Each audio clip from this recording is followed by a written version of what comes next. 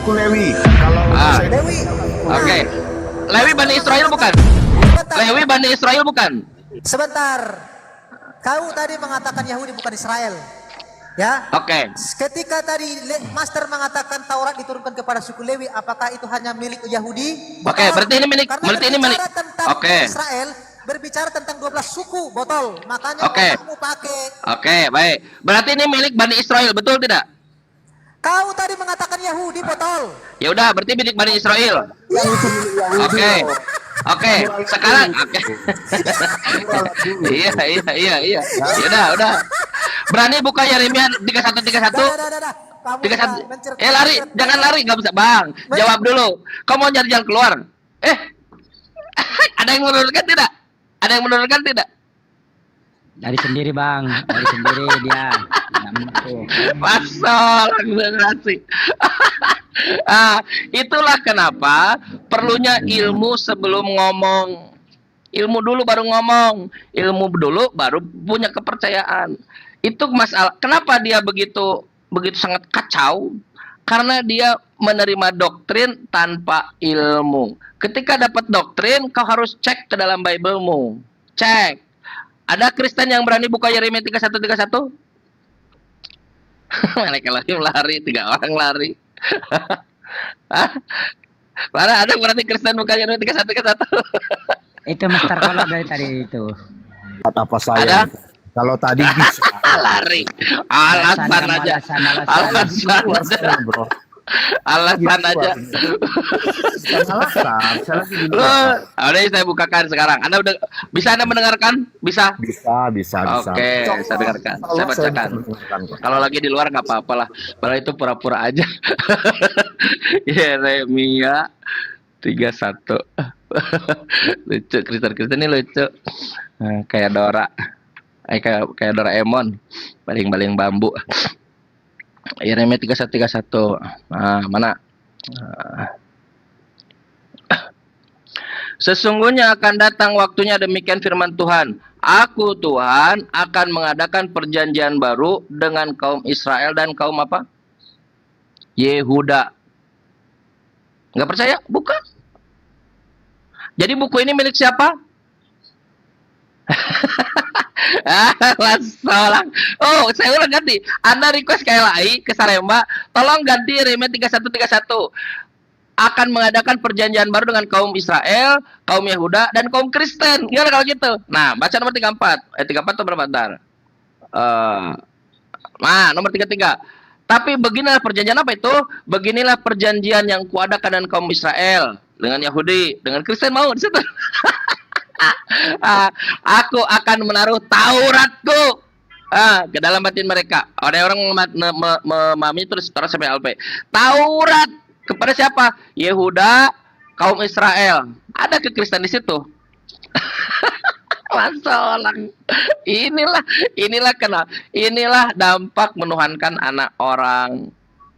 Coba kalian tidak menuhankan anak orang. Menuhankan itu Tuhan, jangan menuhankan makhluk. Karena kalian menuhankan anak orang, begini jadinya. Nggak seneng. Kagak ya? Gak ada ya? Jadi, Abraham, kisah Abraham. Tuhan menampakkan diri. Kata Rashi dan Ibnu Ezra, Rashi itu Rabi Yahudi, Rabi Ishak bin Shlomo, itu artinya penglihatan. Oke, penglihatan. Lalu ada 3 orang. 3 orang ini siapa? Melek Elohim, malaikat Elohim. Siapa namanya? Rafael, Mikael, Gabriel. Itu 3 orang. Clear. Yang 2 pergi ke Sodom, yang 1 pergi ke Sarah. Dah selesai malaikat.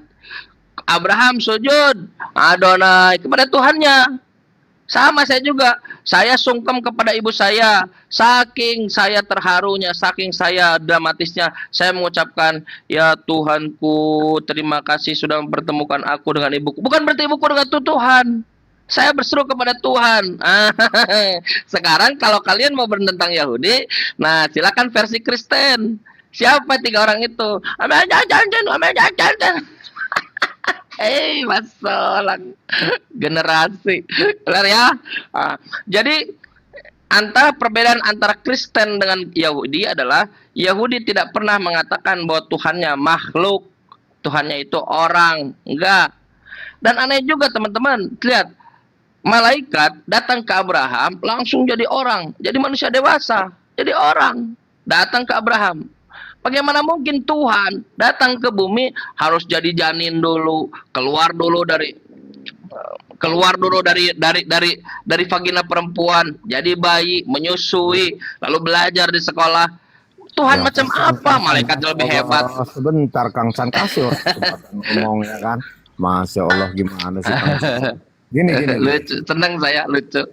Iya gini ya. Itu kan 3 orang tadi malaikat. Betul ya Kang San? Menurut Kang San itu 3 orang Menurut malaikat. Yahudi, kok menurut saya? Ini bukunya orang Yahudi. Saya nggak bisa nafsirkan. Orang Yahudi. Ya, Oke, siap. Jadi di situ yang pergi ke Sodom dan Gomora berapa? 2. 2. Kenapa dari 3 tiba-tiba yang pergi cuma 2? Karena yang satu lagi pergi ke Sarah. Pergi ke Sarah? Salah. Saya kita tunjukkan baca ya. datanya. Saya tunjukkan datanya. Pergi ke Sarah. Ngapain dia pergi ke Sarah? Saya tunjukkan datanya. Loh, saya tutup. Tadi mana ya? Kan Severia. kamu itu orang cerdas loh. Nggak usah lah kayak gitu. Loh, kalau nggak pakai data gimana bisa nggak usah gimana sih? Ini Kang San ini Kejadian orang cerdas, 18. makanya saya rasa aneh ini hal sekecil ini dia nggak memahami gimana gitu, ya kan? Ya kita tunjukkan datanya. Saya nggak ngarang-ngarang, ngapain saya ngarang-ngarang?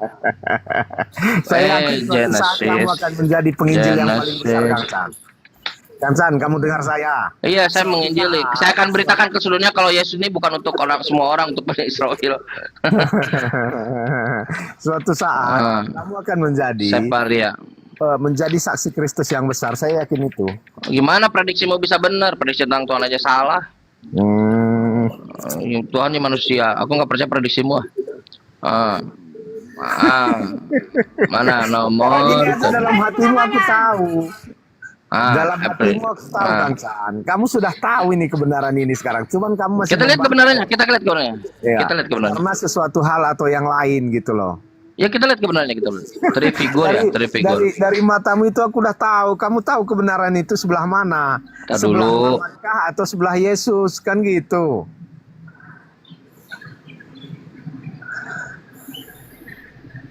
Kang San, itu gunanya jenggot apaan sih? Kok suka Udahlah, kali tadi udah tunjukkan loading nggak bisa tunjukkan. Jadi 3 ini, loading. 3 ini adalah malaikat. Yang 2 datang ke Sodom, yang 1 ke Sarah, malaikat. Yang pergi cuma 2. Kenapa nggak 3-3-nya ke Sodom Gomora? Kalau memang 3-3-nya Itu terpindah Tuhan lah, karena malaikat. Dah, silakan. Saya gini, mending kalian nanya aja deh, Kristen nanya aja. Ditanya mencret. Ayo silakan, Kristen nanya aja, ditanya mencret supaya kalian lebih dekat dengan Islam. Kang San ini orangnya nggak cerdas ini.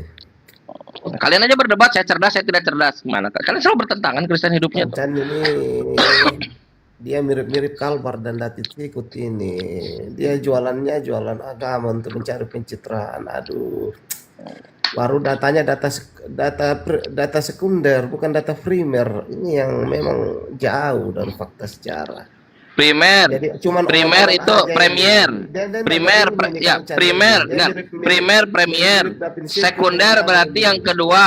Sekarang gini, Dan kalau kalau premiernya, dia premiernya abad keempat, lalu apa kabar LAI abad 2000 tahun 2025 sampai 2, bukan proses sekunder lagi, itu udah liar. Ini primer, sekunder. Kalau LAI udah liar, udah abad keberapa? Semakin jauh dengan Yesus, semakin diterima kan? Oh kita nggak pakai TB1 1974, kita pakai TB2. Semakin jauh dengan LAI, semakin diterima. Semakin jauh dengan Yesus, semakin diterima. Ini Kristen kalian, jangan bawa-bawa sekunder, primer, premier itu yang paling utama. Sekunder yang kedua, layer kedua. Oke, yang kedua. Nah, lalu LHI yang TB2 itu apa namanya? Liar. Gimana kau bisa bilang sekunder?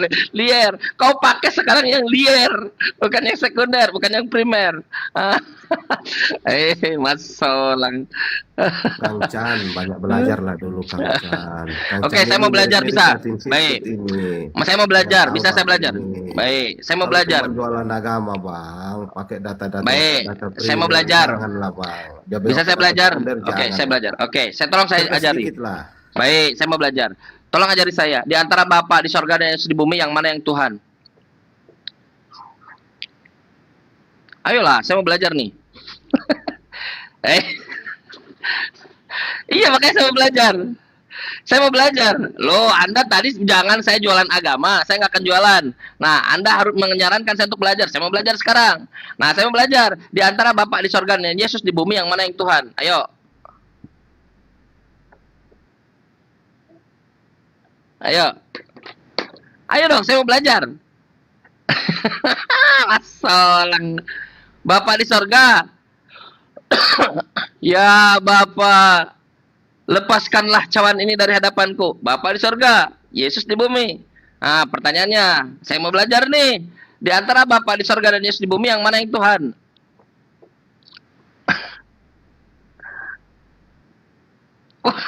Bukan filsafat. Iya, ini mau belajar. Kau sarankan belajar, tapi kau tidak memberi kesempatan kau belajar. Gimana sih kau ini? Di antara Bapa di sorga dan Yesus di bumi, yang mana yang Tuhan? Ayo, saya mau belajar nih. Ayo. Ayo. Ini orang tidak bertanggung jawab, menyuruh sesuatu, tapi dia tidak bertanggung jawab. Coba, masalah generasi. Inilah dia alasan kenapa Anda tidak mau. Alasan Anda kenapa Anda melakukan statement itu karena Anda tidak punya dalil lagi. Anda sudah menyerah. Udah bonyok kan gitu. Kamu harusnya belajar karena Anda tidak punya dalil lagi. Nah, bicas dulu ya. Karena Anda tidak punya dalil lagi dan Anda sudah terjebak dengan doktrin gereja. Yang kedua, Anda tidak mau menjawab siapa Bapak Yesus yang Tuhan, Bapak di surga atau Yesus, karena Anda akan menjawab Tuhannya dua. Iya, boleh.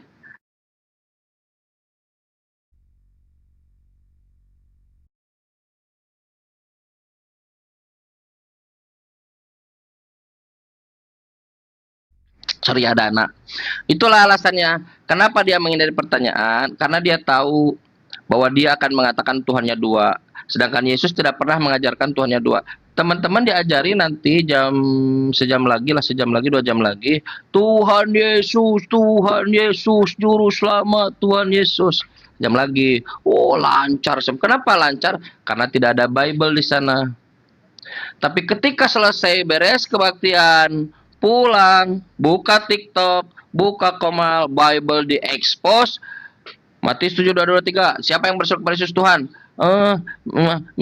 Jadi begini. Kasat mengatakan Yesus Tuhan. Enggak ada yang keliru. Iya, ngobrol-ngobrol kita ini. Ayo. Buka sarungnya, sarungnya, buka mulutnya.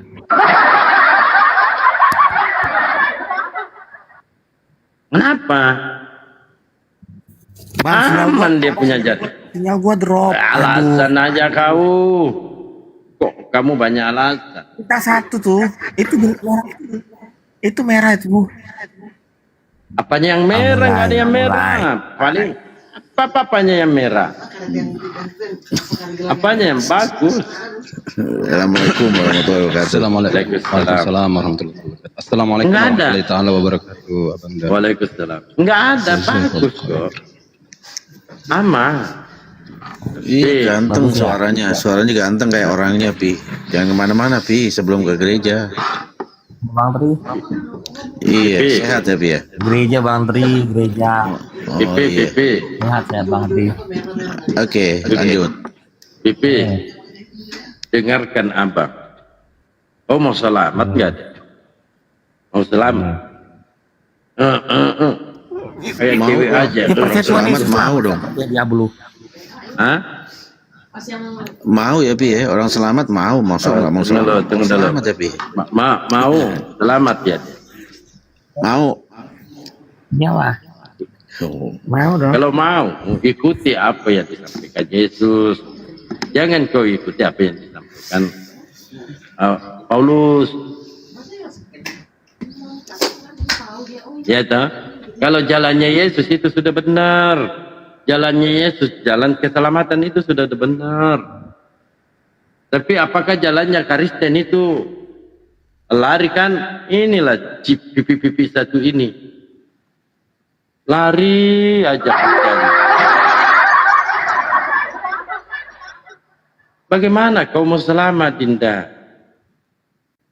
Undang dulu atoknya. Balik atoknya ini naik marah-marah. Si Pipo. Dalbo. Oh, comberan Dalbo. Opo, naik aja di sini, Pong. Dalbo.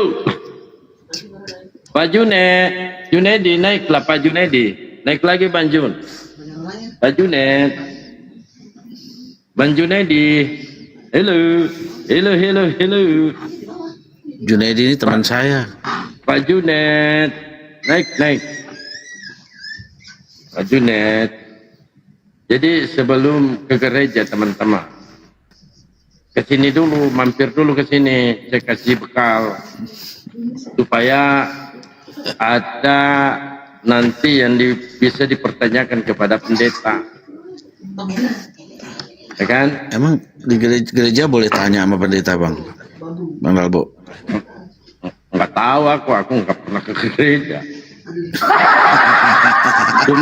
cuman ketika ada penyampaian yang disampaikan oleh pendeta tidak berkesesuaian dengan Bible, kan bisa ini kan dipertanyakan. Kok beda Pak Pendeta dengan yang disampaikan Pak Dalbo?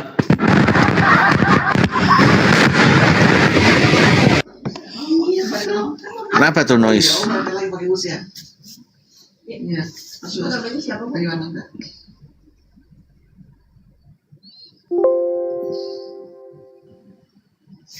Ini Presker, Pak. Presker ini. Presker. Apa? Biasa. Lagi flu. Enggak. Biasa, Bang. Kalau saya hadapi hotel lagi puyeng saya ini. itu sudah biasa. Ya. Ayo teman-teman, hotel naik. Pak Junedi naik aja, Bang. Kita santai-santai aja ngobrolnya ya. Jadi ada bekal ya nanti kalau ke gereja ya. Ada bekal gitu. Tapi nggak boleh bertanya sama pendetanya nanti.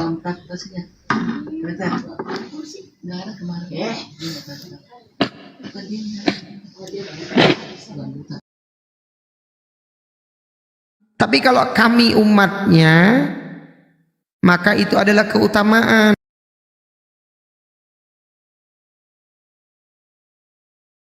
Tunjukin datanya. Datanya masalahnya. Tadi sudah ditunjukin sama Bang Dato 2 data, satu di Efesus, satu di Galatia. Tadi sudah ditunjukin datanya itu, Bang. Kenapa? Anda bikin ya? Kalau Anda tuli, Anda buta, jangan nekomal diskusi lah. Kalau Anda tuli, jangan perlu nekomal diskusi gitu loh. Data itu, Galatia 1:9 pada tuh. Anda sendiri. Bukan Galatia 1:11 itu ya. Galatia 1:11. Kenapa bisa aja? Tadi udah ditunjukin Galatia dan Efesus. ditulis bahasa Jadi Arab? Anda ngomong di mana, berarti Anda nggak paham Bible Anda sendiri. Makin malu nanti, Bang. Makin malu nanti. Nggak tahu apa-apa Al-Quran.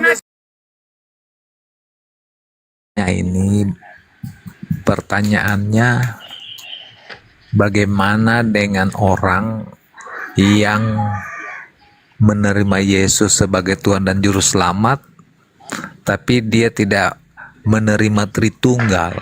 Apakah dia selamat masuk surga atau dia masuk neraka? Menerima Yesus sebagai Juru Selamat tetapi tidak menerima Tritunggal, apakah dia selamat atau masuk neraka? Sebetulnya begini Bang Yawe, kalau masalah penghakiman kita tidak berhak untuk menghakimi sesama kita, Bang. Tetapi kalau kita berbicara Tritunggal, Bang, Tritunggal dari awal narasi saya waktu saya buka room dari tadi ini mengatakan bahwa dirumuskan oleh Bapak-Bapak gereja itu untuk membendung ajaran yang pada saat itu ajaran Arianisme yang itu keluar sendiri dari ajaran Alkitab itu. Jadi dia tidak sesuai dengan Alkitab, makanya dibentuklah rumusan Tritunggal. Nah, kalau kita berbicara apakah di luar dari Tritunggal itu apakah akan selamat apabila mereka mempercayai Yesus itu dengan sepenuh hati. Dan kalau boleh dikata ya, walaupun mereka tidak percaya Tritunggal, tetapi apa yang dirumuskan Bapak Gereja tentang Tritunggal, aduh ini dapat peringatan lagi nih. Aduh sebentar Bang, aduh dapat peringatan nih. Hiburan kita banyak. Kalau dia punah, Wak, bahaya.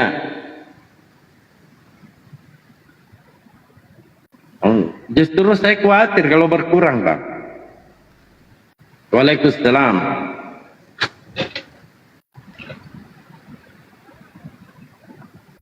Iya, kalau saya, prinsip saya, ini dari saya, kalau mereka berkembang aku suka tuh.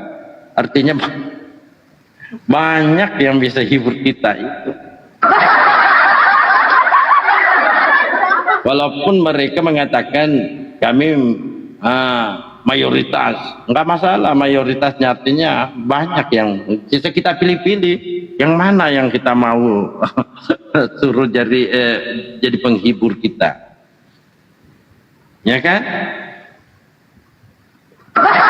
Justru saya khawatir kalau makin hari makin berkurang, khawatir aku. Nanti saya ajukan kepada pemerintah, saya ajukan sama pemerintah bahwa OTN ini dimasukkan manusia yang dilindungi, ya. Ya, manusia yang dilindungi, nggak boleh. Jangan sampai dia punah, kita kembangkan dia.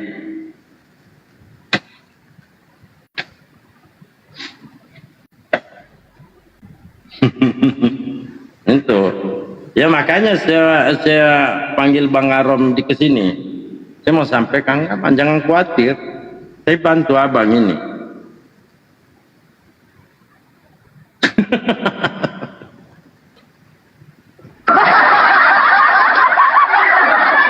Itu yang saya mau, Pak. Kita harus lindungi mereka.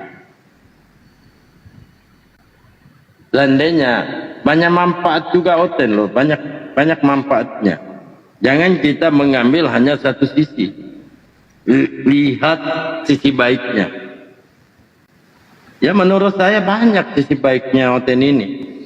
Banyak. Kan Karol Bang Dalbo. Karol nggak ada. Yang pertama, saya bisa kenal Tri, Nero, dan yang lain-lain. Tidak punya properti Yesus, cuma hanya mengatakan Tuhan itu satu, kata Yesus. Jangan menekan yang lain, itu doang. Itu yang saya mengikuti Yesus. Gini Pak Chan, Anda itu orang bukan sosok penipu. Saya melihatnya begitu. Itu bisa. Alhamdulillah, terima kasih. Terima kasih. Jadi, baik. Berarti teman-teman yang lain tadi salah ya. Teman-teman Kristen yang lain tadi salah ya. Dibantah lagi oleh Kristen. Silakan. Pak Chan, ya. Saya melihat Anda itu kalau menipu kelihatan sekali kentara. Mukanya, auranya itu kelihatan, Pak. Ya, jadi gini, Pak. Enggak, banyak mimik yang sekarang banyak rekayasa mimik.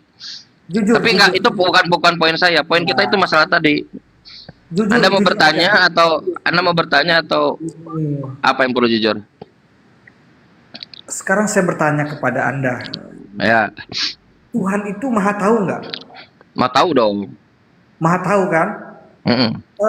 Dia tahu nggak bahwa dia menciptakan rencana dunia ini tuh gambarannya seperti ini, nanti ada agama Islam, ada agama Kristen, ada agama Hindu, Buddha, dia tahu nggak? Iya, faqadrihi khairihi wasyarrihi. Ya betul. Ditetapkan kan? Yang buruk yang iya betul, tahu. Apakah dia sudah merencanakan bahwa nanti orang ini akan yang ini nanti agamanya ini, itu dia tahu nggak? Iya, tahu, dia tahu. Ya terus masalahnya apa buat lo? Bukan masalahnya, karena di waktu yang bersamaan pengetahuan Tuhan memberitahu kepada kita bahwa Tuhan pun memberikan fa'alhamaha fujuraha, hanya dalam Islam Anda bisa tahu itu. Fa'alhamaha fujuraha wa taqwaha. Pengetahuan itu, perencanaan Tuhan itu merencanakan bahwa kita ini akan diberikan ilhamkan terkait hal yang fujur, yang salah, dan yang takwa. Oke, nah sekarang tinggal kita milih. Memang itu perencanaan Tuhan. Jadi Tuhan ingin semua. Sebentar dulu. Saya kan respon, santai dulu. Yang diinginkan oleh Tuhan itu adalah makhluk, bukan robot. Oke, makhluk dalam definisi Islam. Makhluk dia yang bekerja sesuai dengan apa yang ditakdirkan kepada dia. Oke, dia diilhamkan kepadanya fujur dan takwa. Untuk apa semuanya itu? Untuk menjadi ujian. Siapa yang lebih baik amalnya, dia tuh yang akan lebih baik. Untuk apa? Kenapa harus bekerja begini? Seperti tubuh manusia. Manusia ada sel darah putih, sel darah merah. Untuk apa? Semuanya supaya seimbang, balance. Semua supaya hidup. Nah, kenapa harus ada bekerja begini? Karena untuk menjadi pengganti penguasa di bumi. Khalifah di muka bumi. Oke, untuk apa semuanya ini? Sebagai bentuk peribadahan kepada Tuhan. Manusia, jin, semuanya disiapkan untuk beribadah kepada Tuhan. Bentuknya seperti itu, untuk menjalankan bumi. Oke, nah jadi tinggal nanti si manusia ini, kalau dalam perspektif kita manusia, Anda pilih Anda mau mengikuti ketakwaan, logik, rasional, atau Anda memilih fujur, unlogik, unrasional, dogmatik, doktrin tanpa doktrin juga ada tanpa dengan data, doktrin tanpa data, tanpa ilmu seperti yang dilakukan gereja. Kalau doktrin Yesus itu dengan ilmu. Contoh doktrin Yesus Yohanes 17 nomor 3, hidup yang kekal itu satu-satunya Tuhan, Allah. Yang kedua, Yesus adalah utusan Tuhan. Itu doktrin dan itu dengan ilmu. Nah, itulah tujuan manusia.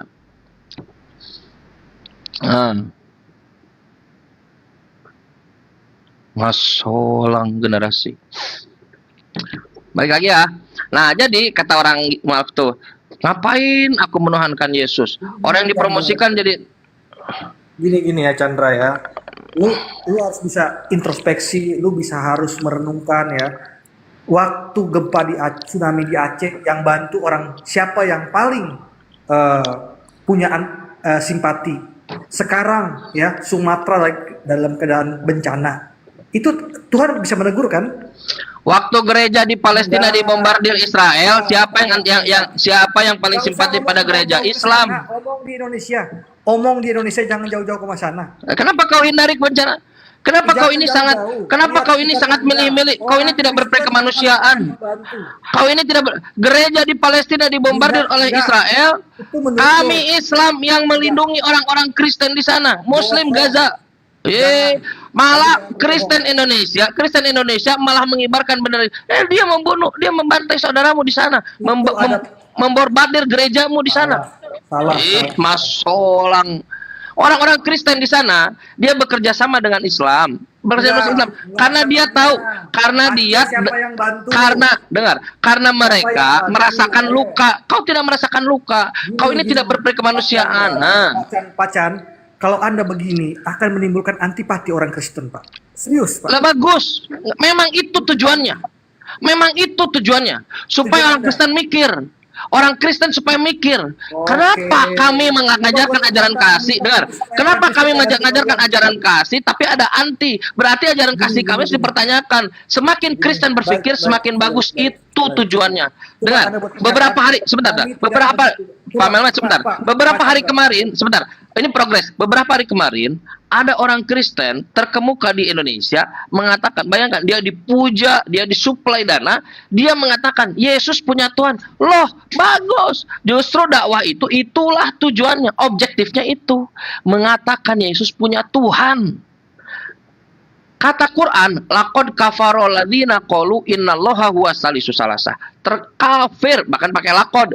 Sungguh telah kafir orang yang mengatakan Tuhan itu. Sebentar dulu dong, satu-satu dong. Anda tidak bisa begitu dong, Anda bicara terus. Satu-satu dong. Anda tidak bisa bicara terus dong, satu-satu. Nah, tengah kafir yang mengatakan Tuhan itu satu dari tiga. Trinitas, Tritunggal. Kata orang tersebut, buang itu Tritunggal ke tong sampah. Begitu kan gitu. Tong sampah. Selamat. Jadi selama ini yang diajarkan oleh orang-orang Kristen terkait Tritunggal, Erben lihat. Dia setiap buka komal, Erben, panggil sini Erben. Buat sebuah komal, dia bawa kertas, dia ditulis, ini Bapak, dikasih lingkaran, ini Yesus, ini anak. Besoknya ini anak, ini Yesus, ini Bapak. Besoknya lagi Yesus, anak. Memang bosan. Nah, selembar, 2 lembar, 3 lembar. Jadi kodeks. Buang ke tempat sampah. Selamat. Chandra, kita minta butuh sabar Pak Chandra, sabar. Kita minta butuh pernyataan Anda bahwa tidak Anda mewakili Islam tidak membutuhkan bantuan. Enggak mewakili Islam. Naif sekali saya mewakili Islam. Saya mewakili diri sendiri dong. Kok mewakili Islam? Oke. Saya minta pernyataan Anda bahwa saya pribadi tidak membutuhkan bantuan dari Kristen sampai mati. Coba Pak, keturunan Anda juga. Coba. Apa urusannya dengan ngapain saya? Ngapain saya tidak membutuhkan bantuan Kristen, coba. Jangankan bantuan dari Kristen, kita ini hanya menggantungkan diri pada Allah. Iya. Pada Allah kita ini. Allahus Samad. Dan Allah memberikan jalannya kepada siapa saja yang dia dekat dengan Allah. Kalau Kristen tidak dekat Allah, terus tidak mau memberikan bantuan, silakan aja. Pak Chandra, Anda gini Pak, fokus. Ya, Anda tidak fokus. Tolong Anda buat pernyataan bahwa ngapain Anda mendikte saya untuk membuat pernyataan? Ngapain juga, aneh sekali ya. Pernyataan itu bukan didikte. Inilah Kristen, ini gereja.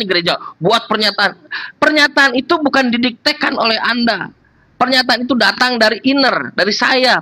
Saya buat pernyataan. Berarti di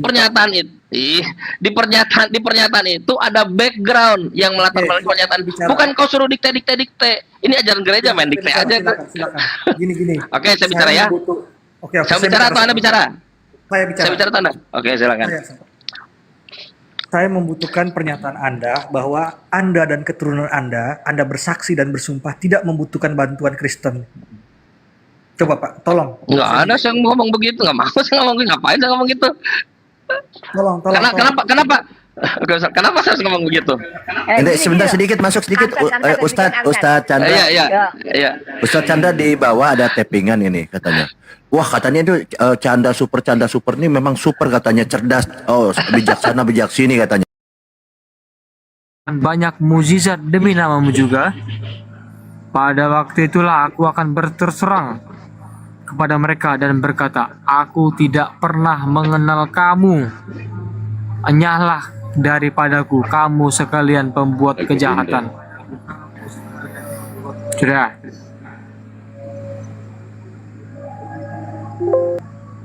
Halo?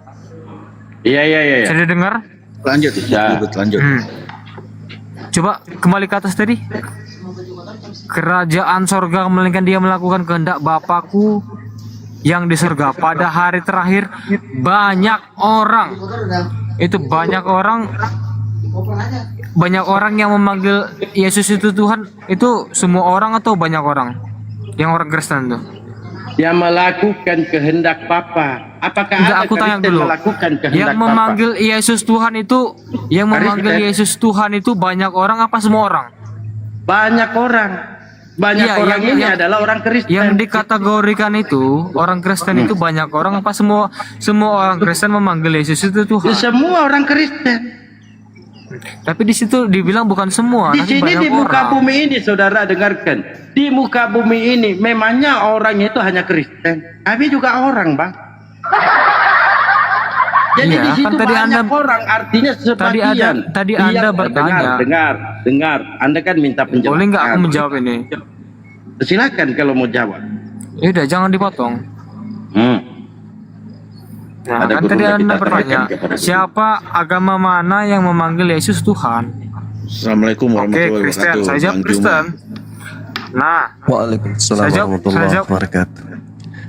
Waalaikumsalam. Saya menjawab. Lanjut. Iya, jangan dipotong ya, minta tolong.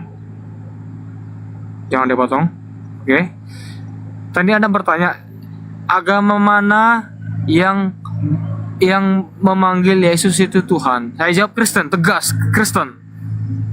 Apakah semua Kristen memanggil Yesus itu Tuhan? Iya. Oke. Nah, pertanyaannya begini.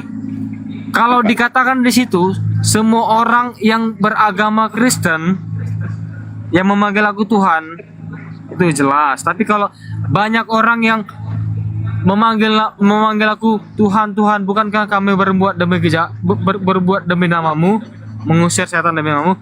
Pada hari itulah aku akan berterus terang kepadamu, enyahlah daripadaku, engkau yang berbuat kejahatan. Di situ dikatakan semua, apa kebanyakan? Apa banyak orang? Sudah? Iya, silakan. Gurunda, Matius 7. Baik. Bismillahirrahmanirrahim. Assalamualaikum warahmatullahi wabarakatuh dan semangat pagi teman-teman sekalian. Warahmatullahi wabarakatuh. Ya. Jadi ketika berbicara mengenai Bible, sekali lagi ketika berbicara mengenai Bible, maka kita harus mendudukkan bahwa Bible itu adalah sebuah pemberitaan yang tertulis di atas kertas yang tidak memiliki legitimasi, tidak ada validasi dari Yesus, tetapi merupakan catatan dari pewarta yang menuliskan keadaan Yesus dengan muridnya, Yesus dengan pengajarannya, hubungannya dengan Tuhannya dan kaum Bani Israel. Jadi ketika kita membaca Bible, baik Islam maupun Kristen, harus paham konteks. Jangan sapu ratai, jangan seperti babi yang seruduk selenong boy. Ketika Yesus berbicara, kita harus lihat siapa dan dengan siapa dan bagaimana dia berbicara. Untuk siapa ucapan itu, kepada siapa arah pembicaraannya, siapa yang mendengarkan pada saat itu, dan siapa kita hari ini. Itu dulu. Jangan seakan-akan Yesus berbicara kepada kita umat Islam. Jangan. Begitu juga saudara Kristen. Ketika Yesus berbicara, jangan seakan-akan Yesus itu berbicara dengan Kristen. Harus mendudukkan pola. Dramatisasi yang muncul di situ adalah Yesus sedang berbicara kepada kaumnya Bani Israel. Kita ini hanya pembaca buku. Jangan seakan-akan kita terlibat di dalam jadi pemain. Itu satu. Yang kedua, ketika kita masuk ke dalam konteks dalil. Konteks dalil Matius 7 ini adalah nasihat Yesus kepada orang Yahudi. Bukan nasihat Yesus kepada Islam atau nasihat Yesus kepada Kristen, bukan. Ini nasihat Yesus kepada orang Yahudi agar Yahudi tidak menyia-nyiakan pengajaran. Jangan melemparkan barang kudus kepada anjing dan jangan melemparkan mutiara kepada babi. Berarti orang-orang Yahudi dilarang mengajarkan ajaran Yesus kepada orang Roma, kepada orang Arab, kepada orang Athena, Yunani. Itu dulu. Sehingga ketika ada penyampaian, waspadalah kepada nabi palsu yang datang kepadamu dengan menyamar seperti domba.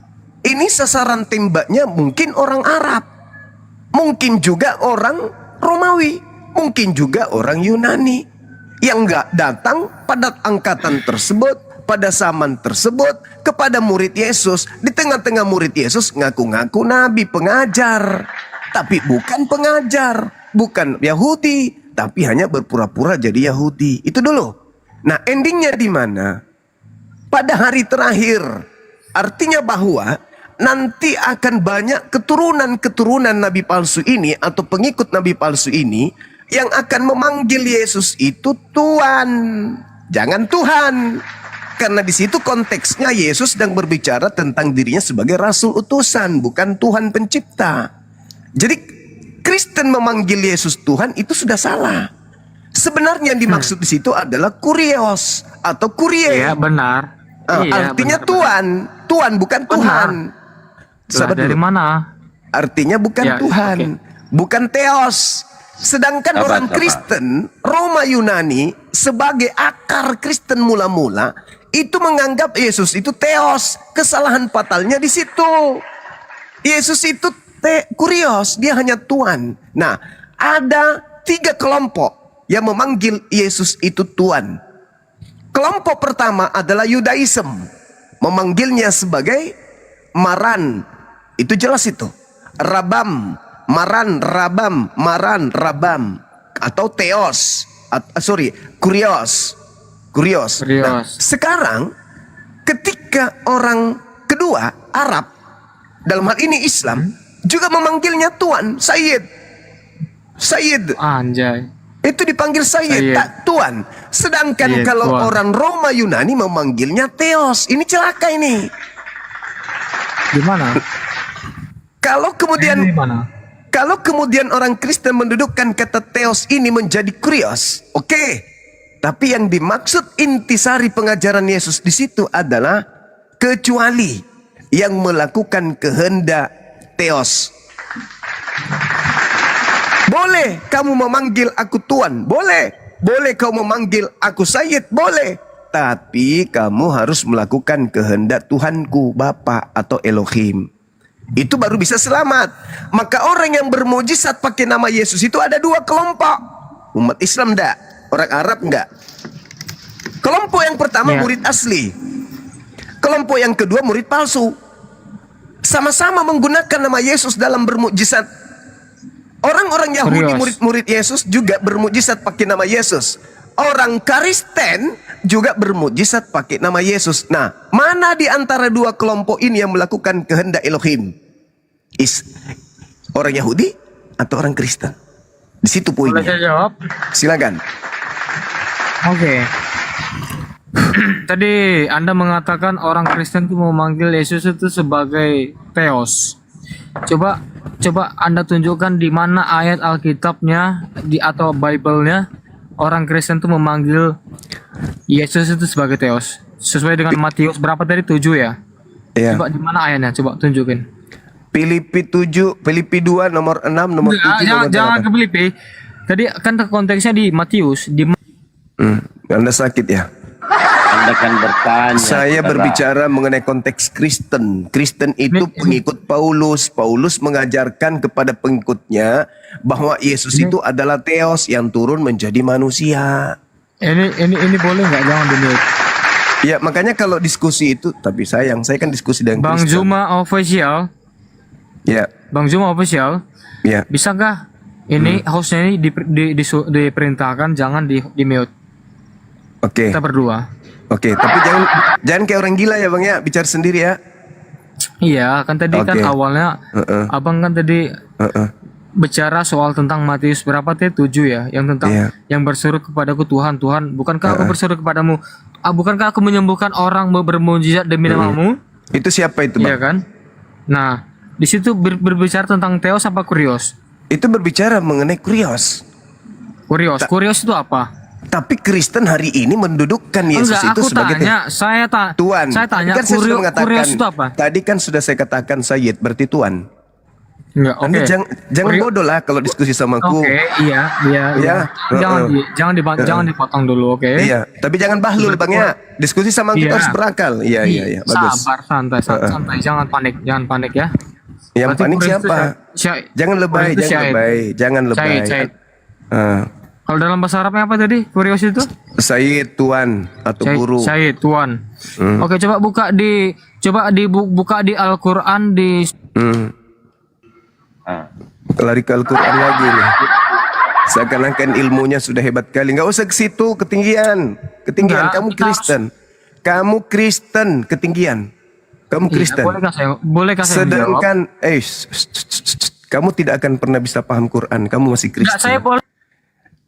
Kamu jawab aja dulu. Kan tadi saya sudah memberikan data.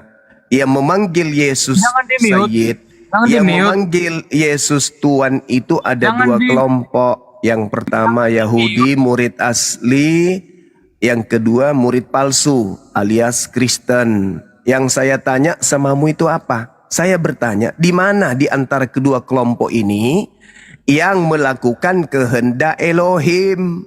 Yahudi apa ahli tank? Itu jawab situ, nggak usah terlalu jauh. Itu aja dulu. Ya, saya mau pesan dulu Gurunda. Ya, Pak Bego, ini Bang, selama proses dialog ini, saya meminta sama saudara, jadi manusia dulu ya. Saya minta sama saudara, selama proses dialog ini, jadi manusia, boleh toh? Boleh ya? Nah, iya, jangan kemana-mana dulu.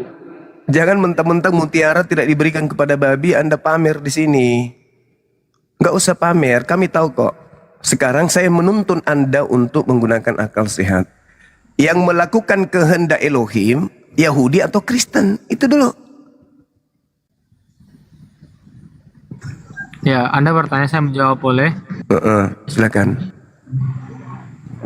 Oke, saya jawab dulu ya dari yang pertama tadi yang Anda narasikan tadi soal Matius tadi. Pada hari terakhir akan banyak orang yang memanggil aku Tuhan, Tuhan, bukankah aku berbuat demi namamu, bukankah aku mengusir setan namamu? Di situ bahasa aslinya apa? Saya tanya dulu, pastikan dulu. Di sana dia gunakan kata kurios. Kamu mau bahasa Yunani dengan saya? Oke, kurios, betul. Nah, terus kurios itu artinya apa? Tuan. Tuan. Taunya dari mana? Lah, memang kurios itu tuan. Oke. Gimana sih? Tahu dari mana? Iya, tuan itu kalau dalam serumpun bahasa dari bahasa Arab itu apa? Kan sudah kubilang tadi, nggak usah lari ke situ. Jawab dulu. Tidak usah ke situ, Paman. Tidak usah ke situ, Paman. Karena Sayyid itu tidak akan pernah duduk. Jangan. Yang kita sedang bahas ini siapa yang diusir? Terlalu lebih kali jadi orang. Yang diusir, yang diusir. Jangan menyek-menyek. Yang diusir di situ siapa? Yahudi apa Kristen? Itu poinnya. Kenapa menyerempet kemana-mana? Kenapa kemana-mana kamu? Kenapa kamu kemana-mana? Ngapain kau kemana-mana? Yang ditanya di sini siapa yang diusir? Entah kemana-mana perginya. Lebih kali jadi orang. Ya ini sudah berdebat berdua, tolol, Bahlul. Ya jangan main mute. Ya, makanya fokus kepada materi. Bisa nggak? Iya, berani nggak? Iya berani dong. Saya naik ke sini karena saya berani. Kapan saya takut samamu? Saya tanya samamu, fokus siapa yang diusir. Jangan main mute. Jangankan di mute, ditendang pun kau bisa di sini. Kau tinggal diludahin, kau hilang. Mampus. Udah aku bilang, bodoh. Jadi orang kok bodoh. Pada zaman modern sekarang itu pintar, tolol, bahlul, dongok jadi manusia.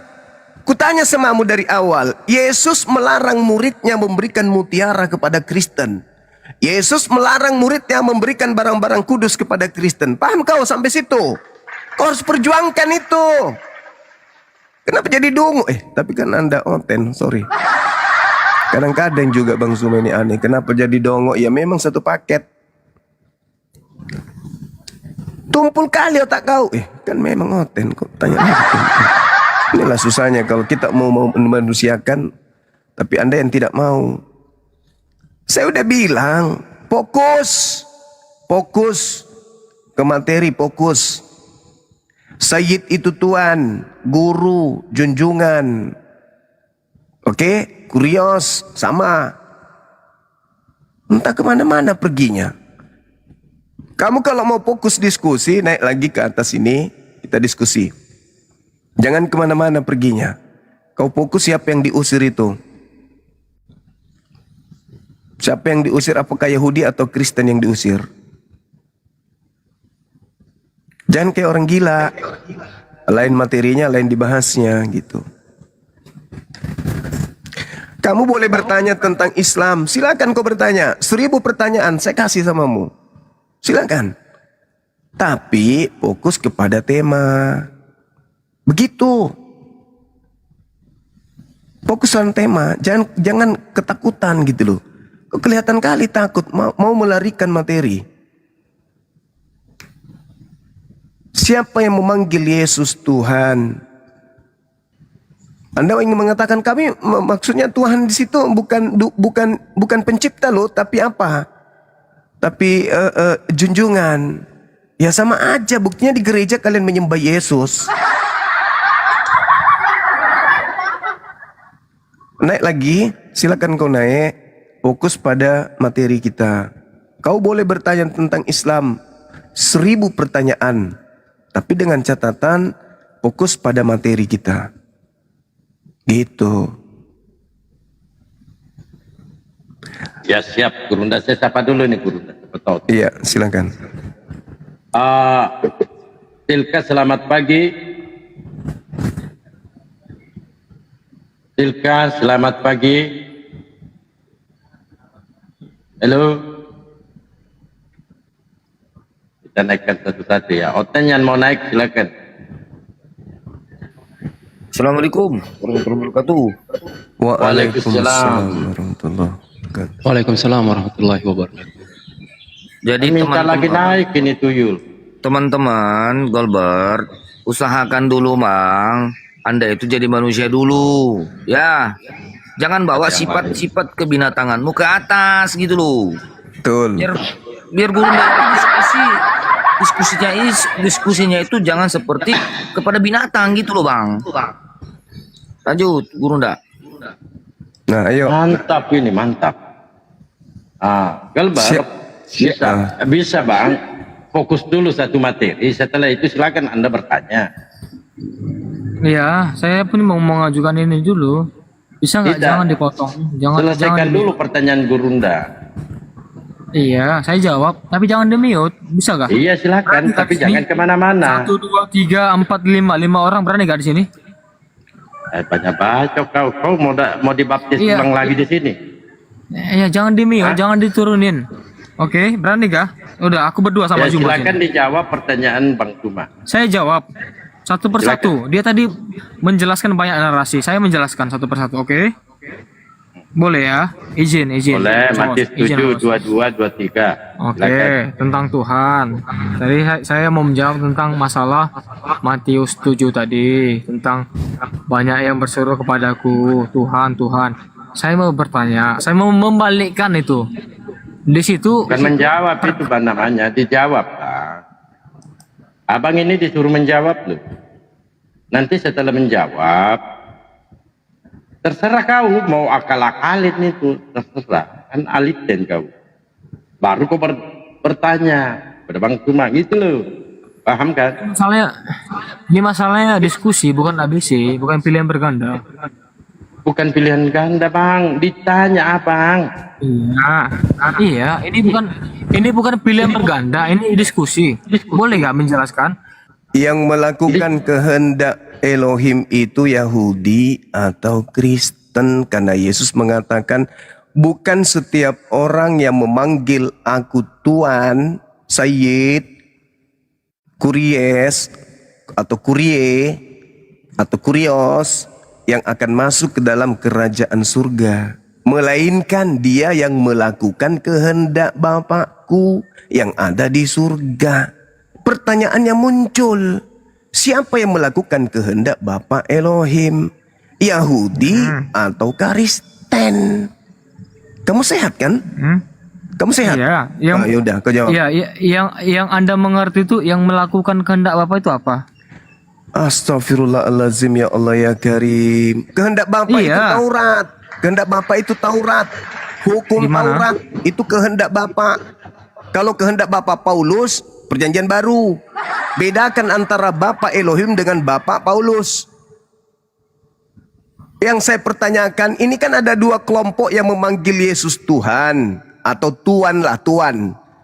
Yaitu orang Yahudi muridnya dan orang Kristen. Sekarang di antara dua kelompok ini yang melakukan kehendak Elohim, orang Yahudi dengan Tauratnya atau orang Kristen dengan 13 buku Bapak Paulusnya, gitu loh. Kau jawab masalahnya kalian tuh memanggil Isa tuh Kurios nggak? Kami tidak ada memanggil Isa Kurios. Nah iya, Kurios itu dengar ya, kita harus. Astagfirullahaladzim, ya Allah ya Karim. Definisi kenapa definisi kok definisi dari buahnya aja kamu lihat. Siapa yang memanggil Yesus itu Tuhan atau Tuhan? Islam atau Kristen? Hanya ada dua kelompok yang memanggil. Hanya dua kelompok yang memanggil Yesus itu dengan panggilan itu, Yahudi dan Kristen. Pertanyaan saya, di mana di antara kedua kelompok ini ada yang melakukan kehendak Bapa, ada yang tidak. Nah, yang melakukan siapa, yang tidak siapa? Itu loh pertanyaan saya. Oke, sudah. Boleh saya izin menjawab? Dari tadi tuyul. Apa tuyul ini? Ini osnya nih botol juga ini lama-lama ini. Ya, enggak jelas. Mau marah, Bang. Jangan nangis. Orang mau ngomong. Saya mau marah tapi saya sadar saya diskusi dengan Kristen. Saya mau marah tapi saya sadar oh ini kan saya diskusi dengan Kristen kan. Ya silakan. Sudah. Bisa jangan di mute.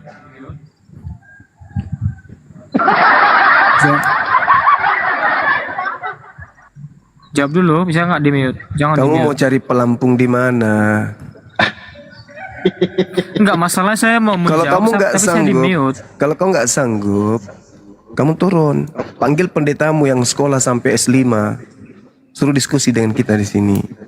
Kalau kamu nggak sanggup, atau ada lulusan neraka, suruh ke sini, hadapi kita. Kalau gayamu kayak begini, apa yang kita bisa dapatkan? Pertanyaan jelas, materi jelas, kisi-kisinya jelas. Masalahnya di mute, gimana mau menjawab? Pertanyaannya siapa yang melakukan kehendak Elohim? Ya, saya mau menjawab, boleh gak jangan di mute? Ya udah, silakan kau jawab. Oke. Pertanyaan begini, siapakah yang melakukan kehendak Bapa di surga? Yaitu orang yang percaya kepada Dia yang mengutus Yesus ke dalam surga, ke dalam dunia. Sudah? Gini Siapa ya? yang percaya di antara Yahudi yang melakukan kehendak lu? Enggak ada. Di situ enggak ada. Itu setiap orang, itu bukan kepada Yahudi, tapi setiap orang yang percaya kepada yang Dia yang mengutus anaknya, yang mengutus anaknya, yang melakukan kehendak Bapa. Siapa yang melakukan kehendak Bapa Elohim? Yaitu saya jawab, yaitu Dia yang percaya kepada orang-orang yang percaya kepada Dia Yesus. Salah satu kehendak Elohim itu adalah jangan kau membunuh orang yang benar. Itu kehendak Elohim. Siapa yang melakukan itu? Di mana di perjanjian baru? Begitu. Di perjanjian lama kok perjanjian baru. Perjanjian baru itu bukan kehendak Elohim, itu bukan firman Elohim. Perjanjian baru itu bikinan sendiri. Kehendak Elohim itu di Torah, jangan kau membunuh orang yang benar. Jangan kau membunuh orang yang tidak bersalah. Kehendak Bapa tidak akan membenarkan orang yang bersalah. Keluaran 23 nomor 7 nomor 8. Sudah. Nah, siapa yang melakukan kehendak itu? Jangan membunuh Yesus. Sudah. Jangan tolong ya. Ini kalau memang ini host room ini memang betul-betul adil. Siapa yang melakukan kehendak Bapa agar jangan membunuh Yesus?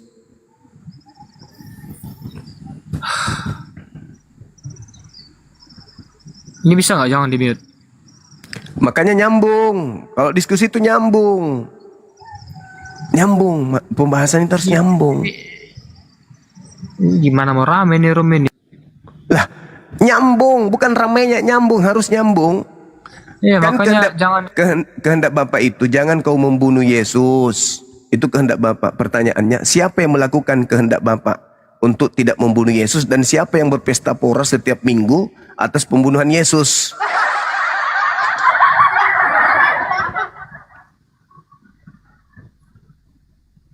Siapa yang bersuka cita atas pembunuhan terhadap Yesus, dan siapa yang melakukan kehendak Bapa untuk tidak membunuh Yesus? Kan ada dua kelompok kan? Silakan. Silakan apanya? Orang saya di mute kok.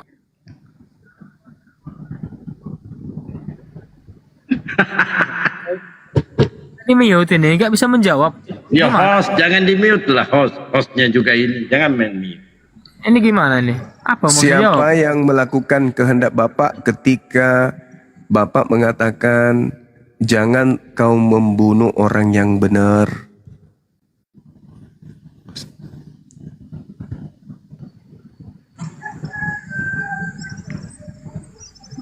Silakan. Sudah. Silakan. Sudah. Silakan. Boleh saya jawab gak ini? Ini kalau nggak boleh, Tadi itu Yul. kalau nggak boleh biar turun aja nih ceritanya nih. Oh mau turun ya, itu lebih baik itu. Ya nggak apa-apa, turun aja nggak apa. Kalau nggak bisa dijawab, kalau nggak boleh Dari menjawab, udah tadi, saya turun. ya turun aja bang dari tadi kok. Ya udah Bang, jangan turun lupa aja, sendalnya nggak ya bang. Parkirannya dibayar bang. Ya. Kenapa ini? Aduh congor si Golbert ini. Bisa. Bang, parkirannya jangan lupa ya bang.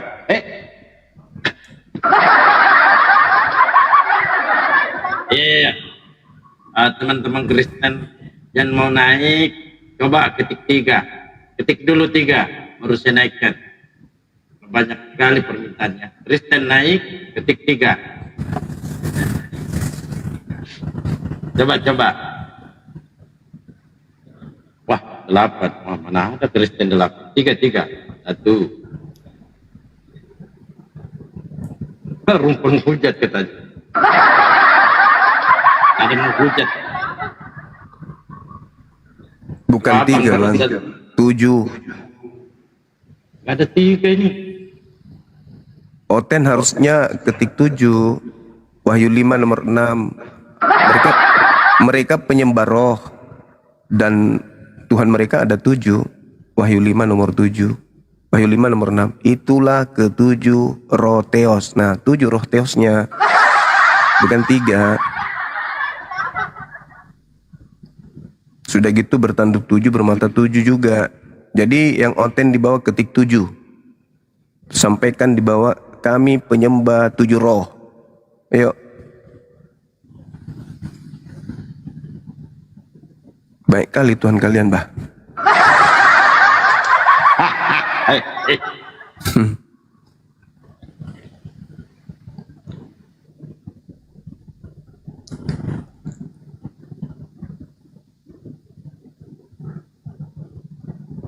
Itu kalau diskusi saudara ya. Jadi ini Oten ya, saya katakan samamu. Kalian itu tidak akan pernah bisa mengalahkan apologet Islam berdialog menggunakan data.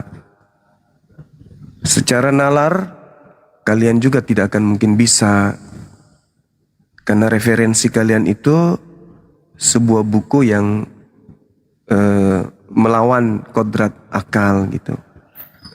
Secara dalil pasti kalah, nalar kalah, logika sehat apalagi. Lalu gimana caranya bisa memenangkan?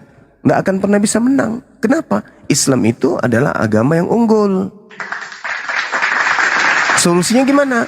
Ya dengarkan aja. Setiap kalian menjual dalil, umat Islam biarkan untuk mengurai dalil itu. Nanti Anda tanggapi bagaimana solusinya ketika Anda menghadapi masa-masa sulit. Umat Islam menghantam Anda dengan dalil dari Bible itu sendiri. Contoh misalnya, ketika Anda mengatakan bahwasanya kalian itu pengikut Kristus. Nah, Islam mengatakan itu betul. Kristen itu memang pengikut Kristus. Itu valid itu. Tapi ada tapinya.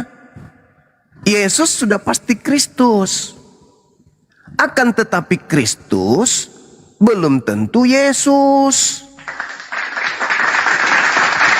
Nah sekarang kalian sebagai Kristen pengikut Kristus ini, Kristus mana yang kalian ikuti? Nah itu poinnya, itu di situ. Nanti kita jelaskan tuh Kristus mana yang kalian ikuti. Makan babi, tidak bersunat, menyembah kepada roh bertanduk 7, bermata 7, kemudian mengkitabkan surah-surah Paulus, kemudian ibadahnya minggu di gereja, berkumpul dengan orang-orang yang tamek dalam pandangan Yahudi, yaitu najis, tidak bersunat, makan babi, tidak mandi junub. Itu Kristus mana ini yang mengajarkan kalian menghalalkan semua yang halal? Kristus mana yang mengajarkan kalian mengikuti Paulus yang mengatakan bahwa hukum Tuhan itu adalah sampah? Itu yang perlu kami pertanyakan kan?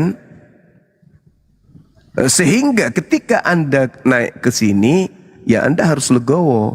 Anda harus tahu bahwa orang Islam lebih terpelajar, lebih mahir, lebih pintar, lebih cerdas tentang materi-materi Bible daripada kalian yang hanya mendengarkan doktrin dan dogma di gereja. Itu yang perlu saudara pahami.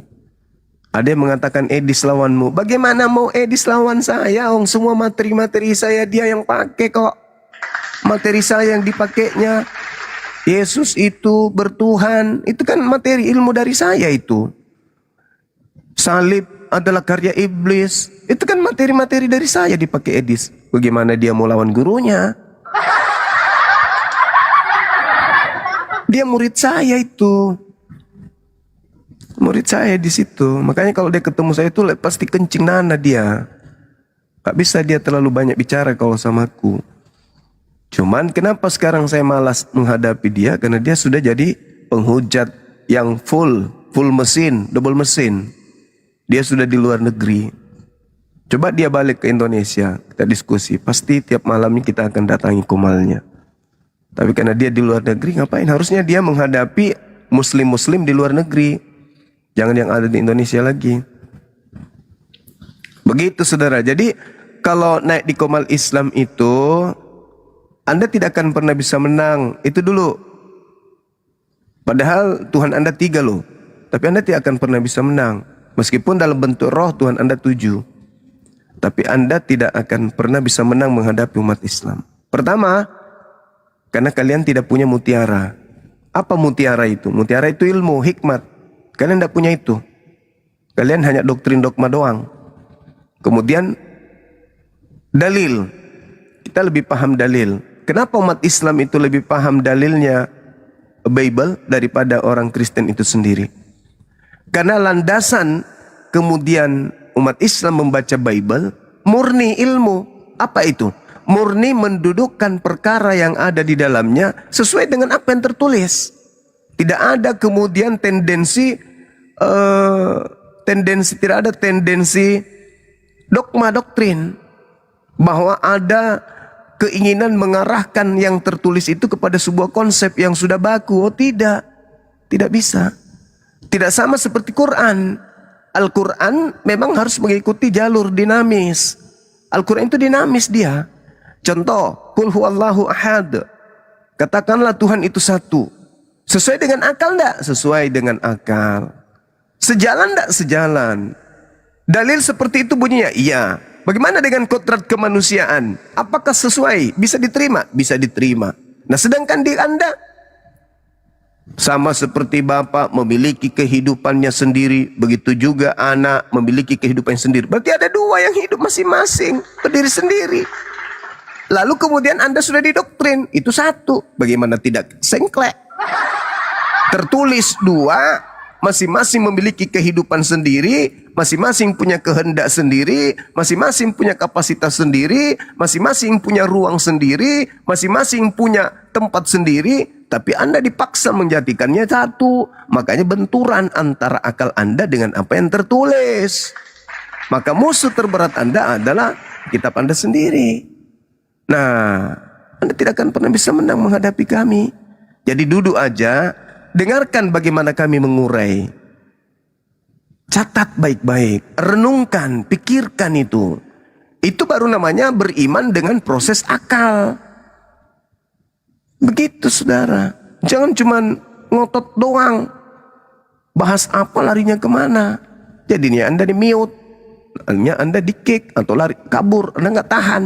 Kenapa Anda nggak tahan? Karena komal ini komal berilmu. Kenapa dikatakan komal ini komal berilmu? Tidak mengada-adakan satu konsep yang bertentangan dengan yang tertulis. Nah itu.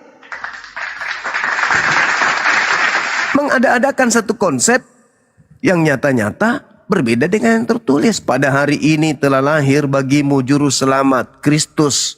Apa itu Kristus? Manusia yang diurapi Tuhan di kota Daud. Itu yang tertulis. Tapi konsep Anda, yang lahir ini Tuhan, gimana nggak hancur?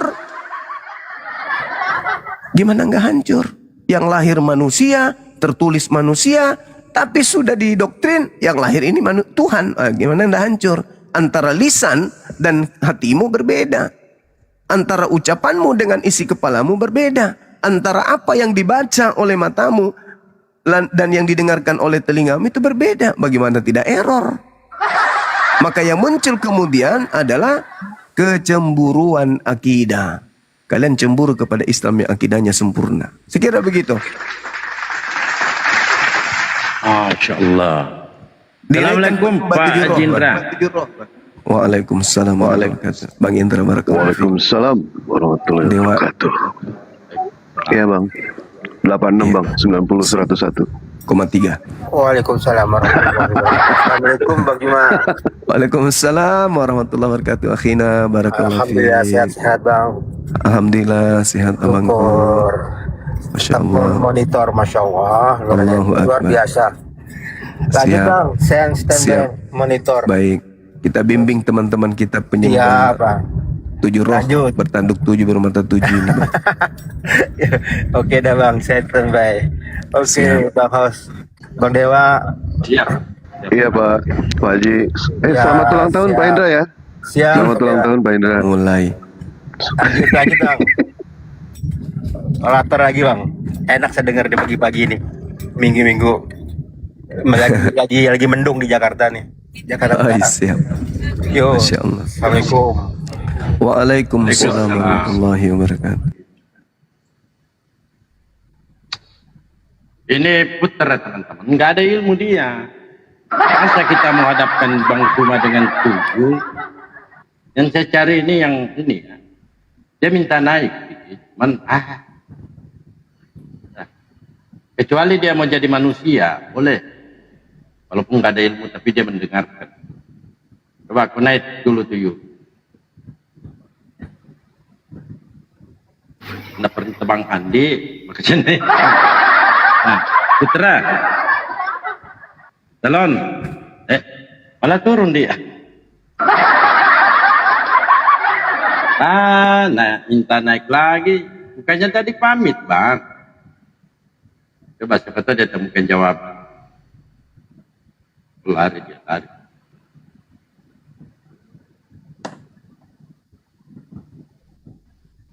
Burung. Ayo tap-tap layar dulu ya. Teman-teman Kristen yang mau diskusi silakan naik. Janganlah menjadi penghujat, gak boleh.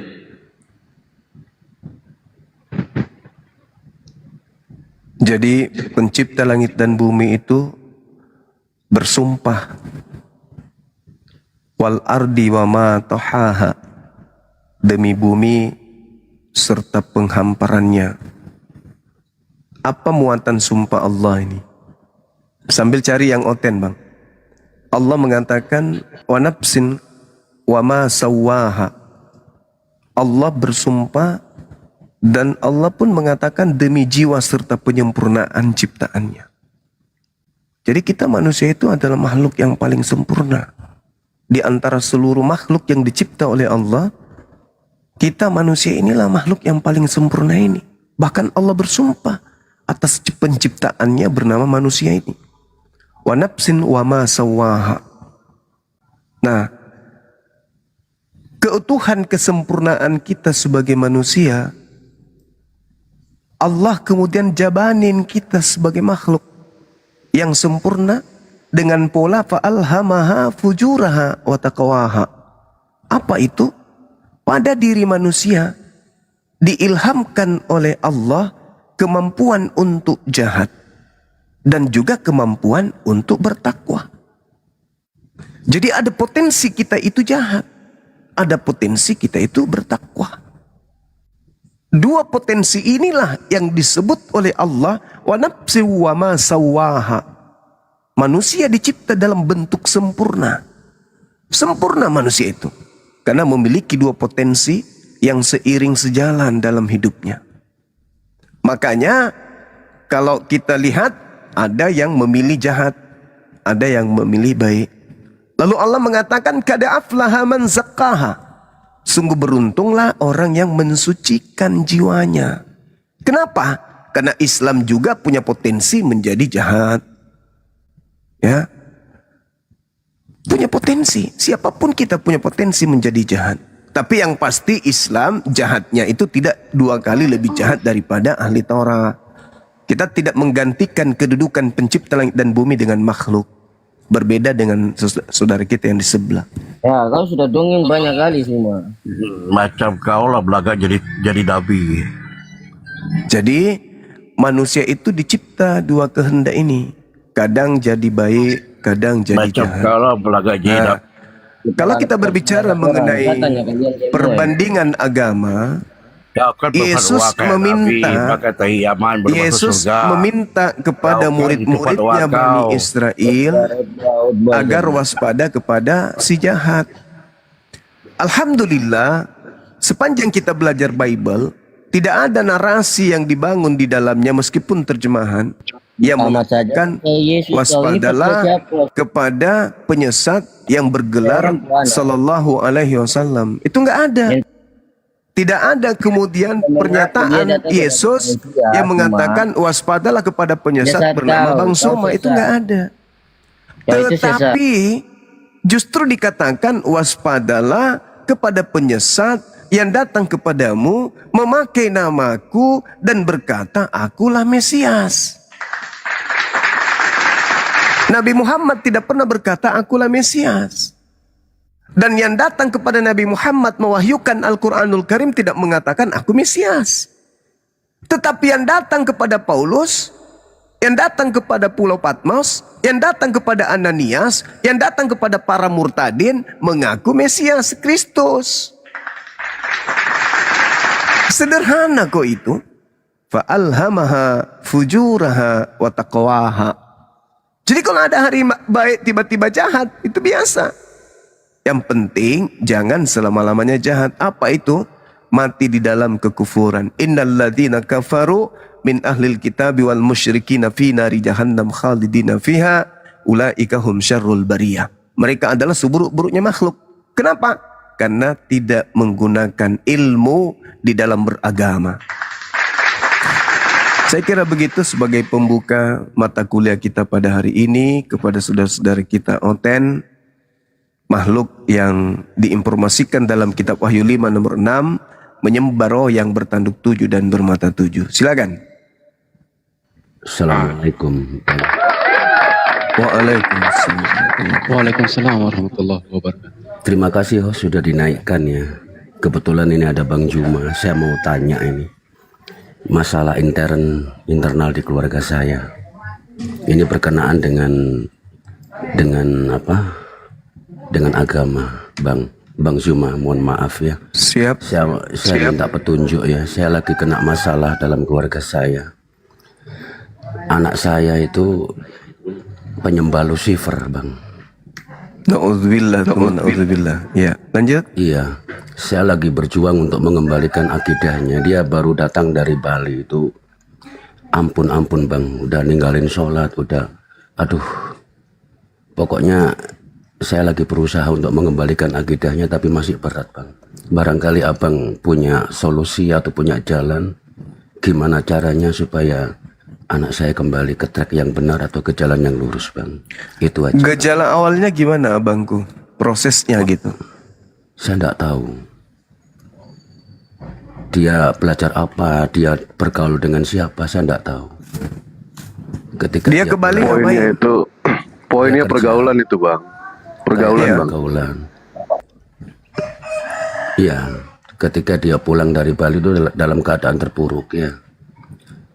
Dalam keadaan terpuruk, saya arahkan untuk kembali. Kamu apa ya istilahnya saya arahkan untuk sholat, berdoa. Dia nolak gitu loh. Laki perempuan? Laki. Belum nikah, usianya sudah 30 tahun. Kalau misalkan saya gagal itu apa kena imbas dosanya juga, itu yang saya takutkan itu. Karena ada perintah dari Allah untuk ya ayyuhalladzina amanu qu anfusakum wa ahlikum nar. Itu yang saya takutkan. Iya. Yang penting kita sudah menjaga, Bang. Kalau kita sudah menjaga, gugur kewajiban kita. Yang penting kita udah mengarahkan. Kalau gimana? Gagal gimana? Kalau gagal, kalau dia masih tetap dalam keyakinannya gimana? Berarti itu pilihan beliau. Kita sudah berusaha semaksimal mungkin, tapi kita nggak bisa memaksa. Tidak ada paksaan. Yang penting tugas kita sudah mengarahkan, sudah membimbing, sudah menyatakan bahwa ini yang benar, ya. Udah.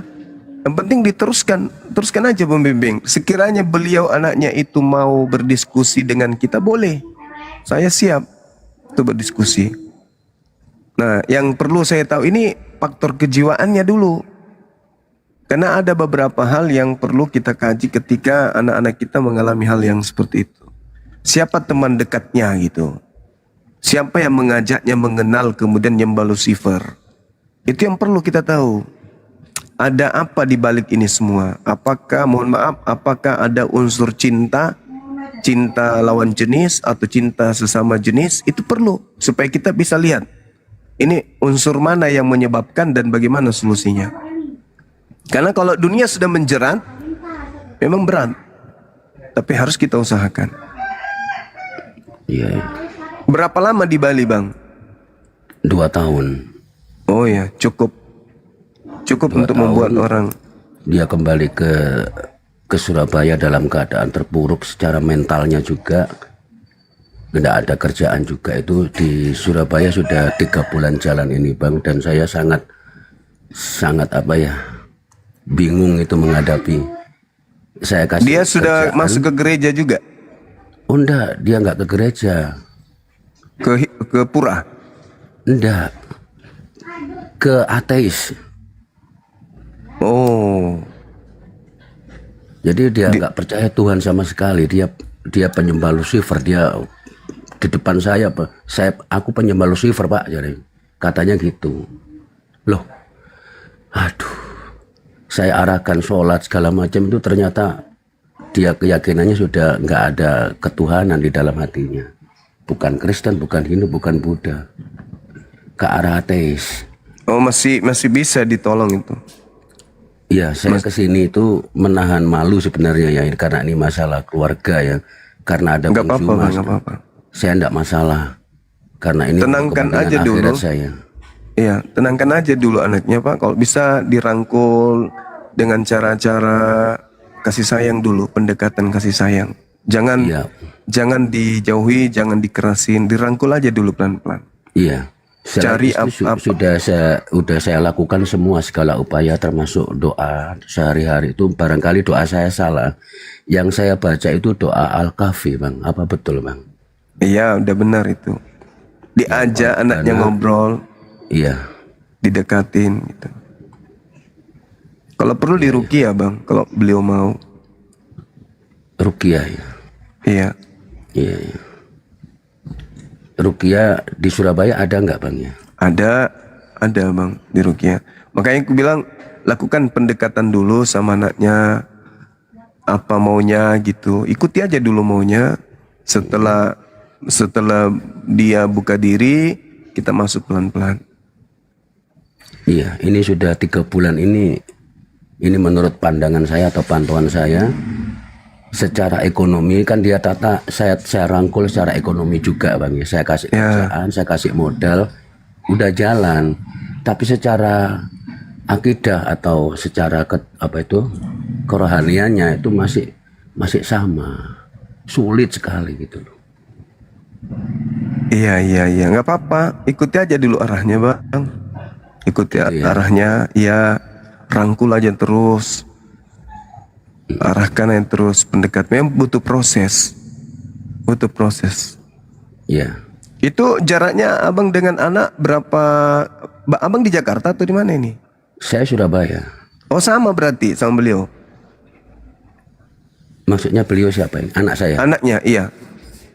Tinggal sama... Dia kan, iya, otomatis sekarang satu rumah dengan saya. Oh, gampang lah itu, Bang. Dekati aja terus. Dirangkul aja terus. Justru ketika dalam satu rumah itu saya gimana ya, menghadapi sikap keseharian itu semakin nampak itu bikin jengkel gitu loh. Kadang bikin aduh gitu loh. Gimana ya, gak bisa jelaskan saya. Iya, saya maklum. Tapi pola jengkel, pola marah, pola kesal dan ingin mengeksekusinya itu salah, Bang. Enggak, saya menahan ikhlaskan itu. aja dulu. Iya, berat bang. Sabar Iya itu memang berat. memang. Ujian itu. Berat sekali. Masya Allah. Ujian itu, ujian. Ujian itu. Ya, diikhlaskan aja dulu, di apa? Di pelan-pelan, didekatin. Jadi apa ya? Seibarat kita ingin menghilangkan kebiasaan minuman keras, jangan warungnya yang kita hancurkan, tapi botol yang ada dalam hatinya itu yang harus kita hancurkan. Artinya lakukan pendekatan sebisa mungkin, ngambil hatinya dulu. Ada solusi bang, barangkali untuk mengambil hatinya itu ada solusi gimana? Kasih gambaran ke saya bang. Kalau gimana ya, kalau pengalaman saya dengan anak saya, tapi kan ini bukan masalah akidah. Kalau anak saya itu lagi kesel karena ada kasus kampus atau apa gitu, saya kadang ngajak beliau jalan, bercanda, tukar pikiran, pandangan tentang kehidupan ke depan gimana, gitu ya. Rencana-rencana ke depannya gimana, kayak gitu. Itu sudah bang. Itu sudah. Cuma, Jadi, bisa bertanya nggak Bang Cuma? sebentar Putra, kamu diam dulu ya, kamu diam dulu sebentar ya. Cuma sebentar saya ke apa sini turun ya. Sabar ya Putra ya. Mohon maaf Bang Suma ya, mohon maaf. Siap, silakan Bang. Silakan. Kalau saya mengganggu waktunya Bang Suma di sini, saya turun enggak apa-apa. Nggak, lanjut aja Bang. Lanjut ya. Ini segala upaya dalam 3 bulan itu sudah saya laksanakan. Hasil yang nampak itu masih bersifat materi bang, dalam arti bukan rohaninya. Dia mau kerja walaupun hanya jualannya. Saya kasih modal jualan mainan keliling-keliling. Motor saya kasihkan, saya kerja sampai naik land jalan ya. Saya ngalah istilahnya. Secara ekonomi dia sudah jalan, dia sudah bisa menghasilkan uang dengan walaupun sedikit. Tapi secara rohani itu saya masih berat, belum mampu untuk merubah akidahnya yang kuat itu terhadap Lucifer itu. Dia nggak percaya Tuhan sama sekali udah. Tapi dia melakukan prosesi ritual, enggak kan? Enggak. Oh iya, enggak lah itu. Dia cuman lagi galau aja itu bang, lagi galau, masa pencarian, kecewa, mungkin juga terlalu cinta kepada dunia. Insya Allah kecewa, dilembuti aja terus, dilembuti aja terus, jangan dipaksa untuk terus itu bang ya, seperti yang kita inginkan, nggak usah. Ya saya paham itu, saya tidak akan memaksakan, saya ikuti alurnya saja sambil terus tiap waktu saya iringi jalannya. Terus untuk membolak-balikkan kolbu itu tetap diamalkan bang ya, itu. Ya betul sekali. Cuma yang dalam bahasa Arabnya itu saya kurang paham, Mbak. Kalau yang saya paham itu kan ya muqallibal qulub sabith qalbi ala dinik. Itu kan untuk kolbu saya, untuk kolbu anak saya gimana Bang bahasa Arabnya, atau selama ini saya pakai bahasa Indonesia, Bang? Iya, saya berdoa juga bahasa Indonesia, Bang. Enggak masalah ya. Enggak masalah. Iya. Yang penting jangan sholat pakai bahasa Indonesia.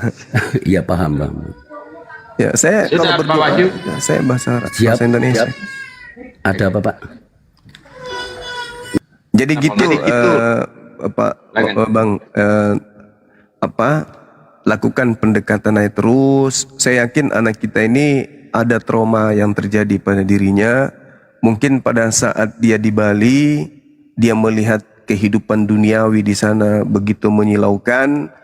Lantas melihat ke belakang keadaan dirinya seperti apa, padahal tiap harinya dia ibadah, tiap hari dia melihat orang sholat tapi enggak berubah-berubah, karena pandangan dia itu hidup di dunia itu materi. Dia mau mengejar materi ini. Kenapa orang yang sholat kok malah miskin, orang yang tidak sholat kok tiap hari bisa hura-hura, happy-happy. Nah mungkin dia jatuh cintanya ke situ, itu biasa, ikuti aja alurnya Bang. Apalagi usianya itu masa transisi 30 tahun, itu transisi dari remaja menuju kedewasaan. Begitu. Yang penting jangan seperti Onyeng. Onyeng itu sudah mulai tua, semakin kekanak-kanaan. Anak orang malah dibilang Tuhan. Kalau dia ateis itu artinya dia berpacu dengan logisme yang ada pada dirinya.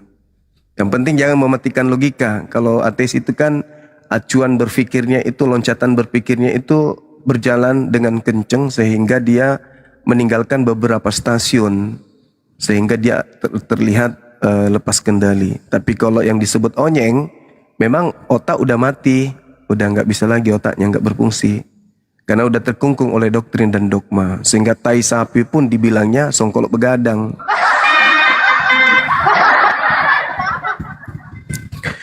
Sekira begitu, Saudara Bayu, saya ikut mendoakan mudah-mudahan anak kita bisa kembali dapat hidayah, kembali untuk menyembah kepada Pencipta langit dan bumi yang maha suci lagi maha tinggi. Amin ya rabbal alamin. Silakan. Amin. Dewa, nambah dikit aja ya pada gue ya, Bang Juma ya. Siap. Itu kan poinnya itu, yang penting itu Pak Wahyu di situ sudah berusaha dan Bang Juma tadi mengatakan artinya ketika sudah berusaha, sudah mengingatkan kita itu memang ketika nanti di akhirat kita lepas tangan. Tetapi jangan lupa yang namanya kita berdoa. Betul itu. Tetapi kita lihat ke belakang Bang Juma ya. Kita lihat Nabi Nuh alaihissalam tidak pernah bosan mengingatkan anaknya yang tersesat. Betul tidak Bang Juma? Betul. Nuh alaihissalam terus mendoakan sampai akhirnya Allah tenggelamkan anaknya di Kanaan. Ini bayangkan ya, seorang nabi yang mengingatkan anaknya, terus mengingatkan anaknya, tetapi dasar memang anaknya itu pembangkang, akhirnya apa? Allah tenggelamkan di Kanaan. Nabi Lut alaihissalam tidak pernah berhenti mengingatkan istrinya yang membangkang, sampai akhirnya Allah binasakan istrinya bersama kaum Sodom. Itu fakta. Seorang nabi, bayangkan ya, begitu luar biasa mengingatkan anaknya, mengingatkan istrinya, tetapi Allah tenggelamkan semuanya itu. Asiyah binti Mujahid tertatih-tatih memperingatkan suaminya Fir'aun, konsisten mendidik Masitoh dan Nabi Musa alaihissalam, akhirnya Aisyah pun dibunuh oleh Fir'aun. Bagaimana ketakwaan Aisyah itu? Seperti apa? Tetap, walaupun kita cuma berusaha untuk mengingatkan, kita berdoa, tetapi selebihnya biar itu serahkan semua kepada Allah Subhanahu wa Ta'ala. Bahkan Nabi kita tercinta, Nabi Muhammad SAW, apakah ada doanya yang tidak dikabulkan? Ada. Doanya yang tidak dikabulkan, sudah berusaha, sudah diingatkan, tetapi masih membangkang juga. Siapa dia? Abu Jahal. Nabi Muhammad setiap hari berdoa itu kepada Allah, ya Allah, andaikan 2 orang Umar ini masuk ke dalam Islam, niscaya Islam pasti kuat. Alhamdulillah, doa Nabi Muhammad didengarkan oleh Allah. Umar bin Khattab masuk ke dalam Islam dan dia pun diwafatkan sebagai syuhada. Sementara pamannya Umar bin Hisam dia mati secara kafir. Siapa dia? Abu Jahal, si Bloon, si Dongo. Siapa yang mengajarkan Abu Jahal? Guru terbaik langsung, baginda Nabi Muhammad SAW. Tetap tidak bisa itu. Jadi poin di sini Bang Juma mengingatkan, berusaha saja, berdoa saja, keputusannya serahkan semua kepada Allah. Begitu ya. Mungkin itu aja dari Dewa kali, Bang Juma. Masya Allah, luar biasa. Halo, assalamualaikum warahmatullahi wabarakatuh. Gerunda-gerunda semua. Luar biasa. Waalaikumsalam. Bang Juma, Bang Dewa, ini luar biasa ya. Luar biasa. Saya sampai merinding loh ketika Bang Juma menyampaikan gitu ya. Bang Dewa lagi merindingnya di kaki kalau di Bang Juma. Tapi kalau Bang Dewa menyampaikan dari ujung kaki sampai ujung rambut berdiri semua. Dompet merinding. Tapi kalau bocah ini membinasakan dia. Tapi sebelum ini ada tamu Bang Boca dengan Kang Dito. Sebelum ke Kang Dito dengan Bang Boca, boleh saya sedikit aja bertanya, nanti tolong dilanjut aja host ya dengan yang lain. Ini, boleh. Nah, kalau yang saya tahu bahwa Nabi Muhammad pernah berkata, aku diutus untuk menyempurnakan akhlak, ya kan gitu. Karena memang tujuannya mulia. Memang orang-orang Arab Makassar ini kan orang jahiliyah gitu aja, orang memang yang luar biasa, tidak punya adab, sopan santun apapun istilahnya, jahil, orang bodoh gitu kan. Kemudian datang Nabi Muhammad melalui proses yang lumayan tidak terlalu lama juga sih sebenarnya, berubahlah ya seluruh jazirah Arab ini mengakui Nabi Muhammad ini seorang nabi yang dan berubah total akhlaknya dari kejahilian menjadi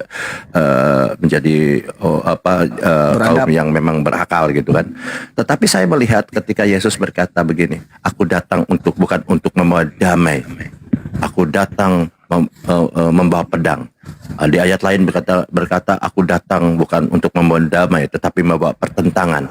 Dan alhasil maaf nih ya, alhasil memang pada saat itu orang Yahudi ini tidak ya bisa dikatakan sedikit lah yang ikut Yesus gitu, banyaknya yang bangkang. Apakah dengan hal itu maksud saya dengan slogan-slogan itu menjadikan mereka tidak taat kepada Yesus berbanding balik dengan Nabi Muhammad? Gitu aja mungkin poinnya bisa ditangkap. Ya silakan Bang Juma. Terima kasih.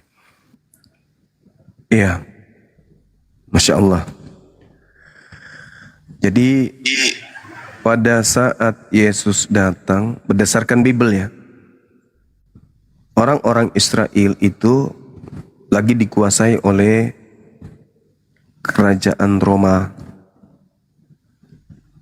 Sementara mereka secara turun-temurun menunggu Mesias yang sakti mandraguna, sama seperti Hezekia, Gideon, kemudian Daud, Salomo, Musa.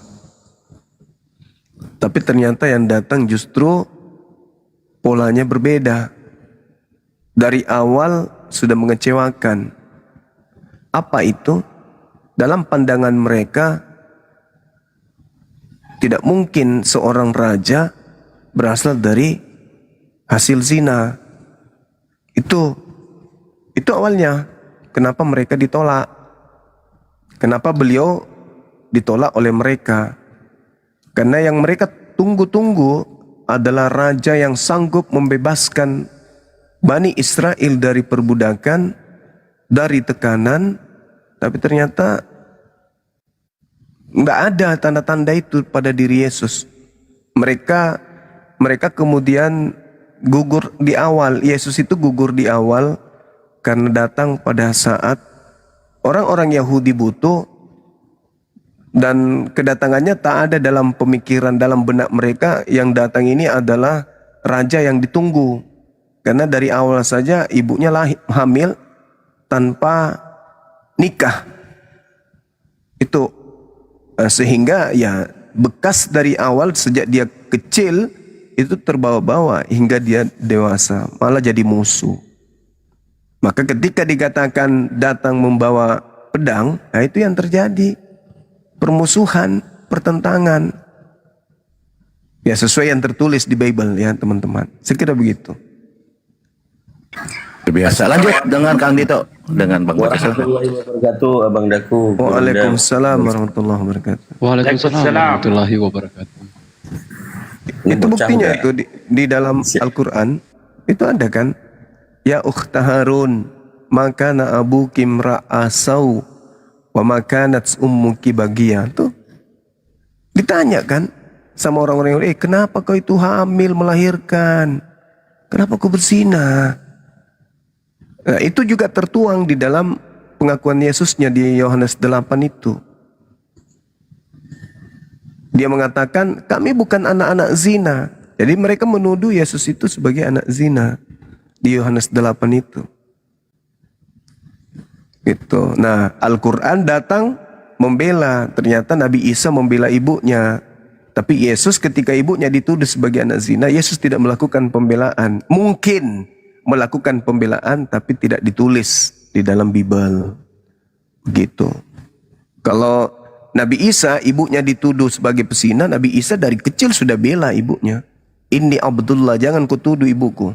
Aku ini adalah hamba Allah. Ataniyal kitab. Aku diutus ini untuk memberikan ketetapan-ketetapan kepada kalian. Wa ja'alani nabiyan, sekaligus sebagai nabi untuk kalian. Baik ngomong seperti itu. Pembelaan kepada ibu yang dituduh zina. Tapi kalau Yesus, saya baca Bible, memanggil Maria yang melahirkan dia dengan panggilan mama aja nggak pernah sekalipun. Jadi tidak ada pembelaan. Tidak ada pembelaan. Jadi Al-Quran itu memuliakan kemudian Nabi Isa. Kalau di Bible mohon maaf, ya justru yang ada menghinakan gitu loh. Karena pembelaannya kita lihat dalam Matius 1, ibunya belum kawin tapi sudah mau diceraikan oleh seorang laki-laki.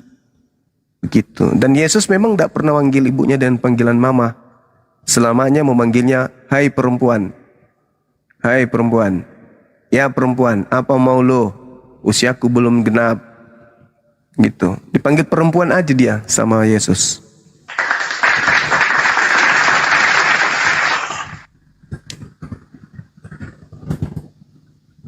Silakan. Bocah. Selamat pagi bocah. Selamat pagi Abang Ibu. Selamat pagi. Oh, di gereja atau di mana nih kok? Ini lagi di samping gereja ini, Bang. Aku di luar gereja ini. Panggil pendetanya. Panggil. Supaya enak dia dengar, dinasihati oleh Bang Tuma. Makanya saya mau kasih speaker. Kira-kira ada pengganggu aja ini. Berisik Bang. Sepertinya musiknya terlalu kencang gereja ini ya. Kencang, nggak ada guna juga Bang.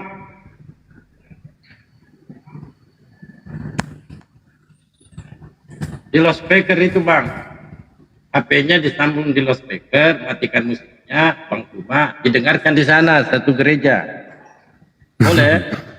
Oh, nggak bisa gitu Bang, itu namanya supaya sadar semua Bang. Mau nggak disadarkan? Didamaikan dengan Yesus. Itu namanya mengganggu orang Bang. Bukan mengganggu, disadarkan Bang, dicerdaskan supaya mampu membedakan mana manusia, mana Tuhan. Itu loh.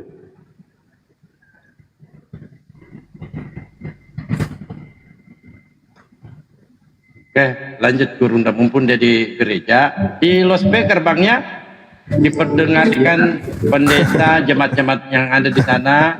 Kalau perlu disambung itu, matikan musiknya di situ. Sampaikan ke pendetanya, Pak Pendeta, ini kabar penting ini baru kabar baik. Pak Pendeta sampaikan itu kabar buruk, ini baru kabar baik. Oke Bang? Nggak boleh gitu Bang. Kalau orang-orang itu menjalani ibadahnya, kita lanjutkan aja, kita bicarakan. Coba. Kencang sekali suaranya. Kencang kali Bang. Turunkan saja Pak Dalo suaranya, turunkan ya. Pada saat berdiskusi itu Bang ya, cari posisi tempat yang baik Bang. Duduk, siapkan pena, siapkan cemilan, jangan lupa kencangkan celana dalam, takutnya kedodoran. Ini posisi lagi di gereja ngajak diskusi, nekat ini. Gimana ini orang ini? Ya Allah, ya Rugi. Justru bagus Bang Dewa. Kalau dia mau, dia loudspeaker sambung di sound systemnya di sana, lagu-lagunya itu dimatikan, suara Bang Tuma terdengar di dalam, gitu loh. Ini baru kabar baik. Yang disampaikan pendeta kan kabar buruk. Tapi memang ada Bang Juma, kisah apa sih berdiskusi antara Bang Juma live itu ternyata didengarkan sama satu gereja, itu memang ada.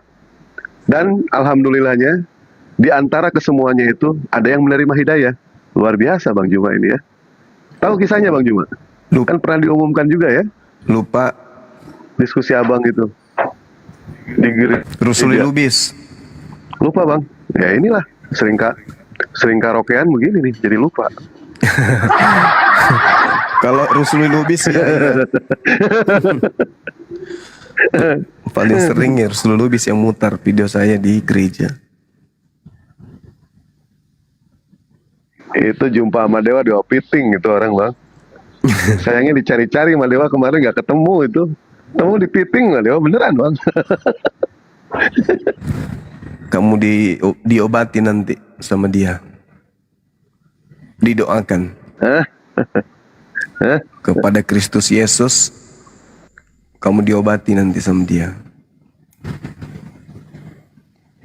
Backingnya bagus, kuat.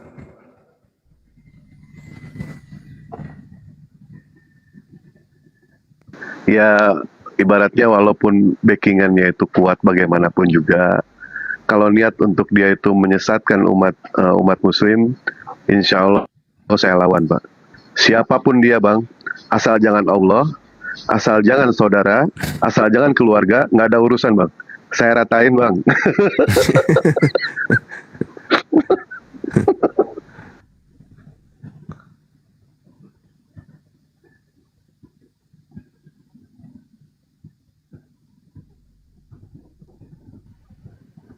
Ini sudah jam-jam sembahyang mereka ini. Kok jam Pak, ini? biasanya banyak yang bolos, Pak. Oh, yang tidak mau bayar. Yoi. Ayo, nonton yang mau naik. Ketik tiga. Kalau jam begini Bang, masih untuk umur anak-anak sama remaja. Nanti jam 10 ke atas baru orang tua. Oh begitu. Iya. Iya, disebut misa pertama dan misa kedua. Betul ya Bang Bayu ya? Iya. Oh sip Bang, sip-sipan.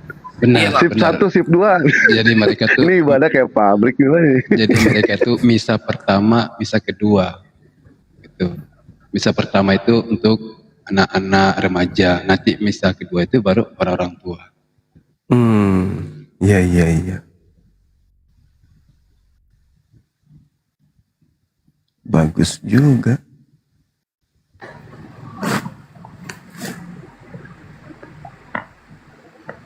Mas, selamat pagi Mas. Mas.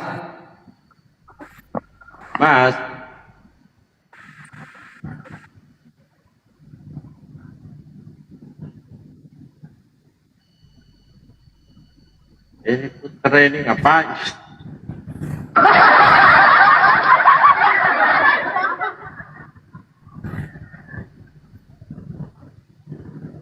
Berarti yang jemaat anak-anak ini bayar juga? Iya Bang, dibekali dengan seperti uang jajan lah 5.000 kasih masuk di tempat-tempat. Bagaimana Bang Suma? Masih percaya anak orang? Kenapa ini?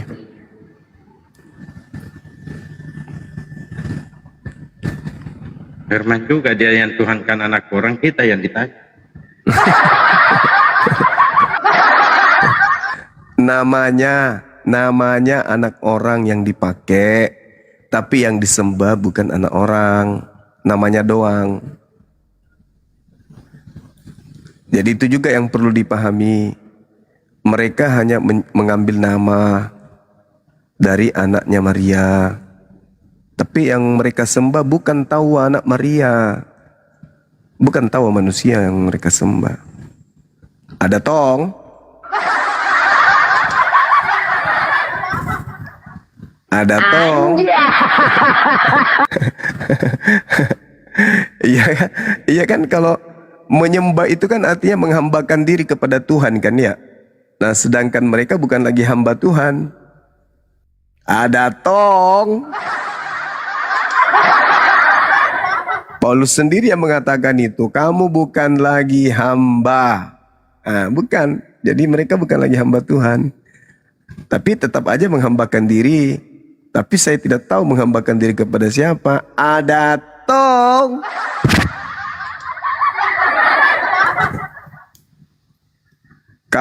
Kita sudah dimerdekakan dari kuk penghambaan. Kristus telah membebaskan kita dari kuk penghambaan. Oh ya? Ya, berarti kita ini tidak menghambakan diri lagi. Iya dong, kan kita sudah pewaris surga. Oh gitu. Terus di gereja kita ngapain? Menyembah. Loh, kepada siapa? Ada tong?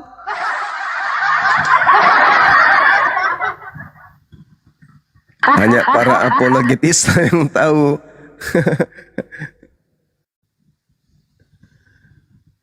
Ada tong?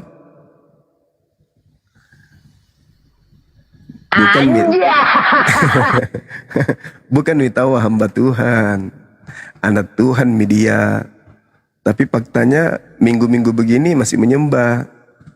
Menyembah kepada siapa? Kan dia sudah dibebaskan dari kuk penghambaan. Ada tong? Ada tong? Ada tong itu artinya ada deh. Oh gitu. Ada deh.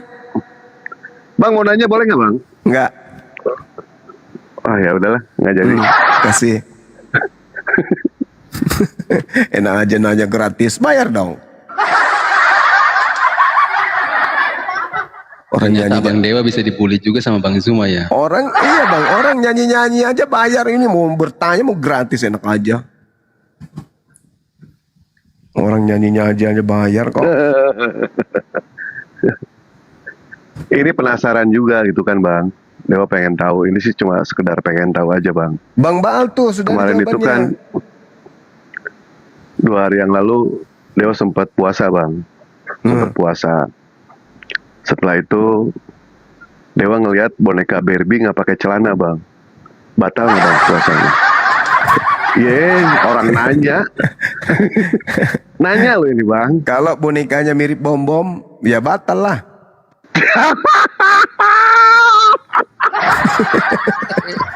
Mirip bom-bom.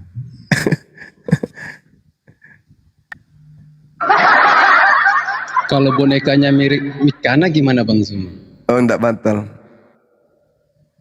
Enggak ji kalau itu enggak ji, karena tidak membuat kita nafsu. Kalau Luar biasa ya, membuat Bang Zuma. Bang Dewa nafsu itu pusarnya. Karena nonjol ke depan lereng. Multi. Tadi di bawah mengatakan Bang Zuma ini multi talenta. Oh iya, betul.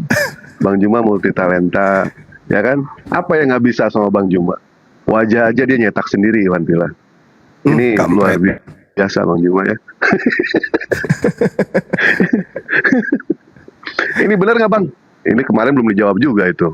Pada saat Abang itu dilahirkan, tali pusar yang mau diambil, Abang katanya kuda-kuda langsung. Bener Bang itu Bang? Oh iya, kok tahu? Kata susternya.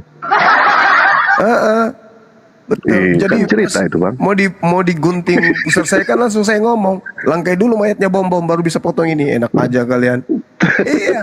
Kok kamu tahu ceritanya? Tahu. Kan Abang yang ngomong kemarin, bongkar rahasia. Kamu kayak Lukas juga ya, tahu kisah hidupnya Yesus. Penyelidikan. Pintar juga orang ini.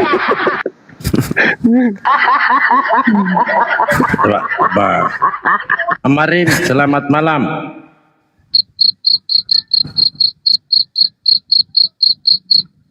Woi. Mari.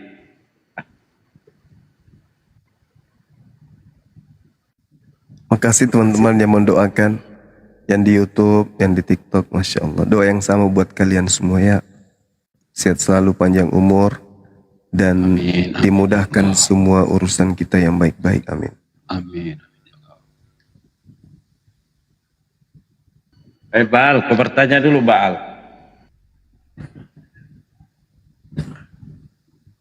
Baal, oh Baal.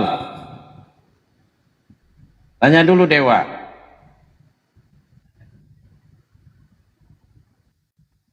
Ya, padahal bohong.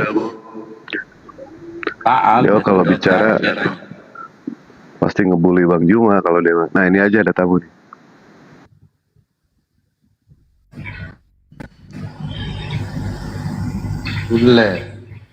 Selamat siang Culen. Assalamualaikum kalau Islam. Culen, monitor Culen.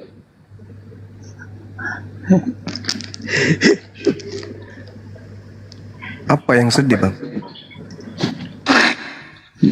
Dia sedih Bang, belum bayar perpuluhan di gereja.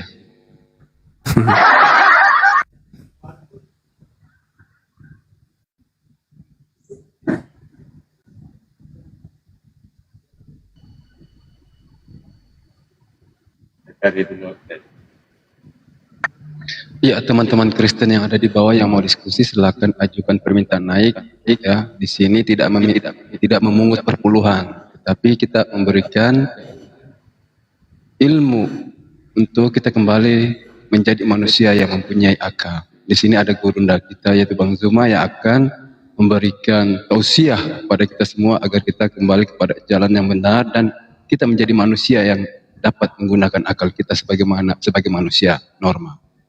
Ya silakan ya teman-teman yang ada di bawah, teman-teman Kristen yang mau diskusi silakan ajukan permintaan naik. Bisa juga lewat typing ketik 3 karena Kristen mempunyai Tuhan 3. Tuhan Bapa, Tuhan Anak dan Tuhan Roh Kudus. bibir merah. Selamat. Nah, ini si Eng. Oten ini. Ya, Eng. Selamat pagi, Eng. Eng, monitor Eng. Selamat pagi, sakuku rata di sini. Apa Tar? Selamat pagi, Assalamualaikum warahmatullahi wabarakatuh. Rahayu, salam Waalaikumsalam. Om Swastiastu. Salam damai sejahtera dalam kasih Yesus Kristus, Tuhan Juru Selamat satu-satunya, dunia akhirat yang awal dan yang akhir. Banyak kali Pak. Ya, salam kebaikan bagi siapa yang mau menerimanya saja. Kalau nggak diterima ya nggak masalah. Salamnya ya Kristen yang di situ yang mana? Salam damai sejahtera dalam kasih Yesus Kristus, Tuhan Juru Selamat satu-satunya, dunia akhirat yang awal dan yang akhir. Oh, Tuhan satu-satunya yang cari selamat, begitu Bang? Yesusnya sudah dalam kekekalan akan menjadi hakim akhir zaman. Terima nggak terima, Yesus yang jadi hakimnya, bukan Muhammad. Ya, tapi kenyataannya Bang, dia yang dihakimi, bahkan divonis mati. Sepakat Bang? Matius 27, nomor 1, nomor 2, nomor 3, nomor 4, dan seterusnya. Kenyataannya dia mau Yesus mencari ya, hakim? Kalau di dalam Islam, Isa yang menjadi hakim akhir zaman, yang memiliki pengetahuan di dunia dan di akhirat. Paling mulia di antara nabi-nabi di dalam Al-Quran hanya Isa, disebutkan 25 kali. Muhammad hanya 4 kali. Kasihan deh lu. Kalau Nabi Ibrahim berapa kali Bang? Nabi Ibrahim berapa kali? Coba terangkan dulu. Iya. Karena sudah masuk ke Islam. Membabi buta lagi. Silakan Guru.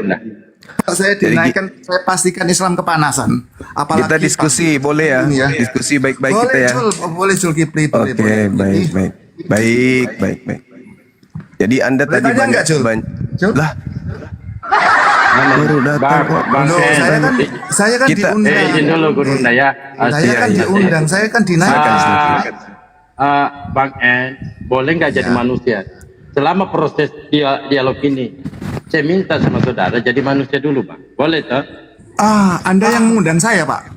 Anda mengundang saya kalau nggak berkenan. Saya undang bukan berarti. Saya diturunkan aja, Pak. Berarti Anda di sini. Supaya nggak repot-repot, Pak. Bukan juga berarti Anda naik di sini mau menguasai Komal, bicara sendiri. Makanya saya ajak saudara jadi manusia dulu. Saya ini tamu di sini, saya nggak minta naik, Anda yang mengundang saya. Apalagi ada kecuali nggak bisa jadi manusia, Bang. Iya. Kalau tidak mau jadi manusia silakan turun lagi atau saya turunkan. Itu aja. Silakan turunkan aja. Pasti kepanasan. Berarti tidak bisa menjadi manusia kan? Quran, Muhammad sama Allah, saya pastikan Islam pada kejang-kejang. Iya, boleh Anda bahas, tapi minimal Anda jadi manusia. Artinya jadi manusia punya adab, mendengarkan, ya toh? Iya, saya kan memberi salam tadi. Terima nggak diterima? Iya, saya bukan jadi beri salam, Bang. Iya. Kupikir iblis nggak memberikan salam. Berikan salam iblis, Bang.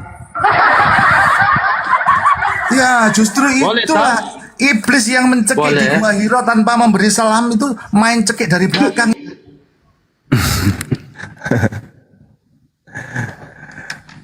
Tidak bisa, Kristen itu nggak bisa bahas Islam, nggak bisa. Lawang bahas Bible aja nggak bisa kok. Masalahnya mutiara tidak diberikan kepada babi gitu loh. Nggak ada syarat untuk paham Islam itu berakal dulu. Gimana ceritanya Anda nggak berakal mau paham Al-Quran? Nggak bisa. Al-Quran itu diperuntukkan hanya bagi yang berakal saja. Tidak bisa kalau tidak berakal. Innal ladzina kafaru sawa'un alaihim anzartahum am lam tunzirhum la yu'minun. Tidak akan pernah beriman.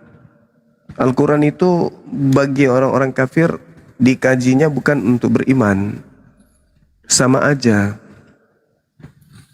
Kamu beri peringatan atau tidak, mereka tidak akan beriman. Jadi alangkah baiknya kalau kita diskusinya itu dua arah. Jangan kepanasan, jangan sok pintar, karena Anda menganut agama Anda bukan karena pintar, karena dogma, karena ikut-ikutan aja kan orang tua, bukan karena Anda itu memahami Bible. Nah, kalau Anda ingin kemudian diskusinya baik, silakan naik kembali ke atas, kita berdiskusi yang santun. Kalau Anda memiliki ilmu, ayo, Anda boleh tanya Quran, saya tanya tentang agama Anda. Kan gitu. Jangan sok pintar karena Anda itu oten. Orang pintar itu kan ada hikmat. Sementara Yesus melarang memberikan hikmat kepada babi. Bagaimana mau pintar ente? Gitu saudara. Jadi duduk yang cantik, kita berdiskusi, kita angkat tema, biar yang lain mendapatkan edukasi. Gitu. Silakan naik kembali kalau memang tujuannya mau belajar. Saya akan nuntun Anda untuk menjadi manusia.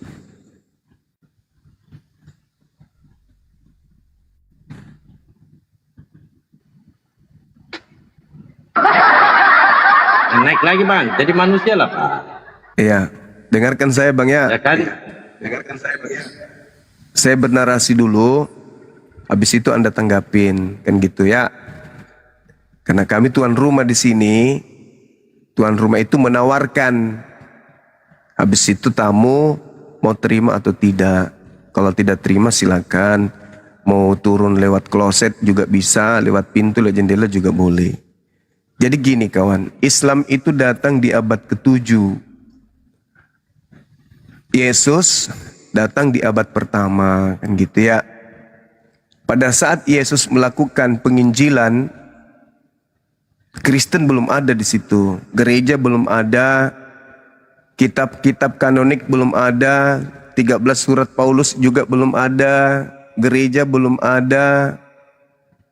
Maka muncul pertanyaan di antara Yesus ke Nabi Muhammad, apakah Yesus pernah mengatakan datang penyesat?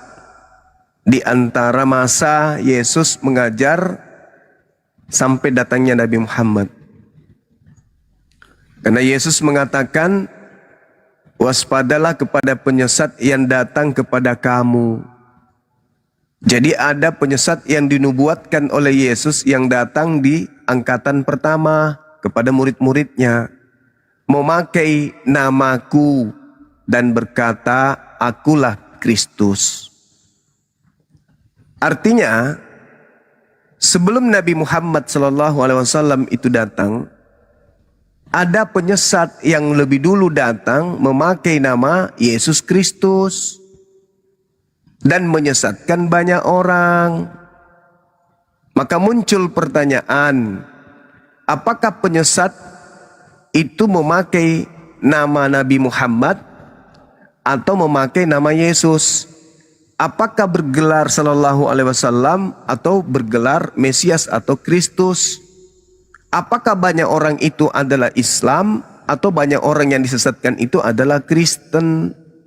Itu dulu yang kita bahas. Kalau kita mengerti, kita memahami bahwa kita mewakili dua agama ini, Anda mewakili Kristen, saya mewakili teman-teman apologet Islam. Penyesat yang datang setelah Yesus berpesan kepada muridnya itu siapa? Yang bergelar Kristus itu. Dan siapa banyak orang yang menjadi pengikut Kristus penyesat itu. Begitu bang. Jadi kita nggak membabi buta dalam berdiskusi. Kalau ternyata terbukti Islam, berarti Islam. Kalau terbukti bahwa itu adalah Nabi Muhammad, berarti Nabi Muhammad. Kan begitu. Jadi diskusi jangan karena kebencian, tetapi kita urut masalah ini dengan keilmuan. Begitu. Saya ngambil data di dalam Matius 24, nomor 4, nomor 5, nomor 23, nomor 24.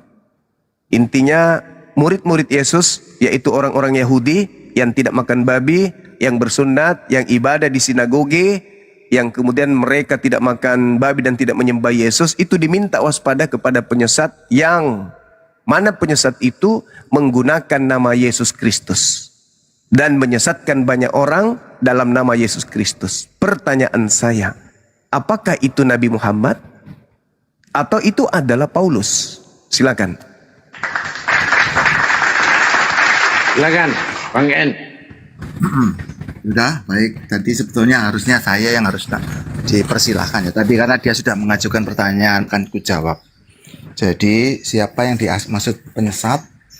Yaitu disebutkan setelah Yesus Kristus akan muncul nabi-nabi palsu, termasuk di abad ketiga nabi yang bernama Mani ya dari Mesopotamia. Itulah yang memakai Injil sebagai kitab menyempurnakan kitab-kitab sebelumnya. Itu dipakai oleh Muhammad dan Islam di abad 7. Silakan dicek pengajaran Manikisme yang diajarkan di abad ketiga di Mesopotamia. Jadi sebelum Muhammad, Nabi Mani sudah menarasikan Inna Dina wal Islami, itu dipakai daripada ucapan Nabi Mani di abad ketiga. Dia menyempurnakan Injil katanya, menyempurnakan ajaran-ajaran Yesus. Itulah Nabi Mani di abad ketiga. Kita silakan cek ya, supaya tidak dibilang saya ngomong tanpa dalil. Jadi sebelum Muhammad sudah ada Nabi Mani ya di abad ketiga. Pengajarannya dia adalah penutup para nabi. Itu juga dipakai Muhammad di abad 7. Ya, silakan dicek. Namanya Nabi Mani menyempurnakan kitab-kitab sebelumnya, pengajaran Kristus, Injil yang baru. Tante, yang dipertanyakan Bang Zuma, siapakah sosok yang ngaku-ngaku ketemu Yesus di padang gurun? Matius 24 nomor 4 nomor 5. Iya, jangan kebencian, Bang. Orang lagi bernarasi, jangan Anda tidak jangan menghargai kebencian. saya. Buat apa? Jangan kebencian, Abang. Jangan. Kita ini mengedukasi. Saya katakan, saya katakan kalau itu Nabi Muhammad, silakan kita jelaskan, Anda uraikan gitu ya. Tapi jangan kemudian Anda loncat. Jangan Anda loncat pagar. Artinya gini, Anda melewati masa-masa Paulus bertemu dengan Kristus. Anda melewati masa-masa di mana ada orang yang datang kepada murid Yesus. Jangan Anda langsung lari ke episode terakhir. Harus runut. Yesus berpesan kepada orang Yahudi yang sesaman dengan dia, di mana orang-orang ini akan kedatangan penyesat. Jadi intinya siapa yang datang kepada abad pertama? Kepada murid Yesus. Yang menganiaya murid Yesus. Yang mengatakan setelah penganiayaan itu bertemu dengan Yesus. Kalau Nabi Muhammad hidup di abad pertama, berarti nabiku Nabi Muhammad. Ayo kita kaji. Tapi kalau di abad pertama yang datang kepada murid Yesus, yang menganiaya murid Yesus adalah Paulus pendiri Kristen, ya wong jujur toh ayu. Jangan ngerengek, jangan nangis. Silakan. Siapa yang datang kepada murid Yesus di abad pertama? Nabi Muhammad atau Paulus? Silakan. Baik, jawab. Firman Yesus Kristus tidak menyebutkan bahwa setelah aku abad pertama, tidak. Tetapi setelah aku akan muncul Nabi datang dan kepada kamu. Datang kepada kamu. Kamu di situ siapa, Cak Ayu? Nabi Mani. Sudah aku bilang Nabi Mani. Kamu di situ siapa? Yang datang kepada kamu. Kamu siapa? Nabi Mani abad ketiga sebelum Muhammad. Apakah orang yang bicara dengan Yesus hidup sampai abad ketiga, Cak Ayu? Sebelum Muhammad ada Nabi Mani. Kamu itu dengar saya, Bang, dengar saya. Saya masih menghargai Anda loh. Saya masih menghargai. Karena saya berharap ada edukasi yang keluar dari mulut babi, meskipun sulit. Akan datang kepada kamu. Kamu siapa di situ, Cak Kongkong? Kamu di situ murid Yesus. Kamu membahas abad ketiga. Makanya kurangi makan babe. Bisa biar tidak membabi buta. Kalau berbicara mengenai Nabi Paulus, di zaman Paulus, babi itu enak, Pak Zuma, babi itu enak. Paulus mengatakan bahwa di tengah-tengah jemaat Korintus di tahun 55 itu ada nabi. 1 Korintus 12:28. Dan Theos telah menetapkan beberapa orang dalam jemaat. Pertama sebagai rasul, kedua sebagai nabi. Jadi di Korintus itu, di jemaatnya Paulus, ada juga nabi di jemaatnya Paulus. 1 Korintus 12 nomor 28, Paulus mengaku bahwa di tengah-tengah jemaatnya ada nabi. Dan di dalam Kisah Para Rasul 13 nomor 1, di situ jelas dikatakan bahwasanya Simeon itu nabi, Likius itu nabi,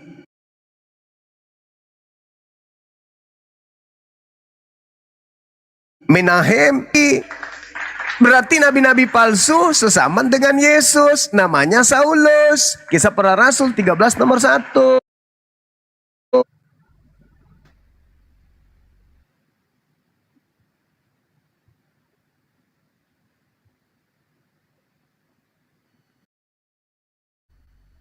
Yang menganiaya murid Yesus itu siapa? Apakah Nabi Muhammad atau Paulus in the gang? Tolonglah diskusi itu pakai akal. Tapi kan, oh iya saya lupa, kalian kan oten. Lanjut. Selamat pagi Pak Nasa. Bisa nggak Pak Nasa punya adab? Sebagai pewakil Kristen. Jadi manusia dulu Bang, boleh?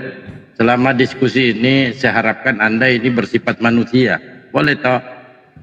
Pak Nasa? Bang?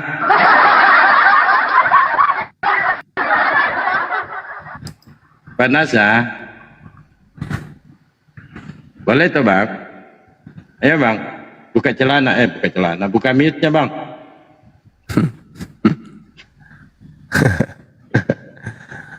Ini Babi ini enak, diajak Bang. jadi manusia nggak mau dia.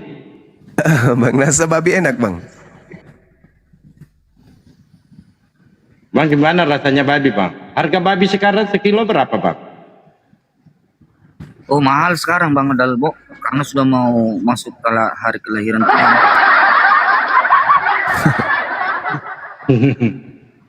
Kalau bagi kita umat Islam ini kan babi itu hama. Apalagi bagi petani, babi itu adalah hama. Berarti saudara Nasa ini pemakan hama. Hama makan hama. Bang Juma, aku bertanya boleh Bang Juma ya? Boleh. Oke, saya kan jarang bertanya saya Nem ya. Gini, karena Bang Juma ini saya bertanya kepada orang yang tepat kan begitu ya. Jadi gini, kafir itu kan ada yang memang kafir dia tidak percaya Tuhan gitu kan, pencipta langit dan bumi ini tidak percaya dia. Ada ya kafir, tetapi kafir yang salah sembah Tuhan gitu kan. Ya kan, ada kafir yang salah sembah Tuhan. Maksudnya sih nyembah tapi salah sembah Tuhan. Dia bilang Tuhannya segitiga gitu kan. Ada segitiga lah apalah. Ada yang bentuknya burung merpati dan lain-lain. Nah dalam pandangan Islam antara kafir yang demikian ini bagaimana dari Islam gitu? Bang Juma silahkan. Iya, jadi kenapa Al-Quran itu selalu mengatakan kafir, syirik, musyrik, kafir, syirik, musyrik? Karena betul, ada yang mengakui adanya pencipta langit dan bumi, tetapi mereka tetap aja menyembah kepada makhluk. Itulah yang dimaksud, kafir dan syirik itu. Jadi kafirnya ingkar terhadap ajaran pencipta langit dan bumi, tetapi dia mengakui adanya, bahwa Tuhan pencipta langit dan bumi itu ada. Mereka mengakui, tapi disebut syirik karena mereka mengakui dengan lisannya, tapi pada prakteknya menyembah kepada makhluk. Dengan berbagai macam alibi, bahwa asumsi bahwasanya pencipta yang maha suci ini turun ke bumi merendahkan diri. Nah ini kena dua-duanya, sudah kafir, syirik lagi, kan gitu. Begitu Bang, makanya mereka kekal di neraka itu, mereka jadi bahan bakar. Bukan hanya sekedar dibakar saja, tetapi bahan bakar. Begitu Bang Baal. luar biasa ya Bang Juma ini, setiap ini ada pertanyaan langsung jawab, nggak muter-muter kayak gasing gitu, kayak Oten begitu kan, tanya apa jawab apa. Oke, dilanjut host dengan yang baru datang, silakan. Iya. Karena Pak Putra, gini, selamat bro. pagi. Karena beriman itu tidak boleh kita cerna secara logika. Mau ditanya dulu Bang. Bang, Pak Putra. Pak Putra ini Kristen apa Oten Bang? Kristen lah, jangan bilang Oten lah. Iya, kalau Oten itu Bang kadang-kala bukan manusia Bang. Abang kan manusia toh? Kenapa mindset kalian kok gitu ya? Diajak lah bersifat manusia. Sebentar lagi yang diomongin selangkangan, sebentar lagi yang dari Ragunan keluar, kan gitu kalian. Sudah Bang. Ya. Silakan. Mau tema apa yang kamu kuasai? Tema buah kuldi itu. Kuldi. Apa sesungguhnya buah kuldi itu? Apa benar adanya? Apa memang kiasan? Terus dampaknya apa kalau dimakan? Kegunaannya apa? Gitu. Coba jelaskan dulu. Soalnya tadi malam aku tanya di room yang lain, dia bilang diakuin bahwa itu perbuatan Adam dan Hawa, makanya dilempar ke bumi karena udah berdosa. Gitu. Tapi si Juma bilang memang ada buah kuldi yang sebenarnya di sorga. Jadi jawaban itu belum puas saya. Mana yang sebenarnya? Apa kalian nggak mau jujur kan gitu? Kalau maksud saya biar sama persepsi kita. Kalau di kami kan buah pengetahuan baik dan buruk, yaitu perempuan itu sendiri. Makanya kita ada kan gitu. Coba jelaskan dulu mana yang sebenarnya. Ya, sudah dijelaskan yang sebenarnya itu buah ya buah. Memang benar-benar buah. Bukan hiasan itu, memang buah. Sama seperti jangan makan babi, ya babi, beneran babi.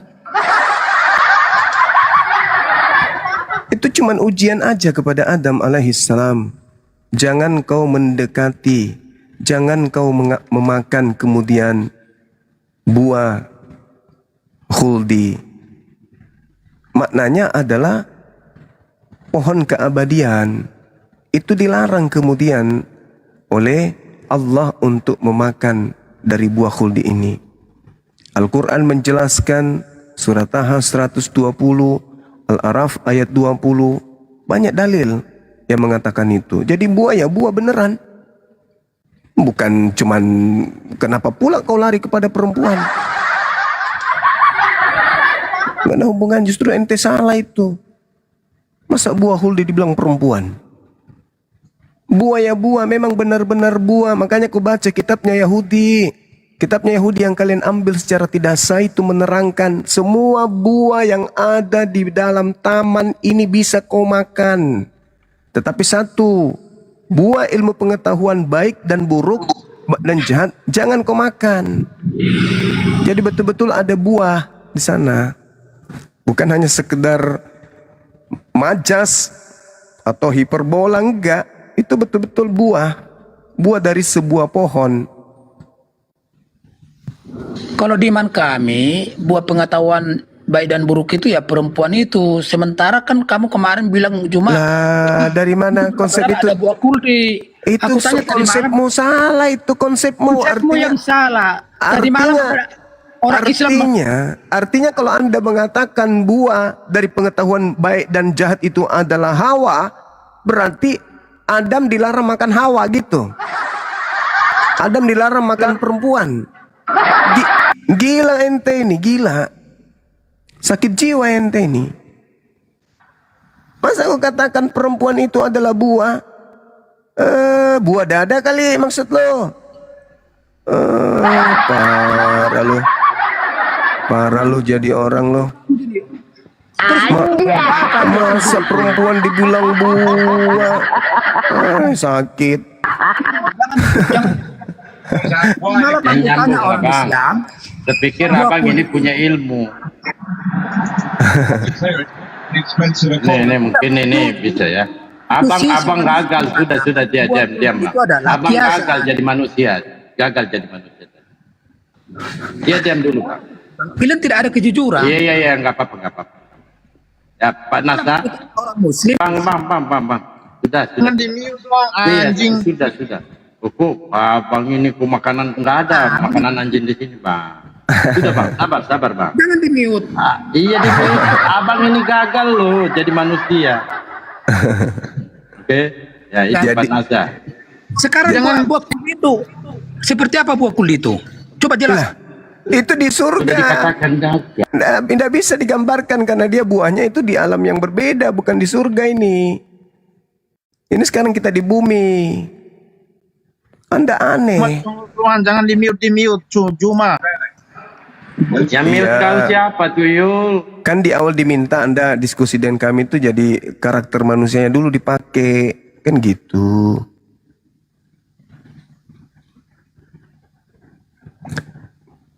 Di dalam kitabnya orang Yahudi kan jelas itu. Kejadian 2, kejadian 3. Kan berbicara mengenai pohon. Memang benar-benar pohon. Makanan memang betul-betul makanan. Buah memang betul-betul buah. Makanya ketika Adam jatuh itu karena dia makan makanan yang dilarang. Sama seperti kalian. Kenapa kalian itu begini keadaannya? Karena kalian makan semua makanan yang diharamkan. Gitu. Makanya karakter kalian seperti itu. Karena kalian tunduk kepada hawa nafsu. Hawa nafsu itu iblis. Kalian sudah menyembah kepada Kristus. Di mana Yesus mengatakan waspadalah kepada Kristus. Tapi kalian justru tunduk kepada Kristus. Yesusnya mengatakan waspadalah kepada Kristus, kalian malah tidak waspada, malahan kalian mengikuti semua instruksi Kristus itu. Coba kalian ke gereja hari Minggu, ada nggak dalilnya? Nggak ada. Terus siapa yang membisikkan kalian ke gereja hari Minggu? Ya Kristus. Kristus yang mana? Yang Yesus katakan waspadalah kepada Kristus yang penyesat itu. Kalian nggak sadar. Kalau Adam dilemparkan dari surga hanya gara-gara makan satu buah saja, satu pelanggaran saja, Kristen ini dilemparkan ke neraka paling dalam karena melanggar seluruh perintah.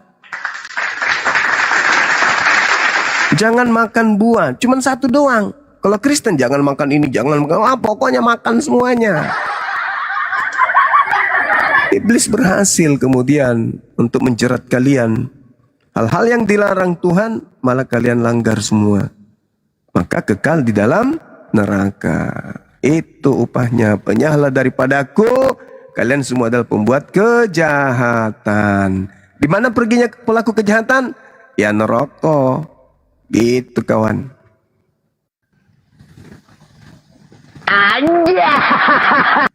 Kalian gini aja deh. Kalian catat nomor HP ku atau nomor HP-nya Bang Dalbo, nanti kalian setelah di neraka telepon kami, ceritakan nasib kalian, curhat lagi itu ceritanya. Benar Bang yang kau katakan dulu waktu kita berdebat masih di bumi, ternyata betul. Sekarang kami di sini, waduh, menderita Bang, gak ada enak-enaknya. Nah catat tuh nomornya Bang Dalbo. Nanti Dalbo di surga bagian menerima curhatan Oten dari neraka. Gitu. Minta naik lagi katanya Pak Dalbo tuh, Putrajaya.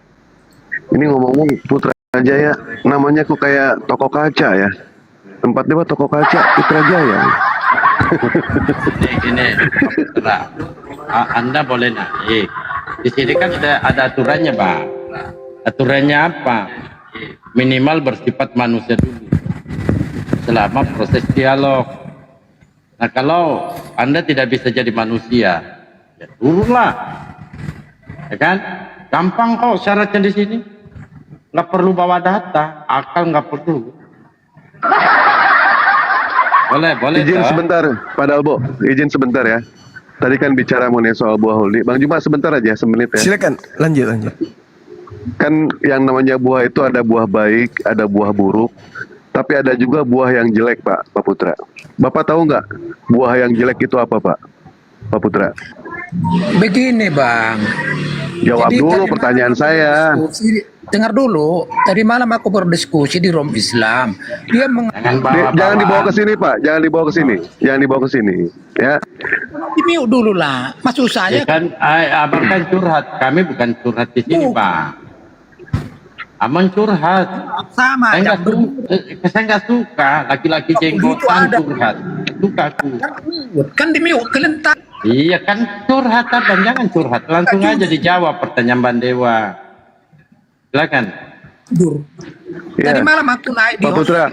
Iya, di sana aja nanti. Diskusinya di sana aja, Pak Putra ya. Di sana aja. Berarti Anda tidak jujur. Iya. Ya nggak apa-apa, nggak apa-apa, nggak apa-apa. Nggak jujur nggak apa-apa. Tapi coba jujur ke kami. Ini kok susah amat ya diajak jadi manusia ya orang ini. Pak, jadi manusia lah Pak. Nanti turun di sini kalau mau kembali jadi tuyul ya silakan Pak. Takut, kayaknya panik kalian itu. Bukan takut Bang, kami nggak suka lo curhat-curhat. Bukan curhat, artinya Iya kan harus kamu curhat, jawab pertanyaan Dewa itu. Silakan. artinya persepsi kalian itu harus sama, jawabannya sama. Tadi malam bilang itu memang benar. Tadi malam itu curhat namanya Bang. Dah, kamu pikir kami percaya? Mana ada Kristen jujur Bang. Itu tadi malam masuk di Abang ini mau jadi manusia apa mau jadi tuyul Bang? Hah? Mau jadi manusia atau mau jadi tuyul Bang? kalian aja tidak sama pendapatnya, bro. Iya nggak apa-apa Bang, nggak apa-apa. Itu menurut. Tidak ada kejujuran bagi kalian. Iya. Nggak bisa kami ditipu dengan caramu, anak Si Zuma setan. mengatakan Anak itu jin. sebenarnya Tidak bisa kau nipu kami, nggak bisa. Di dalam kitabnya orang Yahudi yang kalian ambil terjemahannya secara tidak sah, buah yang dimaksud di Kejadian 3 itu kan per atau pir atau pere. Makanya ada disebut buah pir. Buah pir itu gambaran dari buah khuldi. Gitu. Pere itu sendiri artinya buah, bukan hiasan itu. Ya. Pere itu buah dalam bahasa Ibrani. Buah dari sebuah pohon.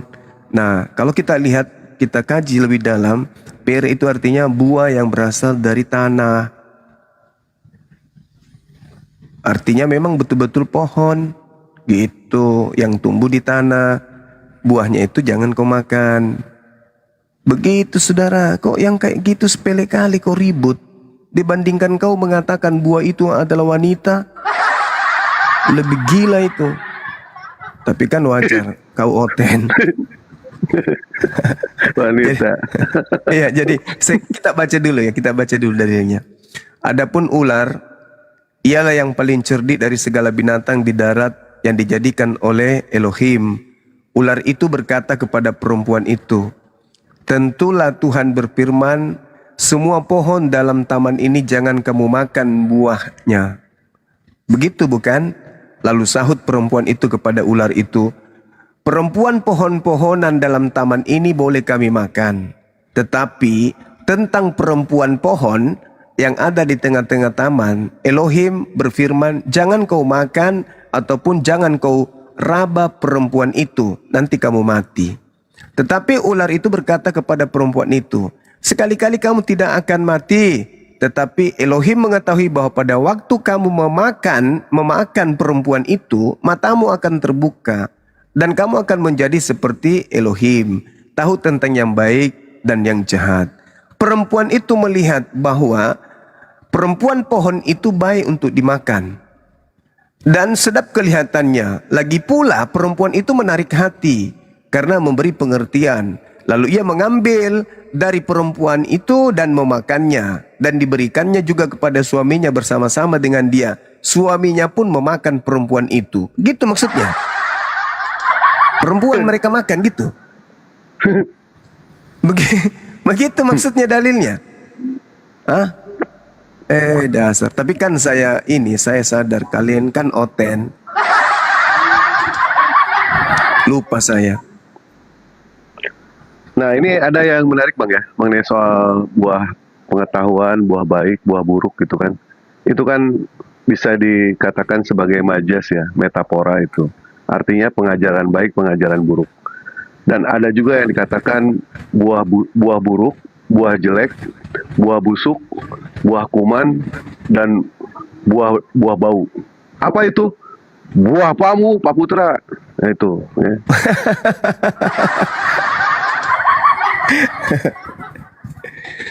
Wah, buah kok perempuan. Jadi ada makan perempuan gitu.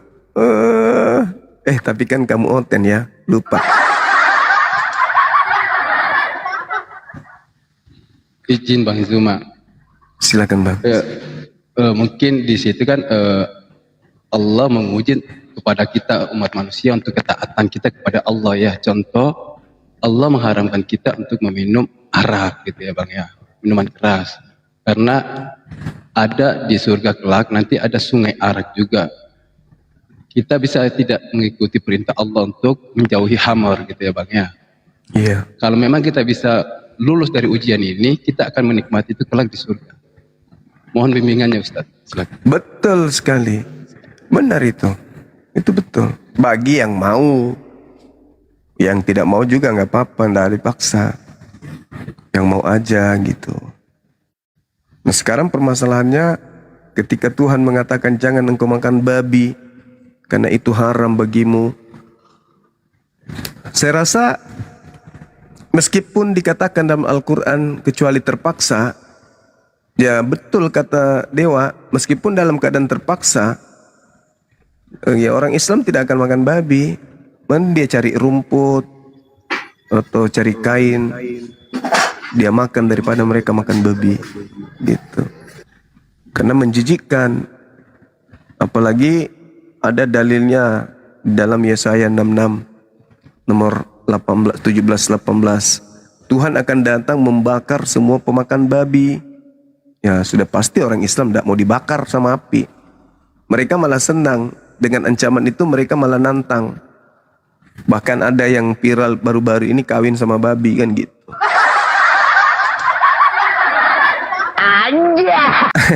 Oke dilanjut. Hujan lagi di sini Bang. Ya.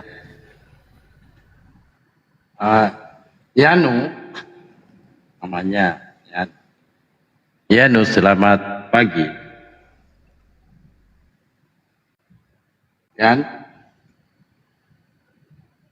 Yanti. Yanto.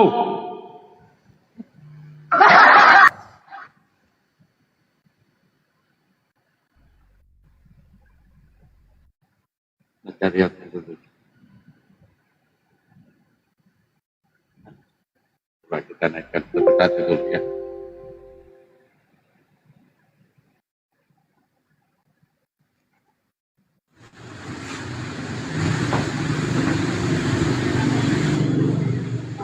Artia, selamat malam.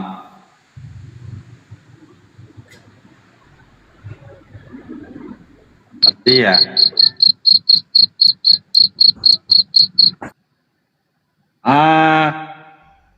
Gimana Bambaan? Ya, saya mau bertanya Bang Juma, pasti nggak bisa jawab lah ini Bang Juma. Ini saya jawab pertanyaannya nih ya. Tadi Bang Juma selalu mengatakan oteng itu memang nggak punya akal atau mematikan akalnya. Tuhan menciptakan itu selalu berpasangan, ada terang, ada malam, ada siang, ada terang, ada gelap seperti itu kan. Ada baik, ada buruk. Nah makanya untuk membedakan itu baik dan buruk, makanya Tuhan memberikan kepada manusia ini bentuk cinta kasih sayangnya, memberikan akal gitu kan.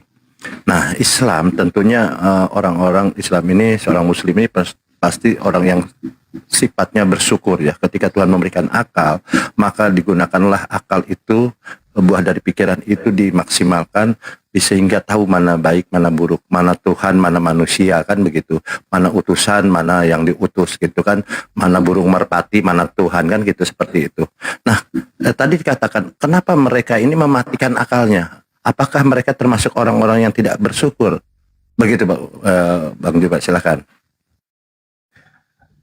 Jadi gini, kalau kita berbicara mengenai hal tersebut, Allah Subhanahu wa Ta'ala kan menjelaskan tuh di dalam Al-Quran bagaimana keadaan anak keturunan Adam. Kata Allah, ada yang pantas mendapatkan petunjuk, ada juga yang pantas sesat. Ada yang pantas, wajar dia sesat. Karena dia memang tidak menggunakan akal. Mereka menjadikan iblis sebagai junjungan mereka. Itu. Makanya dalam Al-Quran itu kan diseru tuh. Ya Bani Adam la yaftinannakumus syaitan kama akhraja abawaikum minal jannah. Wahai anak cucu Adam, janganlah sekali-kali kamu tertipu oleh setan. Kan setan ini datang untuk nipu. Setan menyesatkan kemudian itu dengan cara menipu. Bagaimana caranya menipu? Dia selalu memperlihatkan yang palsu-palsu nampak seperti asli. Itu iblis itu begitu. Jadi ketika datang kemudian iblis kepada manusia untuk mengajarkan yang palsu-palsu ini nampak seperti asli, maka kedudukan akal itu dibutuhkan. Akal wajib kemudian didudukkan sebagai alat untuk memfilter mana yang benar, mana yang salah. Maka Allah mengatakan setelah keadaan itu terjadi, fa'alhamaha fujuraha wa taqwaha. Allah menurunkan, mengilhamkan, ini kejahatan, jelas garisnya, jelas warnanya. Ini kebenaran, jelas warnanya, jelas bentuknya. Tetapi kemudian ada yang jelas-jelas tahu ini kejahatan, ini sebuah kesalahan, tapi tetap saja mengikuti kesalahan itu. Kenapa? Karena lebih dominan, lebih mengutamakan kenyamanan secara biologis doang. Maka keadaan itu Allah memberikan perkara. Apa kata Allah? Farikan hada. Sekelompok dari manusia mendapat petunjuk. Wa farikan hakka alaihimud dalala. Dan sebagian lagi pantas untuk sesat. Kenapa? Ya itu tadi. Setelah jelas mana yang jahat, mana yang baik, mana yang pantas dijadikan sebagai acuan dalam hidup, mana yang tidak, mereka lebih memilih kemudian kejahatan sebagai jalan hidupnya dalam beragama. Maka Al-Quran mengatakan, wa farikan haqqa alaihimud dalalah. Mereka pantas untuk sesat, bukan disesatkan.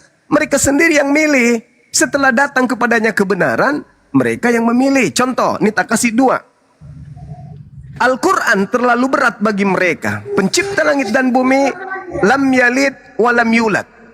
Pencipta langit dan bumi ketika ditelaah oleh orang-orang kafir tidak beranak dan tidak diperanakkan. Apakah mereka setuju? Setuju enggak orang-orang kafir laknat ini mengakui bahwa Tuhan itu tidak beranak dan tidak diperanakkan? Setuju enggak? Mereka pasti mengatakan setuju. Setuju enggak pencipta langit dan bumi itu maha hidup dan maha mematikan? Mereka akan mengatakan setuju banget. Benar enggak Tuhan langit dan bumi tidak mati? Benar. Benar enggak langit dan bumi tidak dihidupkan? Benar. Setuju enggak mereka? Setuju. Apa yang berbicara dari mulut mereka ini? Kemanusiaannya secara fitrah. Kemudian kita kasih dalil. Kalau Al-Quran terlalu berat, kita kasih dalil dari kitab yang mereka ambil. Tuhan bukan manusia dan bukan anak manusia. Setuju enggak? Mereka pasti setuju. Apa yang menyetujui itu? Fitrahnya sebagai manusia.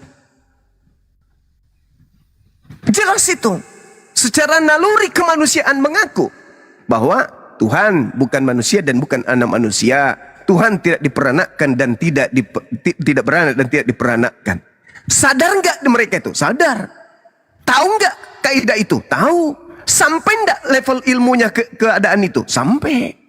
Akan tetapi ketika berbicara kenyamanan hidup, kebebasan hidup, janji-janji kenikmatan hidup yang semu, tak terganggu kemudian aktivitas keduniawiannya dengan aturan-aturan Tuhan, maka mereka memilih menyembah kepada makhluk.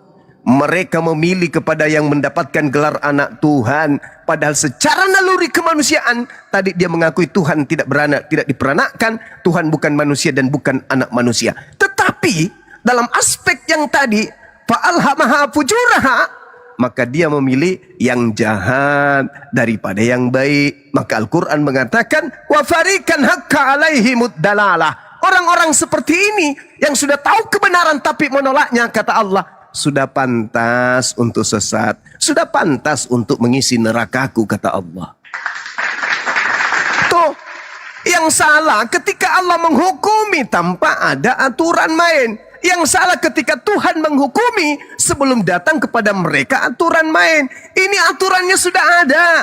Aturan yang sudah datang, dibawa oleh Nabi Musa, diajarkan oleh Nabi Isa, bahkan terjemahan-terjemahan ada pada diri mereka. Apakah mereka beriman? Tidak. Maka Al-Quran mengatakan fariqan haqqa alaihimud dalalah. Mereka memang sudah pantas untuk ke neraka jahanam. Maka Al-Quran mengatakan innal ladzina kafaru min ahlil kitabi wal musyrikina fi nari jahannam khalidina fiha. Kenapa bisa demikian? Ya, ulaika hum syarrul bariyah, karena mereka adalah seburuk-buruknya makhluk. Kalau ditanya kepada monyet, monyet, Tuhan menginginkan kamu itu untuk beribadah sujud. Monyet tidak menerima. Kenapa? Monyet tak berakal. Tapi kalau mereka ini, manusia makhluk yang pura-pura jadi manusia, lu diminta untuk sujud beribadah kepada pencipta langit dan bumi. Mendengar enggak? Mendengar. Tahu enggak kalau Yesus itu pernah sujud dalam beribadah? Tahu. Tahu enggak kalau Abraham, Ishak, Yakub itu sujud dalam beribadah? Tahu. Terus kenapa mereka tidak mau sujud? Ya itu tadi. Karena lebih cinta kepada syahwat. Fa'alhamaha fujuraha. Dia jatuh ke situ, bukan jatuh kepada ketakwaan. Maka sekali lagi Al-Quran mengatakan, jangan menyalahkan aku. Aku sudah menorehkan, wa qulil haqqu min rabbikum. Kebenaran semuanya sudah berikan ke atas muka bumi ini. Wa fariqan haqqa alaihimud dalalah. Tapi sebagian dari mereka kemudian memang pantas untuk sesat, memang pantas untuk neraka. Padahal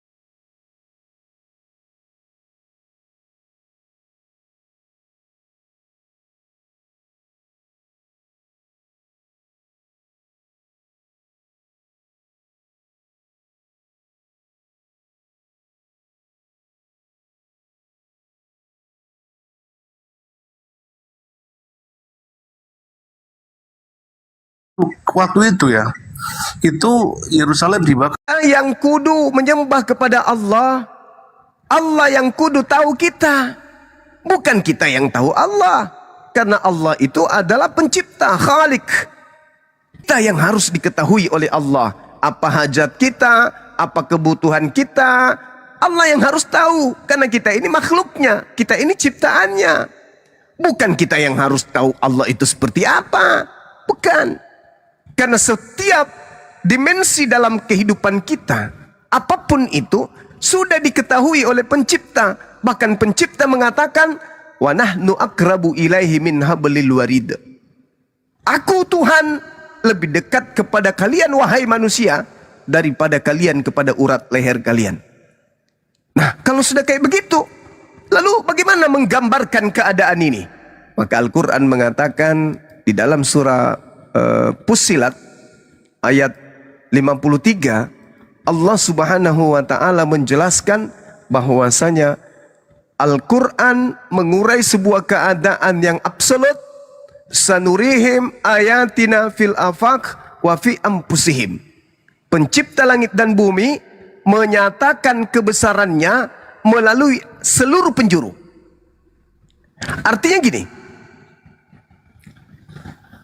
ketika ada jejak binatang memberikan pesan kepada orang yang berakal bahwa binatang itu ada. Kenapa? Buktinya jejaknya ada. Bukti bahwa binatang itu ada. Salah tidak kalau orang itu mengatakan, ah binatang itu nggak ada, karena dia tidak melihatnya. Tapi jejaknya ada. Maka orang yang mengatakan itu salah, itu adalah orang yang tidak menggunakan akal sehat. Jejak binatang ada, bukti bahwa binatang itu ada meskipun kita tidak melihat binatangnya. Bagaimana dengan proses pencipta langit dan bumi ini? Ketika Allah mengatakan sanurihim ayatina fil afaq, aku kemudian memperlihatkan tanda-tanda kalau aku itu ada. Dengan cara apa? Alam semesta ini. Tengok bagaimana langit ditinggikan. Siapa yang membuat itu? Negara mana yang telah membuat ini langit? Siapa yang menurunkan hujan? Bencana baru-baru ini siapa yang mengadakan? Tuhan mengatakan, aku memberikan jejak-jejak keberadaanku. Itu. Adanya hujan, adanya siang, adanya sungai, adanya gunung, adanya laut. Wa fi anfusihim, bahkan adanya dirimu, bukti bahwa adanya aku. Sekarang kita lihat, ada orang masuk ke rumah sakit. Ketika dia masuk ke rumah sakit, diperiksa dengan komputer. Setelah keluar kemudian komputer mengatakan bahwa usus Anda itu di dalamnya ada garpu 2 nyangkut. Dia nggak sadar, ternyata di dalam ususnya itu sudah bertumbuh kanker atau tumor ganas. Selama ini produksi yang ada dalam perutnya, dia nggak tahu menahu tentang itu. Lalu yang tahu siapa? Itulah Allah. Wa fi anfusihim. Bahkan kita tidak tahu 3 senti dari bibir, dari cincin anus kita itu kita nggak tahu bagaimana model usus kita. Bagaimana usus di dalam, bagaimana limpa kita di dalam, bagaimana empedu yang kita ada di dalam. Kita tahu nggak itu semua? Tidak. Lalu yang mengurusi itu, itulah Allah. Maka Allah mengatakan, wa fi anfusihim, aku memberikan kemudian tanda-tanda keberadaanku pada diri lo. Jadi lo mengenal diri lo tahu aku itu siapa. Jadi adalah hal bodoh ketika mau mencari Tuhan. Mana Tuhan itu mana? Emang lu pikir Tuhan itu makhluk? Segala sesuatu di bumi ini yang bisa kita lihat, yang bisa kita raba, itu bukan Khalik. Itu ciptaan sang Khalik. Itu makhluk. Jadi bagaimana mungkin sesuatu itu bisa kita lihat kalau dia itu adalah Khalik? Itu nggak mungkin. Nah, ada hal di dalam kitabnya saudara kita Yahudi yang mengatakan begini, di dalam Yesaya 29. Saya menarik membaca dalil itu. Kenapa? Karena dikatakan bahwa celakalah orang yang apa itu istilahnya, yang menyembunyikan kemudian kebenaran rancangan-rancangan Tuhan. Saya bacakan gini. Celakalah orang yang menyembunyikan dalam-dalam rancangannya terhadap Tuhan. Yang pekerjaannya terjadi dalam gelap sambil berkata, siapakah yang melihat kita? Dan siapakah yang mengenal kita? Dia menganggap bahwa ada Tuhan yang melihatnya, sehingga dia melakukan kemaksiatan pada gelap malam. Nomor 16-nya dari Yesaya 29 itu mengatakan begini. Betapa kamu memutarbalikkan segala sesuatu. Apakah tanah liat dapat dianggap sama seperti tukang periuk? Sehingga apa yang dibuat dapat berkata tentang yang membuatnya. Bukan dia yang membuat aku. Dan apa yang dibentuk berkata tentang apa yang membentuknya. Ia tidak tahu apa-apa. Nah, inilah yang terjadi. Orang-orang yang mengatakan bahwa Allah yang telah menciptakannya itu tidak ada. Allah itu tidak ada. Allah itu fiktif. Allah yang disembah umat Islam itu ya hanya ilusi, halusinasi. Inilah yang dikatakan di dalam kitab Yesaya 29 ini. Dikatakan bahwa betapa kamu memutarbalikkan segala sesuatu. Apakah tanah liat dapat dianggap sama seperti tukang periuk? Kalau bagi mereka, jawabannya sama. Ciptaan anak Maria itu mereka setarakan, sehakikatkan dengan pencipta. Jadi periuk mereka sehakikatkan dengan tukang periuk. Mereka memutarbalikkan fakta. Inilah yang dikatakan oleh Al-Quran, ulaika hum syarrul bariyah. Mereka memutarbalikkan fakta kebenaran. Mereka memutarbalikkan segala sesuatu. Tanah yang dibentuk oleh tukang periuk, mereka katakan ini adalah tukang periuk yang menjadi periuk, bereksegesis menjadi periuk. Bahkan mereka berkata, yang membentuknya, yang menciptakannya itu tidak tahu apa-apa. Gila tidak? Dia maunya Tuhan itu wujud seperti manusia. Celakanya ketika jadi manusia, manusia ini tidak tahu apa-apa, tidak bisa berbuat apa-apa dari dirinya sendiri. Sedangkan Tuhan yang maha goib, mereka ingkari disebabkan karena matanya itu tidak bisa melihat Tuhan tersebut. Nah, ini saya katakan kepada saudara bahwa dalam ajaran agama Islam, pencipta langit dan bumi itu memperlihatkan tanda-tanda kebesarannya, tanda-tanda keberadaannya di segenap penjuru dan juga pada diri kita ini. Satu, di dalam diri kita ruh. Dari sejak lahir kita bersama-sama dengan ruh.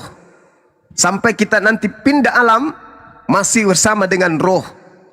Tapi apakah kita mengenal ruh kita? Tidak. Kenapa bisa? Karena Allah mengatakan, aku titipkan serpihan cahayaku. Berarti ruh yang ada pada diri manusia, serpihan cahaya, bias dari kemahakuasaan Allah. Aku titipkan cahaya kesempurnaanku yang maha hidup untuk menghidupi kalian. Di dalam Kejadian 6 nomor 3, rohku tidak selamanya akan berdiam dalam diri manusia. Berarti yang ada pada diri kita yang kita tidak kenal ini, itu adalah serpihan cahaya ilahi. Kalau Anda ingin mengenal Tuhan pencipta langit dan bumi, kenali dulu rohnya. Apakah Anda sudah mengenal roh Anda? Kalau Anda sudah mengenal roh Anda, hebat. Hebat ente. Hebat ente itu. Dalam tataran Islam Anda sudah menjadi seorang waliullah. Kalau Anda sudah mengenal roh Anda. Tapi apakah betul Anda sudah mengenal roh Anda? Tidak. Dengan demikian cukuplah kaidah Islam, sanurihim ayatina fil afaq wa fi anfusihim. Aku menitipkan keberadaan kebesaranku di segala penjuru dan di dalam dirimu sendiri. Jadi tidak perlu kau cari aku karena aku sudah ada nyata. Aku nyata, nyata aku itu. Tapi kamu tertutup matamu untuk melihat itu, makanya disebut kafir.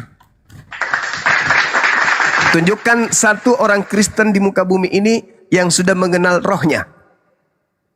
Saya mau tahu, apakah betul ada di antara mereka sudah mengenal rohnya? Busung dada, tolak pinggang, nunjuk-nunjuk sana sini. Kalian itu tidak tahu apa-apa, saya yang paling berkuasa. Giliran ditanya, emang lu udah tahu, kenal enggak dengan roh yang ada dalam dirimu lo? Yang dalam diri lo itu, kenal enggak? Enggak kan? Iya, kamu itu cuma sebongkah daging yang dikasih cahaya serpihan dari ilahi. Habis itu kau ngomong sombong. Sampai-sampai sombongmu kau tolak pencipta yang benar. Kau menyembah kepada ciptaannya. Makanya kau kekal di neraka. Tuhan menitipkan serpihan berupa cahaya. Apa itu? Roh pada diri lo. Tapi kamu mematikan cahaya itu. Tuhan menitipkan serpihan cahaya berupa akal. Tapi kau meredupkan cahaya itu sehingga kamu buta. Makhluk pun kau tuhankan. Umat Islam anteng. Mereka sadar bersama dengan Tuhannya. Kemanapun umat Islam bersama dengan Tuhannya. Kenapa? Tuhan memberikan kemudian chip di dalam diri manusia berupa akal dan roh. Jadi manusia nggak bisa lolos. Kenapa?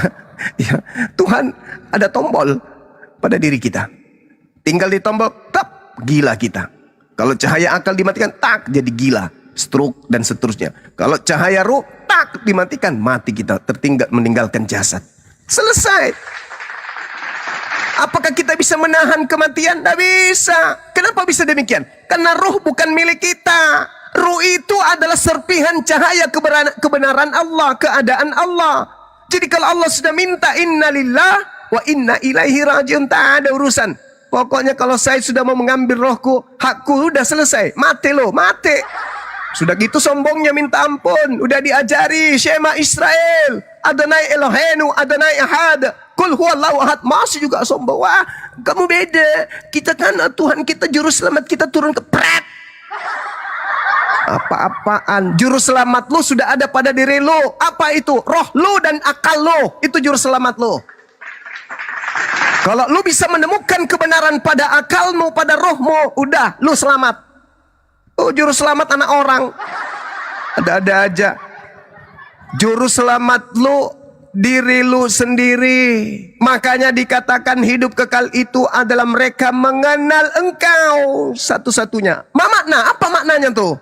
Mengenal engkau, mengenal roh yang ada pada diri lu sendiri, mengenal akal lu sebagai manusia. Makanya diperintahkan kasihilah Tuhanmu dengan akal, karena dengan akal kamu bisa mengenal Tuhan lu. Kecelo sanurihim ayatina fil afaq wa fi anfusihim. Itulah umat Islam. Kenapa mereka sujud? Karena mereka takut dengan Tuhannya. Mereka segan dengan Tuhannya. Untuk sekedar mengetahui ruh yang menempel pada jasadnya aja nggak bisa. Makanya kenapa Nabi Muhammad itu ibadahnya semalam-malaman sampai bengkak kakinya. Kenapa? Karena dia tahu ruh itu apa. Dia tahu cahaya yang ada pada dirinya itu apa. Dia bersama dengan Tuhannya. Inni ma'akum. Maka murni manusia yang berakal itu tidak hidup dengan sendirinya. Kata Yesus, dia selalu menyertai aku. Dia tidak akan membiarkan aku seorang diri. Dia menyertai aku. Begitu juga orang beriman. Dia tidak akan merasa sendiri. Dia bersama dengan Tuhannya. Maka hanya ada satu hakikat yang ditakuti oleh mereka orang beriman, yaitu Allah. Tak ada yang lain. Makanya orang Islam itu sedikit-sedikit jihad. Karena nggak pernah takut. Selain daripada Allah. Tidak ada yang ditakutinya. Bukan seperti orang pengecut. Dia melakukan dosa, orang lain yang harus jadi korban. Kenapa harus pakai perantara? Gak perlu. Lawang Tuhan sudah menitipkan nih. Kau menemukan aku gak? Ya, pelajari siapa diri lu. Dari mana lu datang? Untuk apa kamu datang? Dan mau kemana kau pergi? Disitulah aku. Cari aku di situ. Pakai kaidah ihsan. Sembahlah aku seakan-akan engkau melihat aku. Akan tetapi jika kamu sadar pada level kau tidak melihat aku, ketahuilah aku melihat engkau. Jadi buat apa kau menyembah benda? Buat apa kau menyembah makhluk? Buat apa kau menyembah ciptaanku? Dengan embel-embel dia sakti, berjalan di atas air, dia terbang kayak popok. Ngapain? Semua itu kecil. Aku menitipkan kemahabesaranku pada dirimu. Masa itu nggak cukup? Hah? Masa itu nggak cukup? Udah pantas kamu itu menemukan aku. Aku udah sampaikan roh dan akal dalam diri lo. Masa nggak cukup untuk sampai kepadaku? Ya udahlah kalau gitu, ku cabut aja sekalian. Farikan hakka alaihimud dalalah. Maka pantas mereka kemudian sesat. Udah pantas. Mereka mematikan dua unsur cahaya yang ada pada diri mereka sendiri. Maka kubuatlah dia gelap. Dia nggak bisa membedakan mana terang, mana gelap, mana siang, mana malam, mana Tuhan, mana hantu. Buta, sumbung, bukmun, umyum, fahum, la yarjun. Kenapa? Aku cabut hidayah itu disebabkan karena dia melumuri dengan lumut yang begitu tebal antara aku dengan dirinya. Dia ingkar kepada aku. Udah, selesai. Nah, inilah yang saya katakan bahwa umat Islam bersaksi tiada Tuhan selain Allah. Kenapa? Karena pada diri umat Islam itu, kalau bahasa tasawuf, saya cuma nggak bisa mengucapkan di sini. Nanti banyak orang yang menyembah Bang Zuma nanti. Ya, Tuhan, umat Islam itu tidak perlu mencari Tuhan. Kenapa? Karena Tuhan itu meliputi segala unsur. Tuhan itu memperlihatkan keberadaannya, kebesarannya di segenap penjuru. Jadi ngapain coba mencari Tuhan? Tuhan kita mana? Nggak tahu, aku juga sedih. Kenapa sedih? Mayat Tuhan kita hilang. Entah siapa yang ngambil. Parah lunro. Tuhan kok punya mayat? Jadi gitu, Bang Baal. Ketika kita berbicara mengenai konsep Tuhan, sikit-sikit kita masuk kepada ilmu makrifat, tasawuf. Lanjut. Oke, luar biasa ya Bang Juma ini, ketika tanya langsung ngegas. Langsung tanya, langsung gas, jawab. Ten kalau ditanya muter, pada mulanya. Akhirnya tersesat dia, pada mulanya terus. Nah gini tadi saya pada mulanya adalah akal, pada akhirnya akal-akalan, ya gitu. Betul, akhirnya tersesat kan gitu ya Allah. Jadi apa yang disampaikan oleh Bang Juma begitu ya, luar biasa ya. Jadi mengenal keberadaan Tuhan itu dengan pertama harus melihat segala ciptaan Tuhan ya. Kita bisa bayangkan ya, dengan membayangkan saja ciptaan Tuhan kita tidak mampu gitu ya. Apalagi kita membayangkan wujud Tuhan. Jadi seperti itu ya. Lalu Tuhan ini adalah yang memenuhi semua kebutuhan kita, manusia ini adalah Tuhan. Maka sepantasnya secara umum bahwa manusia ini memang tempat bergantungnya kepada Tuhan gitu kan. Yang jadi masalah ini kalau manusia ini adalah makhluk yang bergantung kepada Tuhan yang memenuhi kebutuhan manusia. Ini di sebelah ini ada Tuhan yang digantung manusia, kan dia nggak betul menurut saya kan. Satu lagi, tolong penjelasan dari kaidah Islam ya Bang Juma. Kan ada narasi yang mereka bangun bahwa Tuhan ini harus berwujud. Ini kan pagan sebenarnya. Mereka tahu ini pagan, tapi ya mereka udah didoktrin bahwa melihat aku sama dengan melihat Bapa gitu kan. Mereka menasib begitu. Seperti itu adalah wujud Bapa adalah dia itu sendiri. Warahmatullahi wabarakatuh. Bunda. Waalaikumsalam. Waalaikumsalam warahmatullahi wabarakatuh. Waalaikumsalam warahmatullahi wabarakatuh. Lanjut, saya makan dulu ya Bang Zuma. Lanjut. Silakan. Jadi ada nunggu nih sekarang ini. Jadi agak-agak ini dikit santai. Oke, kita lanjut ya sedikit ya. Jadi mereka ini menafsirkan bahwa melihat aku sama dengan melihat Bapa katanya. Padahal sesuatu, kalau menurut ini kajian apa yang disampaikan oleh para nabi atau utusan Tuhan, bahwa Tuhan ini seperti di 2 Samuel 7:22 dikatakan Tuhan Allah ini tidak ada yang seperti engkau gitu bilang, tidak ada yang sama seperti Tuhan ini. Jadi apapun tidak akan sama. Makanya saya bilang kalau mereka menggunakan melihat aku sama dengan melihat Bapa, apakah ketika manusia itu melihat cahaya matahari, apakah dia melihat matahari? Tentunya kan tidak.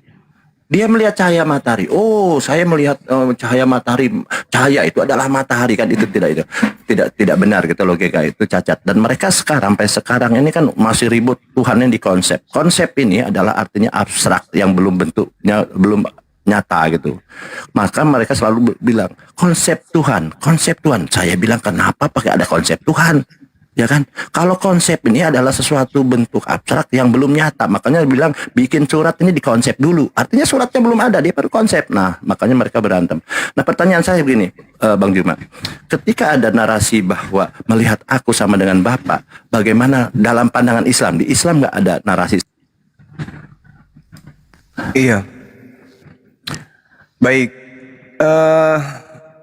Jadi ketika dikatakan melihat aku sama dengan melihat Bapa, ini lagi-lagi kalau dalam ilmu sufisme itu banyak kalimat-kalimat seperti itu.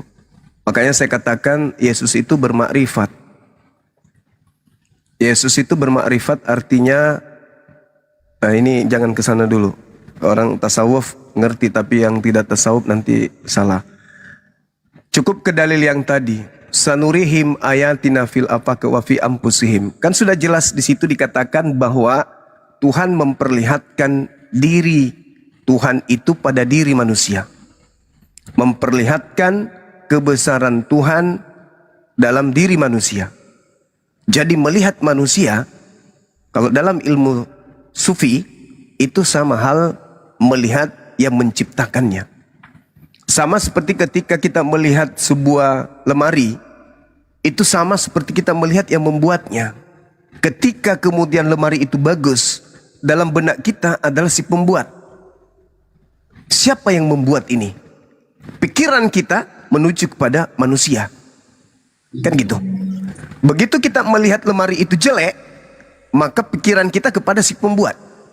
Ketika kita melihat manusia begitu sempurna, dicipta dalam bentuk fi aksari takwim, dalam bentuk yang sempurna, maka itu sama halnya kita melihat yang menciptakannya itu begitu sempurna.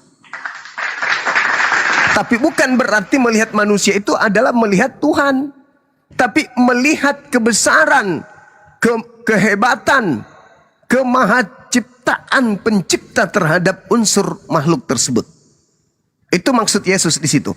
Melihat aku sama melihat Bapa, artinya ketika orang-orang itu beriman kepada penciptanya, dia tunduk kepada penciptanya, maka runutan langkah detik ke menit, menit ke jam-jam ke hari, minggu, bulan dan seterusnya itu berkesesuaian dengan ritme perintah, ritme larangan. Maka melihat dia sama seperti melihat apa yang diinginkan oleh Tuhan, yaitu memteori praktekkan keinginan Tuhan. Maka melihat aku sama dengan melihat Tuhan. Itu maksud ungkapan Yesus itu. Bukan berarti aku Tuhan. Bukan. Bukan berarti aku Tuhan. Nah, itu yang dimaksud di sana. Sama seperti dalam Al-Quran. Sanurihim ayatina fil afaqi wa fi anfusihim. Melihat diri lo itu sama halnya melihat kebesaranku. Menyadari diri lo sama halnya kau menyadari kebesaranku. Itu maksudnya. Karena kita tidak bisa menggambarkan makhluk dengan sang Khalik, Khalik dengan gambaran makhluk. Itu nggak bisa. Seperti itu, Bang. Biasa. Mungkin yang lain, Bang Dewa atau Bang yang lain, silahkan. Nanti dikira nanti saya di-kick lah sama host Dewa, nanya terus. Silakan.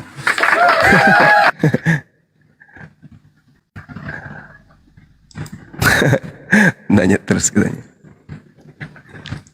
Jadi gini, ada pernyataan teman-teman kita yang saya membaca bahwa di Islam itu tak ada ilmu tasawuf. Sama ketika saya berkata, kata tauhid juga itu tak ada di Islam.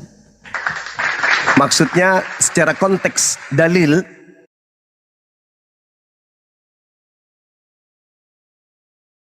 di dalam Al-Quran mengatakan, saudara mengatakan, jangan terlalu besar-besarkan tasawuf itu karena di Islam itu tak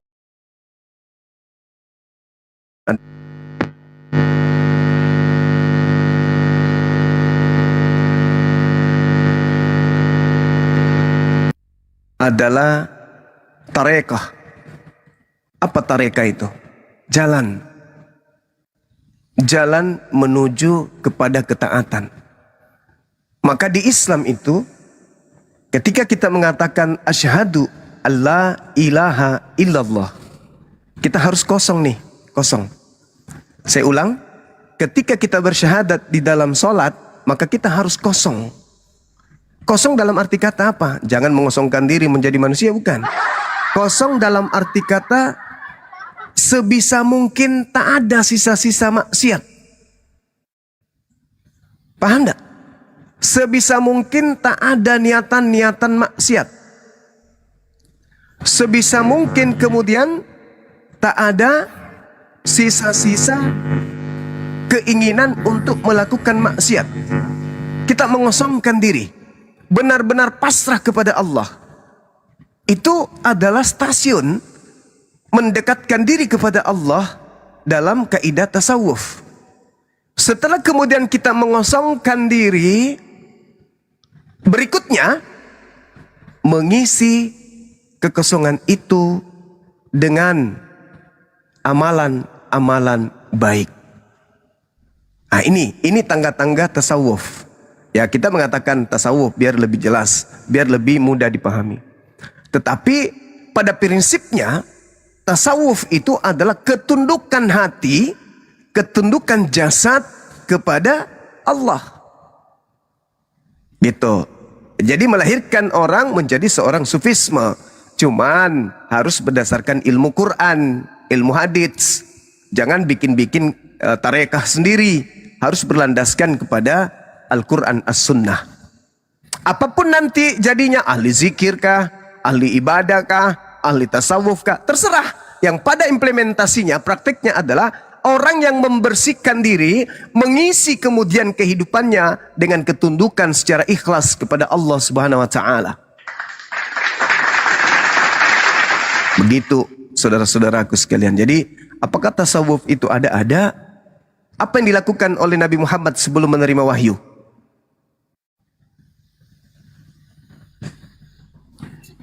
Apa itu bertahalus? Nah, itulah tangga-tangga tasawuf.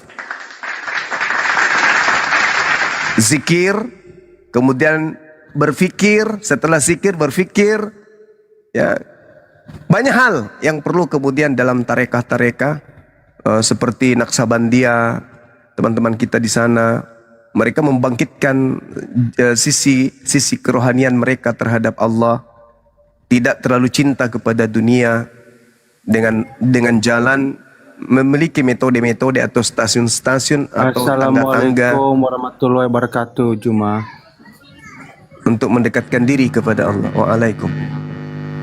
Begitu teman-teman sekalian.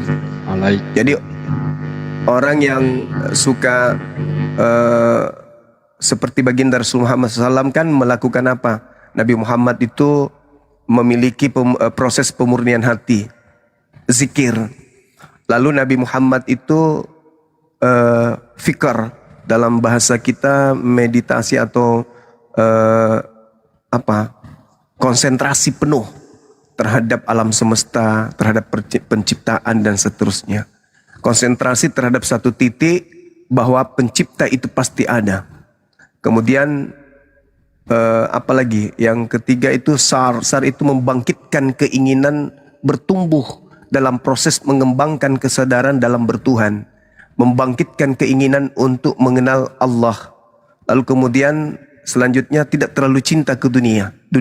Ju' artinya ju' itu merasa lapar, selalu ingin menerima ilmu, selalu melibatkan hasrat keinginannya untuk memperdalam ilmu.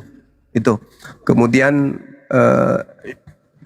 sum itu menikmati keheningan. Dia suka kesendirian, berfikir, menelaah ilmu yang sudah didapatkan dari tangga-tangga tadi, kemudian mengalihkan diri kepada hal-hal yang sifatnya akhirat dari godaan-godaan duniawi atau yang datang dari eksternal dari dirinya yang membuat dia jauh daripada Allah.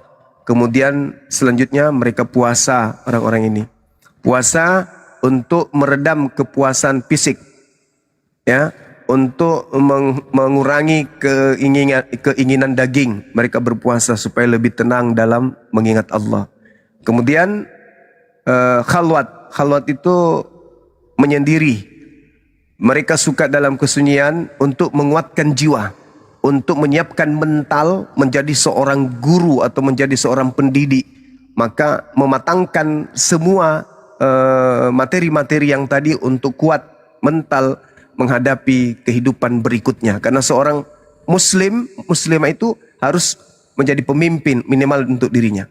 Kemudian yang terakhir itu biasanya mereka, teman-teman kita yang praktisi sufisme itu pada level terakhir itu melayani, artinya berkhidmat. Mereka setelah merasa dekat kepada Allah, berzikir kepada Allah, dan tak ada lagi rasa muncul iri, dengki, hasad, kemudian sifat-sifat tercela, merasa mereka insya Allah bisa mereka kekang. Biasanya mereka itu sedikit-sedikit melayani. Mereka mengajarkan orang, mereka membimbing manusia kepada jalan Tuhan. Jadi orang-orang yang sufisme itu menumbuh kembangkan kebesaran Allah pada dirinya dan mengecilkan kecintaannya terhadap duniawi. Itu seperti itu. Jadi bukan tak ada. Islam itu justru itu. Cuman kita menamainya tasawuf. Hanya saja dalam tasawuf itu juga belajar ilmu kalam. Dalam berkalam tentang Allah, segala sesuatunya kita pikirkan sampai ke akar-akarnya. Itu juga harus berlandaskan pada Quran. Bukan asal-asal. Itu teman-teman sekalian. Jadi kalau kita berzikir, beristighfar itu sebenarnya kita sudah tasawuf itu.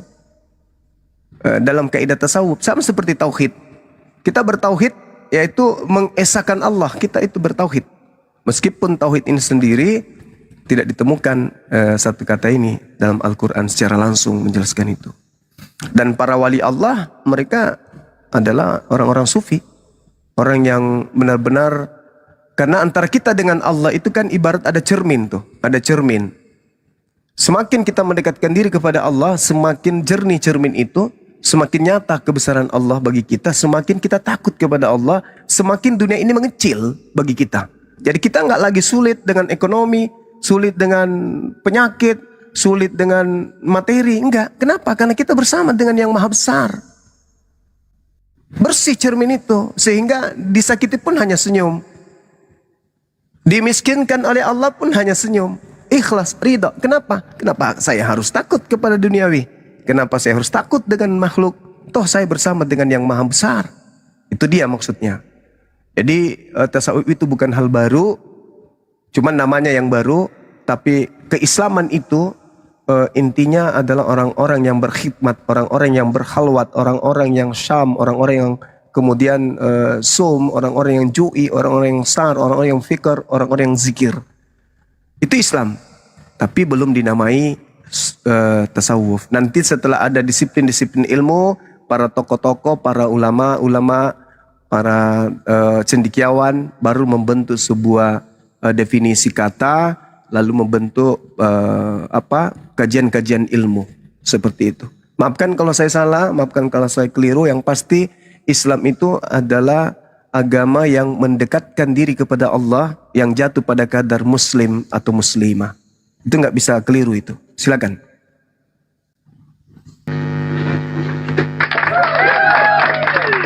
Sebelum saya mute lama, ini saya ada tugas ini biar tugas untuk menindakbukukan anak istri ya, jalan-jalan lah sedikitnya. Gini Ustadz, ini Bang Juma yang sangat besar, kali Gurunda yang sangat besar, dikatakan gini, ada yang WA ke saya, DM ke saya katanya, secara ini ya, secara fenomena yang terjadi di TikTok ini, apa mungkin dari Zoom, dari stream ya, ini mereka mengakui, baik pendeta, jemaat minggu, apapun semua mengakui, termasuk bom edis gitu kan, pendeta Suri Lubis dan semua itu mengakui bahwa Bang Juma ini smart, cerdas gitu. Bahkan Bang Juma ini pernah menantang untuk debat semua pendeta di Indonesia ini dengan cara menutup mata tanpa media semuanya, laptop, handphone dan lain-lain gitu ya. Artinya memang percaya diri dan memang itu diakui gitu, diakui tentang keilmuannya Bang Juma. Tetapi kita juga harus jujur di sisi lain bahwa Bang Juma ini diakui sebagai yang paham Bible, paham apapun ya tentang konsep ketuhanan, apapun dari situ, dia paham bagaimana, diakui oleh mereka. Tetapi kita harus jujur, objektif, ada sisi yang mereka di lain sisi bahwa Bang Juma ini katanya penghujat. Gitu ya. Maaf ini ya Bang Juma, kita harus sampaikan jujur di sini. Makanya saya perlu klarifikasi. Pertama, kenapa Bang Juma ini dianggap oleh mereka, pendeta apa bahkan jemaat minggu pun mengatakan Bang Juma hebat, cerdas, smart, handsome, kaya lagi kan seperti itu. Nah, ini tolong ditanggapi kenapa demikian sehingga mereka takut untuk berdebat dengan Bang Juma. Takut semua ini. Yakin takut. Yang naik ini ke sini kan hanya jemaat-jemaat minggu itu Bang Juma ya, kita tahu ya. Kemudian itu pertama. Yang kedua, tolong klarifikasi kenapa Bang Juma ada juga yang mengatakan penghujat. Demikian Bang Juma, saya mungkin mute dulu. Ini perlu ditanggapi. Silakan. Makasih. Baik. Kata Allah di dalam Al-Qur'anul Karim, Bismillahirrahmanirrahim. Kul in kuntum tuhibbunallah. Katakanlah kepada mereka, kata Allah, barang siapa yang ingin dicintai oleh Allah, ingin dosa-dosa yang dihapuskan, fattabi'uni, maka ikutlah denganku. Artinya kita sebagai seorang muslim Tidaklah bisa kita mencapai posisi sama seperti Nabi Muhammad, tapi minimal menjadi pengikutnya. Maka ketika kemudian Allah memerintahkan kepada Nabi Muhammad, maka setidaknya kita berbondong-bondong, berlomba-lomba mengambil bagian untuk mengikuti risalah beliau. Allah Subhanahu wa taala menjelaskan di dalam Al-Qur'an, "Qul," katakanlah wahai Nabi Muhammad, "Innama harrama rabbi fawahish ma zahara minha wa ma batan wal ithma wal baghya bighairi haqq wa an tusyriku billah ma lam yunazzil bihi sultana wa an taqulu 'alallah ma la ta'lamun." Jadi Nabi Muhammad diperintahkan berseru, dan Nabi Muhammad juga memerintahkan umatnya untuk berseru. Sesungguhnya Tuhanku hanya mengharamkan segala perbuatan keji yang nampak dan yang tak nampak atau yang tersembunyi. Tuhanku mengharamkan perbuatan dosa. Tuhanku mengharamkan perbuatan yang melampaui batas tanpa alasan yang benar. Dan Tuhanku juga mengharamkan kamu mempersekutukan Allah dengan sesuatu yang Allah tidak menurunkan bukti pembenaran untuk itu. Allah mengharamkan perbuatan menyekutukan Allah dengan sesuatu yang tidak ada bukti dari Allah untuk melakukan pembenaran terhadap sesuatu tersebut. Dan Allah pencipta langit dan bumi juga mengharamkan manusia mengatakan tentang Allah apa yang tidak diketahui oleh manusia. Lalu perintahnya, fattabi'uni, ikutlah denganku. Ya kalau Nabi Muhammad dimusuhi musuhnya wajar. Begitu juga umat Islam ketika menyuarakan untuk ikut kepada Nabi Muhammad, pola keagamaannya, pola syiarnya, pola dakwanya, pola khutbahnya, pola ceramahnya, wajar kalau ada yang membenci. Wajar kalau ada yang tidak suka, baik dari internal maupun eksternal. Itu manusiawi, karena Nabi Muhammad SAW juga mengalami hal yang sama. Begitu juga Yesus. Yesus juga mengalami hal yang sama, dimusuhi oleh orang-orang di sekitarnya, meski ada yang menerimanya. Begitu juga ketika kita menyampaikan materi-materi penyampaian kebenaran ini, pasti ada yang kepanasan, ada yang marah, ada yang iri, ada cemburu, ada yang dengki, ada yang punya niat jahat, dan seterusnya. Itu manusiawi. Tapi yang pasti kita kembali berdiri pada koridor yang sesungguhnya. Apa itu? Amar ma'ruf, nahi mungkar. Orang boleh mengatakan salah, silakan. Boleh juga mengatakan benar, silakan. Sekarang yang menjadi filter adalah akal masing-masing kita. Karena akal itu adalah benda yang Tuhan berikan, barang yang Tuhan berikan secara imaterial. Tidak terlihat, tapi ada. Artinya, dia statis dan juga bisa dinamis akal itu. Tergantung bagaimana kita menelaah kemudian materi-materi yang disajikan oleh akal, oleh orang lain, oleh objek lain yang kemudian ditelaah oleh akal. Maksudnya gimana? Maksudnya ketika ada orang menyeru kebenaran, lantas orang lain mengatakan itu penyesat, lihat siapa yang mengatakan penyesat. Kalau yang mengatakan penyesat itu penyembah-penyembah makhluk, ya udah pas lah itu.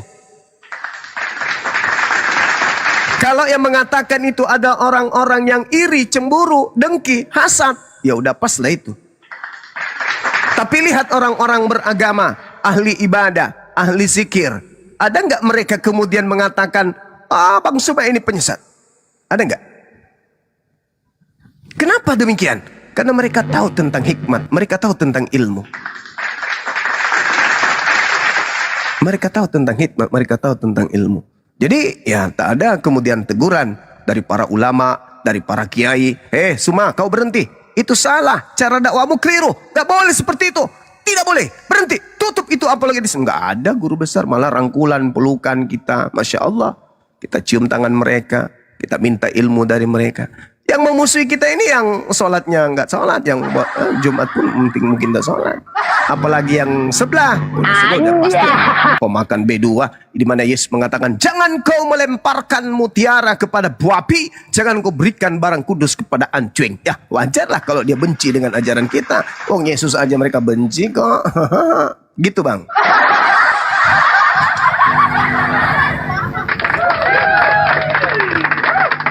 Saul, selamat pagi Saul. Selamat pagi Saul. Halo, pagi Pak. Kristen. Saya mau tanya nih sama Bang Zuma. Saya Kristen, Bang.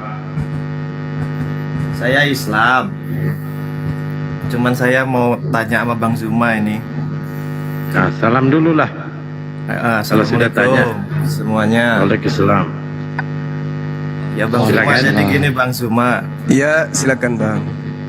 Di dalam Islam itu kan dalam bertauhid, semua yang ada, semua yang bisa dirasakan itu pasti kan ada penciptanya ya. Iya. Ya terus kalau semuanya ada, pasti ada penciptanya. Lalu siapa yang menciptakan Allah? Ini saya bukan menyebutkan Islam ya.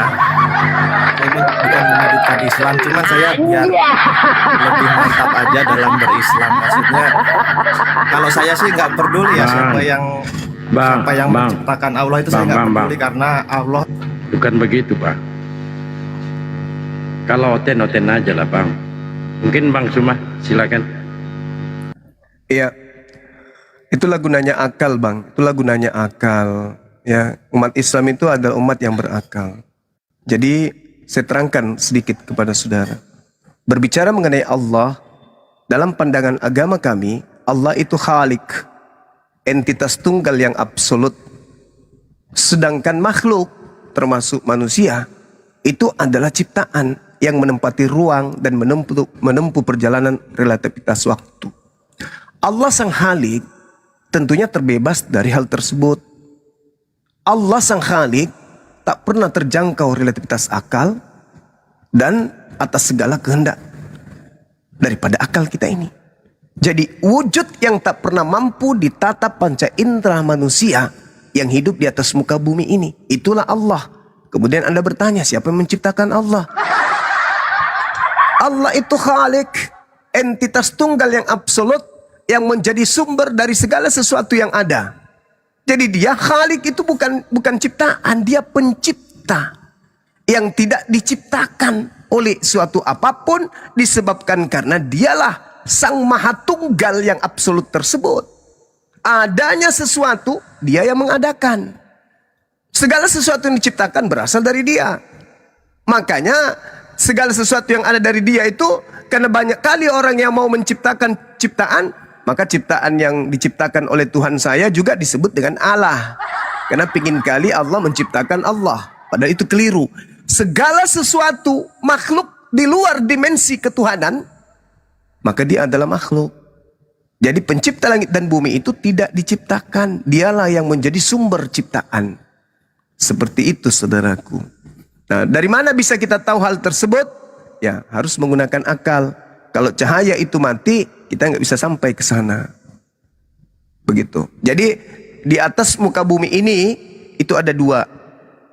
Yang pertama Khalik, yang kedua adalah makhluk. Khalik kebalikannya makhluk. Makhluk kebalikannya Khalik. Khalik pencipta, makhluk ciptaan. Kalau Anda berkata siapa yang menciptakan Allah, tidak bisa. Karena Allah itu bukan makhluk. Dialah sang Khalik yang menciptakan. Siapa yang menciptakan sang Khalik? Yang nggak ada, karena dia bukan makhluk.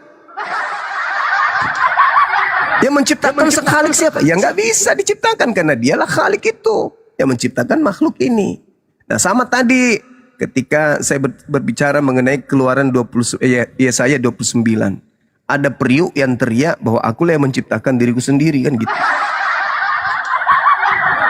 Ada periuk yang mencoba untuk bertanya, kamu kan yang membuat aku jadi periuk. Iya, lalu siapa yang membuat kamu sampai kamu itu bisa membuat aku? Nah, kan itu pertanyaan aneh, Bang, pertanyaan aneh.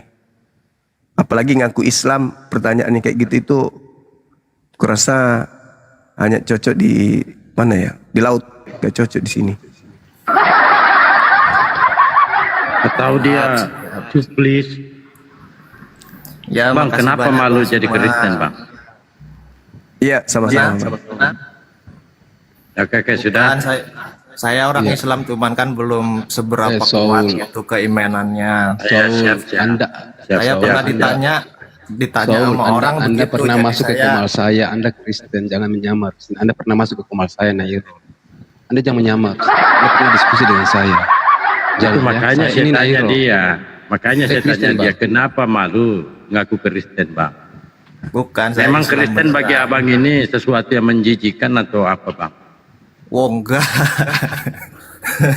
Abang Bukan, sendiri Bang, Kristen.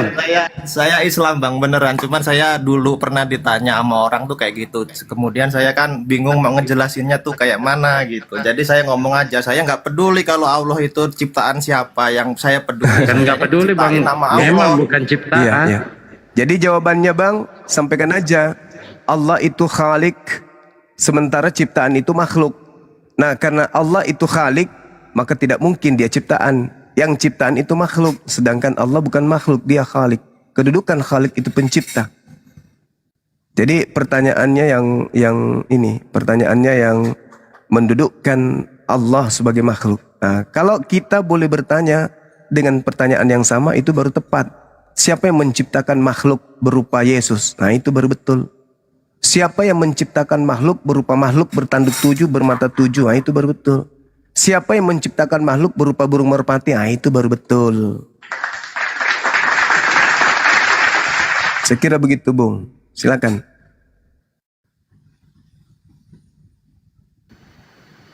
Silakan Kristen naik. Terus ada Bang Elpran. Elpran, monitor Elpran. Enggak perlu bantu apa. Saya sengaja simpan dia di situ jadi berhala. Jahat.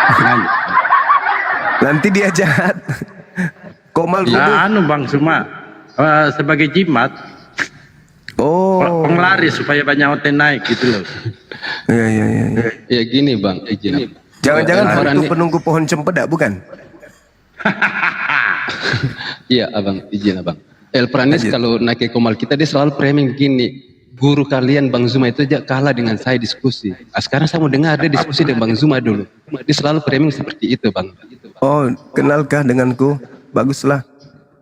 Katanya abang gurunda Bang Zuma pernah kalah dengan dia diskusi. Namanya Kristen Bang. Abang ini kayak nggak ngerti aja Kristen. Ya, silakan Elpran. Kenapa Anda diam? Dia sengaja saya jadikan berhala. Sering pernah Mungkin saya- Sariawan tahu. Sariawan kita wah. Sariawan mungkin, tapi dari lahir. Ya, sekarang Yang baru aku tidak- ketahuan kedoknya ini. Ketahuan kedoknya. Tidak, Naik ke atas Pak. komal, Gini diam. bahasanya. Dengarkan. Bahasanya itu kadang-kala bikin emosi. Jadi mending saya jadikan berhala dia. Kan ditanya nanti nggak mau menjawab. Ya gini, Dinda Zuma. Saya paling emosi dengar orang-orang begitu. Jadi kau jadi berhala aja di situ. Lama-lama kau jadi tuyul ya. Ayo teman-teman Kristen silakan naik.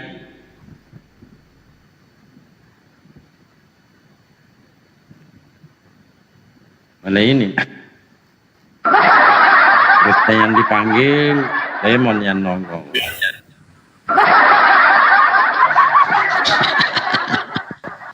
Bentar terus.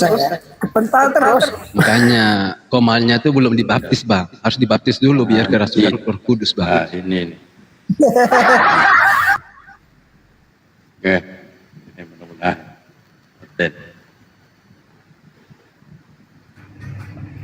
Hotelnya jangan sampai dia takut-takut Pak. Letisa, selamat siang Letisa. Assalamualaikum.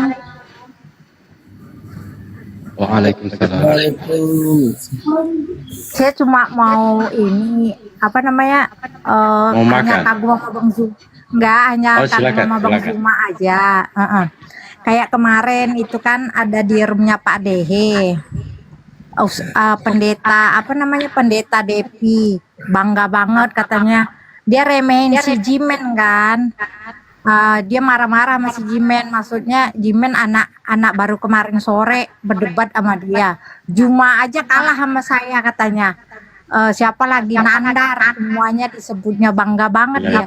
Lalu dalam hati saya, bukannya saya idola ke Bang Zuma gitu ya. Cuma kalau dilihat Bang Zuma itu belum ada yang bisa ngalahin dia, bener loh. Bang Zuma ini bener, saya ya orang idola artis apa, saya nggak pernah mengidolakan siapapun selain Rasulullah. Sekarang cuma Bang Zuma tuh, saya di usia yang 48 tahun idolanya hanya Bang Zuma. Karena memang paket si Bang Zuma. Benar. Nanti kita kirim kuaci, tenang. Satu kontainer. Enggak, kemarin kan Bang Rasid Bang Rasid kan live di Madinah kemarin tuh Bang Rasid. Tiba-tiba ada di sebelah Bang Rasid, karena Bang Rasid itu live ngomong oten kafir gitu kan. Yang di sebelah Bang Rasid langsung ngomong, dari jemaah Surabaya, kenal Bang Zuma ya gitu, kata Bang Rasid. Tahu Bang Zuma ya Bang? Iya, saya ngikutinnya di YouTube. Enggak, kata Bang Rasid. Sekarang di TikTok Bang Zuma ada. Iya, saya idola banget. Jadi Bang Zuma ini nggak ada yang nggak kenal, karena paket komplit.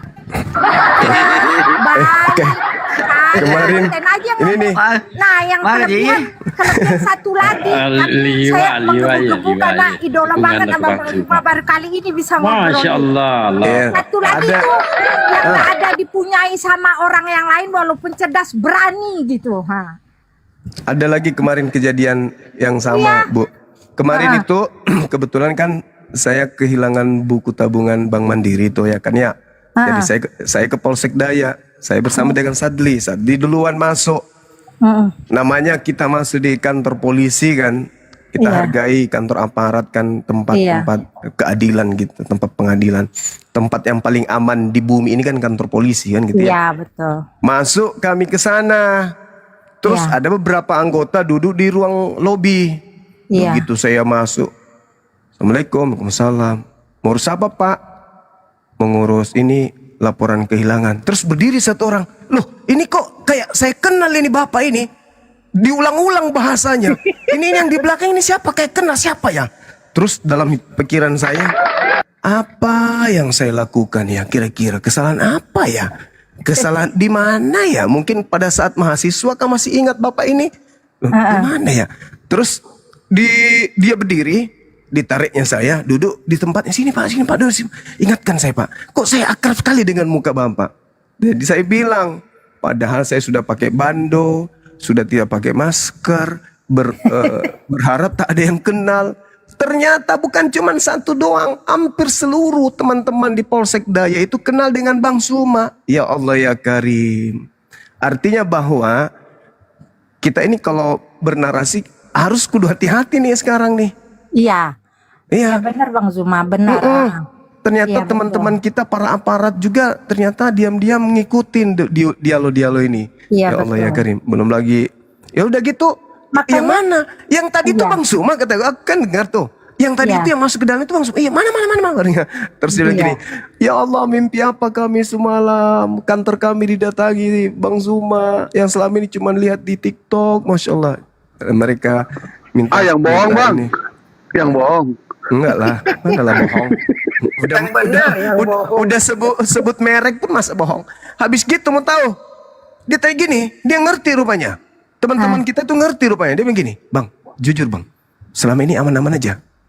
Aman Bang, aman. Cuman pernah ada 1 tahun, 2 tahun yang lalu ada kejadian. Ini Bang, ini nomor rahasia kita. Kalau ada apa-apa, tolong telepon kami ya. Kami siap pembackup. Allah, keren kali.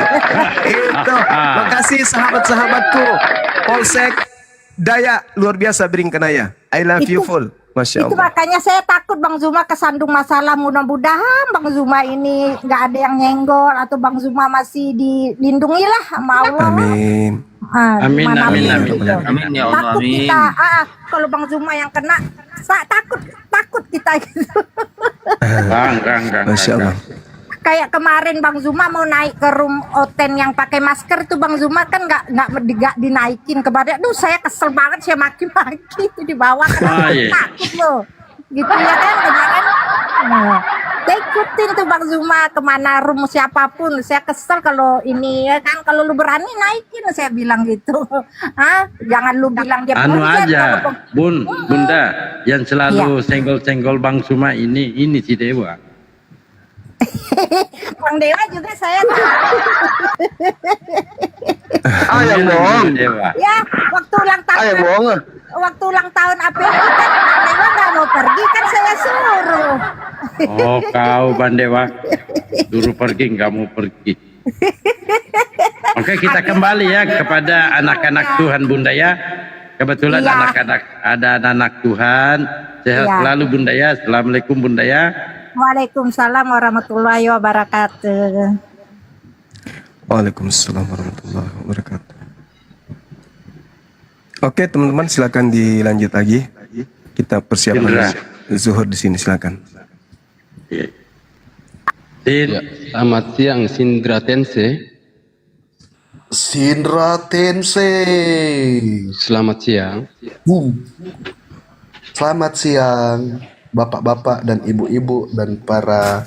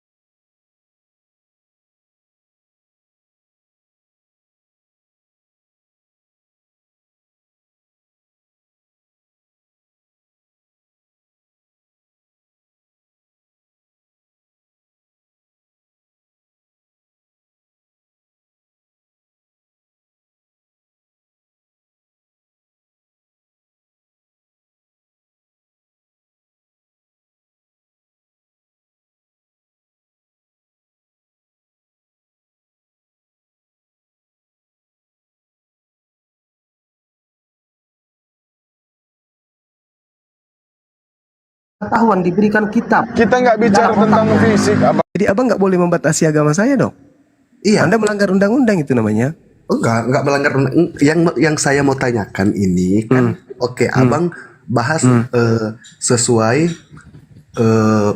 apa namanya agama. Gurunda, izin Gurunda ini agamanya apa sih? Kenapa? Abang agamanya apa? Saya kalau mau bilang agama, aku nggak beragama, tetapi saya mengimani Yesus. Ngapain?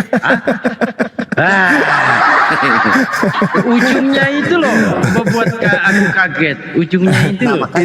Itu makanya itu makanya Islam ini harus bersuara karena munculnya para penyesat di tengah-tengah kami yang mengajak kami menyembah kepada makhluk kuburan.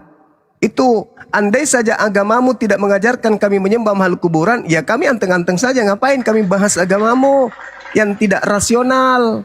Kami membahas agamamu itu karena Al-Quran yang mengangkat. Kemudian cerita yang ada bahwa orang-orang kafir itu tipikalnya, karakternya, ciri-cirinya, sifatnya itu seperti ini. Begitu kawan, karena agama Anda diajarkan untuk menghalalkan segala cara untuk mengajak manusia menyembah kepada makhluk kuburan, maka Islam datang menegakkan yang ma'ruf dan menghalau yang mungkar. Jadi nggak bisa Anda membatasi itu, nggak bisa. Karena agama Anda itu misinya apa? Mengkristenkan seluruh bumi. Pergilah ke seluruh dunia, jadikan seluruh bangsa menjadi murid. Kayak enak aja, emang lu siapa? Jelaskan dulu lu siapa, ini yang keluar dari kubur lu siapa emang? Itu saudaraku. Jadi apa yang kami lakukan ini adalah hal yang diatur dalam undang-undang bernegara. Setiap pemeluk berhak menyampaikan pendapat agamanya. Setiap pemeluk berhak melaksanakan segala sesuatu yang menitas agamanya. Tidak boleh dibatasin. Agama saya menyeru, ud'u ila sabili rabbika bil hikmah. Serulah manusia. Ente kan manusia. Jadi saya seru. Kemudian di agama Anda juga dibebaskan oleh negara. Apa itu? Bebas kemudian mengajarkan agama Kristen, mengajak orang lain untuk menyembah kepada makhluk yang keluar dari kubur pada hari ketiga. Sama-sama kita. Agama Anda punya misi, kami juga punya misi. Sekarang silakan orang-orang di sini yang memilih mana yang masuk akal, mana yang tidak masuk akal. Kan begitu. Jangan Anda membatasi agama orang sementara Anda melakukan aksi-aksi pemurtadan dengan berbagai macam cara, dengan menghalalkan segala macam cara. Gitu Bang. Anjing. Om, silakan Om.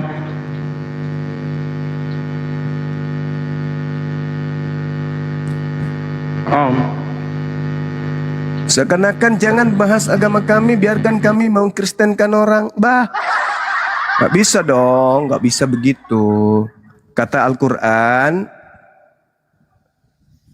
Pakatilu aulia asyaitan, perangilah saudara-saudaranya setan. Nah gitu, itu perintah dalam Al-Quran. Mas Anda mau batasi kami perang saudara setan? Nggak bisa dong.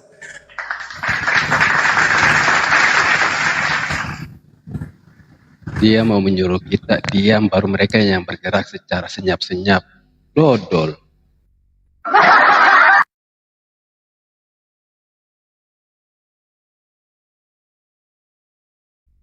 Oten kalau naik, kalau bisa pegangan yang kuat ya. Pegangan yang kuat. Nanti jatuh, hati-hati. Ya, Sindra Tense, kenapa dia membisu? Buka mute-nya. Sindra Tense. Siapa dulu yang satu? Free 72 monitor. Lah, aku nggak malu jadi ngaku Kristen. Aku Kristen. Bang, sabar dulu, saya sapa tamu dulu di samping abang ya. Jangan marah-marah lah Pak, nggak boleh loh Pak. Free 72 monitor. Free. Netizen siapa yang malu jadi Kristen? Aku Kristen. Ya jangan marah-marah lah Bang, nggak boleh lo marah-marah Pak. Tadi Anda mengatakan tidak punya agama, hanya Ya, mengimani Kristen kan Kristus. Ini menurut aku agama Kristen itu bukan agama. Wah, lu apa tuh, Yud? iya. Nggak apa-apa itu ya. Kalau Kristen bukan agama itu lalu apa Bang? Ya Kristen itu pengikut Kristus. Oh. Ya, terserah Abang lah. Nah Kristen itu Pak suka-suka dia. Kira-kira tanggapan Abang yang disampaikan oleh Bang Suma apa yang Abang bisa tanggapi di situ? Gini, kenapa aku nggak berkonsep di agama, tetapi aku mengimani Kristus, mengimani Yesus, karena ini menurut pendapat aku ya, karena aku lihat agama-agama di muka bumi ini itu membawa perpecahan, bukan malah membawa kedamaian. Betul. Kayak Kristen Bang, membawa perpecahan kayak Kristen. Ya, Kristen, jangankan Kristen, Islam pun juga. Enggak ada. Kalau boleh Bang pakai dalil. Nah, ini saja secara tidak langsung kalian sudah pakai dalil Bang. perpecahan. Iya makanya Bang jangan suka mencopet. Kalau Tuhanmu dewa aja kau pakai.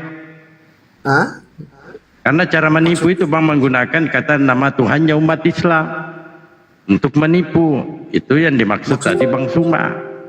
Nah sekarang Abang ini ketika mengatakan agama itu membawa perpecahan, betul, khususnya Kristen Bang.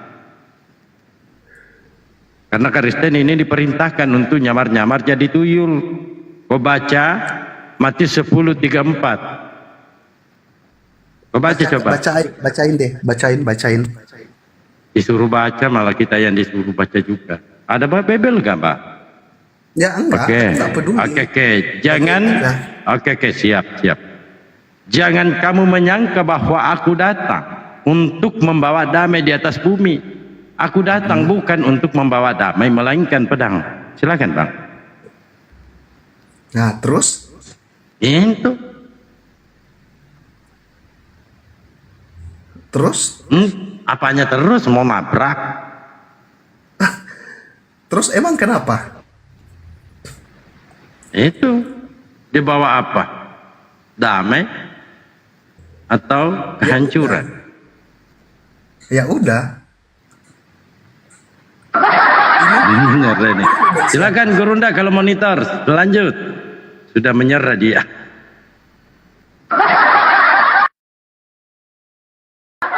Terus.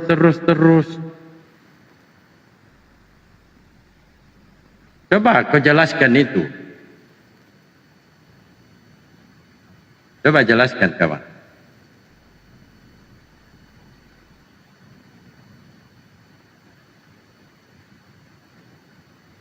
Hei,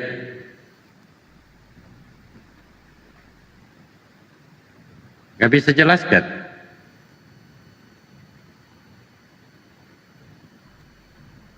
Hei,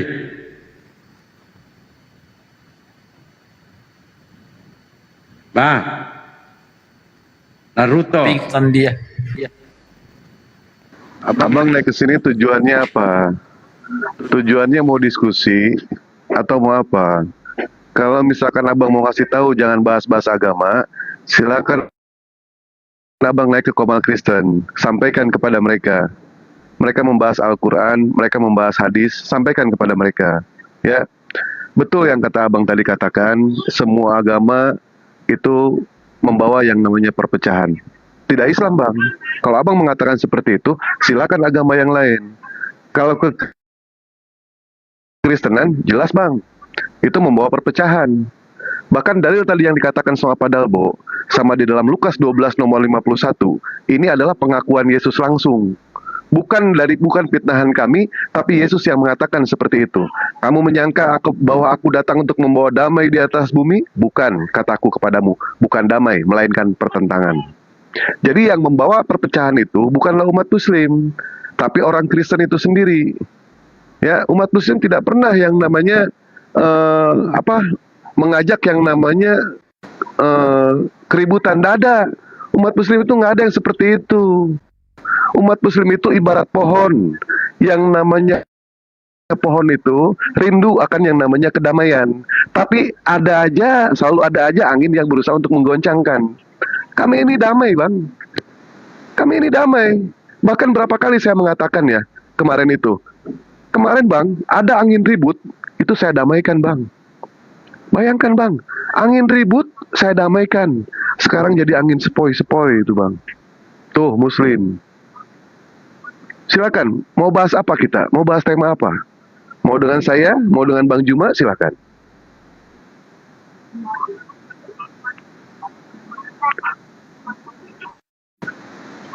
Dewa pikir yang naik ke sini suhu ini.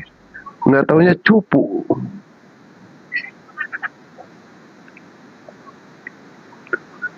Ya, Pak Kasturi. Bang Kasturi.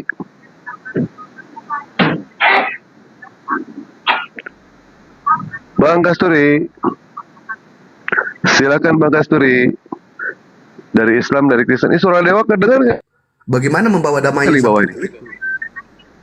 sedangkan gereja-gereja ditutup, dibakar, orang beribadah dilarang, apanya yang damai? Bukan damai itu Bang. Itu malah membawa perpecahan, itu hidup bernegara. Baik, pada saat mendirikan yang namanya gereja, ada tidak aturannya itu Bang? Bukankah pemerintah sudah memberikan aturan Bang? Aturannya itu seperti ini loh. Aturannya itu seperti ini. Bang, tetapi orang-orang Kristen itu tidak mentaati yang namanya aturan. Ada yang namanya SKB 2 Menteri.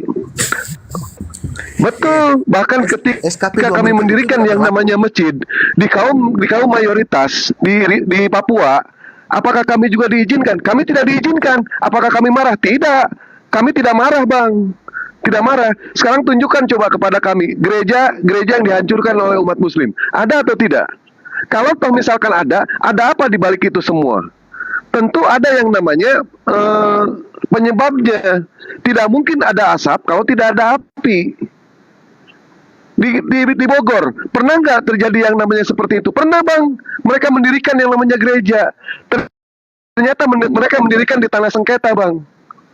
Makanya kami itu dihancurkan. Betul memang. Coba tunjukkan, ada nggak yang mengganggu? Bahkan di Bogor juga banyak Bang gereja-gereja Bang bertebaran. Kami mengganggu tidak? Kenapa? Karena mereka sesuai dengan aturan. Kan Kristen itu tidak punya aturan Bang. Mereka pengennya itu melabrak. Aturan-aturan pemerintah ditabrak semua sama mereka. Bang Dewa, dengar ya Bang Dewa. Apa coba aturan yang dalam Kristen apa? Saya pengen nanya. Papua itu muncul karena kenapa?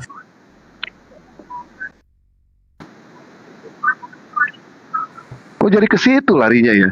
Terjadi larangan-larangan. Ini orang gimana sih ini? Bang Dewa, ikutan sedikit Bang Dewa, ikutan sedikit. Iya, iya Bunda. Yang paling senang tuh kita di sini. Saya kan dianggap mereka tuh tinggal di negara kafir. Padahal ini kan negara liberal. Nggak perlu nutup gereja. Gereja udah tutup sendiri. Dengan sendirinya nutup diri dia sendiri. Itu coba hebat nggak? Di negara yang mayoritas katanya Kristen. Tapi kita nggak perlu sibuk-sibuk mau nutupin mereka. Nutup diri sendiri. Habis tuh Kristen. Oh, happy nggak? Happy begitu. Orang Kristennya sendiri happy. Karena apa? Nggak perlu bayar lagi persepuluhan. Nggak perlu bayar lagi sumbangan yang memperkaya. Bohong. Mulut. Oke, bohong. Kau datang ke sini. Temuin saya. Saya Mulut bawa busuk, satu-satu bohong. persatu. Itu contohnya tuh gereja kita Indonesia. Listen. Masjid di LA sini, masjid namanya Masjid Thohir kau buka. Dari mana asalnya? Dari gereja, dibeli sama kita. 2 juta US dollar. Terus. Itu di Washington DC. Belum yang lain. Kau kemana sih mainnya? Makanya keluar, buka, baca. Jangan cuma ribut aja. Kalau Indonesia tuh racist ya, nginiin orang Kristen, sudah habis kalian itu dari zaman Belanda dulu. Itu peninggalan Belanda tuh gereja segede-gede Haram Jadah tuh di samping Istiqlal tuh. Pernah ke Jakarta nggak kau? Kalau kau pernah ke Jakarta kau tahu. Di situ gereja katedral segede-gede itu apa hancur? Malah kalau Natalan minjem parkiran Istiqlal. Begitupun sebaliknya. Kau aja manusia yang nggak tahu diri. Kurang aja apa yang sudah dikasih pemerintah, kurang aja. Lanjut Bang Dewa. Ya, maksudnya hancur atas alasan apa mau hancur? Iya. Bukan, Kan kau mereka bilang kan orang berusaha Islam hancurin gereja. untuk mendirikan yang namanya gereja baru. Sementara banyak gereja yang dijual. Kenapa sih harus mendirikan gereja? Gereja yang ada saja mereka jual. Tidak menutup kemungkinan setelah nanti mereka mendirikan yang namanya gereja, gereja dijual. Betul. Pikirkan yang dijual. Jangan mendirikan yang baru. Yang dijual pikirin. Dengar, Bang Dewa. Gimana ini? Mau dijual atau enggak, itu urusan mereka. Ya tapi jangan pakai kata-kata orang Islam ngancurin. Naikin yang lain aja padahal, Bu. Ibadah segala macam. Kalau pakai aturan negara Indonesia itu negara hukum, bukan negara Islam. Jadi kau nggak usah framing-framing. Framing apa? Semua aturan sama, walaupun kita mayoritas, ukuran sama. Coba kami Islam, coba tinggal tuh di Burma situ kau lihat bagaimana kejamnya itu beragama lain atau di negara-negara Kristen lain. Ada penyamarataan, ada duduk di pemerintahan seperti di Indonesia. Hari libur kalian kurang puas. Berapa hari libur? Kita di sini Idul Adha, Idul Fitri aja. Kalau enggak karena mayornya atau gubernurnya Islam, enggak bakal ada. Nih saya 25 tahun di sini. Kalau libur tuh ngambil cuti sendiri. Coba, di mana keadilan? Apa kita protes? Ya enggak lah. Nikmatin aja. Lah ini kalian segala libur ini, libur pasca, libur ini, libur masih aja kurang puas. Emang oten nih ya. Duh, ampun deh. Lanjut deh.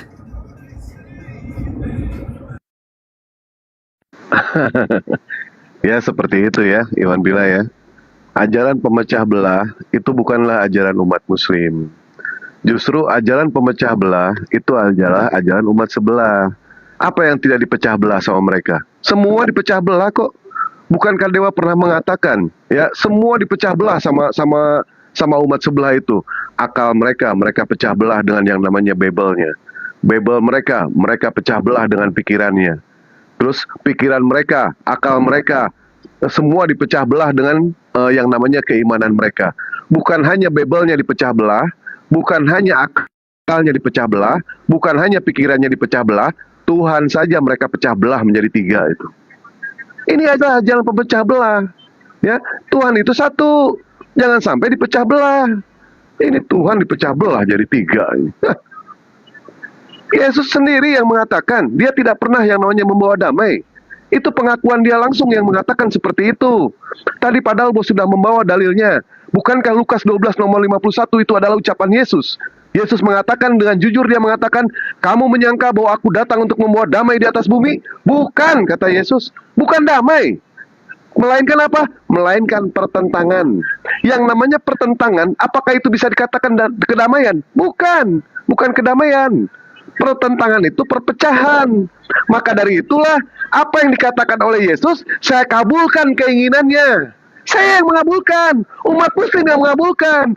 Karena Yesus sendiri mengatakan, aku datang membawa pertentangan, saya kabulkan bahwa Yesus itu datang membawa pertentangan, saya tentangkan itu ajaran Yesus yang disampaikan oleh bapak-bapak gereja itu. Kami umat muslim yang menentangkan. Tidak ada sama sekali jalan mau pakai ayat manapun juga. Tidak ada yang namanya salah untuk yang namanya menuhankan Yesus di dalam dalil. Tidak ada. Saya jamin itu tidak ada. Bukankah kami sudah memberitahukan, ya kan?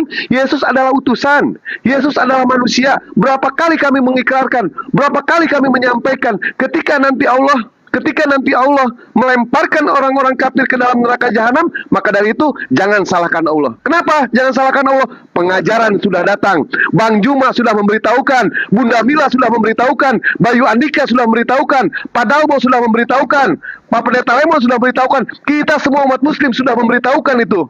Maka dari itu jangan salahkan Allah kalau dilemparkan ke neraka jahanam. Kenapa? Kita tidak mau belajar. Orang kafir tidak mau belajar. Tidak mau yang namanya memaknai dalil yang ada di dalam Bible-nya, malah ditentang semuanya. Bukankah mereka percaya dengan apa yang tertulis di dalam Bible? Bukankah mereka mengimani apa yang tertulis di dalam Bible? Kami percaya dengan apa yang tertulis, tapi kami tidak mengimani. Sementara mereka mengimani mengimani Bible, tetapi mereka tidak percaya dengan apa yang tertulis. Ini tebaliknya.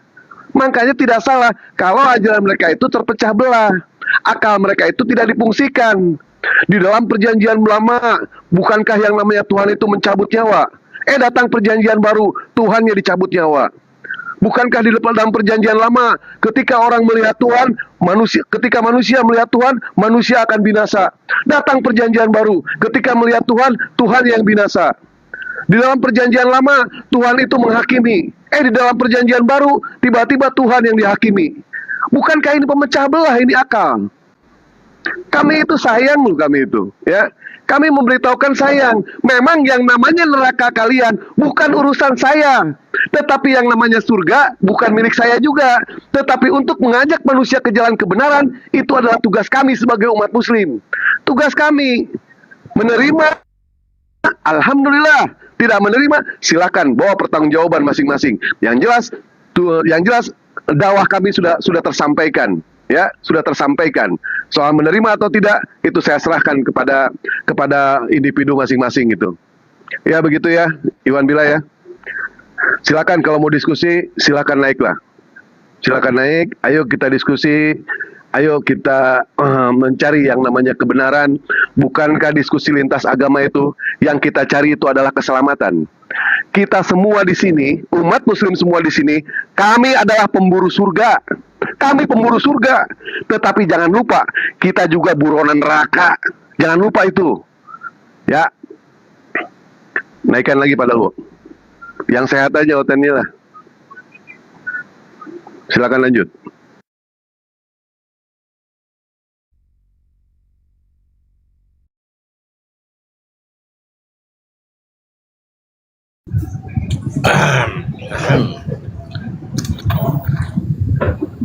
Ini namanya apa sih? Belum apa-apa lari.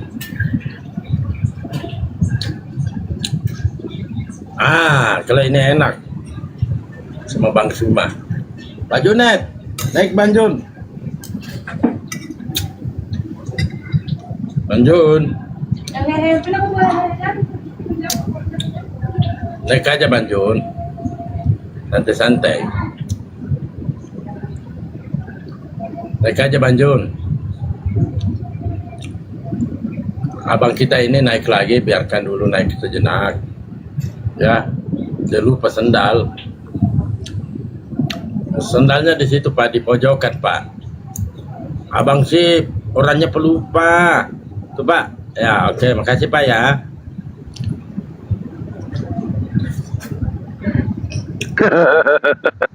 Kenapa? Sendalnya dia lupa sendalnya gimana sih? Oh, dewa iklan dulu lah. Ya, boleh ya, Pak Dalbo izin. Silakan. Baik, Iwan Pila. Kalau ada biasa lah ya, jangan pernah bosan ya. Mohon maaf kalau misalkan ada yang bosan sama Dewa gitu kan. Kalau ada yang mau pesan kaos, besok insya Allah Dewa produksi. Alhamdulillah sudah ada yang pesan beberapa. Dewa kurang satu orang ya, kurang satu orang. Toh kalau misalkan mau bikin kaos besok produksi, silakan nanti DM ke Dewa. Untuk mengenai masalah harga, ada yang 120.000, ada yang 150, ada yang 200. Dan mengenai soal warna, bebas. Warnanya mau apa, ya? Dewa, ajak juga yang polo Bunda Mila, silakan. Ya, ya. Kenapa? Di bawah aja. Kenapa pada Bu? Bisa Lagi COD? makan. Oh ya, siap-siap. Jangan lupa polo-polo yang di atas ya. Bunda Mila di polo, Pendeta Lemon di polo, Mas Bayu Andika mualaf kita di polo. Kalau Bang Juma silakan di blokir aja, nggak apa-apa itu ya. Dan kalau misalkan toh mengenai soal masalah kaos, itu warna kaosnya bebas, ukurannya bebas, fotonya juga bebas.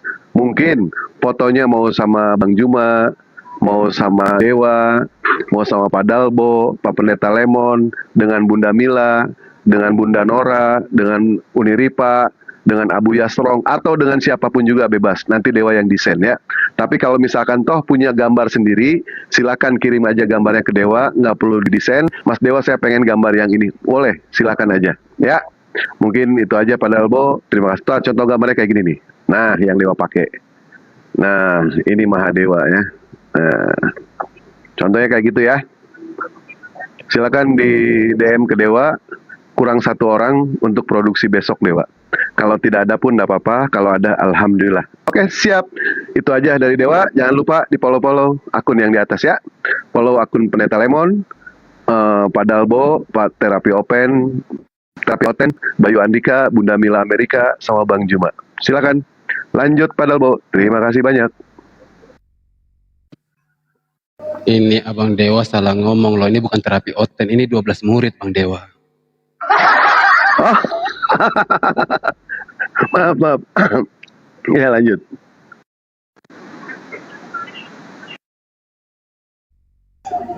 Ya silakan yang lain. Sambil kita tunggu hotel ini. Lagi makan saya. Ya jangan lupa baca bismillah Bunda. Ya. Sebentar lagi dia masuk. Kalau ada please. Ya silakan teman-teman dari Bang Dewa yang Ya. saya punya berapa biji Bang Dewa? Totalnya? 8. 8. Berapa? Pego 1 ya? Berapa harganya? Yang 200 kan? 200 ya? Itu ongkos kirimnya udah ketahuan belum? Berapanya? Ongkos kirim masing-masing aja Bunda. Masing-masing aja. Oh gitu. Tapi si Bang Dalbo Nanti itu di nggak apa-apa Bunda, di belakang aja nanti. Di belakang Bunda. Yang paling jauh ke Papua loh. Oke. Siapa yang ke Papua? Saya Bunda, saya. 12 murid nggak ikut kan? Emang ikut? Nairo Bunda, saya Nairo. Oh iya bener ada. Loh ke Papua Dewa, aduh mahalan ongkos kirimnya daripada kaosnya. Iya benar-benar. Abang Dewa pernah kirim kaos yang itu saja tuh ongkirnya itu kan hampir 300. Nanti di 200. Yang 150 aja Dewa. Jadi ongkos kirimnya biar saya yang bayarin. Baik siap Bunda. Cuma ini udah dijahit yang jersey Bunda. Hah? Sudah dijahit yang jersey. Nah ini Dewa bingung juga ini. Paruh-paruh kalau gitu. Siap.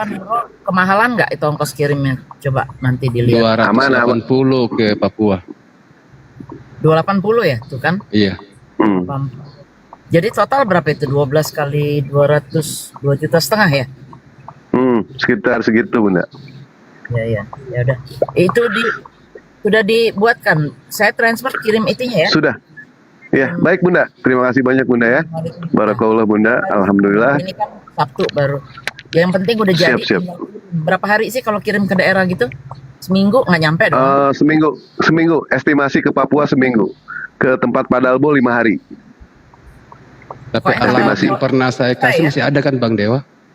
Mas, nggak ada. Nanti di ini aja. Di DM aja Dewa. Ya. Siap. Gak usah DM, WA kok ada nomor WA, DM gimana sih? Oh iya benar. Lupa. Kalau gitu Baik. uang pengiriman saya kirim ke masing-masing orang aja. Uang pengiriman. Nggak apa-apa. Siap Bunda. Kan karena bayar di tempat kan? Ya kalau dikirim ke Dewa pun nggak masalah Bunda. Nanti Dewa bayar di sini, nggak apa-apa. Oh, lebih bagus begitu kali di pool ya. Iya, jadi langsung COD saja dah. Ya. Tapi 280 mahal banget sih. Gila, Papua jauh ya. Jauh Bunda. Papua Bunda. 280 karena saya pernah dikirim kaos itu 280. Kalau gitu bayar ongkos aja deh, kaosnya nggak usah.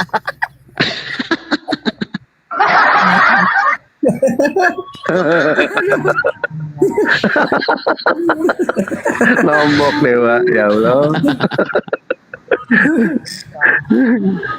Karena waktu itu saya kirim baju itu dengan Bang Dewa langsung dengan dia punya ongkir kan. Ini Oten ini pada kemana ya? Ayo Oten naik dikasih 100 Oh, iya. koin. Mana? Coba pancing emosi dulu lah. Iya. Nero. Itu Yang biasa pancing. Kalau saya di dalam kantor ini dipantau CCTV. saya ini dulu, saya off dulu sebentar. Ini ada mau makan dulu sebentar ya. Siap Bunda, Lanjut. siap ya. Syukuran kasiran Bunda. Biasa tuh lemon, silakan lemon. Anda tuh yang pandai itu. Bayu jago pancing emosi. Nah. Mana Bayu ini? Nah itu Bang Bayu ada tuh. Lagi sholat mungkin. Bang Bayu. Masih ada 20 menit. 15 menit. Abang Bayu Di sini silakan. Bang Bayu. sudah sini udah solawat. Rumah dekat Tahrim. Nah ini sebentar. Halo, Bang Royal Has, monitor. Muslim atau Kristen Bang? Mohon maaf.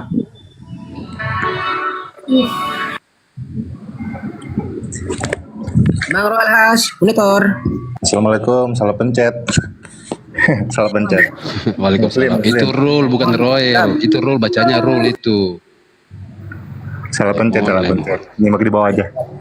Siap Abang Daya. Siap Bang Go. Ya silakan narasi lah Pendeta Lemon. Saya kasih aja ke Bang Bayu. Gaspol Bang Bayu. Di tempatnya Abang Bayu sementara tahrim. Kalau saya ini tidak bisa dalam ruangan, di dalam kantor ini CCTV ini dipantau.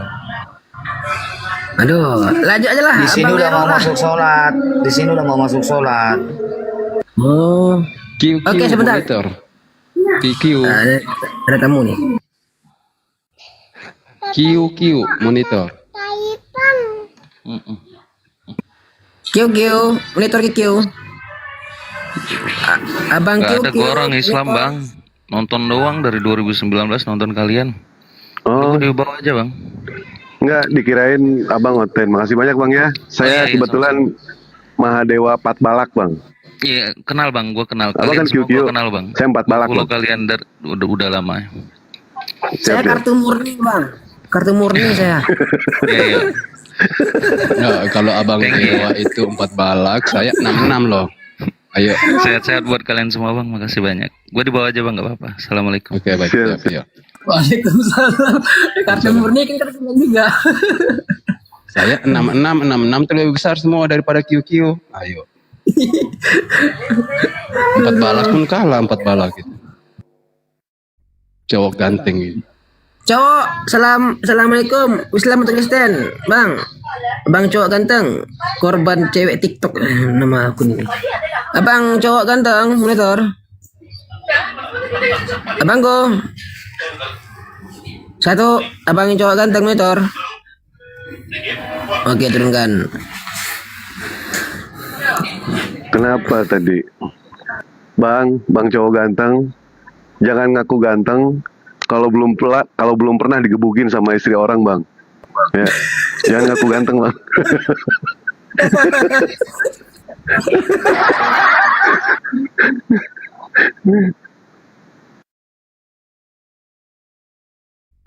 Kalau saya udah pernah bang, suaminya salah sangka gitu.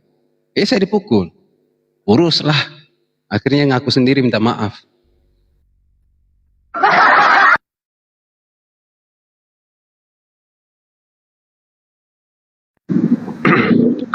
Dulu Dewa sempat mau nikah dulu ya, waktu bujangan mau nikah.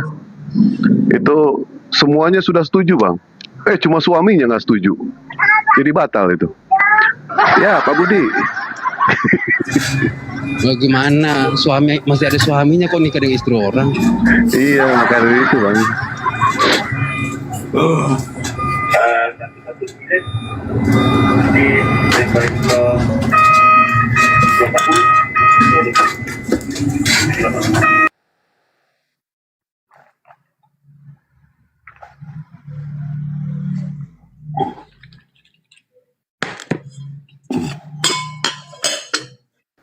Pada mute semua. Pak Budi, selamat siang. Oh, saya tadi nyapa ternyata saya termute. Saya nyapa, minta maaf Bang Dalgo. Tadi saya nyapa tapi saya tidak sadar kalau saya lagi mute. Oke, lanjut. Ya, Budi Nur, monitor Budi Nur.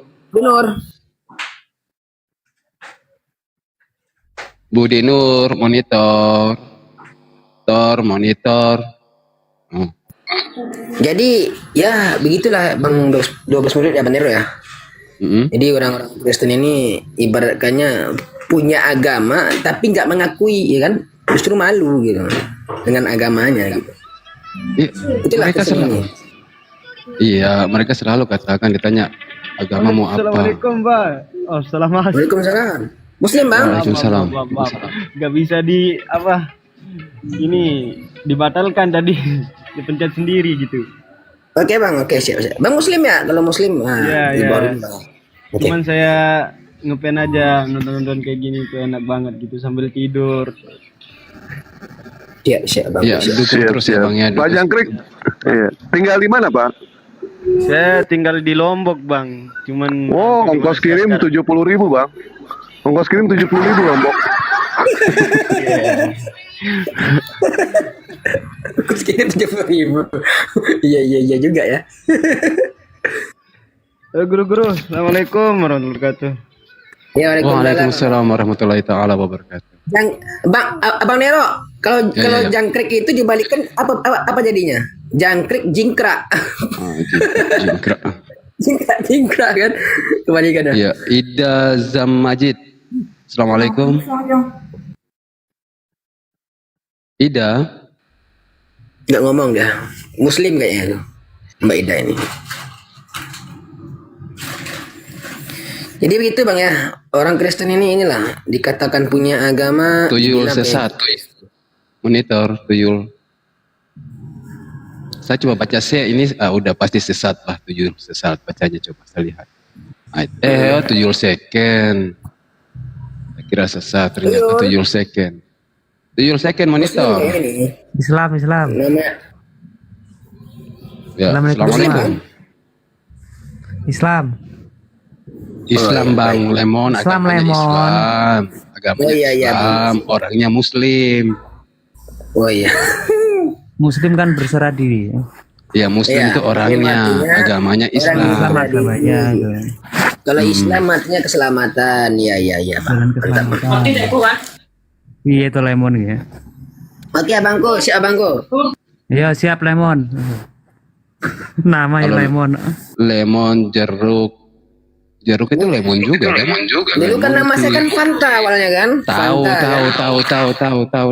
Dipakai juga sama Oten Bang Nero, ya kan? Oten itu kan suka nama kita. Iya, namamu kan ganti dari Fanta jadi lemon kan gara-gara masalah itu kayak di Dubai itu kan.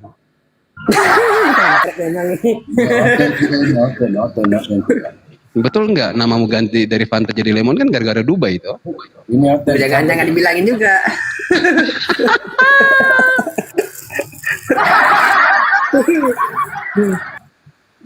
Ini, itu kenapa? Ini siapa namanya ini? Ini pakai logo Isriwil kah? Oh enggak. Assalamualaikum Bang Amin. Ini logonya logo apa ya? Isriwil di Beolin. Assalamualaikum. Islam atau Kristen abangku? Assalamualaikum. Abang Muhammad Al-Aqso. Bang Nero, inilah Bang Nero ya, yang anehnya begini Bang. Orang Kristen ini dikatakan pengikut Kristus, ya kan? Tapi nggak ada satupun ajaran Yesus yang diikutin, nggak ada. Coba pikirkan gitu. Yesus nggak pernah nikah. Oten nikah dari mana dapatnya? Paulus pun nggak nikah. Pertama nggak diikutin, ya kan? Kan nggak diikutin, ya kan? Nggak diikut semua, nggak mau mereka ngikutin. Nah di Islam nikah dari ajar Nabi. Nah di Kristen Tuhan nggak nikah, Rasul pun nggak nikah. Nah Kristen dari mana ngikutin ajaran nikah? Adat nikah dari mana kalian ikutin? Hah? Jangan niru-niru umat Muslim lah gitu, jangan gitu. Apalagi Tuhan bersunat, kalian nggak sunat. Tuhan nggak makan B2, kalian makan B2 gitu. Kan aneh nih, konyol ini. Inilah lucunya Kristen. Tuhan menyembah Tuhan yang satu, yaitu Allah. Nah orang Kristen nyembah Yesusnya. Aneh. Udah jelas sana itu Yesus itu penyampai firman, bukan nerima firman. Apalagi? Hah? Yang kedua, Tuhan siapa yang dibangkitin? Nah, dalam Kisah Para Rasul 2:32 Tuhannya Kristen. Lama dituhankan yang Tuhan dibangkitin, kan aneh. Nah, ini tamu kita nih benar, Bo. Nih, ada Kristen, lanjut lah. Udah aja Kristen nih, lanjut lah. Lemon. Pak, kenapa Kau saya bilang tadi orang Kristen tidak boleh menikah karena Yesus tidak menikah. Sekarang Nabi kau nikahi bocil gak? Wah, emak, apa pula ini? Iya. Terus Tuhanmu nggak nikah? Tapi yang anehnya begini, loh. Boleh nggak? Izin dulu. Boleh nggak jadi manusia dulu, Bang? Kalau mau tema itu, Bang, boleh. Nanti kita Ini Rasul 13 kau Iya. Saya tahu, Bang. Iya. Tapi minimal jadi manusia dulu, Bang. Kita bahas, Bang, ayo. aku bilang bini Nabi 13 tertulis. Kau binimu berapa? Iya. 14 saya, Iya, Bang. si Lemon dulu. Iya, 4 saya, Dalbo. 14, Bang. Iya, gua nanya si Lemon dulu. Saya aja, Bang. Saya aja. Kenapa sama saya? Takut kalian. Enggak. Saya. Bini dari Nabi lu, Rasul lu 13. Bini bu berapa? 14, Bang. Oh, 14 kau melanggar Rasul kau. Iya, enggak masalah, Bang. Tapi yang masalah, Bang, Yesus ini kok ditunangkan dengan laki-laki, Bang? Masalah. Tunggu dulu, Bang. Itu dia. Walaupun berapa istri nabiku, Bang. Kau ngembat bocil kagak. Iya, tapi Yesus ini nikahnya dengan laki-laki, Bang. Gimana, Bang? Yesus ini loh, Bang, nikah dengan laki-laki.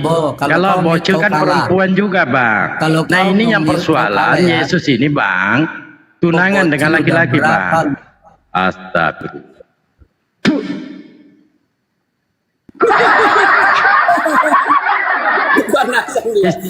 Istri Rasulullah kan perempuan semua, Bang, nggak ada laki-laki. Yang jadi persoalan, Bang, Yesus ini ditunangkan dengan laki-laki. Apa kalian nggak risih dengan itu?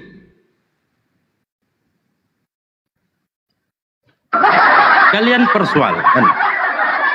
Tapi Anda buta melihat Bible pernikahan sesama jenis.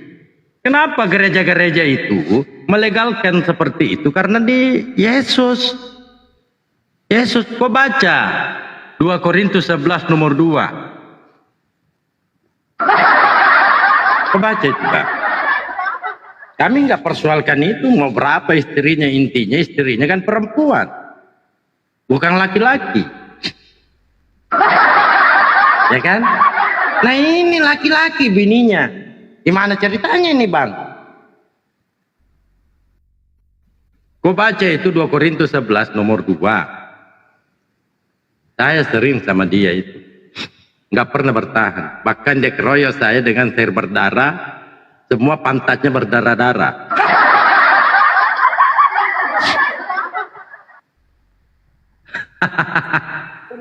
Gaspol terus. Ya saya pernah dikeroyok itu. Tuyul itu 2.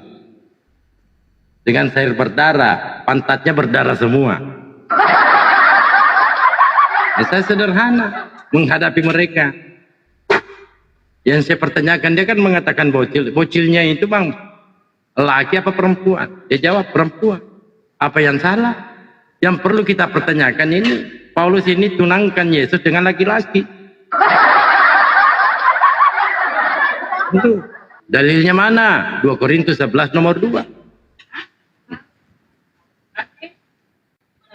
Nah itulah yang menjadi dalil sehingga terjadi pernikahan sesama jenis di gereja, Bang.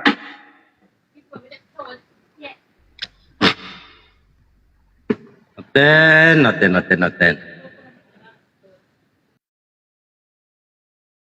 Orang lagi santai-santai, naik ngamuk. Ya, tap-tap layar dulu lah, tap-tap layar. Bang Dalbo, padahal itu data semua loh saya kasih loh. Iya, kata Bang Dalbo itu benar loh. Ada ayatnya 2 Korintus 11 nomor 2. Nah, masih mending Nabi sayang menikahi cewek, ya kan? Ini Tuhan nikah sama siapa? Sama laki-laki. Coba, ajaran siapa yang diikuti Yesus? Orang Eropa.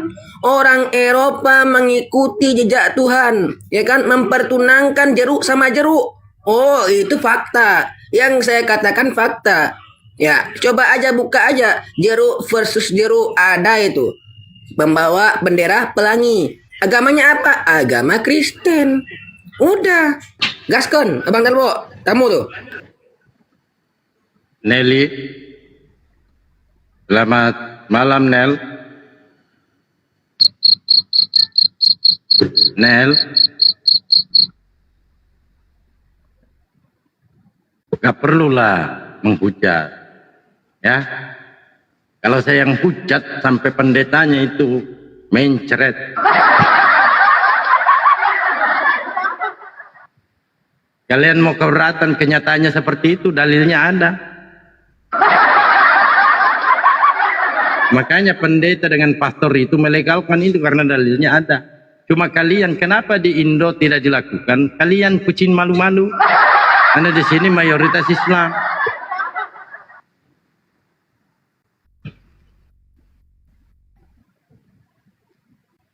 Malam di sini, Pak, malam.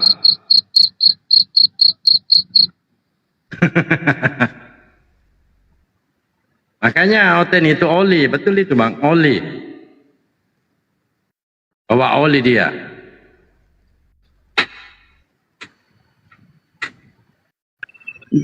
Ya, gitulah benar Bu ya. Jadi yang saya katakan itu memang fakta ya, abang-abang ya. Coba aja ya, teman abang-abangku ya. Kristen itu ya, satu-satunya agama yang malu mengakui ya mereka ini agama Kristen, cuma mereka sendiri teman-teman, nggak ada lain. Kristen itu bukan agama loh. Yesus nggak pernah bawa agama, kampret. Kalau nggak pernah bawa agama, ngapain kalian imanin? Ngapain kalian tuhanin? Hah? Ngapain kalian sembah? Itu fakta loh. Yang saya katakan fakta. Kalau Yesus tidak bawa agama, udah hapus aja Kristen di dunia. Ya kan? Ngapain kalian tuhanin? Inilah botolnya Kristen begini nih. Gaskeun, Abang Dalbo. Lanjutkan. Tapi saya kan ada, saya lihat kan, saya typing di situ. Komentar saya. Ini Wawa dengan Wawa. Dia jawab komentar saya. Rasanya sama, Bang Dalbo. Kalau masalah rasa, rasanya sama, cuma beda tempat. Lalu, katanya beda tempat. Itu di Jerman itu. Lagi live kan saya typing di situ. Rasanya sama, Bang Dalbo, cuma beda tempat.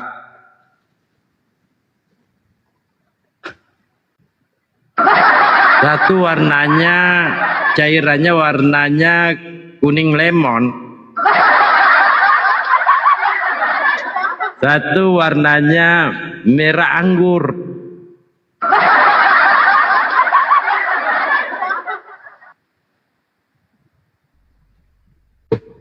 Baru berani lagi naik di sini. Padahal 4 bulan lalu sama-sama dia. Dulu dia pakai nama akunnya itu pedofil. Naik saya, dikeroyok saya, berdarah-darah pantatnya. Kan ada air berdarah di situ.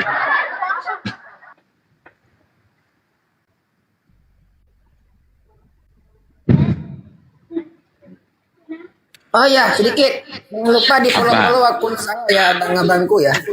Yang muslim saudara muslimku, yang Kristen jangan ya, masih nyembah manusia, mohon maaf saya tolak dulu kalian ya, saya blacklist.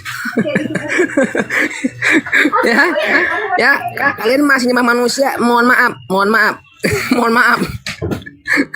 Ya, inilah Bang Dalbo ya, satu-satunya agama ya yang tidak ada malu-malunya begitu ya. Coba ya, kalau dibayangin ya, mereka ya berfoto, berpakaian seperti Tuhan kayak begitu, itu gimana konsepnya? Malu atau gimana?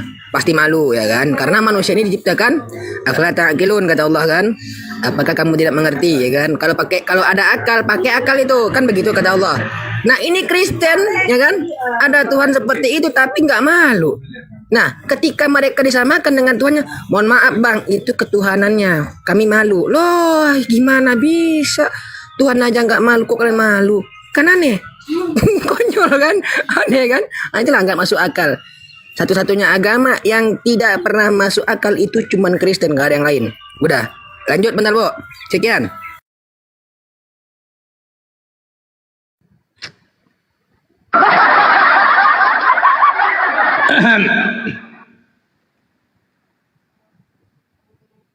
Ada lagi yang mau dicolot kontaknya, silakan naik. Ada lagi? Adakah yang mau ditusuk pantatnya?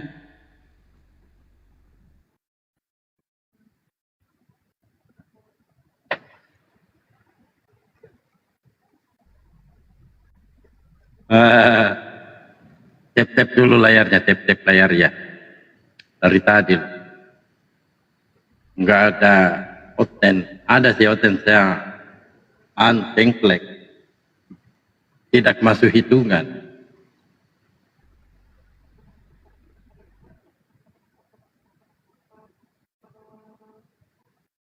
Berarti masih perawan suci ya? Dibaca Bang, dibaca ya. Terkhusus Kristen di bawah, dibaca itu 2 Korintus 11 nomor 2.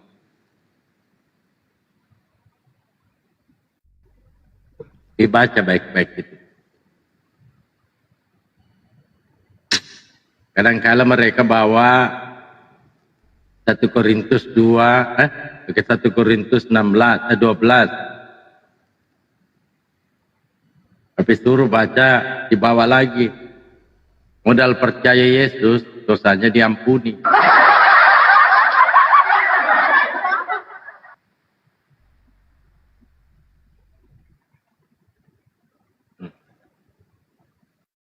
Wah. Udah kemana Oten ini? Ke gereja kagak?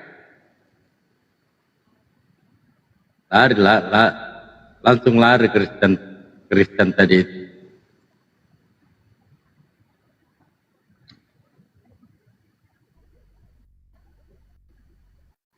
Coba saya undang ini ya.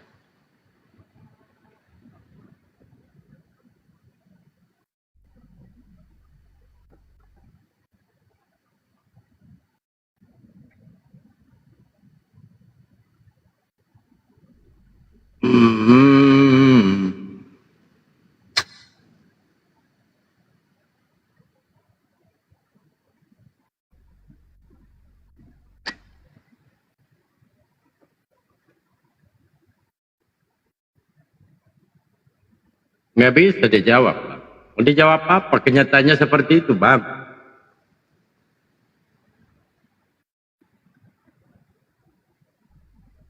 Apanya yang mau dijawab?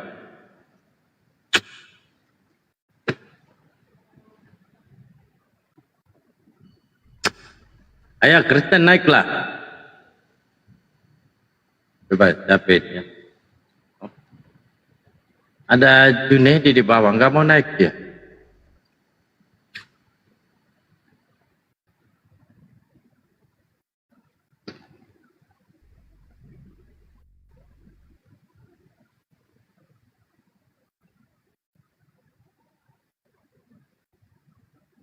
Coba lihat junjungan mereka itu, siapa namanya?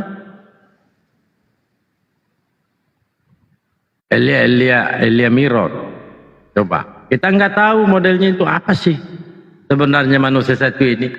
Wewe apa wowo? Bah, wewe apa wowo?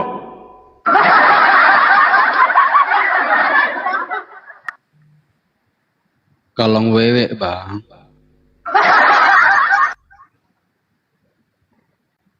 Kalau wewe, kenapa di depannya buntu bang?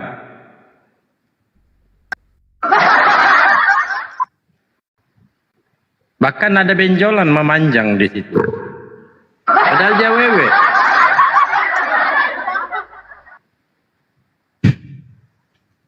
Oh wewe wowo.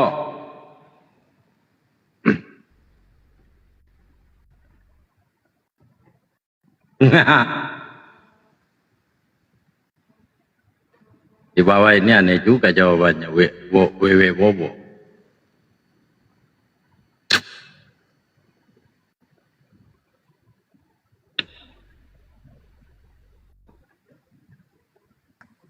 Libra, monitor Libra.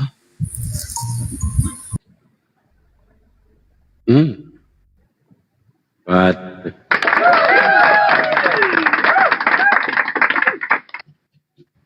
Oh, tergantung situasi. Tergantung situasi.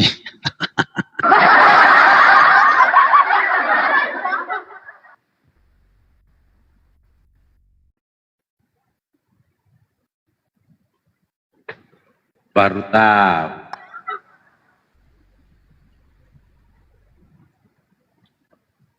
Frankie Sihite naik, Frankie Sihite.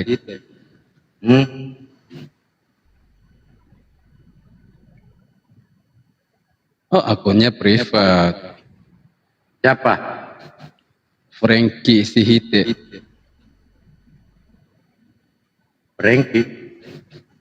Ya, nama ada akun nama Frankie Frankie, Sihite. dia DM saya. Bang, aku nggak mau debat lagi bang. Frankie juga. Iya. Dia tarik dia DM saya. Bang, aku nggak mau debat. Entah nggak mau debat sama saya atau gimana. Padahal dulu sering naik di sini.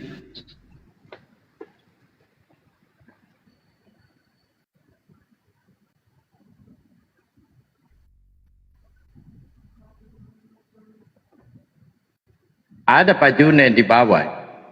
Belum kelar kemarin Bang Jun. Naik aja Bang June. Kemarin belum kelar sama Bang Suma. Ya wewe wowo naik.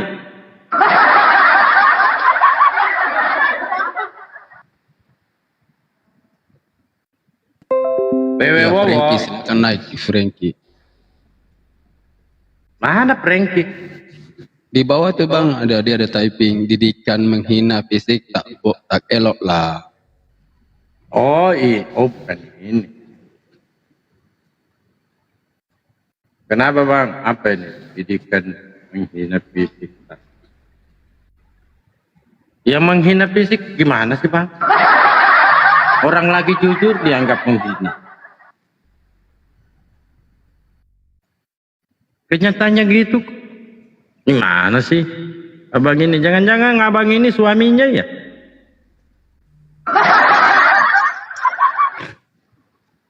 Justru abang ini malu loh. Tapi kalau abang suaminya wajar lah. Sudah punya anak bang?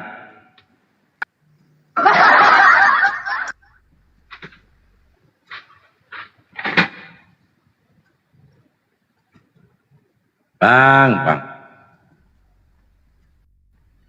Mau apa ini? Mau wowok tak pantas. Kan di oten bang bebas bang. Wowo dengan wowo bang.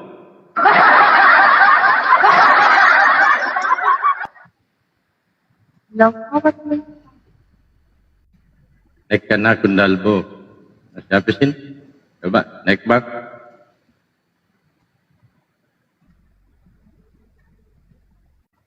Rajudin, monitor Rajudin, Anda kan minta naik nih, naikin aku Bang Dalbo. Rajudin monitor. Assalamualaikum. Waalaikumsalam. Silakan Bang. Mau disampaikan Bang?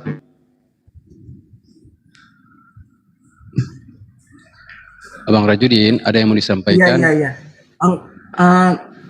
Kemarin saya lihat di akun siapa gitu,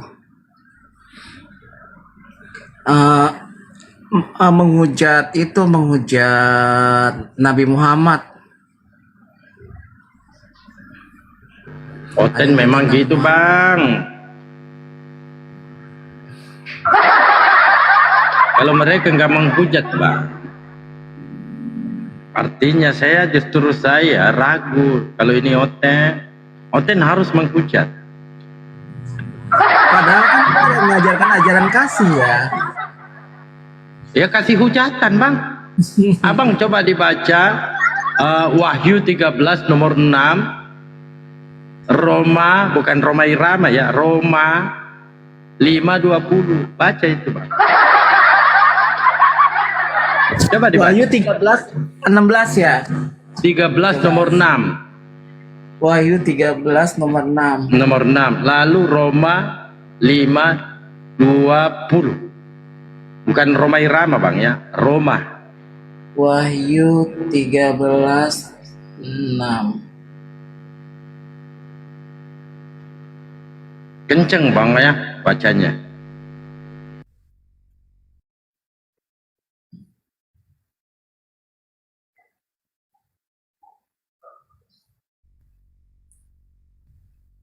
Lalu ia membuka mulutnya untuk menghujat Tuhan, menghujat namanya dan kemah kediamannya dan semua mereka yang diam di surga.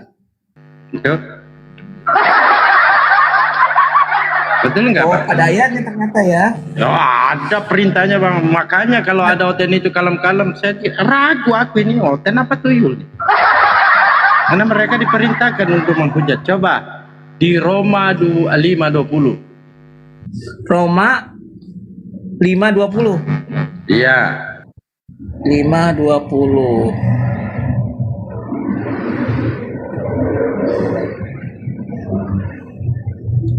Tetapi hukum Taurat ditambahkan supaya pelanggaran menjadi semakin banyak, dan di mana dosa bertambah banyak, di sana kasih karunia menjadi berlimpah-limpah. Menghujat itu menurut Islam dosa nggak Pak? Dosa banget. Karena di situ, di mana dosa bertambah banyak, di situ kasih karunia Tuhannya berlimpah-limpah. Jadi mereka itu pengamalannya itu harus menghujat. Berarti kalau di Islam itu dalam Al-Quran itu di mana ada kebaikan, di situ rahmat Allah berlimpah-limpah. Nah mereka enggak, di mana ada penghinaan, di mana ada hujatan, disitulah kasih karunia Tuhan mereka berlimpah-limpah. Baca sekali lagi katanya bang, baca. Yang Roma 5:20 apa yang tadi? Roma, Pak Roma. Roma 5:20 ya. Bentar. Saya dibilang nyaman, saya Islam dari lahir loh. Islam namanya aja Islam. Tidak juga katanya.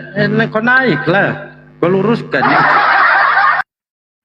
Tetapi hukum Taurat ditambahkan supaya pelanggaran menjadi semakin banyak, dan di mana dosa bertambah banyak, di sana kasih karunia menjadi berlimpah-limpah. Dosa banyak, karunia Tuhan berlimpah-limpah, kan aneh banget ya. Coba. Yang ngerti bahasa Indonesia, coba terangkan itu. Iya, masa dengan makin banyak dosa malah makin banyak karunia, kan lucu. Makanya mereka berlomba-lomba menghina, menghujat. Bukan hanya kepada Rasul kita, kepada Yesus. Mereka hina.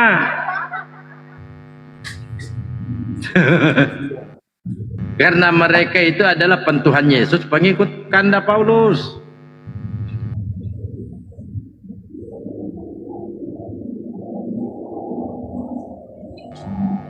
Makanya abang jangan heran kalau ada Kristen menghina, menghujat, jangan.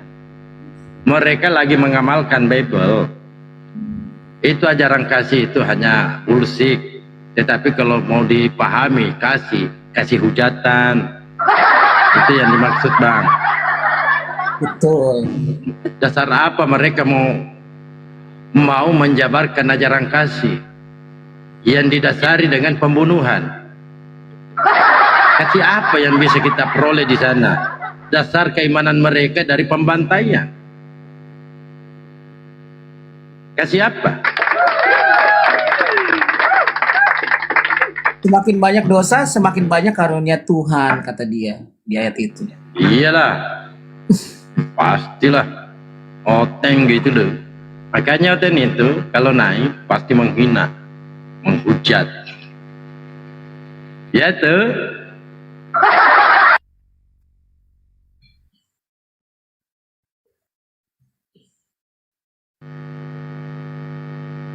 Mandi. Pak Aron.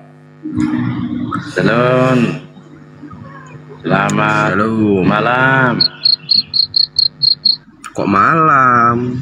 Panas begini malam. Bang, kalau seluruh bumi ini dunia, Bang, sama waktunya, kan nggak mungkin, Bang. Jadi kenapa ada suara jangkrik tempatmu? Ya kan namanya malam, Bah. Agak lain kau, Bang Dalbo. Kan suara jangkrik itu kan identik malam, ya kan? Kok nggak ada tamu tempatmu Oten, Bang Dalbo? Sepinya Romo. Bukan sepi, Sepi Otennya kali kagak. Romo, nggak ada. Apanya yang sepi, Bang? Oh iya, kalau yang muda-muda biasanya ambil jam siang biasanya. Jam siang sama jam sore. Tidak, biasa. saya ini lagi galau, Bang. Kenapa? Oteng hampir punah. Kenapa? Aku nggak mau loh otenya punah. Justru aku mau lebih senang aku kalau oten ini berkembang gitu loh. Supaya banyak yang aku injilin gitu loh. Ya udah maunya kau kubaptis. Sudah dibatalkan oleh Pak Paulus, Bang. Gimana sih abang ini? Pernah nggak baca Bible? Jangan begitu, dosa itu nambah-nambah. Dalil gimana sih? Atau abang baca dulu KPR 19 nomor 1, nomor 2, 3 sampai 4, lalu baca Ibrani 6 nomor 1 sampai 2. Itu kan pertobatan Paulus telah mengajarkan, itu kan beda itu. Dibaca dulu lah, Bang, baru jelaskan kepadaku. Bang Dalbo framing, males ah.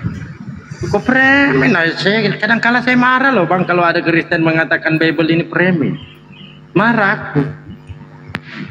Udah bagus ku masak yang ceramah. Jadi abang nggak pernah percaya Bible? Percaya gue masak mulai semalam. Oh, lebih percaya gue masak dibanding Bible gitu. Gara-gara Bang Juma semalam, biarin gue masak ceramah. Masuk semua di otak saya. Jadi abang sudah satu jalur dengan gue masak? Juga sih. Berarti abang ini agak-agak miring juga. Karena menurut saya Gumasa itu, jangankan saya, Bang Kristen sendiri, Bang Juma marah melihat apa kabar Bang Gumasa. Juma tuh? Ya, Bang Juma apa kabar itu? Beliau lagi ini istirahat sejenak. Enggak urus. Aku lagi ibadah. Kagak urus. Ron. Aduh, Ron. Gimana itu, Ron? Kenapa Paulus ini membatalkan baptisan?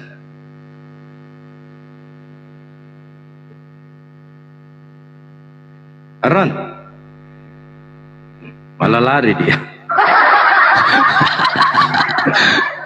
Arom. Kemarin pendetanya saya ajak dialog, ini saya bawakan. Saya kasih terapi karena dia mau turun, padahal bos saya mau pelajari dulu ini. Kok bisa bunyi-bunyi begini ya? Itu kan jiwa baru, itu pendeta. Kok bisa bunyi begini? Enggak tahu juga aku, Bang. Kan abang kan gampang, abang bisa ubah-ubah.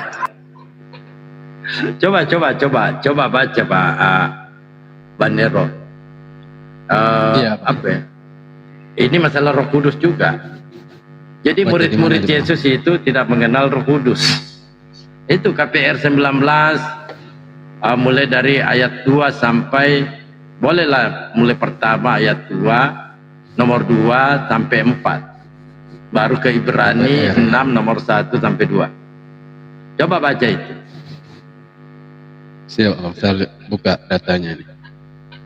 Kecil kencang-kencang supaya yang di bawah dengar.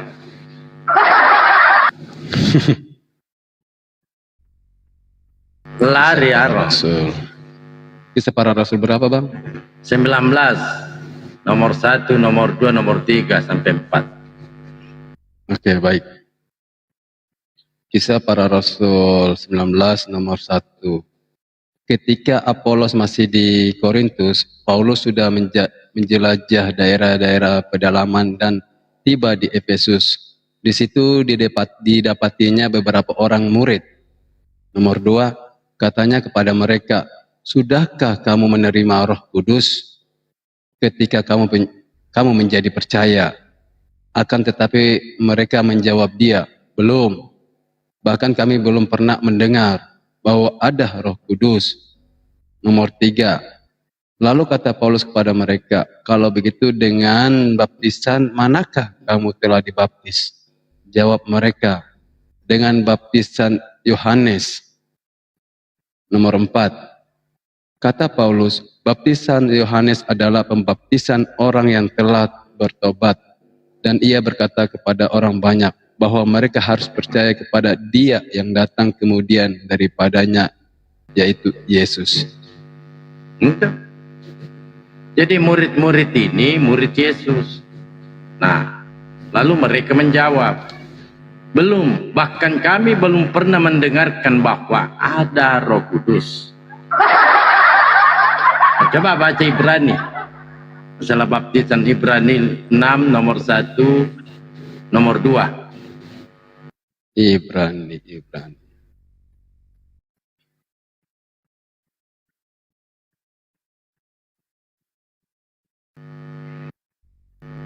Ayo naik ten.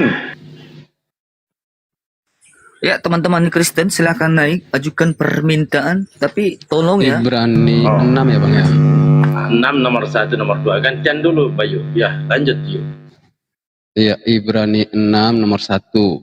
Sebab itu marilah kita tinggalkan asas-asas pertama dari ajaran tentang Kristus dan beralih kepada perkembangannya yang penuh. Janganlah kita meletakkan lagi dasar pertobatan dari perbuatan-perbuatan yang sia-sia dan dasar kepercayaan kepada Allah. Nomor 2, yaitu ajaran tentang pelbagai pembaptisan, penumpangan tangan, kebangkitan orang-orang mati dan hukuman kekal. Udah Abang Dalbo.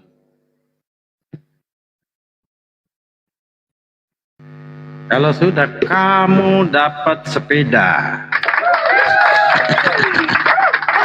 Bayu, lanjut dulu Bayu. Saya mau sholat juga. Iya, silakan Abang Bayu.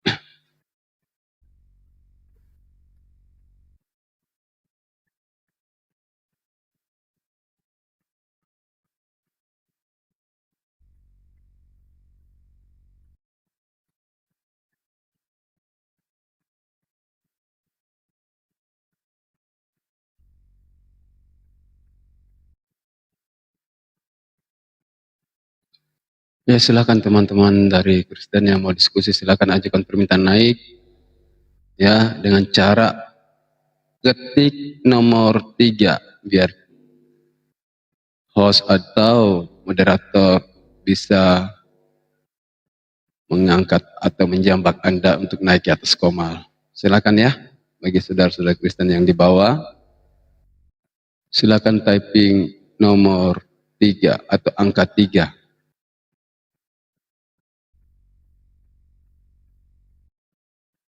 Ketik angka 3. Ya, kepada para pendeta yang sudah pulang ke gereja, dari gereja, dan kepada jemaat-jemaat, silahkan naik. Silahkan berguru kepada guru kami yang sangat ahli dalam Bible. Jangan Anda mau ditipu oleh para pendeta-pendeta laknatullah yang memutarbalikkan fakta apa yang diajarkan oleh Yesus. Sementara mereka mengatakan, itu adalah ajaran Yesus. Ternyata itu bukan ajaran Yesus, itu adalah ajaran Paulus yang sang penyesat dari Antioquia.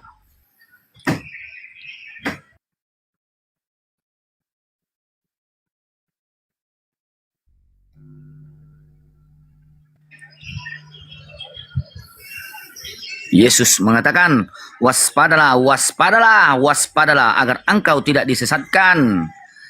Jika ada yang mengaku bertemu denganku, jangan kau percaya, kata Yesus. Tetapi para pendeta mengatakan bahwa Paulus itu adalah rasul dari Yesus. Ada apa dengan ajaran ini? Itu perlu kita kaji agar kita bisa pinter. Maksud dan tujuan Yesus itu apa? Kepada teman-teman saudara muslim, tap-tap layar, posting ulang, share agar oten-oten naik.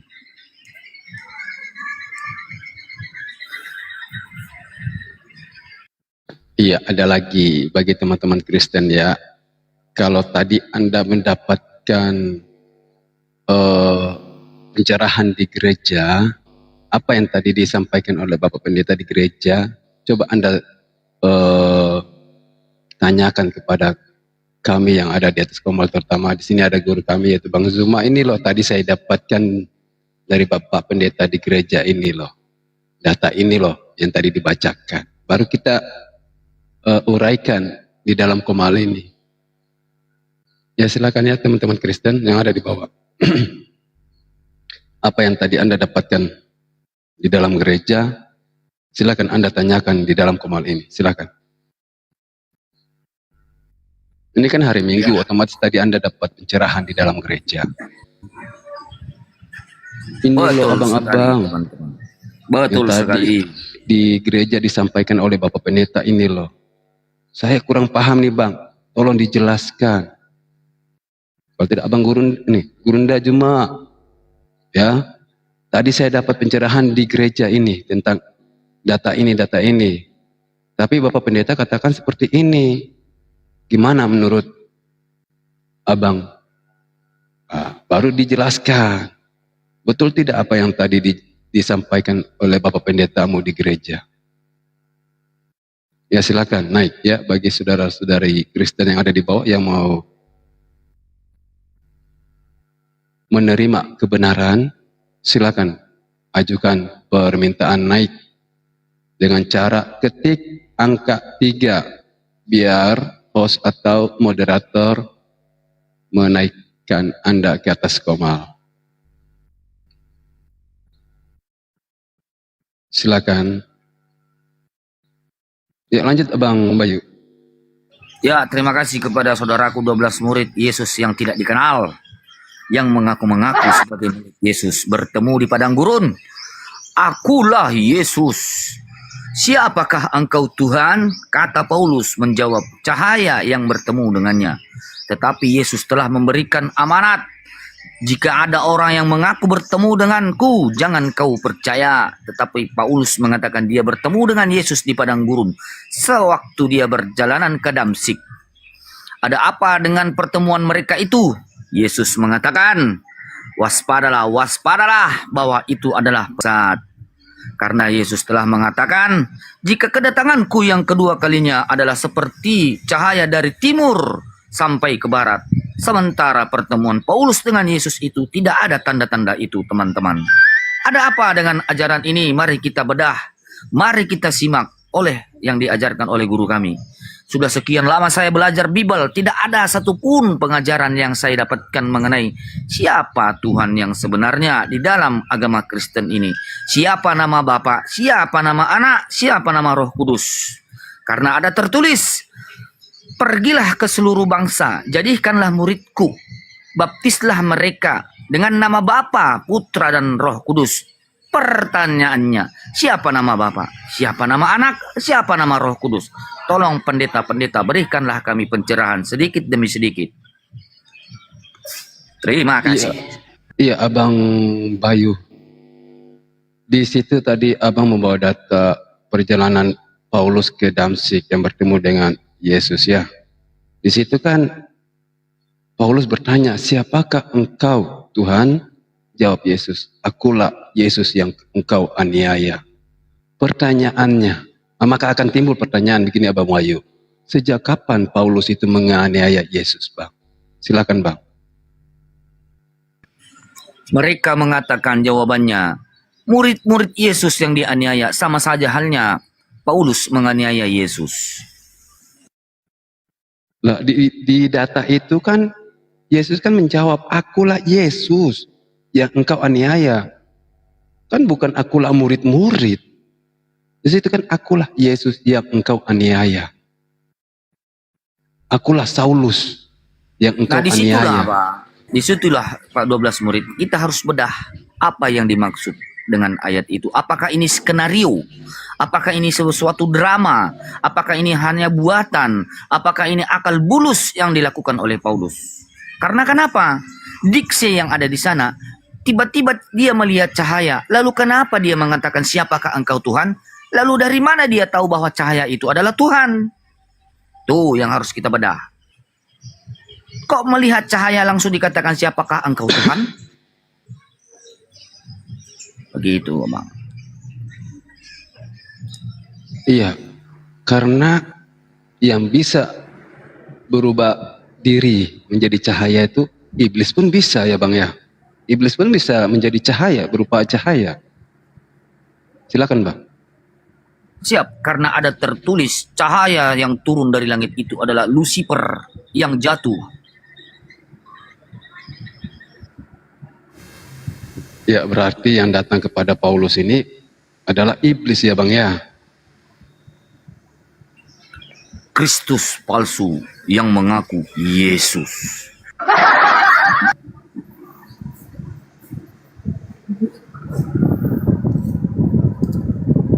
Ya, selamat siang Pak Zi. Selamat siang. Iya Pak. Iya. Bagaimana tanggapan Anda dengan narasi saya? Ya itu pandangan aja ya menurut saya ya. Pandangan masing-masing itu kan nggak harus sama. Ditanya dulu, Kristen apa bukan? Oh iya. Kristen. Kristen apa Pak? Hah? Katolik, Ya, Protestan, Mormon Mormon, itu sama aja. Saksi Yehova, Sama aja. Unitarian. Beda saksi Yehova beda ya itu bukan. Oh sama aja katanya. Beda. Tunggu dulu Bang ya, saya sapa yang satu. Oleh, selamat malam. Selamat malam. Kristen juga? Islam. Assalamualaikum. Waalaikumsalam warahmatullahi wabarakatuh. Oke, siap. Silakan Pak. Lanjut Pak. Oh, saya ya tadi ya. Iya. Menurut saya yang datang sama Paulus itu ya itu Yesus sebenarnya. Dia datang dalam apa ya? Dalam bentuk kemuliaannya begitu kan. Orang akan kaget ketika cahaya yang sangat luar biasa begitu kan, sangat terang. Ya secara naluri, secara apa ya? Secara spontan kita akan menganggap itu Tuhan. Bang, pelan-pelan lah Bang. Aku kaget loh. Kaget ya? Kaget lah. Abang ini pelan-pelan lah. Ya itu Tuhan Yesus lah ya yang menampakkan diri sama Paulus itu.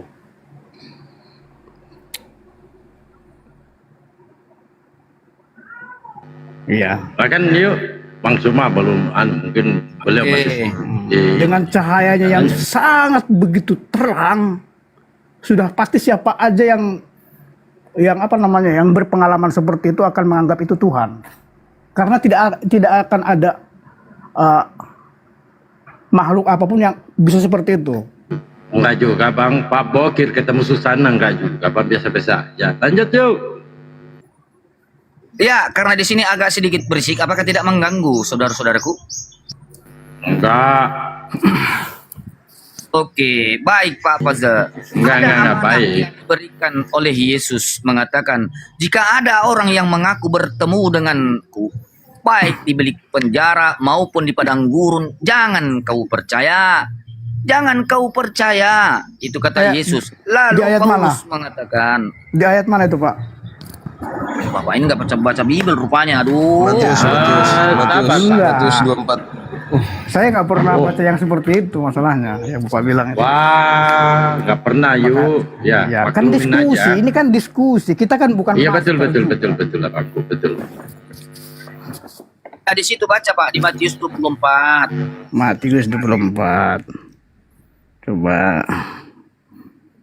Ayatnya yang keberapa nih? Ayat 4 sampai 5. 4 sampai 5. Jawab Yesus kepada mereka, waspadalah supaya jangan ada orang yang menyesatkan kamu.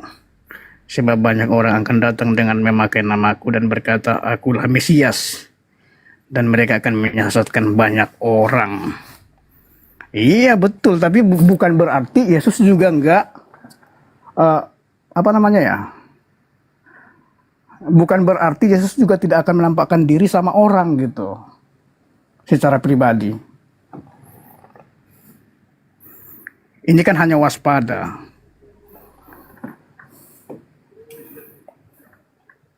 Pak,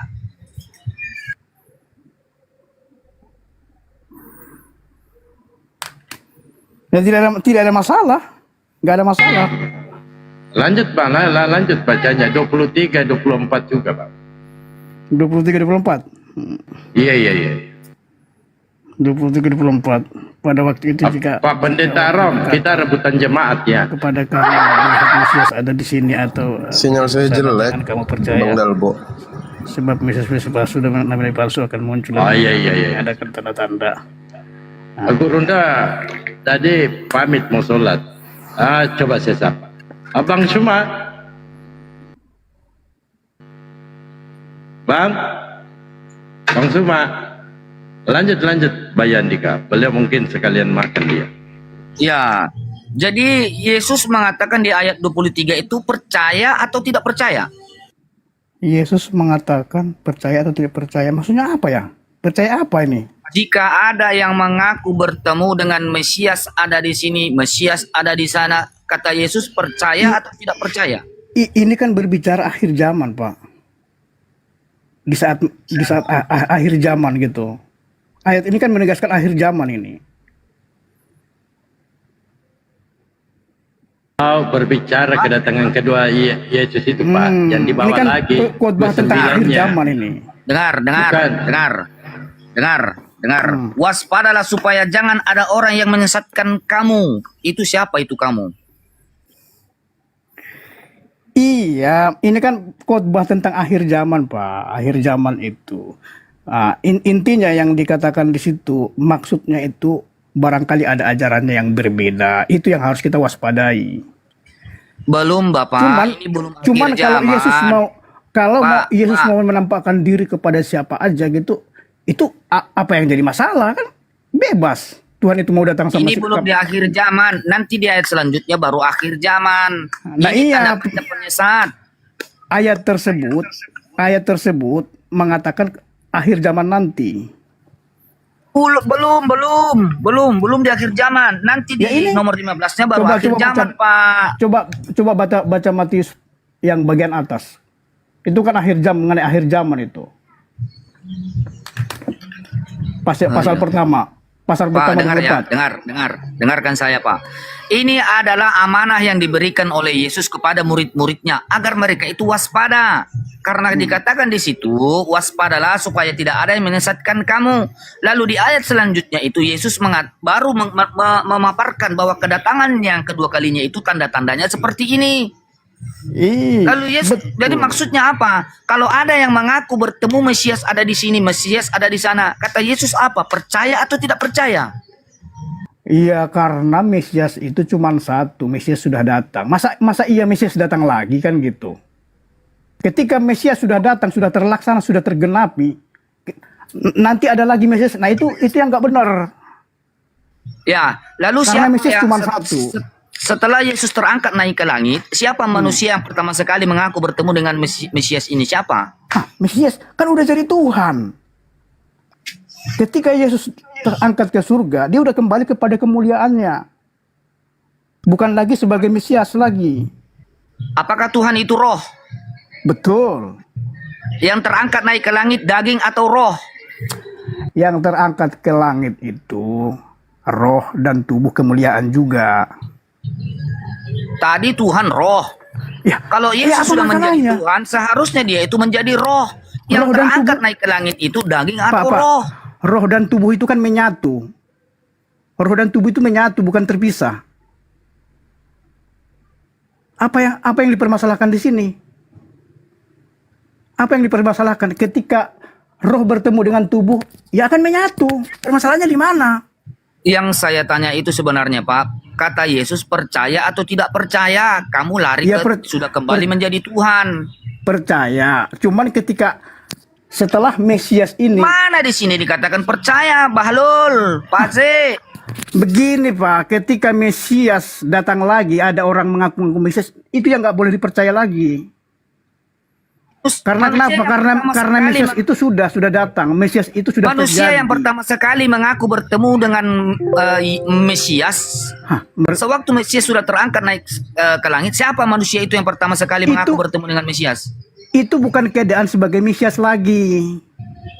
Yang di saat Paulus itu, pertemuan Paulus itu bukan keadaan Mesias lagi, melainkan keadaan sebagai anak manusia akan turun yang kedua kalinya. Itu nanti di akhir zaman.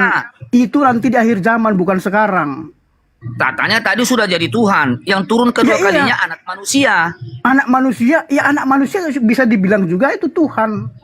Karena Tuhan kan sudah mengambil katakannya sebagai manusia. Assalamualaikum, Gurunda. Waalaikumsalam warahmatullahi wabarakatuh. Jangan disiksa orang lah, kesian.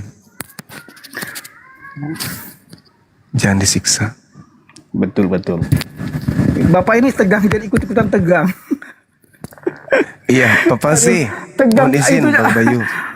Intonasinya tegang, jadi ikut-ikutan tegang. Iya, Bang Kuye. Ya, Masya Allah. Jadi gini, Saudara Pase, saat Yesus bersama dengan muridnya duduk di Bukit Zaitun itu, betul ya. Itu kan muridnya datang tuh bertanya, Guru, ya Paman, katakan kepada kami, apa tanda kedatanganmu? Kan gitu. Apa tanda kedatangan tak Yesus? Tanda-tanda kalau kita yang datang itu apa? Nah, Yesus mengatakan, tanda-tanda kalau saya datang, saya akan nampak di tengah langit. Seluruh manusia akan melihat saya. Beserta malaikat-malaikatnya, kan begitu? Ya, itu kalau saya yang datang. Nah, selain daripada saya, ada juga datang nanti, ngaku saya juga. Tetapi tidak membawa tanda-tanda kedatangan saya. Jangan kau percaya. Iya. Betul. Betul itu ya. Ketika Paulus bertemu dengan sosok yang mengaku Mesias, apakah tanda-tanda itu ada? Dia tidak mengaku Mesias. Akulah Kristus Yesus katanya. Di mana sih dikatakan Kristus Yesus katanya? Coba siapakah engkau Tuhan? Di kisah berapa itu? Kisah berapa? Di kisah 9 dan kisah 9. Kisah 9 dan juga di kisah para rasul 5. Kisah 9 yang ini aja, yang pertamanya aja, Kisah 5 ya. Iya. Kisah 5 ayat berapa? Kisah 9 coba. Kisah 9 ayat berapa? 3 sampai 7. Tiba-tiba memancar dari langit mengelilingi Yereba kata Jangan. Saulus bagaimana? Yang data nomor 4. Ya ini, akulah Yesus, enggak dibilang akulah Kristus, enggak seperti itu. Ya, Akulah Yesus itu bukan yang Mesias ya? kawannya itu. Yesus ini kan nama Tuhan loh. Iya, Yesus Nama itu bukan Tuhan loh. Mesias ya, Bang?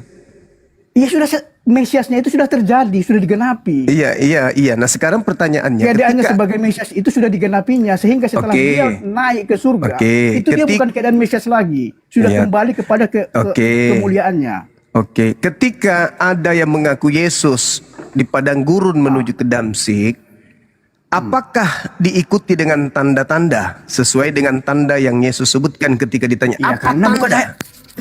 Karena belum akhir zaman. Lah, berarti bukan Yesus. Kenapa? Lah, kan yang Yesus berbicara di ayat Lukas tadi kan, itu mengenai akhir zaman, akhir zaman. Iya, kalau Yesus yang datang pada saat itu, maka saat itulah akhir zamannya. Belum lah. Lah, itu belum. Karena ini apa tanda kedatanganmu? Gini apa Bang tanda? Karena kedatangannya kepada Paulus itu secara pribadi, Ada nggak umum. tanda-tanda? Ada nggak tanda-tanda kedatangan Yesus di situ? Ya cahaya. Karena tanda-tanda kedatanganku. Aku akan nampak di tengah langit dan seluruh manusia akan melihat aku. Itu sudah ada nggak? Iya, itu sudah secara terjadi nggak? Belum Sudah terjadi. Itu belum terjadi. Berarti yang datang kepada Paulus siapa? Saat datang kepada Paulus itu secara pribadi. Lah itulah yang Yesus katakan, waspadalah kalau ada orang yang berkata bertemu dengan aku. Waspada. Itu Yesus bicara mengenai Mesias. Jika ada orang mengaku Mesias, ada orang mengaku Orang itulah yang datang kepada Paulus mengaku Mesias. Aduh, salah. Di sini Yesus tidak mengaku Mesias, Bang Juma. Yesus bukan katanya. Mesias. Yesus bukan Mesias. Sudah terjadi, kemesiasannya itu sudah digenapi. Tapi Paulus selalu mengatakan Kristus Yesus, Kristus Yesus, Kristus Yesus. Artinya bahwa yang menemui di bumi. Artinya yang menemui Paulus. Saudara, artinya yang menemui Paulus itu Kristus. Yang ditemui Paulus itu tadinya Kristus, tapi dia sudah bangkit. Enggak ada urusan dengan itu. Pertanyaannya, kata Yesus sudah kelar. Kemesiasannya itu sudah kelar. Kan ditanya sama muridnya, apa tanda kedatanganmu? Kan gitu. Yesus berkata, tanda kedatanganku, aku akan nampak di tengah langit di akhir zaman. Astagfirullahaladzim. Iya, itu berbicara tentang akhir zaman. Itu berbicara tentang akhir zaman. Dengar dulu, Bang. Dengar dulu. Lanjut, Guru. Anda ini gimana sih? Kalau aku yang datang, kapanpun itulah akhir zaman. Karena yang datang aku. Astagfirullahaladzim, ya Allah ya Karim. Kapanpun aku datang, itulah akhir zamannya. Kapan itu? Ya saat aku datang. Jadi kalau aku datang di abad pertama, berarti abad pertama akhir zaman. Kenapa? Karena ketika aku datang, tanda-tanda itu akan menyertai. Apa itu?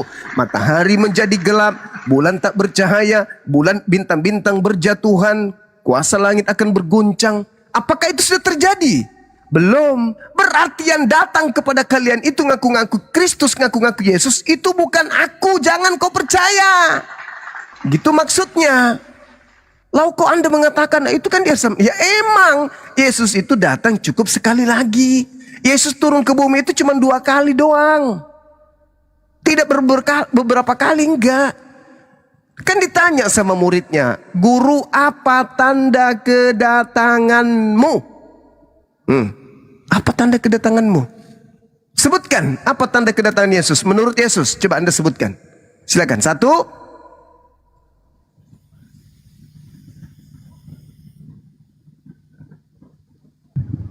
Silakan Pak, bisa. Apa tanda kedatanganku menurut Yesus? 1.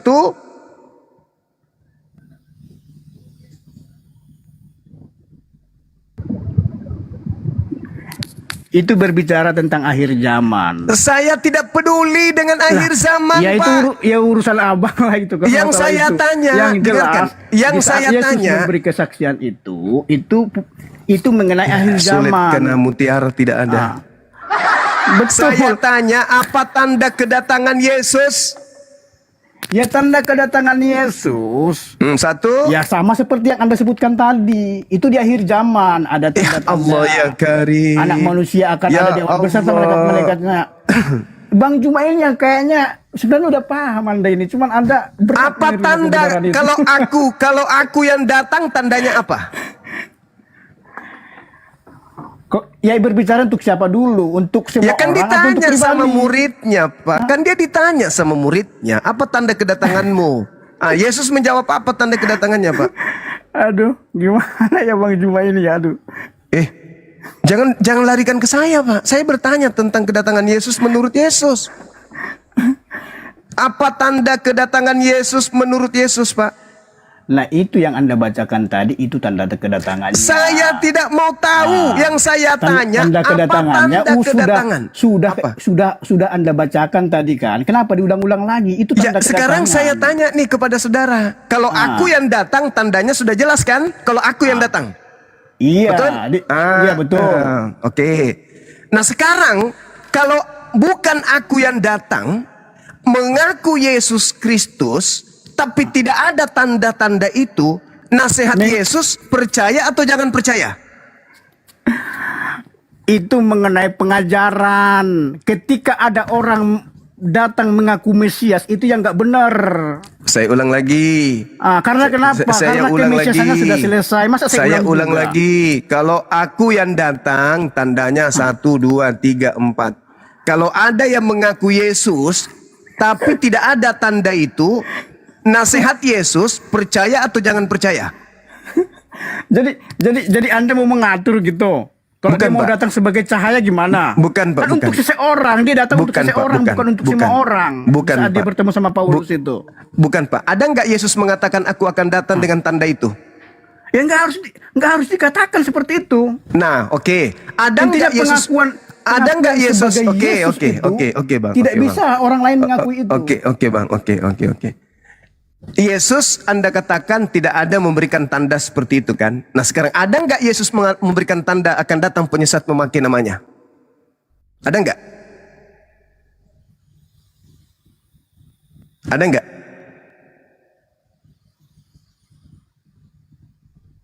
Ayo, coba sedikit agak gunakan akal, jangan gila permanen, Pak.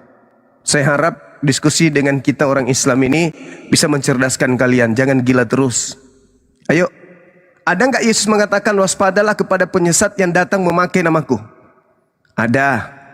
Ada nggak Yesus mengatakan kalau aku datang tanda-tanda ini cahaya saja, kemudian suara saja, ada nggak? Tidak ada. Terus apa dasarnya saya harus percaya bahwa yang datang kepada Paulus itu adalah Yesus? Ada nggak Yesus mengatakan aku datang hanya berupa cahaya, aku datang hanya berupa suara? Ada nggak? Intinya pertemuan Yesus dengan Paulus itu secara pribadi, bukan secara umum. Nah, ada nggak Yesus mengatakan begitu, Pak? Sedangkan yang ditanyakan oleh murid-muridnya itu kedatangannya di kiamat, akhir zaman. Yesus mengatakan kok didatangkan. Coba dengarkan. Dan di akhir zaman itu juga akan banyak. Pak. Dengarkan. Bukan hanya akhir zaman Yesus berbicara, Pak. Dia berbicara kepada muridnya agar mewaspadai. Sebelum dia datang, akan datang penyesat memakai namanya. Di data nomor 23, pada waktu itu jika ada orang berkata kepada kamu ini siapa, Pak? Kamu ini Bani Israel muridnya yang ada di Bukit Zaitun waktu itu. Bukan kepada kita, bukan kepada orang yang setelahnya, tapi kepada orang yang duduk bersamanya di Bukit Zaitun. Jadi pada waktu ada orang yang berbicara kepada kamu yang sekarang ini, yang hidup di depanku ini, ada Mesias di sini, ada Mesias di sana, jangan kamu percaya. Ayo, ketika Paulus datang, ketika Paulus mengatakan bahwa dia bertemu Mesias di padang gurun, nasihat Yesus kepada muridnya percaya atau jangan percaya, Pak?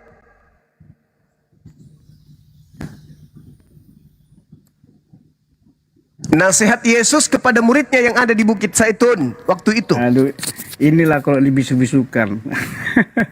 Ayo Pak, ayo.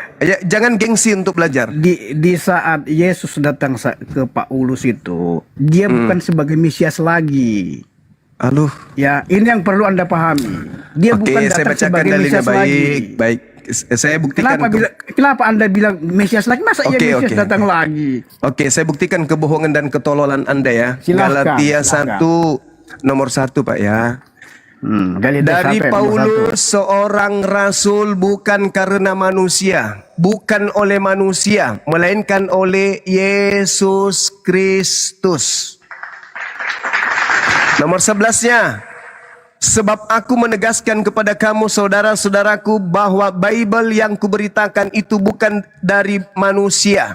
Karena bukan manusia yang memberikan aku tidak menerimanya dari manusia. Dan bukan manusia yang mengajarkan kepadaku, tetapi aku menerimanya dari pernyataan Yesus Kristus. Nah, itu bukti keilahiannya kan. Dia bukan manusia biasa kan.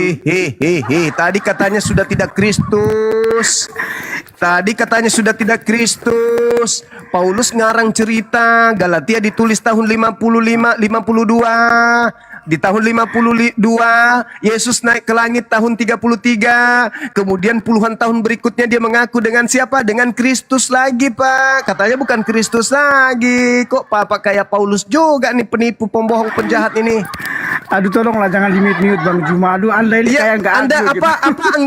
apa enggak malu gitu? Apa enggak malu? Jangan dibisu-bisukan lah. Ketika kita Anda mau ngomong tidak malu dibisu-bisukan. mengatakan bahwa Yesus ketika datang ke Paulus bukan Kristus lagi? Apakah Anda tidak malu? Maksud saya begini Bang, mungkin gelarnya Iblis Kristus juga itu sama masih Pak. ada. Iblis itu juga nggak ada malunya. Tetapi Kalau saya jadi Anda, saya sudah turun dari komal ini karena saya malu. Sudah Malu mengatakan kenapa? Yesus yang datang kepada Paulus bukan lagi Kristus, tapi ternyata Paulus sendiri mengaku, aku menerima Injil dari Yesus. Itu. Malu dong Iya, Pak, malu mungkin Pak. gelarnya masih ada, tapi Wah, isinya sebagai gelarnya Kristus lagi, itu woi, Paulus sudah banget selesai. Bapak ini, Paulus banget.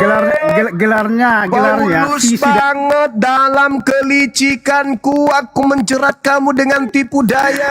Woi, Aduh, tolonglah Bang Juma, jangan di-mute lah. Ini tak ada Paulus banget, abang ini hanya bisa tertawa, bangga dengan kebodohan. Aduh, Bang, saya ingin meluruskan Bang Juma, jangan tersesat. Bangga dengan ketololan. Anda sudah Aduh, sudah tua tapi nggak ada malu. Dia mengatakan Yesus yang datang kepada Paulus tidak Kristus lagi katanya. Dasar penyesat. Aduh, tolonglah jangan di-mute Bang Juma. Aduh, kasihan loh. Saya capek loh tangan saya ini, jari saya ini. Kasihan saya sama Bang Juma beneran. Dikasih keselamatan ditolak. Ya udah kamu turun. Kamu turun. Kamu turun. Anjing, biadab, anak lonte kau dibawa. Kau dibawa, anak anjing, anak biadab, anak monyet, anak setan kau dibawa. Dibawa. Kamu jangan biasakan menyesatkan umat manusia dengan cara-caramu seperti itu. Aku nggak suka. Ya. Yesus mengatakan dan bahkan Paulus mengatakan di dalam kitab saudara sendiri nih.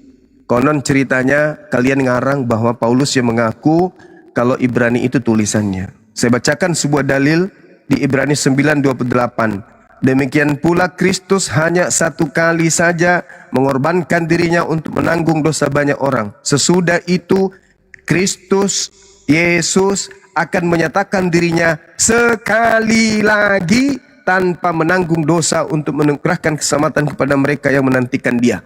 Yesus akan menyatakan diri sekali lagi. Kapan itu?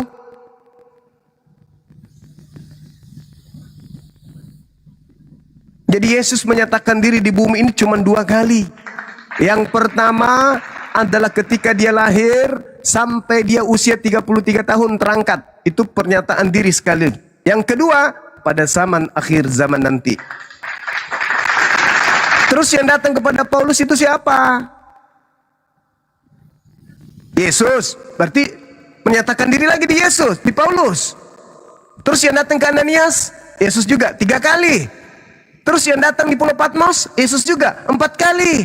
Terus yang datang kepada para murtadin yang ongol-ongol, Yesus juga. Berapa kali? Sementara dalil sendiri mengatakan Yesus akan menyatakan sekali lagi. Dia akan menyatakan diri sekali lagi. Kapan itu? Pada saat disertai tanda-tanda. Makanya Al-Quran mengatakan dalam surah As-Sukhruf ayat 69, Isa alaihi salam datang kedua kalinya nanti di akhir zaman, membawa tanda hari kiamat. Matius 24 nomor 27, 29 nomor 30. Apabila ia datang untuk yang kedua kalinya, dia akan memberikan tanda-tanda. Apa itu? Dia tampil di tengah langit, seluruh manusia melihatnya. Matahari menjadi gelap, bulan tak bercahaya, bintang berjatuhan, kuasa berguncang. Tanda kiamat. Jadi kalau ada yang datang akulah Yesus yang kau aniaya. Kata Yesus, jangan kau percaya, itu bukan aku. Mau dia pakai slop tinggi, mau dia pakai baju Superboy, mau dia pakai Superman, pakai daster warna pink, kalau ngaku Yesus tapi tidak ada tanda itu, kata Yesus, jangan kau percaya. Kalau kau percaya, kau jadi sengklek, kau jadi sesat. Nah, inilah yang terjadi. Inilah yang terjadi. Kalianlah korbannya karena kalian percaya. Udah Yesus mengatakan jangan kau percaya yo, itu bukan aku. Sebab kalau aku yang datang, kiamat. Kalau aku yang datang, kiamat, nggak ada cerita. Tapi kan itu datang ke orang per orang aja kan. Emang Yesus pernah mengatakan datang orang per orang? Nggak ada. Malah dia mengatakan lebih baik aku pergi. Sebab kalau aku tidak pergi, maka roh kebenaran itu tidak akan datang. Berarti yang datang setelah Yesus pergi siapa? Yesus atau roh kebenaran? Roh kebenaran. Terus yang datang kepada Paulus, roh kebenaran atau Yesus? Yesus. Salah konsep, Pak. Memang ada 3 yang datang setelah Yesus terangkat ke langit. Yang pertama adalah Yesus palsu, yang kedua adalah roh kebenaran, yang ketiga adalah Yesus asli. Jadi ada 3 yang datang setelah Yesus terangkat. Sekali lagi, yang pertama adalah Yesus palsu, yang kedua adalah roh kebenaran, yang ketiga adalah Yesus asli. Nah, yang datang kepada Nabi Muhammad roh kebenaran, yang datang kepada Paulus adalah Yesus palsu, dan yang datang nanti yang kita tunggu baik Yahudi, Islam, Kristen menunggu Yesus yang asli. Itu roh kebenaran menuntun umat Islam, roh jahat menuntun orang Kristen. Begitu sudah. Karena Yesus mengatakan waspadalah kepada penyesat. Penyesat itu jahat atau tidak? Jahat. Orang Kristen menyebut nama Yesus, bernubuat, mengusir setan, bermujizat pakai nama Yesus. Padahal ternyata itu adalah si jahat, kata Yesus. Aku tidak mengenal kalian. Kalian semua adalah pembuat kejahatan. Jadi orang Kristen ketika bermujizat, mengusir setan pakai nama Yesus, Yesus siapa yang datang kepada Kristen nih? Yesus siapa? Kata Yesus, aku tidak mengenal kalian. Ayo, jadi Yesus siapa yang datang bantu ini? Rusuli Lubis, Andi Simon. Yesus siapa itu yang mereka panggil yang datang? Yesus siapa?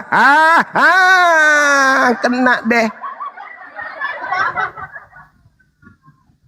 Saya kira begitu teman-teman sekalian. Jadi kata Yesus, Paulus, Yesusnya, jangan kamu percaya. Datang Paulus tuh, ketepak. Hai teman-teman, murid Yesus, aku udah bertobat loh. Kenapa cepat kali? Aku bertemu dengan Mesias di padang gurun. Nah, Yesus mengatakan, jangan ente percaya. Mau dia gondrong yang datang, mau dia botak yang datang, jangan ente percaya. Itu bukan aku, dia akan menyesatkan banyak orang. Maka Paulus membanting setir, murid-murid Yesus gak percaya aku ke Yahudi, ke Romawi aja deh, ke Yunani aja deh. Makanya dia mengatakan, aku diutus kepada non-Yahudi.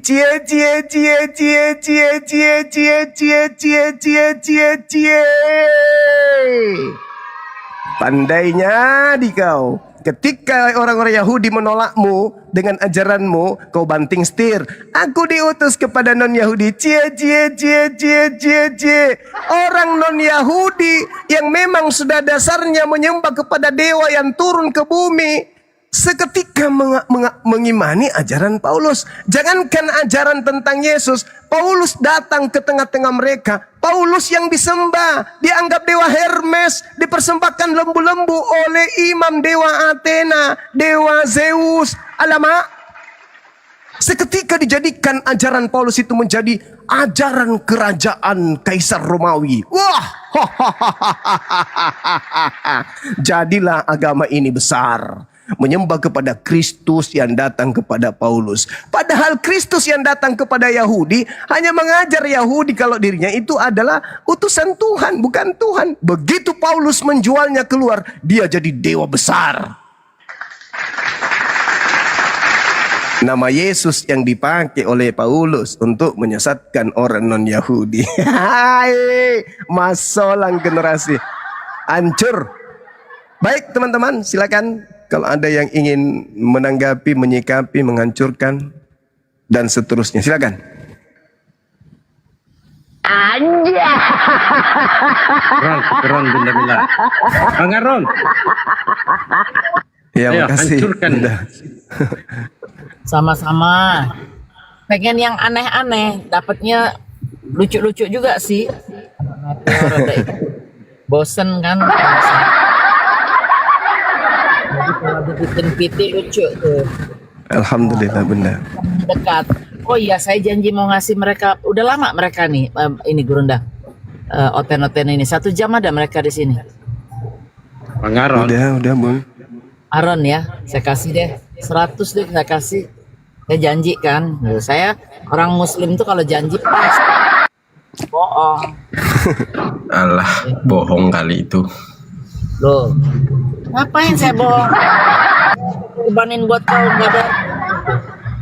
Gimana sih? Bang Juma, tadi kita ceramah pagi, khutbah pagi nggak begitu ya? Tapi Bang Juma beda isian. Iyalah beda lah Bang. Bisa nggak kita sama aja, samain aja khutbahnya? Ya? Nggak bisa lah. Thank you Bunda Mila. Itu dia, saya nggak bohong. Udah lanjut. Kita samain aja Bang Juma. Nggak bisa Bang. Bagaimana mau disamain? Mau atur damai Bagaimana dia. mau disamain? Gurunda. Ajaran Mau atur Athena damai dia. dengan ajaran Tauhid bagaimana ceritanya? Susah itu. Keundangnya kau nanti tanggal 20. Gimana? Mulai itu. Apa tuh? Temanya sama. Kita tema sama. Apa itu Bang? Kau sebelahan sama aku Bang, khutbahnya. Boleh. Serius ini. Iya serius. Tapi jangan kau plesetin, samain. Iya. Aku sama-samain. Anjay. Datanya dariku nanti. Saya ikut dengan Bang Juma. Bang Juma ini terkenal dia. Hampir semua jemaat tahu. Ini Bang orang mana Bang? Jakarta. Gak apa-apa, bagus kalau saya diundang untuk berkhutbah juga di gereja, nggak masalah. Acara Natal boleh. Udah ku bilang sama mereka, jangan keseringan buka TikTok, bahaya. Mama Besar pengaruhnya ya. Iya, soalnya mereka nanti mulai kayak Bang Juma cocokologi. Cie cocokologi nih ya. Cocokologi nih ya. Supaya tidak cocokologi apa gimana caranya? Matikan akal. Sesuai. Bukan Bang.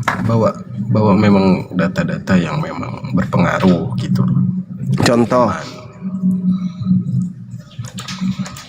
Ya banyak kan itu. Banyak. Nah, contoh. Satu aja. Barang siapa yang berkata dengan mulutnya Yesus adalah Tuhan, maka dia akan diselamatkan. Gitu. Nah itu faktanya. Barang siapa yang berkata tentang aku bahwa aku adalah Tuhan, aku tidak mengenal dia. Mereka adalah pembuat kejahatan, nyala daripada aku. Gimana ceritanya? Bertentangan dengan ajaran Yesus.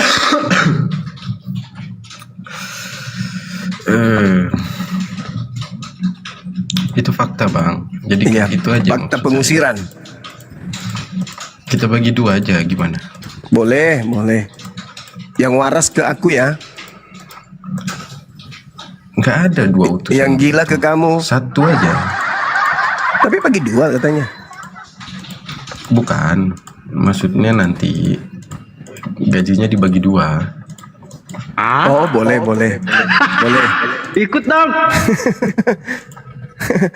Besar itu. 1000 jemaat kali 1/10. Wih, besar itu. Bang Juma nih kacau emang. Aku udah pernah ditawarin. Uang tunai lagi. Kadang kayak satu kali dibawakan cek. Disuruh pindah.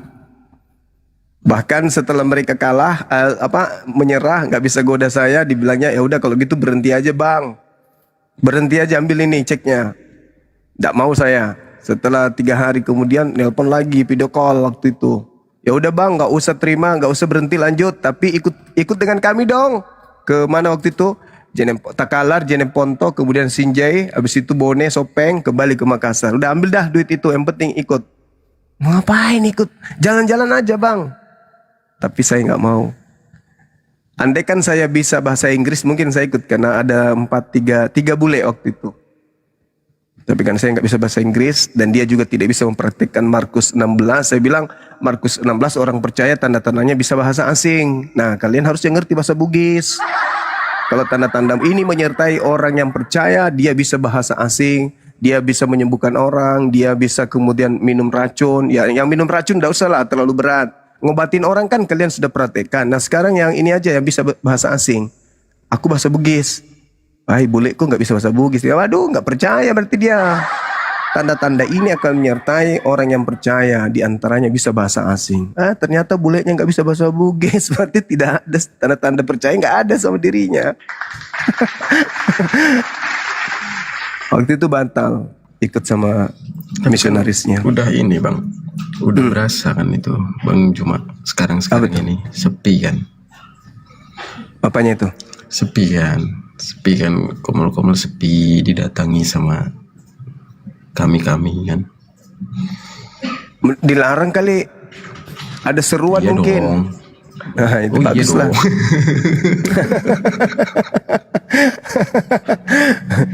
Ada seruan, jangan masuk. Padahal ada kemarin itu Pendeta Joseph ya di NDC itu bilang juga sih. Jadi gimana ya Mas baiknya kata dia. Ya baiknya sih kita suguhkan yang baik-baik Pak untuk jemaat mendengarkan firman atau nyanyian-nyanyian rohani di TikTok.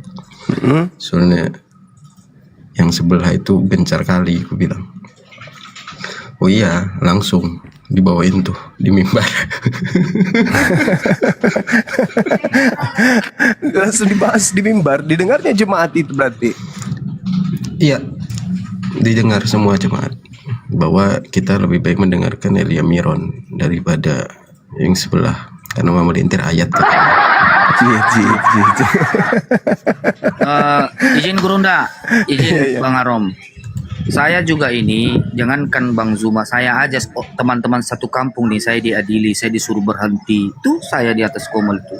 Orang-orang sekampung saya disuruh berhenti bawa Bible.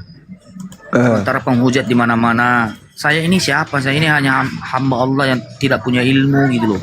Ya wajar lah Bang Zuma disuruh berhenti. Bubar kalian. Iya betul itu, disuruh berhenti. Ya sebenarnya gini. Bang Juma, kalau Bang Juma diskusi sama yang sekolah mungkin ya, yang mengerti itu nggak masalah sebenarnya. Cuman kan banyak yang ngajak diskusi itu yang nggak pernah baca, sekali senggol oleng dong. Gitu aku loh. Pernah diskusi dengan Paul Zong, katanya pernah sekolah. Kemudian siapa? MYM, katanya doktor lulusan Belanda. Tapi dia bersumpah tidak mau lagi berhadapan dengan saya. Hanya saya tanya wahyu pertama yang Yesus terima itu apa di dalam Bible. Nah dia tidak bisa jelas sama aku, dia tidak mau lagi. dia menyuarakan jangan lagi ada berdebat dengan Bang Zuma. Anda tahu apa alasannya?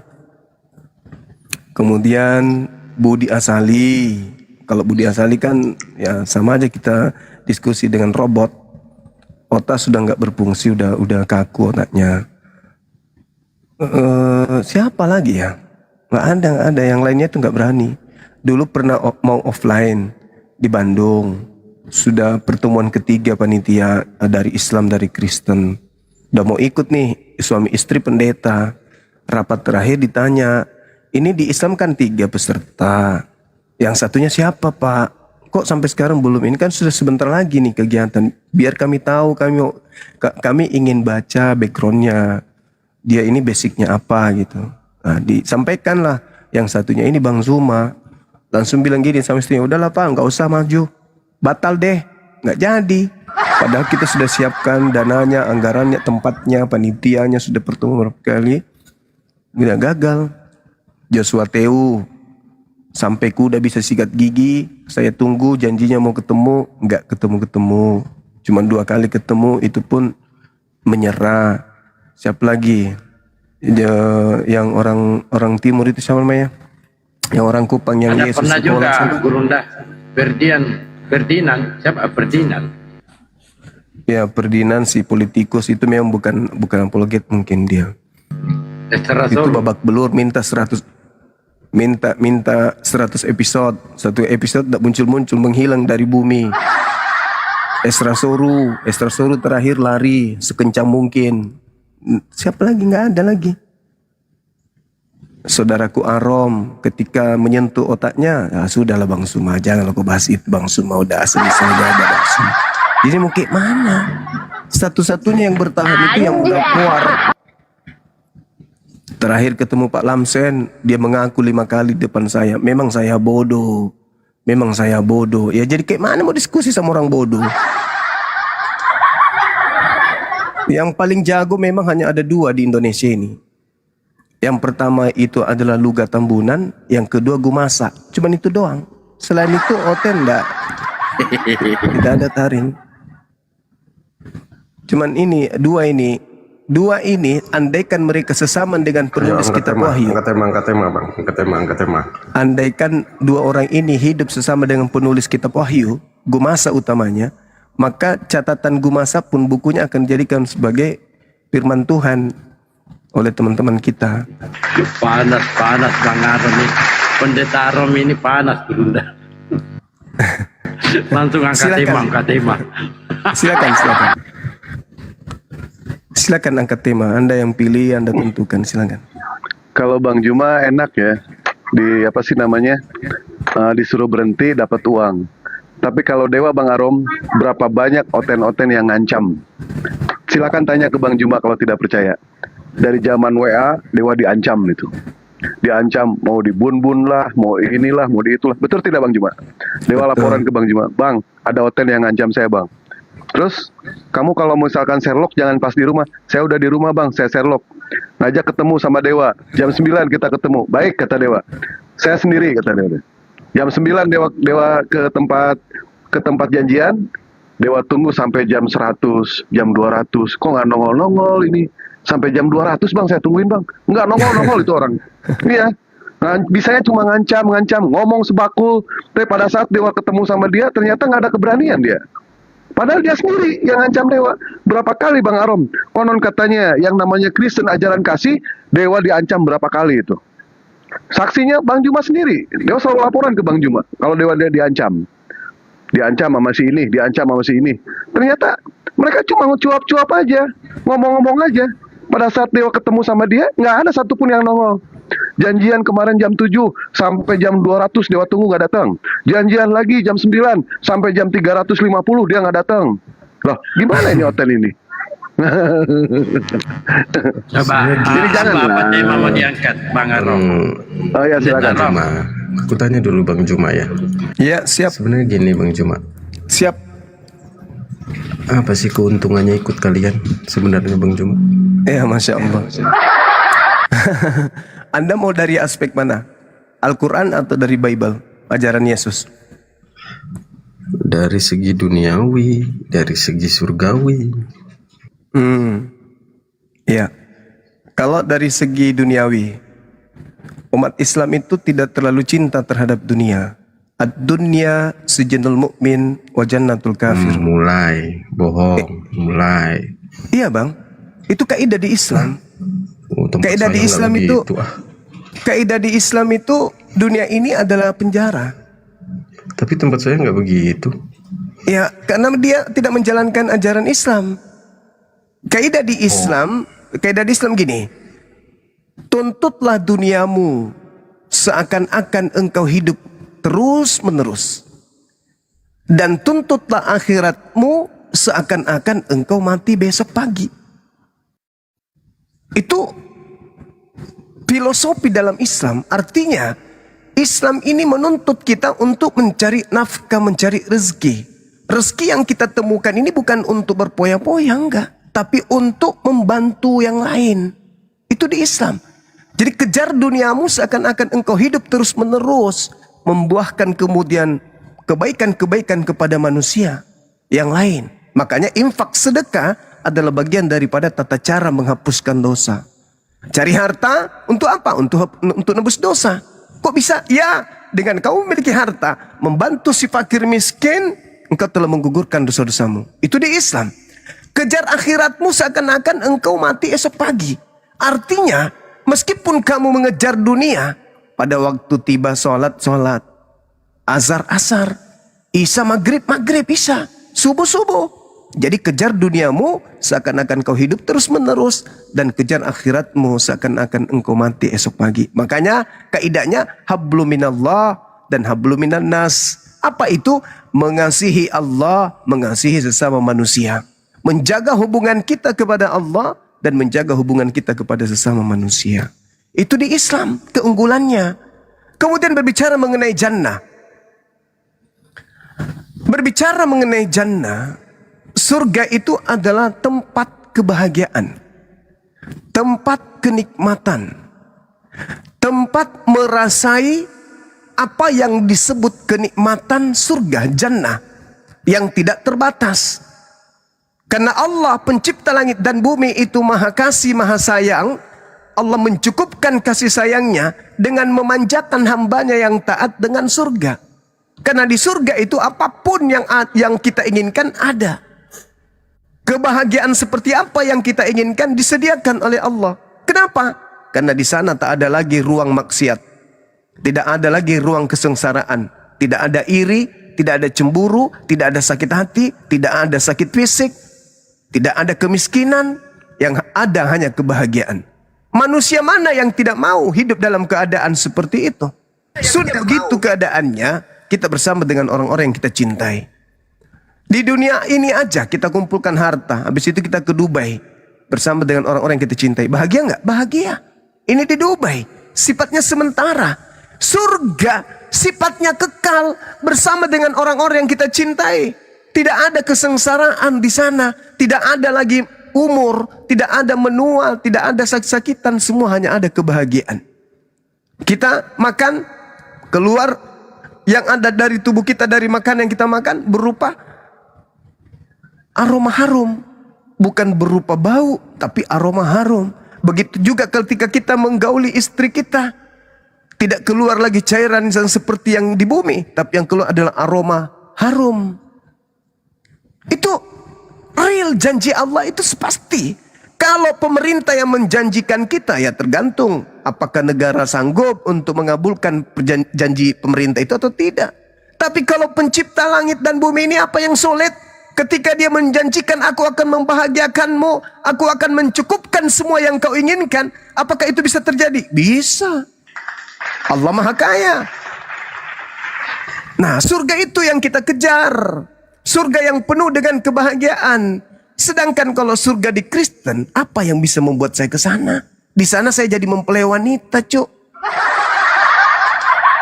Di sana saya harus menyaksikan kemudian perang naga. Di sana saya hanya memuji-muji, menari-nari. Kalau memuji sehari boleh, menari sehari boleh. Dalam kehidupan kekal saya memuji, mulut saya ini doer langsung. Jadi kesempurnaan kehidupan manusia itu nanti ketika kita di surga. Hari ini kita merasa ganteng, baru merasa di surga ganteng beneran. Hari ini kita merasa gagah, di sana gagah beneran. Kita merasa kita sehat, di sana sehat beneran. Kita merasa serba berkecukupan, di sana benar-benar berkecukupan. Tak ada lagi kemudian kesengsaraan. Surga adalah tempat kenikmatan. Titik. Wah, kalau itu sih ceritanya jadi miskin dong kalau ikut ke sana. Konsepnya begitu mah. Kenapa miskin? Nggak punya duit itu mah. Ya Allah, di surga itu kita tidak butuh duit lagi. Kenapa? Surga itu adalah tempat kebahagiaan, nggak butuh duit. Segala sesuatu Allah cukupkan kepada kita. Belum ada yang tahu itu ke sana. Sama seperti Sekarang besok hari aja Senin. dulu. Sama seperti besok hari Senin, Bang. Tidak ada yang tahu besok itu seperti apa. Tapi sekuat tenaga apa yang kita punya, sekuat ilmu apa yang kita mau untuk menghentikan besok itu jangan datang. Tetap aja datang. Suka tidak suka, ikhlas tidak ikhlas, dalam keadaan bahagia, dalam keadaan sengsara. Besok hari Senin tetap datang. Tak ada kekuatan yang bisa menolak itu. Begitu juga surga neraka. Besok surga neraka itu akan tetap datang. Kita datang menemuinya dalam keadaan pendosa atau dalam keadaan taat. Itu. Maka yang menentukan hari ini. Nggak ada yang mau hidup miskin, Bang Jumat. Semua juga butuh uang lah. Di surga kita nggak butuh duit, Bang. Itu kan belum tahunya. Tapi itu suatu kepastian. Yang bilang pasti kan Bang Jumat. Ya, Allah yang memastikan itu. Seperti pastinya Senin besok. Kita nggak ada yang tahu apa yang terjadi besok. Tapi satu kepastian besok pasti ada. Sama seperti ketika tahun 2000. Yang hidup di tahun 2000. Kita melihat ke depan tahun 2025 itu senyum, tertawa kita. Masih lama kali. Tapi hari ini kita berdiri di tahun 2025. Nengok ke belakang serasa baru 1 jam tahun 2000 itu. Begitu juga ketika nanti kita berdiri di padang mahsyar. Ketika kita diperkumpulkan semua oleh Tuhan. Dihadapkan pada penghakiman. Yang menentukan selamat tidaknya kita nanti di sana adalah apa yang kita lakukan di bumi. Kita menengok ke belakang. Kenapa di usia saya yang hanya seusia 60-70 tahun membuat saya sengsara di sini? Lalu buat apa lagi penyesalan itu ketika kita sudah berdiri di sana? Apakah itu sebuah kepastian? Kepastian. Tadi rambut tidak memutih. Kita tertawa melihat rambutnya ayah. Kita cabut satu persatu rambut putihnya beliau. Hari ini bisa jadi rambut kita yang memutih, Bang. Itu sinyal, itu tanda. Makanya Tuhan mengatakan binapsih. Aku menunjukkan tanda-tanda keberadaanku di mana? Di diri kalian. Di diri kalian. Saya memberikan kemudian pengetahuan tentang diriku kepada kalian. Melalui apa? Melalui diri kalian sendiri. Dengan adanya kemudian perubahan yang ada pada diri kita membuktikan kita akan pergi meninggalkan alam ini. Wa fi ampusihim. Itu jelas itu. Tadinya ganteng, tidak keriput. Sekarang udah mulai keriput. Itu kode alam. Menandakan bahwa kita manusia keturunan Adam ini tadinya dari jannah. Kembali ke jannah. Karena di sana tempat kita. Bukan di sini. Ini hanya tempat persinggahan mengambil bekal. Jadi kalau kita dalam kaidah Islam. Ketika kemudian Allah subhanahu wa ta'ala di alam ruh berkata kepada kita. Alastu birabbikum. Apakah kamu bersaksi bahwa aku ini adalah Tuhanmu? Ini di alam ruh. Qalu bala syahidna. Kami bersaksi bahwa engkau adalah Tuhan kami. Itu di alam ruh. Tidak terbungkus jasad. Setelah terbungkus jasad, kita lupa hidup kita di alam ruh itu. Lupa seketika. Kenapa? Karena pengaruh jasad ini mempengaruhi kemudian alam ruh kita. Seketika ruh tidak bisa menentukan jati dirinya. Karena sudah dikuasai oleh jasad. Ketika turun kita di bumi, dibungkus oleh jasad, maka Tuhan menciptakan fa'alhamaha fujuraha wa taqwaha. Manusia aku bungkus, roh manusia aku bungkus dengan jasad, di mana jasad akan menggiring keinginan. Ketika jasad melepaskan roh, barulah roh kemudian menyesal. Kenapa dulu aku lupa janjiku kepada Rabbku? Ketika Rabbku bertanya, alastu bi rabbikum, apakah kalian mengakui aku ini adalah Tuhanmu? Qalu bala syahidna. Oke, kami bersaksi bahwa engkau adalah Tuhanku. Oke, kalau begitu aku turunkan kau ke bumi. Turun ke bumi. Untuk apa? Bawa bekal. Kata Tuhan di alam roh kepada kita, hei si fulan, kamu ke bumi, di situ ada pantai. Aku turunkan kau dari kapalku, kau turun ke sana, perbanyak bekalmu yo. Sebanyak mungkin kau cari bekal di situ. Nanti ada tiba waktunya, aku kasih kode di mana kamu harus kembali ke kapal untuk menuju ke perjalanan berikutnya. Kita akan berlayar ke pelabuhan berikutnya.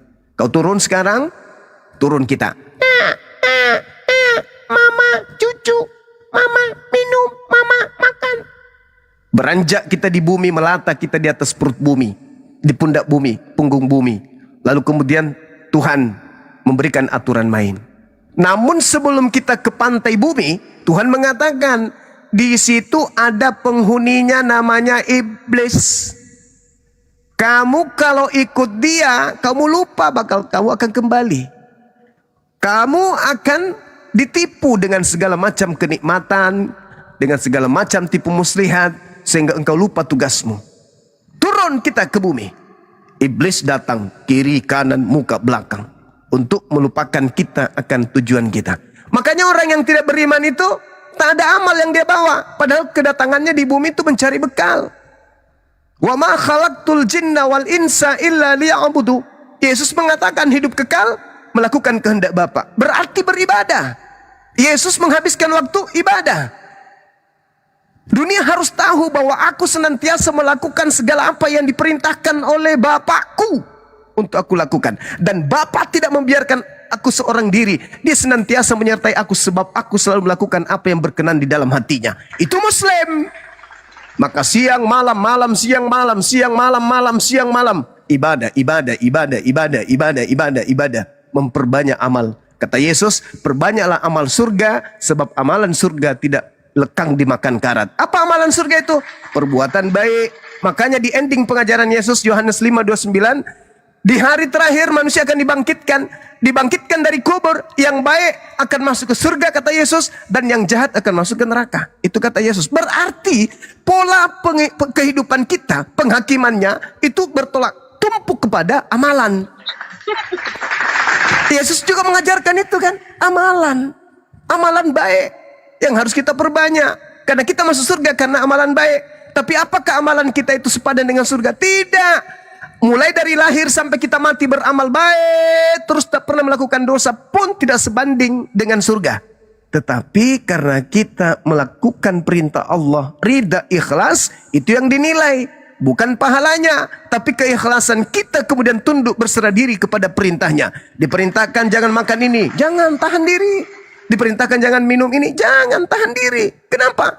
Tuhan lagi menguji. Begitu kita turun ke bumi, banyak penggoda-penggoda. Ah, makan aja, nggak apa-apa kok. Malah kau hebat. Masa Tuhan ciptakan itu kau tidak makan? Ah, kupur nikmat namanya, makan aja, nggak apa-apa. Itu iblis tuh yang bekerja seperti itu. Tuhan itu cuma satu loh yang menciptakan, yang bukan makhluk. Oh enggak kok, dia sudah datang ke bumi kok, inkarnasi jadi manusia. Udah, Tuhan kan aja dia setara kok. Dia juru selamat. Oh, orang udah selamat tanpa dia, maka sembah dia. Itu cara-cara mau merangkap itu. Begitu ada sumpritan bunyi dari pantai, prit, datang pasukan berjubah hitam, berbaris di depan. Hei si Fulan, udah tiba saatnya kamu harus kembali. Jangan dulu, aku masih mau. Nggak ada cerita. Innalillahi wa inna ilaihi rajiun. Hanya gara-gara Panu mati. Karena dia harus kembali. Begitu dia sampai ke kapal, ditanya, mana bekalmu? Baru gemeteran. Izinkan aku kembali ke bumi ya Rabb. Tidak ada cerita. Sudah datang berapa pendakwah kepadamu? Udah datang kebenaran kepadamu. Di mana kupingmu? Di mana matamu? Di mana hatimu? Udah datang kepadamu. Kenapa kau masih menolaknya juga? Karena di bumi enak bang. Yang diharam-haramkan katanya justru makan yang aku suka. Cuma gimana saya? Tidak ada, itu sudah telat. Kau di sini duduk sampai kita berangkat. Jadi orang-orang di alam barzakh itu kemudian berlayar menuju kepada kehidupan berikutnya dengan kesengsaraan. Bagi mereka yang sengsara, bagi mereka yang lupa tujuannya dicipta, diutus ke bumi. Tapi bagi mereka yang perbanyak amal, siang malam beramal, tunduk kepada Dia hakikat yang Maha Pencipta, kembali ke kapal untuk berlayar selanjutnya dengan penuh senyum, penuh syukur, sukacita. Kenapa? Dia sudah melihat surga. Gambaran surga dia sudah lihat. Begitu juga yang sudah mau ke neraka, gambaran nerakanya dia sudah lihat. Makanya alam barzakh itu adalah satu dari pintu-pintu surga dan satu dari pintu-pintu neraka. Bagi orang yang sengsara di neraka, itu sudah pintunya. Dan bagi orang yang bahagia di jannah, itu juga sudah pintunya. Makanya dikatakan tidurnya orang yang selamat di kubur, itu sama dengan tidurnya malam pengantin. Tiba-tiba aja tertiup trompet sangkakala, kiamat terjadi, serak. Tiba-tiba aja kita dibangkitkan. Oh kok cepat kali, aku kan masih mau merasakan nikmatnya alam kubur. Aku melihat di situ tempatku, waduh indah kali. Aku lihat telaganya, aku lihat kemudian nikmat sekali pokoknya. Kenapa cepat kali? Tunggu, udah. Ini sudah mau berangkat ke sana. Itu kan masih fata morgana yang kusaksikan, itu kan masih bentuk bayangan. Ini aslinya. Oh ya? Berbarislah kita di padang mahsyar. Mana umatnya Nabi Muhammad? Ana ya Rasulullah. Ana ya Rasulullah. Nahnu ya Rasulullah. Kami ya Rasul. Kami ya Rasul. Tal. Kesini. Nah ini yang Kristen yang bingung nih. Dia mau ke Nabi Isa tak mengenalnya. Mau ke Nabi Musa tak mengenalnya. Ke Nabi Abraham juga tidak. Kamu pengikutku ya. Itu nonotmu masih ada tertutup. Dia mau ke Daud tak mengenalnya. Mau ke Nabi Muhammad, tidak bisa. Datanglah ke Isa, ke Yesus. Dulu kami menyebut namamu. Dulu kami mengusir setan pakai namamu. Memujimu, bermujizat pakai namamu. Apa kata Yesus? Sorry lah, enyahlah daripadaku. Aku tidak mengenal kalian. Kalian semua adalah pembuat kejahatan. Iza husiran nasu kanu lahum a'da wa kanu bi ibadatihim kafirin.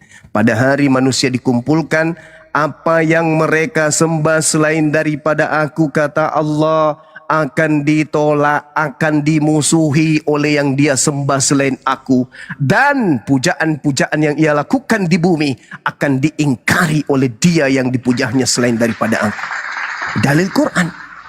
Apakah ada ucapan Yesus seperti itu? Ada. Di mana Yesus mengatakan itu? Yohanes 12 nomor 48. Apa kata Yesus? Barang siapa yang menolak firmanku, menolak aku, tidak menerima perkataanku, dia sudah ada hakimnya, yaitu firman, perkataan yang pernah aku ucapkan kepada mereka. Perkataan itulah kelak yang akan menjadi hakimnya di akhir zaman. Ayo. Makanya saya sering bertanya kepada saudaraku Kristen, ketika Yesus berkata, segala firman yang engkau berikan kepada aku telah aku sampaikan kepada mereka. Mereka telah menerimanya.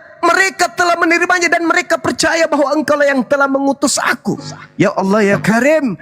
Yesus menamatkan pengajarannya tahun berapa rupanya? 33. Paulus mengajarkan ajarannya tahun berapa mulainya? Tahun 50-an. Hai, segala firman yang engkau berikan kepadaku telah aku sampaikan kepada mereka. Ada enggak ucapannya, akulah Yesus yang kau niaya, akulah Alfa dan Omega, segala kuasa telah diberikan kepadaku baik di surga maupun di bumi? Ada enggak itu? Pergilah ke seluruh dunia, jadikanlah seluruh bangsa menjadi muridku. Ada enggak firman itu? Tak ada. Padahal di tahun 33 Yesus sudah menamatkan ajarannya. Ditanya oleh Allah, wa isqalallah ya Isa bin Maryam, a'anta qulta linnas, apakah engkau mengajarkan kepada manusia-manusia ini menuhankan dirimu selain daripada aku? Kata Yesus, kata Isa, qalu subhanaka ma yakunu li an aqula ma laysa li bihaqqa. Maha suci engkau ya Allah, Aku tidak berhak mengatakan apa yang bukan hakku untuk aku katakan. Yohanes 12:49 nomor 50. Apa yang aku katakan adalah apa yang diperintahkan oleh Tuhanku untuk aku katakan, aku sampaikan, dan firman-Nya itu adalah hidup yang kekal. Subhanallah. Jadi bagaimana mungkin Kristen maju salah, mundur salah? Aduh, kita mau kemana? Mana Paulus? Mana Paulus? Paulus udah terkapar, lebih duluan terkapar dia di dalam. Kenapa bisa lebih duluan? Karena dia bukan dibakar, tapi dia bahan bakarnya. Ini fakta, ini real. Maka karena Allah cinta kepada umat manusia, cinta kepada keturunan Adam alaihissalam, maka Allah yang Maha Pengasih kemudian mengutus Nabi Muhammad sallallahu alaihi wasallam dengan berkata, ya ahlal kitab, qad ja'akum rasuluna yubayyinu lakum.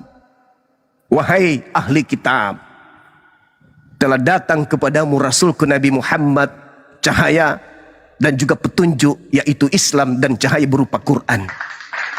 Anda mau selamat? Ikut kepada rasulku. Ikut.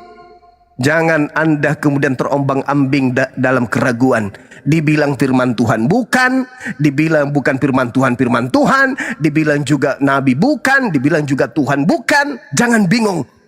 Lihat, qad ja'akum rasulna yubayyinu lakum. Seperti itu, saudara. Silakan. Kalau saya pribadi memang nggak masalah kalau Alkitab itu mau dibakar kayak mau dibuang kayak, karena yang kita tahu ya firman di dalamnya itu, tulisan di dalamnya itu adalah firman Tuhan. Yang firmannya itu yang nggak boleh hilang, bukan kitabnya. Kalau kitabnya mau dibakar pun ya nggak masalahnya. Begini Bang Juma, pertanyaan saya kan, orang manusia ini hidup ini kan membutuhkan makanan, membutuhkan tempat tinggal, dan membutuhkan hidup yang layak.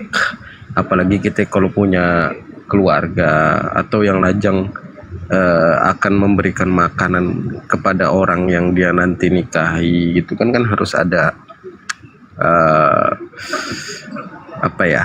membutuhkan sesuatu untuk itu kan gitu.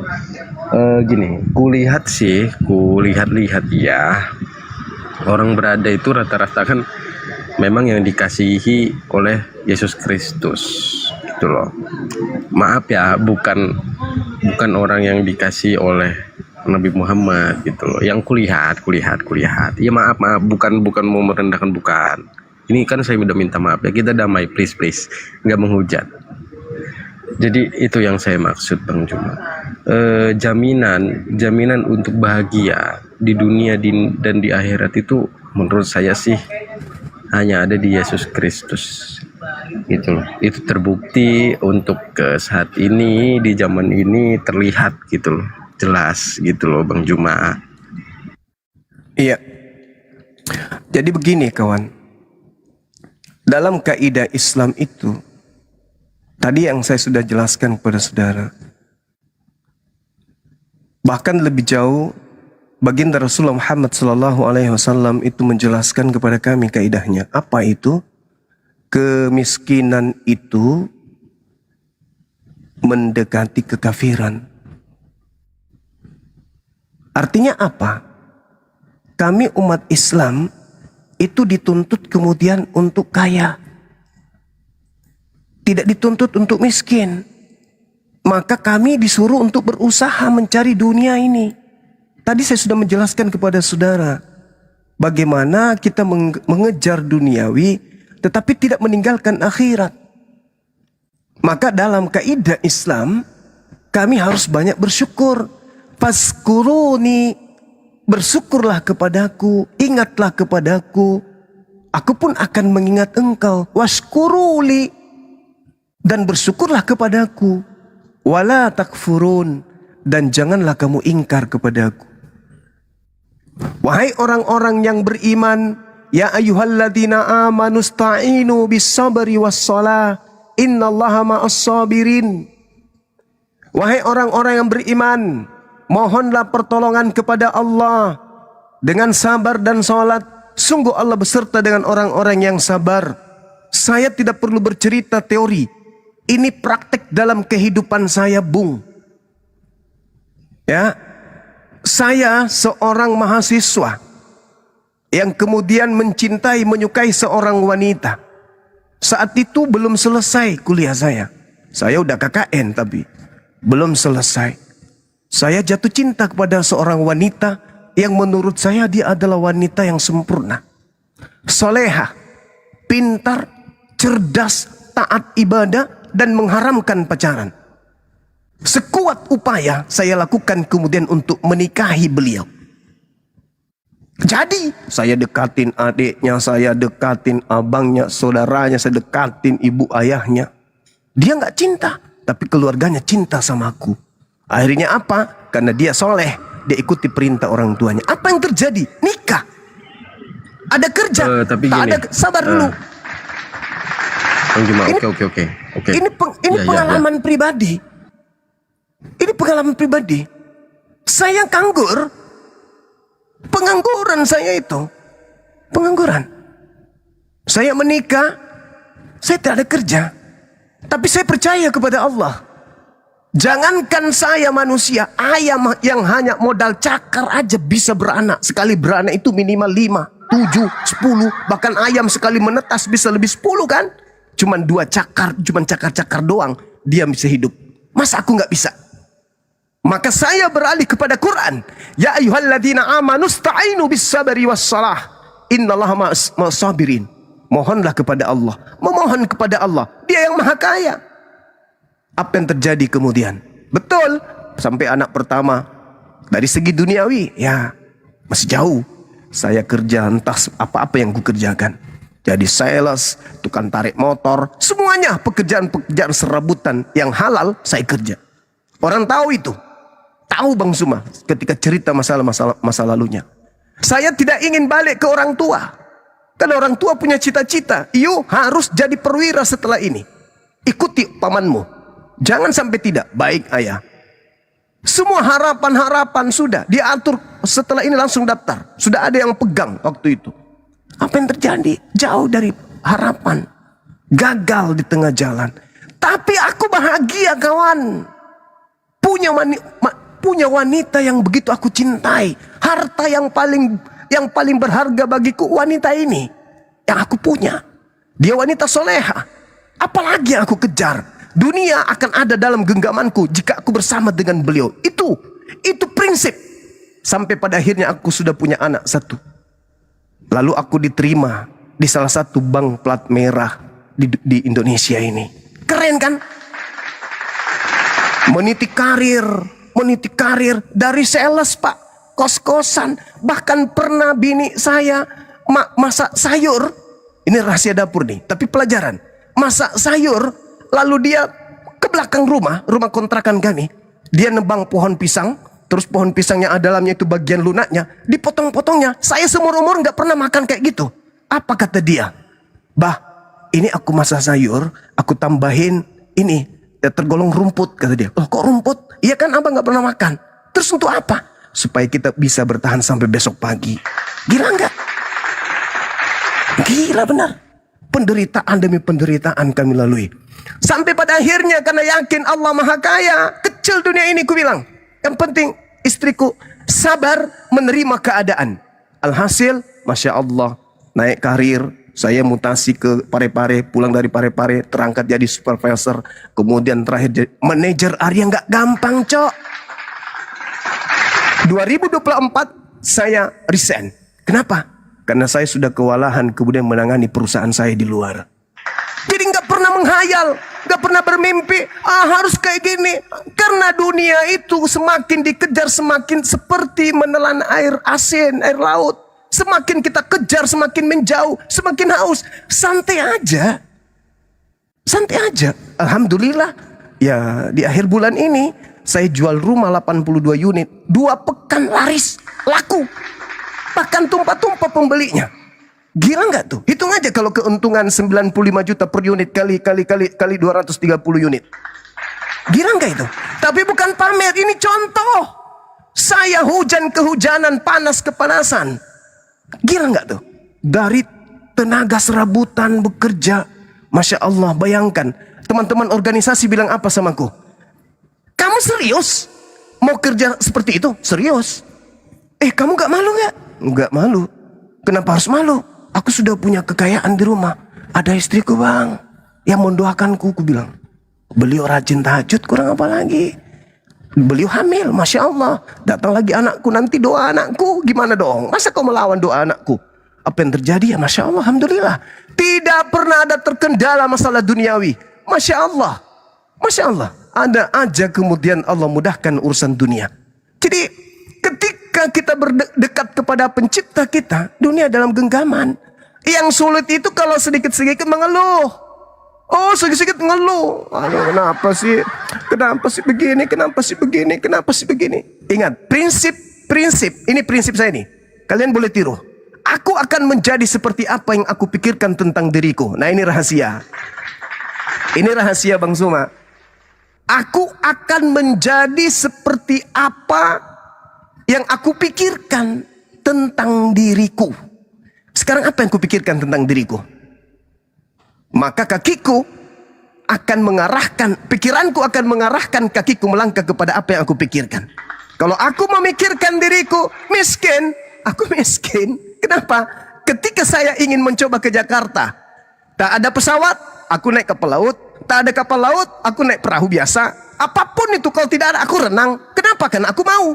Tapi kalau aku tidak mau pesawat, kapal terbang, atau ada mobil, ada kapal laut, ada kereta api, parkir untuk sedia mengantar saya ke Jakarta. Kalau memang aku yang tak mau, maka tidak akan sampai ke Jakarta. Maka kembali kepada prinsip dalam hidup. Aku akan menjadi seperti apa yang aku pikirkan tentang diriku. Itu yang pertama. Yang kedua, prinsip yang kedua yang Bang Zuma pegang adalah tidak akan kutunda sampai esok apa yang bisa aku kerjakan hari ini. Pegang dua ini. Pegang dua ini. 3 tahun ke depan kau balik pada saya. Katakan saya keliru dengan prinsip itu. Saya punya bawahan Bung. Ini saya lagi di rumah, nggak mungkin saya berpura-pura. Anak-anak saya dengar. Saya punya bawahan yang dekat sama aku. Apa aku bilang? Kau pakai prinsip ini, kau akan menjadi seperti apa yang kau pikirkan tentang dirimu. Dan jangan kau tunda sampai esok apa yang bisa kau kerjakan. Alhamdulillah, orang-orang terdekatku minimal mereka jadi supervisor. Ada yang di BTN Syariah, ada yang di Bank Syariah, ada yang di konvensional. Masya Allah, mereka punya mengatakan apa yang saya ajarkan ternyata betul. Yes, kita harus berpikir. Karena kekuatan berpikir ini, jangankan rezeki yang kecil-kecil, otak manusia bisa menerbangkan pesawat terbang yang ribuan ton beratnya saja bisa. Apalagi hanya mendatangkan rezeki. Kecil itu. Kecil itu. Itu kecil. Yang penting jangan cuma di mulut. Kita harus realisasikan. Jangan juga kita berpikir, aku akan menjadi seperti apa yang aku pikirkan tentang diriku. Masuk di kamar berpikir, aku akan kaya. Habis itu tidur terus. Oh, nggak bisa. Bukan begitu. Bukan begitu. Bukan begitu. Saya ini Bung, saya pengembang, saya developer perumahan baru berapa tahun, 2000 berapa baru saya belajar. Sudah berapa banyak kemudian pengembang-pengembang senior. Tapi sekedar bocoran, Bang Zuma satu-satunya pengembang junior yang tembus ke Mahkamah Agung untuk memberikan rumah bagi pegawai pengadilan tinggi agama. Keren gak tuh? Keren kan? Keren. Kenapa? Kita selalu berpositif, jangan takut dunia. Kecil itu. Kalau Anda sudah punya ilmu, Anda sudah bisa baca Quran, Anda bisa hidup. Karena prinsip ketika engkau mencari akhiratmu, maka dunia akan ngekor. Dunia akan ngekor. Saya dari sejak mahasiswa, ketika saya belajar Quran, sudah berapa banyak masjid yang minta saya jadi imam tetap. Tuh, duit gak itu? Alhamdulillah. Para jemaat kasih kita uang meskipun kita mahasiswa. Duit. Saya keliling imam Jumat, imam Tarwih.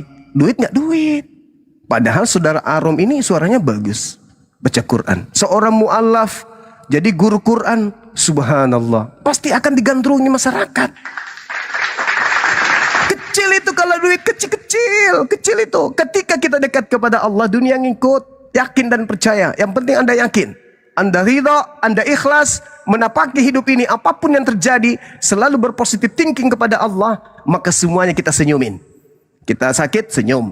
Kita kekurangan, senyum. Insya Allah Tuhan akan berikan. Tapi ingat, doa istri harus. Satu lagi yang terakhir, Para laki-laki ketika kalian ingin sukses dalam berusaha, jangan pernah kalian sakiti hati istri kalian. Catat itu. Catat itu. Apalagi kamu sakiti di depan anak-anakmu. Please. Tolong. Jangan pernah kau sakiti wanita. Jangan pernah kau sakiti istrimu. Jangan pernah kau sakiti dia di depan anak-anakmu. Jangan kau kasar dia. Kalau kau mau bicara dengan dia dengan suara tinggi, jangan di depan anak-anakmu. Masuk ke kamar. Kamu boleh marah, tapi ingat tujuannya untuk memperbaiki. Jangan pernah sekali-sekali nyakiti hati istri kalau mau sukses dalam usaha. Itu kuncinya. Itu kunci yang ketiga yang saya pakai. Itu. Jangan pernah sakitin hatinya. Oke. Lanjut. Gimana keselamatan untuk orang tuanya, Bang Juma? Iya. Jadi keselamatan untuk orang tua itu urusan Allah, bukan urusan kita. Nabi Muhammad ketika Kan beda datang, Tuhannya. iya kan kita sudah memberi peringatan. Kita berikan peringatan, kita berikan ajaran. Di Islam tidak ada paksaan untuk orang-orang di luar Islam untuk berislam. Tapi tugas kita menyeru, mengajak, membuka ruang diskusi. Mungkin kami keliru ayah, mungkin kami keliru pak. Tapi tolong ajarkan yang keliru itu yang mana. Ini yang keliru nak. Kamu sebenarnya harusnya begini, begini, begini. Tapi apakah ada larangan dalam agama kita yang dulu begitu? Mana dalilnya? Mana dalilnya? Mana buktinya? Betapa banyak adik saya yang bungsu, istrinya juga mualaf. Dulu dipagar sama keluarganya karena keluarga pendeta. Bahkan adiknya sampai ke rumah. Adiknya itu aktivis gereja. Datang ke rumah. Wallahi, apa ujung dialog kami? Apa katanya? Kak, apapun yang kakak katakan tentang Yesus, tentang Paulus, aku akan tetap mati bersama dia. Ya sudah, kalau udah kayak gitu sudah, nggak ada lagi cerita. Itu ucapan orang-orang yang sudah putus asa, yang tidak bisa apa kebenaran apa yang ingin kau jajakan ke kami. Kamu ingin adik saya yang pindah ikut kakakmu. Apa yang kau sajikan? Apa kebenarannya? Tidak bisa diungkapkan.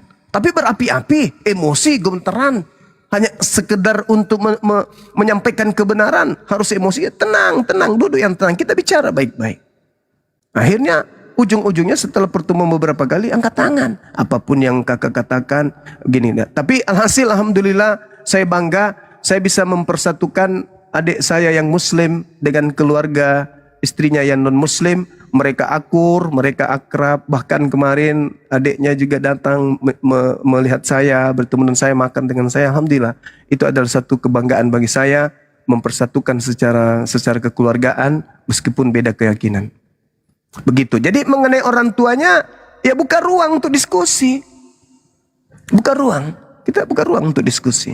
Apa yang salah, apa yang benar, apa yang keliru, ini pilihan kami. Ini pilihan kami. Kalau orang tua mau belajar, silakan, kita buka diri. Nah, alhasil mertua adik saya itu di ujung hidupnya syahadat, dibimbing syahadat. Karena di antara banyak menantu yang merawat mertuanya, justru yang dibenci. Tadinya adik saya dibenci. Yang merawat mertua ketika sampai dia sakit dan menjelang kematiannya, itu adik saya yang muslim. Sampai pada akhirnya, ya kelihatannya sih ibunya minta untuk disyahadatkan. Menurut adikku dia membimbingnya. Karena menantunya menjauh. Karena orang tua udah sakit-sakitan, udah penyakitnya parah, jijik mereka sama mertua. Adikku sudah terbimbing untuk mencintai mertua itu adalah orang tua kita juga. Ridhonya mereka, doa-doa mereka itu yang tolak bala. Kita bangga pencapaian kita capai itu doa-doa mertua. Doa orang tua kita. Jadi jangan menganggap mertua itu orang lain. Jangan, doanya beliau itu yang membuat kita kemudian bisa diijabah. Seperti itu adanya. Sekira begitu dari saya, silakan. Yang dimaksud itu, kalau gak sempat, itu keselamatannya gimana? Itu, ya, itu urusan dari kita bisa memberikan. Ya, itu urusan dari pencipta langit dan bumi, Bang. Minimal cucunya terselamatkan, kan gitu. Keturunannya terselamatkan. Ada keturunannya yang menjadi orang ahli surga. Ibarat kata kita saat ini masih satu kendaraan dengan orang tua. Kita tahu kendaraan ini menuju ke neraka. Apa kita membiarkan? Kita nggak bisa ngerem. Karena tidak bisa kita paksa. Kita loncat dari mobil itu. Lalu ambil mobil lain, kejar. Kasih peringatan. Kalau ternyata kita sudah berusaha untuk menghentikan kendaraannya tapi dia nggak mau, ya kita serahkan kepada Allah. Bukankah kita ini orang yang berserah diri? Maka kita serahkan kepada Allah. Urusannya Allah yang tentukan nantinya. Daripada kita celaka sama-sama di mobil, mati, minimal ketika kita loncat ada keturunannya yang menjadi ahli surga. Ya mungkin dan mungkin karena itu rahasia Allah. Saya cuma tidak ingin melampaui kehendak Allah, keinginan Allah. Tidak mungkin ada manusia yang bisa melampaui itu. Tapi paling tidak keturunannya kita cetak mereka menjadi orang-orang soleh dan soleha. Serahkan kepada Allah. Biar Allah yang melihat. Biar Allah yang menuntun. Biar Allah yang kemudian menentukan. Karena di dalam Al-Quran itu dikatakan Allah tidak ditanyai apa yang Allah lakukan. Sedangkan apa yang ditanya itulah kita makhluk. Al-Quran itu menjelaskan kepada kami umat Islam. La yus'alu amma yaf'al wa hum yus'alun. Allah tidak ditanya tentang apa yang Allah kerjakan. Tetapi kitalah yang akan ditanya. Apalah yang lu kerjakan ketika kamu di bumi. Jadi ya serahkan kepada Allah. Kalau Allah kemudian ternyata menyelamatkan, ya kita nggak punya hak untuk mempertanyakan pekerjaan Allah. Allah kemudian kita lihat ada orang sholat tapi Allah masukkan ke neraka, ya kita nggak bisa intervensi Allah. Begitu juga sebaliknya, kita tidak bisa mengintervensi itu. Maka apa yang kita lakukan? Kita serahkan berserah diri kita kepada Allah. Selama kita berupaya, berusaha dan seterusnya. Jadikan keturunannya menjadi penghafal Quran, menjadi da'i. Ajak mereka sekolah-sekolah ke luar negeri. Dan nanti kalau saudara Arum punya anak mau sekolah, ya serahkan ke kami. Kami sekolahkan sekolah agama. Mau ke luar negeri juga boleh kami bantu. Sekolah penghafal Quran bisa. Mau jadi da'i, jadi ulama seperti guru kita Ustadz Uas, boleh. Kita kirim keluar sekolah di luar negeri. Pulang-pulang jadi da'i besar. Menyelamatkan banyak orang. Begitu saudaraku. Karena di Islam itu jelas pengajarannya, wahai orang-orang beriman, perintah Allah jelas, jagalah dirimu dan juga keluargamu dari api neraka. Sekira begitu. Ya ayyuhalladzina amanu qu anfusakum wa ahlikum nara. Wahai orang beriman, jagalah dirimu, jagalah anak istrimu dari api neraka yang bahan bakarnya adalah manusia dan batu. Gitu. Oke, thank you Bang Jumat. Siap. Mau login, Bang Zuma. Siap Bunda. Aaron mau login. Beliau tunggu setelah Natal. Sudahlah, jangan begitu.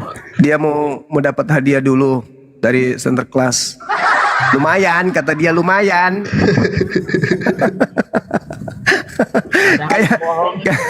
kayak pastor yang saya sahadatkan, Bun. Tunggu dulu Kanda. Setelah misa Kanda. Jadi ini berhadiah dulu ya. Ini cerita, ini fakta ya teman-teman sekalian. Ada seorang pastor yang kemudian datang jauh-jauh ke Makassar. Wallahi, saya nggak bohong. Wallahi, dia menyerahkan kepada saya emas batangan. Saya bukan emas batangannya yang saya lirik waktu itu. Tapi yang saya lirik itu adalah batu-batu permatanya. Karena ini adalah dari Roma, dari Vatikan. Jadi waktu itu saya tanya teman saya yang dari kepolisian, gimana ini?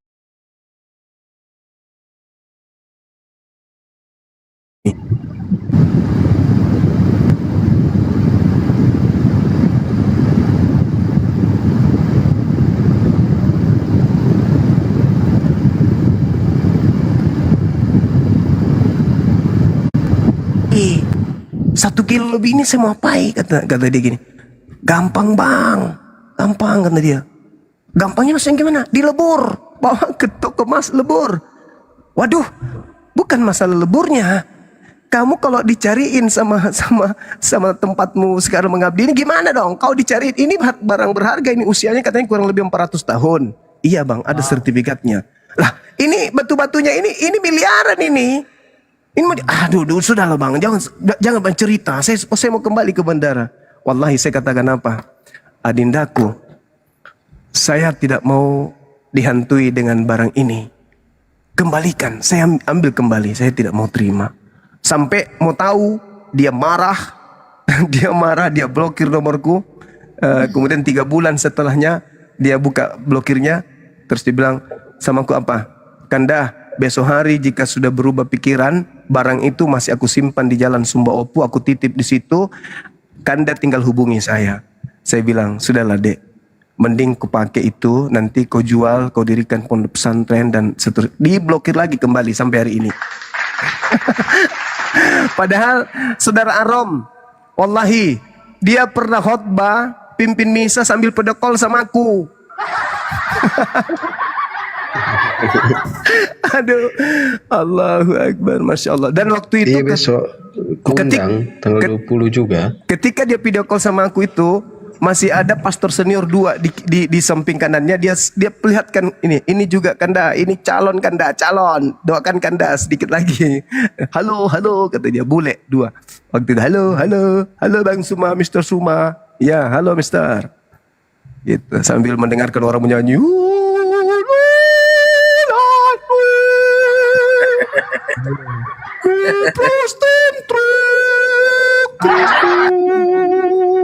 Lagu begitu sekarang ini di Amerika tuh begitu. Cuma nyanyi begitu doang, nggak ada religious sekali. Iya, begitu Bun. Dia nyanyi waktu itu.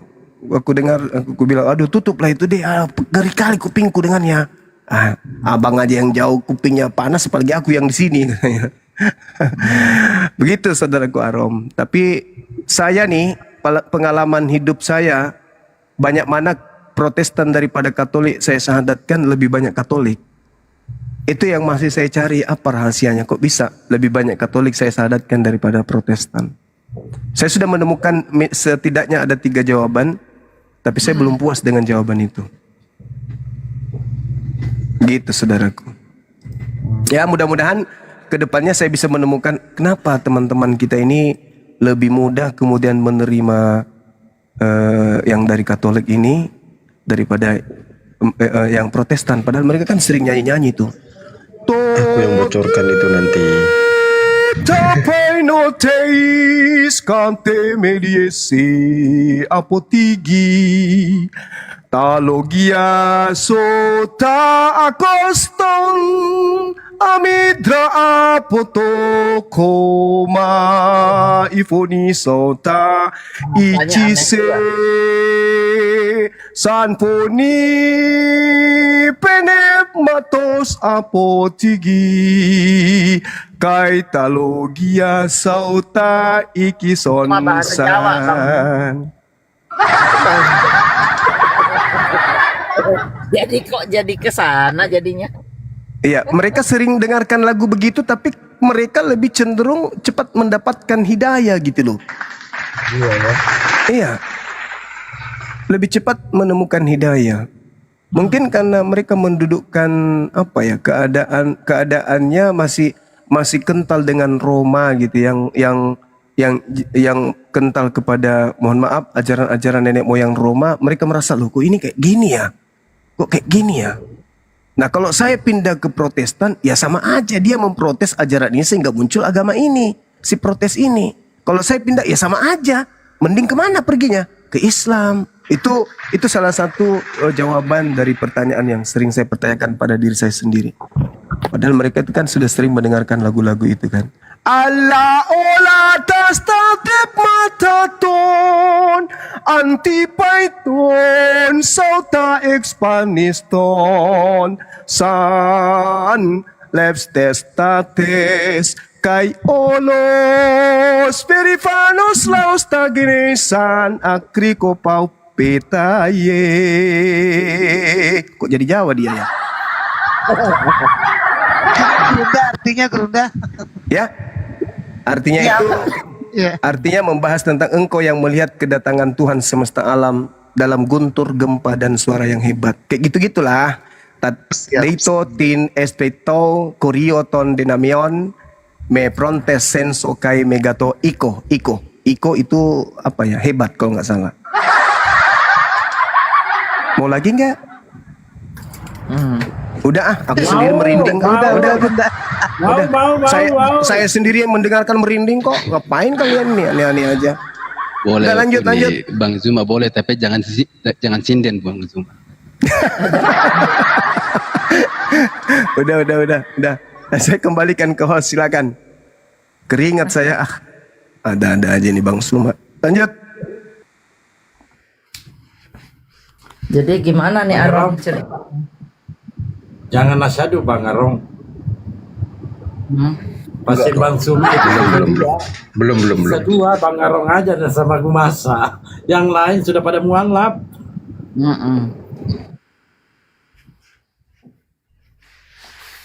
Silakan Bang Arong. Apalagi Bang Arong. Apalagi yang di sampingnya Bunda Mila ini Mauna ini calon mualaf dia. Oh gitu ya? Selamat siang. Mona. Selamat siang. Selamat siang. Tadi yang nyanyinya Bang Suma mungkin bisa diartikan Bang? Enggak paham juga Bang. Lebih bagusnya Bang, kan Bang Arum seorang pendeta, kan Bang Juma seorang muslim yang berilmu. Saya lebih baik mendengarkan aja Bang. Kalau ada yang naik bisa turunkan saja Bang. Oke. Saya mau belajar aja Bang. Bang konten, ya kan? Siap.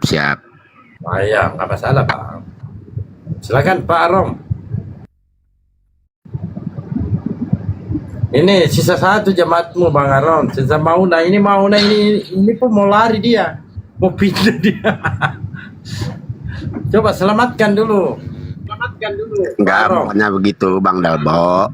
Kan Bang Arum kan orang terpelajar, kan Bang Juma juga orang terpelajar berilmu. Kan lebih baik, alangkah bagusnya saya mendengar aja Bang untuk menyimak.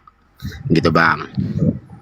Tapi alangkah baiknya sambil juga belajar Abang, ya, tapi alangkah baiknya juga kalau Abang Mauna juga bertanya tentang apa yang masih Abang Mauna penasaran tentang Islam itu seperti apa. Kalau di kekristenan kan otomatis Abang Mauna udah tahu kan, karena itu yang Abang yakini.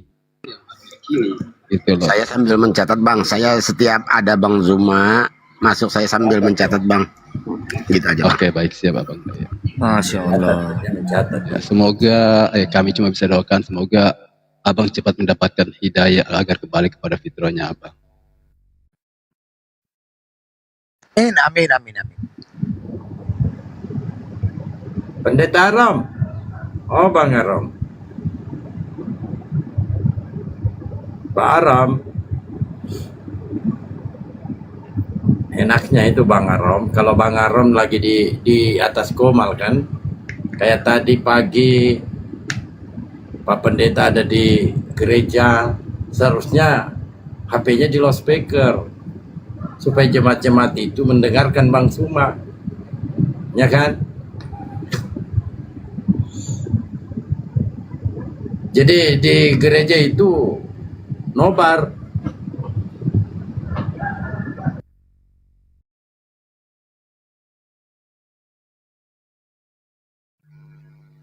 Iya, Abang Mauna. Ngecas saya. Lanjut Bayu. Ya, Abang Mauna tadi ke gereja itu Enggak Bang, saya di kerjaan di dalam Bang, kerjanya dalam hutan Bang. Oh, kirain tadi Abang ke gereja. Jarang Bang, jarang. Jujur aja saya jarang. Apa yang masih membuat Abang Mauna nih bimbang? Ya Bang, sambil dengar-dengar. Jujur aja Bang, kalau masalah keagamaan saya banyak nggak ngertinya. Makanya saya mau belajar. Kan kalau agama yang sekarang kan dari dulu dari keturunan kan kita taunya dari orang tua gitu bang. Jadi kita orang tua juga nggak bakti-bakti amat sih, jujur aja kan. Makanya kita cari sendiri aja lah bang. Saya setuju sama Mona ini. Cari kebenaran tersendiri lah, sama istri sudah kompromi kan. Kita cari yang benar gitu bang. Kan kita tiap hari kan umur kita makin pendek gitu bang. Makanya sambil belajar lah bang, sambil kerja sambil belajar gitu bang. Tapi jangan terbuka juga bang. Oh nah, kasihan Pak Pendeta Aro. Kalau dia dengar berita begitu bang, sedih dia sedih. Aku juga enggak, kita kan tidak. Pak Arum ini sedih. Enggak bang, ini kan masalah saya enggak nyakitin siapa-siapa kan. Kita ini kan untuk pribadi saya sendiri bang. Masalahnya bang, kalau kita mati bang, kita sendiri juga bang, gitu bang.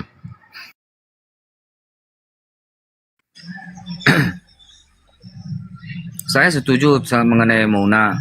Kenapa kita beragama ini? Karena memang kita itu dilahirkan seperti saya lah, seperti Pak Arom, Pak Mona. Mereka ini kan, termasuk saya dulu kan dilahirkan dari rahim seorang ibu yang kebetulan beragama Kristen. Nenek semuanya Kristen. Tetapi mengenai agama ini kan kita harus berpikir menggunakan akal. Di mana kita bisa mempergunakan itu mengenai keimanan? Ya di kitab suci kita masing-masing. Kalau kita membaca demi membaca dan memahami, mempelajari, menghayati, akan tiba muncul di dalam pikiran kita, di benak kita. Dari contoh hal kecil saja, kita bisa lihat, kalau memang beliau ini Yesus ini Tuhan, kepada siapa dia berdoa? Kalau dia menjelma berinkarnasi menjadi manusia, kok dia masih berdoa? Kalau dia memang Tuhan, kenapa dia diberikan kekuatan oleh malaikat? Kalau dia memang Tuhan, kenapa dia teriak waktu disalib, Eli Eli lama sabaktani? Lalu apanya yang Tuhan? Ini pertanyaan-pertanyaan yang simpel untuk membuka akal seorang manusia. Dia berdoa, ternyata dia Tuhan, dikatakan Tuhan. Loh kok Tuhan berdoa? Kalau dia memang Tuhan, kenapa dia diberi kekuatan oleh malaikat? Kan dia Tuhan. Lalu dia mengatakan dia utusan Tuhan. Kenapa dijadikan Tuhan? Dia dikatakan firman Tuhan. Firman itu adalah Allah. Kalau firman itu adalah Tuhan, lalu kenapa Tuhan ini berdoa kepada Tuhan? Kan ribet. Bagi orang yang berakal. Di dalam ajaran lain itu nanti kita belajar lagi. Intinya ini, kok bisa Tuhan ini berdoa kepada Tuhan? Itu loh. Kok bisa Tuhan ini diberikan kekuatan oleh malaikat, sementara malaikat ini ciptaan Tuhan? Itu dalam sisi kemanusiaannya bang. Loh, lalu apanya yang Tuhan? Giginya kah? Matanya kah? Rambutnya kah? Kakinya kah? Lalu apanya yang Tuhan mengenai Yesus ini? Bagi orang yang berakal. Nggak bisa kita terima loh. Tidak ada pun satu pengajaran Yesus. Yang Tuhan dalam itu isinya itu Tuhan. Masalahnya ini Eli Arom kemana? Terguncang dia itu bang, masalahnya bang. Gini bang, saya sebenarnya mau mendengar Bang Zuma, kan saya dengar Bang Arum kan teologi S3 gitu kan, berarti kan orang cerdas. Saya mau mendengar sebenarnya kenapa Bang Arum turun gitu. Nah itu yang saya bilang. Eli. Padahal Arum kemana? Padahal bagi saya pas banget sudah ini kan, pas banget sudah kan sama ketemu orang sama cerdasnya gitu kan. Kenapa Bang Arum turun?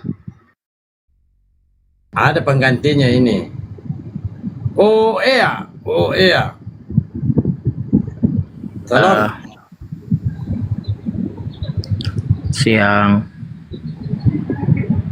Iya, selamat siang. Oh iya. Selamat siang bang. Bisa ya, jadi manusia dulu ya bang ya. Tolong bang, saya minta tolong karena Anda berdiskusi kepada gurunda kami. Tolong Anda jadi manusia dulu. Kalau berdiskusi dengan kita ini nggak apa-apa lah. Kita main congor-congoran. Bang ya, tolong. Lanjut.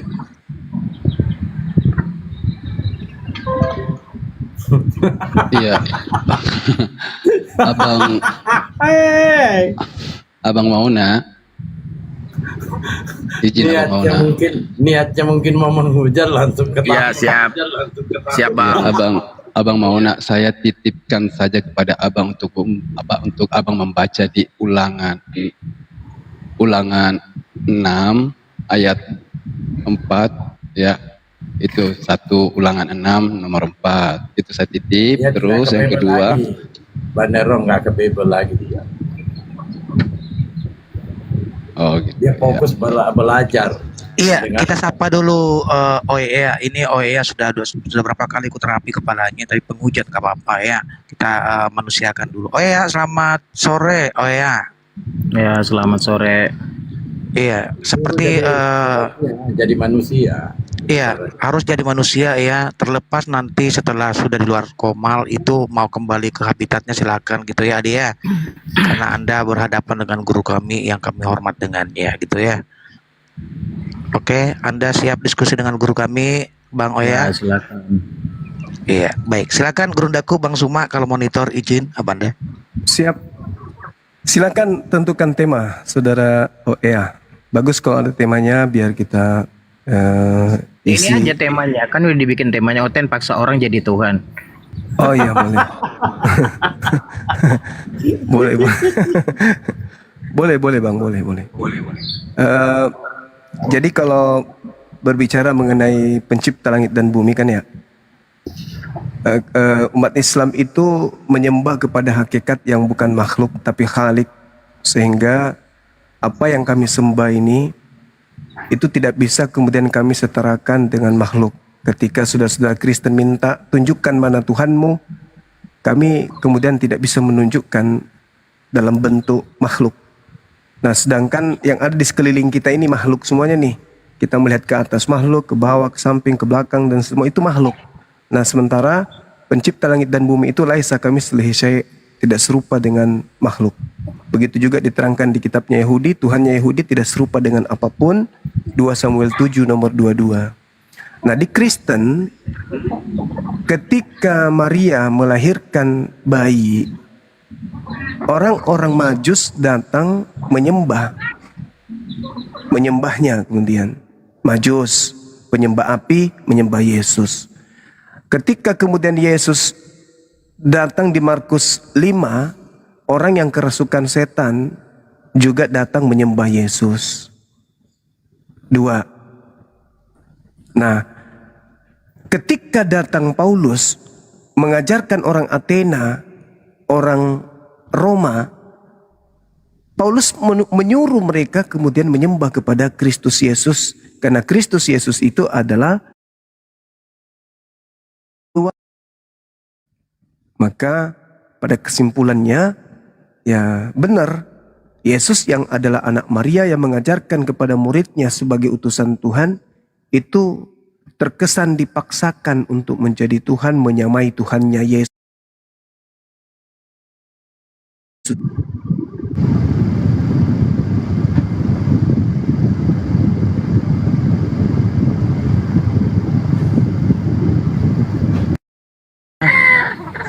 Seolah pemaksaan, terkesan gitu ya. Tapi kalau Anda belajar baik dengan Alkitab, Anda akan mengerti sebenarnya siapa Yesus itu. Tapi kami orang-orang Kristen juga tahu kalau Anda tidak punya pendidikan formal tentang Alkitab. Ya, bahkan kalau kita lihat orang-orang Majus itu melakukan perjalanan panjang dan dia menyembah bayi itu. Memberikan emas, kemenyan dan mur, emas loh. Lalu bahwa kalau Anda mengatakan Tuhan Anda tidak, ketika ada orang Kristen meminta untuk ditunjukkan Tuhan Anda, maka akan kalian seperti dalilmu itu tadi, laisa kamislihi syai'un. Ini pun sebenarnya tidak kuat berdiri kalimat ini. Kenapa? Selalu menggadang-gadang bahwa tidak sama dengan makhluk, ternyata sama dengan makhluk. Apa buktinya? Manusia itu punya nama, sesembahanmu punya nama, sesembahanmu punya suara, makhluk, manusia termasuk punya nama. Artinya perkataan Allah ini tidak kuat berdiri. Bahkan orang kafir seperti saya pun yang kamu anggap kafir, saya gampang merobohkan kalimat itu. Karena dengan bukti sesembahan Anda punya nama, saya punya nama, Anda punya nama, saya punya suara, Tuhanmu punya suara. Kalaupun kalian sedang berpikir bahwa wajahnya itu adalah bahasa metafora, itu tabrakan. Jadi otak Tuhannya orang Kristen itu memang seperti makhluk, walau tidak setara dengan makhluk. Kenapa? Karena memang Tuhannya orang Kristen itu Yesus, yang dikatakan Yesus orang Kristen katakan itu Tuhan. Dia punya suara. Bahkan Allah yang di surga itu pun punya suara. Sama dengan makhluk. Apa buktinya? Waktu Yesus dibaptis, inilah anak yang kukasihi. Ada suara dari surga, suara Bapa. Makhluk punya suara, sama dengan makhluk. Lalu Islam membuat pemikiran tentang Tuhannya tidak sama dengan makhluk, nyata-nyatanya punya suara, sama dengan makhluk. Ketika Anda mengatakan bahwa tidak serupa, menggunakan kata tidak serupa, ini pun gabrol. Jadi jelas, kami orang Kristen mengetahui bahwa Tuhan yang di surga, yang lepaskan dulu Yesus, Tuhan yang di surga pun punya suara, punya nama. Bahkan orang Yahudi sekalipun menganggap bahwa Tuhan mereka itu sama dengan makhluk. Apa contohnya? Yesus sendiri orang Yahudi memanggil Tuhan itu dengan Bapa. Aku bersyukur kepadamu Bapa, Tuhan langit dan bumi. Jadi Tuhannya orang Yahudi, termasuk Yesus orang Yahudi, Tuhannya sama nggak dengan makhluk? Sama dengan orang-orang Kristen. Tidak setara. Sama, tidak setara dengan ciptaan. Pencipta dengan ciptaan tidak setara, tetapi memiliki persamaan. Juga memiliki persamaan dengan makhluk karena memiliki sifat. Jadi dari ketiga agama samawi kalian berbeda sendiri. Kenapa? Karena baru nongol abad-abad kemarin. Jangan Anda tak sakit hati. Tuhanmu adalah Tuhan yang kemarin sore abad ke-7. Sebelumnya para nabi tidak pernah menyembah namanya Allah. Tuhannya para nabi bernama Yahweh Adonai Elohim. Tuhanmu kemarin sore baru ada abad ke-7. Artinya Tuhan negeri Mekah, Tuhan lokal. Sifatnya lokal. Kalau dikatakan Tuhan semesta alam, tidak pernah ada di alam. Kalau dikatakan Tuhan semesta alam, Tuhannya orang Yahudi pernah ada di alam, pernah bertemu dengan Musa. Tuhannya orang Kristen pernah ada di alam. Jadi ketika Al-Fatihah berkata nomor 2 berkata bahwa Tuhan semesta alam itu Allah, itu pembodohan publik. Lanjut. Iya, baik. Jadi ini akibat karena Yesus melarang murid-muridnya melemparkan mutiara kepada babi, sehingga orang yang dikategorikan babi ketika berbicara mengenai Tuhan, dia mencoba untuk menyamakan Tuhan dengan makhluk. Tapi nggak apa-apa, kita harus tahu bahwa dia oten. Yang menyembah makhluk itu sudah jelas Kristen. Orang Yahudi tidak ada dalilnya menyembah makhluk. Orang Islam apalagi. Jadi yang menyembah makhluk itu hanya Kristen. 1 Korintus 15:48, makhluk surgawi sama seperti Yesus yang berasal dari surga. Jadi Yesus itu makhluk dan disembah oleh makhluk. Jadi makhluk menyembah makhluk yang berak, gitu ya. Kemudian Yesus yang tidak memberikan mutiara kepada babi, jelas orang-orang di luar pengajaran Yesus itu sama seperti babi ketika dia bernarasi tentang Tuhan. Sama-sama tidak ngerti apa itu pencipta, apa itu ciptaan. Ketika Al-Quran menarasikan laisa kamitslihi syai', tidak serupa dengan apapun, ketika Tuhan itu maha melihat, beda dengan melihat. Ketika Tuhan maha mendengar, beda dengan makhluk yang mendengar. Tuhan memanifestasikan dirinya dalam bentuk alam semesta. Bukan berarti Tuhan itu sama seperti apa yang ada di alam semesta. Dikatakan Rabbus samawati wal ard, bukan berarti dia ada di bumi, di semestanya, enggak. Berbeda kalau makhluk, jelas. Kalau makhluk di palungan, di ayunan, ya kan ya, di ayun-ayun, dinetein, itu makhluk. Sedangkan pencipta langit dan bumi, ketika dikatakan laisa kamitslihi syai', menciptakan kemudian makhluknya dengan memberikan bias cahaya kepada makhluk. Makanya makhluk itu bisa melihat. Kenapa? Karena dia dicipta dari yang maha melihat. Manusia bisa berkarya. Kenapa? Karena dia dicipta dari yang maha mencipta. Manusia bisa mendengar. Kenapa? Karena dicipta dari yang maha mendengar. Bukan berarti makhluk. Dialah Khalik. Dialah Khalik. Khalik itu berada pada ufuk yang berbeda dengan makhluk. Yesus makhluk. Orang Yahudi tidak menyembah makhluk. Nggak ada itu. Karena agama yang lagi-lagi Yesus tidak memberikan mutiara kepada babi, ya pemikiran babi yang mengatakan Yahudi menyembah makhluk. Siapa makhluknya? Siapa makhluk yang disembah oleh Tuhannya Yahudi? Hanya gara-gara sebutan Bapa. Baca Amsal 3 nomor 11, 12. Sebutan Bapa itu hanya perumpamaan. Seibarat ayah yang mendidik kepada anaknya. Itulah Allah. Kalau umat Islam menyebut kemudian Tuhannya itu dengan kekasih. Kekasih. Habibi, kekasih. Kenapa? Karena intim. Apa intim itu? Tunduk, taat kepada apa yang diinginkan. Kekasih berarti sifat makhluk? Tidak. Bagaimana Nabi Muhammad disebut kekasih Allah? Apakah berarti itu ada hubungan dengan makhluk? Enggak. Tapi lagi-lagi kalau mutiara tidak diberikan kepada babi, ya gitulah jadinya kan gitu ya. Nah, sekali lagi, saya ingin mendengarkan dari salah seorang Kristen. Ya, alhamdulillah di sini ada yang bernama Oea. Bagaimana Anda mengatakan bahwa Tuhannya orang Yahudi itu makhluk? Sedangkan Tuhannya orang Yahudi itu tidak menyerupai makhluk. Bukan makhluk. Tidak ada kemudian dalil di dalam kitabnya orang Yahudi bahwa Tuhannya itu makhluk. Mana dalilnya Tuhannya Yahudi makhluk? Tak ada. Bahkan dikatakan 2 Samuel 7 nomor 22, laisa kamitslihi syai', tidak ada yang sama seperti engkau. Nah, Yesus Tuhannya orang Kristen sama dengan makhluk. Tapi lagi-lagi saudara-saudara, khususnya Muslim, saudara-saudara Kristen kita ini tidak menyembah anak Maria. Bukan anak Maria yang disembah oleh saudara kita Kristen. Karena memang Yesus tidak pernah minta dan tidak pernah mengajarkan dirinya untuk disembah.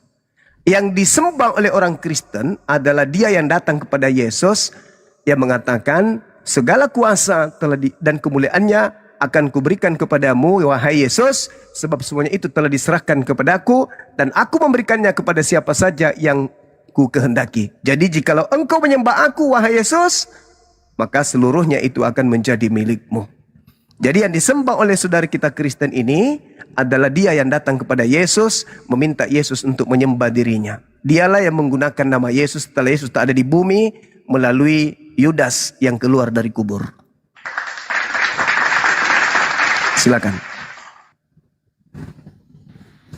Baik, sebenarnya teman-teman Islam ya. Oh ya, sebentar. Kalau ada teman-teman Kristen yang di bawah ini ya, selamat hari Natal buat teman-teman yang sudah merayakan. Oke, lanjut. Jadi sebenarnya kalau teman-teman Islam ini jeli memperhatikan kosakata yang keluar dari mulut saya, sebenarnya ini hanya pengulangan kembali. Kenapa? Karena takiyahnya sudah keluar. Kenapa? Karena memang saya sudah katakan bahwa yang dikatakan makhluk itu memiliki suara. Lalu masih dibantah. Yang dikatakan makhluk itu memiliki, manusia itu makhluk, memiliki sifat. Gugur bahwa ketika Anda mengatakan laisa kamitslihi syai', bahwa Allahmu punya sifat, manusia punya sifat, Tuhanmu punya sifat, Tuhanmu punya nama, Tuhanmu punya suara, manusia punya makhluk. Lalu Anda masih berani berkelit, bergeming, memutar-mutar dengan saya, dengan data-data yang saya tunjukkan bahwa Allahmu punya nama, saya punya nama. Oke? Jadi teman-teman, kalau memang yang saya tahu selama ada dunia ini, sebentar, tidak pernah saya mendengar bahwa rumah sakit menjual obat takiyah.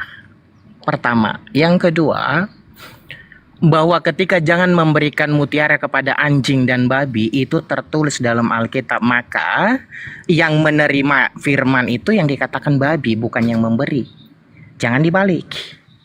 Kalau bicara masalah begitu ya. Tapi kalau kita lihat apa kata Yesus, di luar Israel itu anjing dan bebong, anjing lah. Lalu bagaimana dengan orang Kristen di luar Israel? Enggak, iya. Tapi kita apa kata Yesus, apa orang Kristen itu guguk? Enggak. Kenapa? Yohanes 10 ayat 27, domba-dombaku mendengar suaraku dan mengenal aku. Jadi kalimat anjing yang disematkan Yesus kepada orang di luar Israel itu masuk kepada Islam. Maka Islam itu anjing. Karena datanya jelas. Yesus yang mengatakan itu data dalam Alkitab. Islam itu di luar Israel. Jadi fix bahwa Islam adalah anjing. Maka anjing itu akan memakan muntahnya sendiri. Tapi kalau kita perhatikan domba, menyerang pun tidak. Lihat karakter domba itu. Bagaimana orang Kristen itu sejajarkan dengan domba itu karena perilaku domba. Kalau Anda memponis kami binatang real, binatang enggak. Jadi Anda sudah berkelit sebenarnya setelah saya menunjukkan data bahwa Tuhanmu itu punya nama. Dan kamu tidak bisa membedakan antara maha dan pencipta dan ciptaan. Kami bisa mengerti. Jelas memang maha, dia maha melihat. Kita tidak maha melihat. Yang maha melihat itu yang kuasa pencipta. Tapi kita melihat. Nah, ketika kami mengatakan kami sama, bukan berarti setara. Kamu tidak mengerti perbedaannya di sini. Pencipta dan ciptaan itu tidak setara. Ini curhat atau apa ini, Burunda? Cuma lama. Kecuali dari awal kalian fokus. Pahami pertanyaan Bang Suma. Tunjukkan dalilnya. Kalau Tuhannya Yahudi itu tadi makhluk. dalil makanya sebentar. Saya ingat kok dalil. Kalau Anda jantungmu karena aku berobat sendiri ke rumah sakit. Dalil yang cuma sebentar. Saya masih ingat. Tunjukkan dalilnya kata Bang Suma. Tunjukkan Makanya dalilnya. kamu tuh Kalau kalian tuh Tuhannya nggak pernah bisa Yahudi, diskusi sportif. Iya, saya mau ngomong. Saya tahu kok dalil. Iya, tunjukkan dari tadi Pak. Sudah 2 kali Anda bicara, nggak ada dalil satu. Anda mau turunin saya atau mau apa? Saya ingat ke pertanyaan. Enggak ada mainan saya. Kenapa Anda Enggak ada mainan dari awal kita. kamu bikin atur timernya? Kalau kamu nggak kuat. Iya, tunjukkan dari awal dalilnya. kamu nggak pakai aturan kan, pakai timer. Tunjukkan dalilnya kan sebelum Anda naik diskusi dengan Bang Suma. Kami sudah sarankan kepada saudara, boleh nggak jadi manusia sejenak? Selama proses dialog ini Anda jadi manusia dulu. Yang anjing itu Islam. Iya. Kan? Jangan emosi lah Pak. Panik. Jangan, masa baru keluar dari gereja kok emosi Pak. Belum gereja. Katanya Kristen jarang kasih. Baru keluar gereja kok maki-maki. Oke, sudah. Silakan lanjut Kurunda. Dia mengaku domba. Iya. Aduh, saya belum selesai loh. Dalil terakhir, coba kasih dalil, Bang. Kalau Sebentar, Tuhannya jangan Yahudi itu panik. makhluk, itu di mana?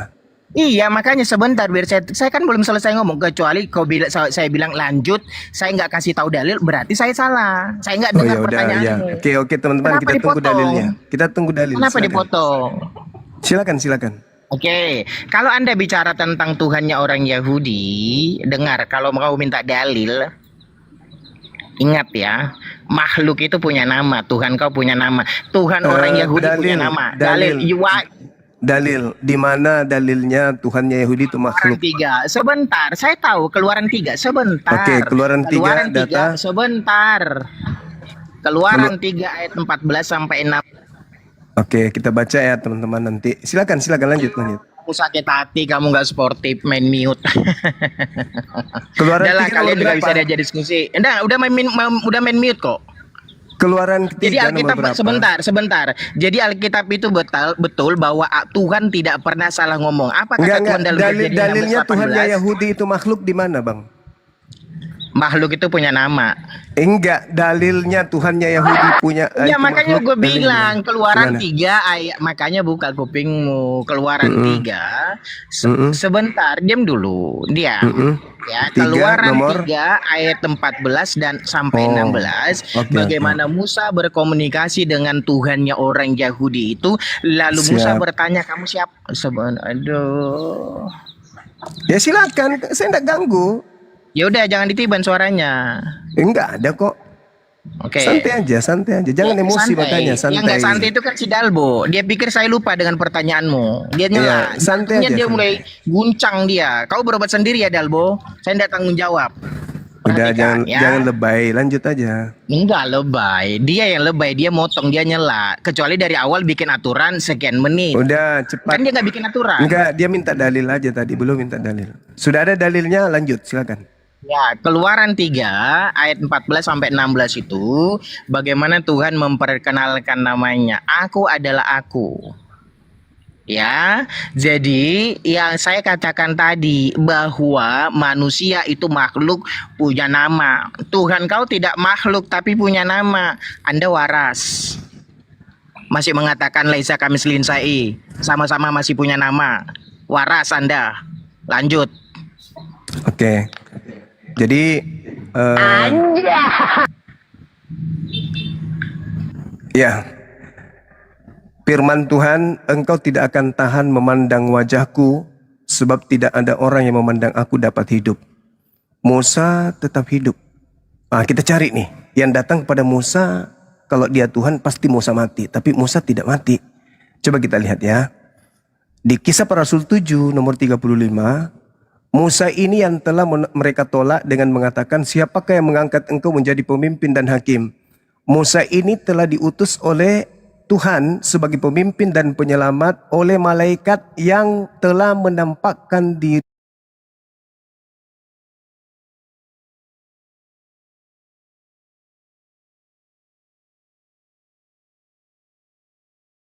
yang berfirman kepadanya di Gunung Sinai, oh malaikat, ternyata kamu telah menerima hukum Taurat yang disampaikan oleh malaikat-malaikat akan tetapi kamu tidak menurutinya. Oh malaikat, ternyata yang datang kepada Musa, pantasan Musa enggak mati. Dan ternyata memang di Keluaran 3 nomor 2 dikatakan, lalu malaikat Tuhan menampakkan diri kepada Musa. Oh ternyata yang menampakkan diri kepada Musa itu makhluk berupa malaikat. Pertanyaan gugur, jawaban gugur ya. Jawaban gugur. Kemudian Anda mengatakan Yohanes 10 nomor 27. Aku mengenal muridku, mereka mendengarkan suaraku. Ayo, kapan terakhir Yesus bersuara di bumi? Usia 33 tahun, di tahun 33. Kapan lagi suaranya Yesus muncul? Nggak ada lagi. Berarti yang datang bersuara kepada Kristen bukan Yesus asli, tapi yang palsu. Lalu kemudian Anda mengatakan Islam itu anjing. Oke, kita lihat datanya. Di dalam kitab saudara Matius 7 nomor 6 itu, Yesus berpesan kepada Bani Israel abad pertama, jangan kau memberikan barang-barang kudus. Apa barang kudus itu? Pertama Torah, kedua sinagoge, keempat dua loh batu. Oke, kemudian kaki dian termasuk di antaranya Torah. Lalu apa lagi? Mikdas, tempat ibadahnya orang Yahudi. Jangan kuberikan kepada anjing. Gak boleh. Jadi kalau anjing tidak diberikan kemudian barang-barang kudusnya Yahudi, apalagi masuk ke tempat sudinya, ke kudusnya. Makanya orang Kristen haram hukumnya masuk ke sinagoge. Gak boleh, diludahi dia kalau masuk, diusir. Dihantam sapu bokongnya gitu loh. Lalu mutiara, jangan kuberikan mutiara kepada babi.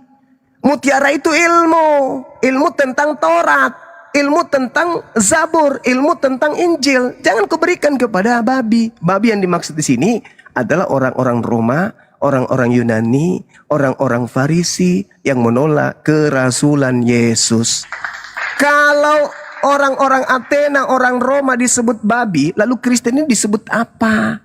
Kalau yang mereka hidup sesamaan Yesus aja disebut babi, lalu Kristen ini disebut apa? Dan Yesus pun mengatakan dalam Matius 15 nomor 24, 25, 26 bahwa di luar Yahudi yang hidup sesama dengan Yesus itu disebut guguk pemakan sampah. Dan guguk pemakan sampah inilah yang mendirikan agama ente. Apa buktinya? Kita baca coba di 2 Petrus 2 ya. 2 Petrus 2 ketika kita buka dalil ini di data nomor 20-nya mengatakan begini. Sebab jikalau mereka oleh pengenalan mereka akan Tuhan dan juru selamat kita Yesus Kristus, berarti Kristen kan? Karena Tuhannya dan juru selamatnya Yesus Kristus, berarti Kristen. Telah melepaskan diri dari kecemaran-kecemaran dunia, tetapi terlibat lagi di dalamnya, maka akhirnya keadaan orang Kristen ini akan semakin buruk daripada semula.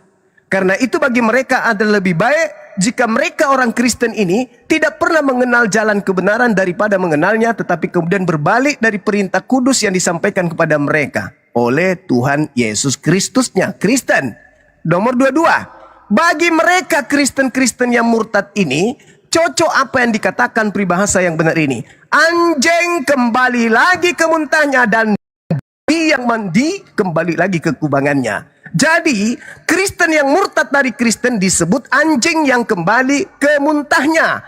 Kristen yang murtad dari Kristen adalah babi yang mandi kembali ke kubangannya. Nah, kalau babi yang tidak kembali ke kubangan dan anjing yang tidak makan muntah, itu Kristen murtad atau Kristen taat? Jawab. Pertanyaan saya ulang lagi. Anjing yang tidak makan muntahnya dan babi yang tidak kembali ke kubangannya, itu Kristen murtad atau Kristen taat? Jawab. Baik. Oke, baik. Ternyata ya masih berkelit ya. Memang sekali lagi saya katakan bahwa rumah sakit di dunia ini dengan durasi umur dunia ini tidak pernah menjual obat takiyah di rumah sakit. Kenapa? Saya sudah membuktikan bahwa keluaran 3 itu bukan bicara poinnya siapa di situ. Tetapi ketika itu bicara nama di situ ya. Nah, kalau Anda mengatakan itu malaikat berarti Anda tidak tahu bahwa pernah malaikat bertemu dengan Musa, juga pernah bertemu dengan Tuhan bertemu dengan Musa. Perhatikan ya. Jadi dengan sengaja Anda menuduh orang Yahudi yang menyembah Yahweh, berarti orang Yahudi menyembah malaikat. Karena memang Anda tidak pernah tahu sejarahnya. Lalu yang membebaskan orang Yahudi dari Mesir itu malaikat. Yang mengatakan itu adalah malaikat. Lalu berarti akulah Allah Abraham, Ishak dan Yakub, yang bicara itu malaikat. Ini kan framing luar biasa kepada saya. Kenapa? Saya maklum Anda tidak punya pendidikan formal, modal congor gede, pendidikan Alkitab nggak punya, congor bacot, tukang fitnah, lancar. Saya ingat pertanyaanmu, kubang dan anjing muntah, babi kembali kepada kubangan. Saya ingat, jangan panas, santai. Jadi inilah tidak mengertian. Pertama, tidak punya pendidikan formal, modal tukang gibah, dianggap gurunda. Apa ini? Kalau kayak gitu Ya sebentar, dia kan mengatakan orang Kristen anjing dan babi.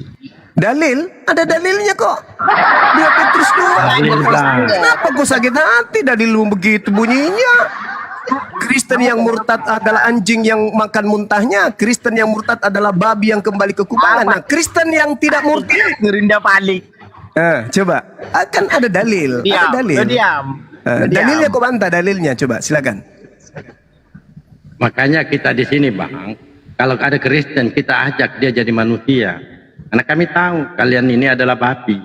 Ya, betul. Jangan marah-marah lah. Jangan marah, karena bagi kami kalian hanya babi sesuai dengan 2 Petrus kalau ya. kalian nggak marah, loh. Sesuai dengan 2 Petrus kalian disetarakan babi ya dengan anjing. Begitu juga Matius 7:6. Jadi kami nggak mungkin marah kepada babi. Santai aja. Santai. Ya kan dong. Ini kan waktu saya. Iya, silakan Anda bantah dalil 2 Petrus ya. Yang membuktikan kalian tuh marah kalian karena kalian nyela, itu barang bukti. Ya. Enggak, jadi karena kamu tadi nyerang pribadi terus. Itu makanya. Kau coba kau luruskan lagi. Luruskan lagi niatmu. Bahas dalil. Silakan. Saya suka orang Kristen yang kritis itu, saya suka. Silakan. Gimana saya mau teruskan? Saya ngomong kamu salah. Saya ngomong kalian enggak. Tadi kan Anda ini waras nggak sih sebenarnya? Tadi itu Anda hanya menghabiskan waktu nyerang pribadi, rumah sakit lah, obat nggak usah lah. Nggak perlu begitu, nggak perlu. Karena yang babi di sini kan Anda. Siapa yang perlu obat? Yang perlu obat itu babi yang mau jadi manusia gitu loh. Seperti ini saya bicara dalil, Bung. Dari tadi Anda mengatakan rumah sakit, berobat sendiri. Itu bahasa-bahasa orang yang tidak berpendidikan itu. Sekali Anda ingin mengatakan Anda berpendidikan formal, ya tunjukkan dong. Tunjukkan Anda diskusi ilmiah. Kenapa? Enggak. Teman saya tadi Bang Bayu yang menegur ente, bukan saya. Loh, kenapa di mute? Saya meluruskan aja, Anda ditegur itu karena nyerang pribadi terus gitu. Barang bukti ketidaksiapanmu diskusi. Lu enggak Kau dong. salah. Justru saya memberikan data-data akurat, justru kau yang ngikutin Iya data. kan saya mau sanggah. Iya, silakan. Mau sanggah saya kan. Saya mau sanggah datamu kan. Iya, Lalu kenapa jangan kau marah-marah panas? lah, Pak. Silakan Jangan 2 marah-marah, Petrus 2 itu Anda bantah, silakan. Kalian mute, kalian salah. Iya, silakan Anda bantah 2 Itu barang Petrus bukti. 2. Nah, Silakan. saya lanjutkan ya. Perhatikan. Hmm. Jadi saya katakan akan beberapa kali lagi bahwa memang tidak ada obat takiyah ini. Apalah kalian ini? Bang, kasih data saya itu Bantah, dibantah. saya akan bantah. Saya akan silakan. bantah. Silakan. Apa kamu harus langsung to the point? Enggak, Kenapa? soalnya Anda curhat. Kita nggak butuh orang curhat di sini. Kita butuh data. Ini bukan curhat. Versus data. Jangan Kata curhat. Kristen yang kembali ke muntahnya aku babi. Ya itu yang Anda bahas. Nah, lalu Itu saya yang Anda bicara bahas. dengan data, Itu yang kau Anda bilang bahas. curhat. Di situ dikatakan kenapa? bahwa Kristen yang murtad dari Kristen disebut anjing, disebut babi. Lalu Kristen yang tidak murtad disebut apa? Kalau Kristen Nah, yang baik. murtad, dengar. Ya, Kalau Kristen yaudah, yang saya murtad, sudah dengar. kalau Kenapa Kristen giliran saya yang murtad, ngomong? dengar. Kalau Kristen murtad disebut anjing yang kembali ke ke muntahnya. Kristen yang murtad disebut babi yang kembali ke kubangan. Nah, Kristen yang tidak murtad disebut apa? Ayo, sesuai dengan dalil itu. Cuplis. Malah saya mau jawab kalian panik, kalian mute. Gimana Enggak dong. kalian diskusi? Makanya jangan curhat. Kita debat aja Saya bukan materi-materi. curhat, kau yang tidak terima ketika saya berbicara. Lalu apa yang saya katakan kau bilang curhat. Lah curhat lah itu. Entah kemana-mana Apa curhat? perginya rumah. Yang butuh rumah sakit itu babi dan anjing, bukan kami. Itu yang kau bahas. Berarti yang di rumah Tadi kan Anda mengatakan bahwa Islam itu anjing. Saya kasih data. Saya kasih data loh. Bahwa Kristen yang murtad seibarat anjing yang makan muntahnya kembali. Nah, kalau Kristen tidak murtad berarti anjing yang tidak makan muntah kan? Nah, Kristen yang murtad sama seperti babi yang kembali ke kubangan. Kalau dia tidak murtad berarti babi yang tidak kembali ke kubangan. Tapi tetap saja babi kan? Iya kan? Itu kitabmu yang melabelkan kalian anjing dan babi, bukan saya. Tidak seperti kau memfitnah Islam anjing, tidak ada dalil. Ini kitabmu sendiri loh.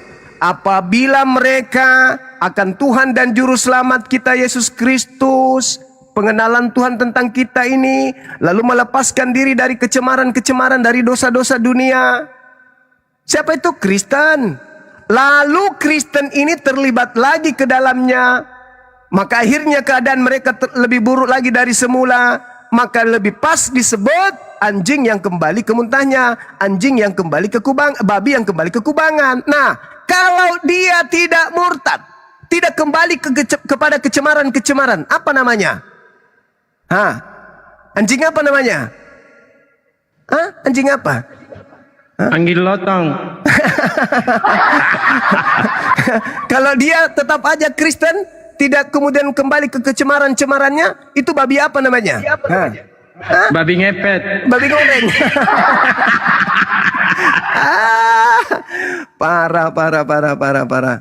So ilmuwan, so ilmiah, pret. Terus lagi dia tuduh tuh. Berarti kamu menuduh orang Yahudi menyembah malaikat. Matamu suwe, nenekmu kiper. Orang Yahudi tidak menyembah malaikat.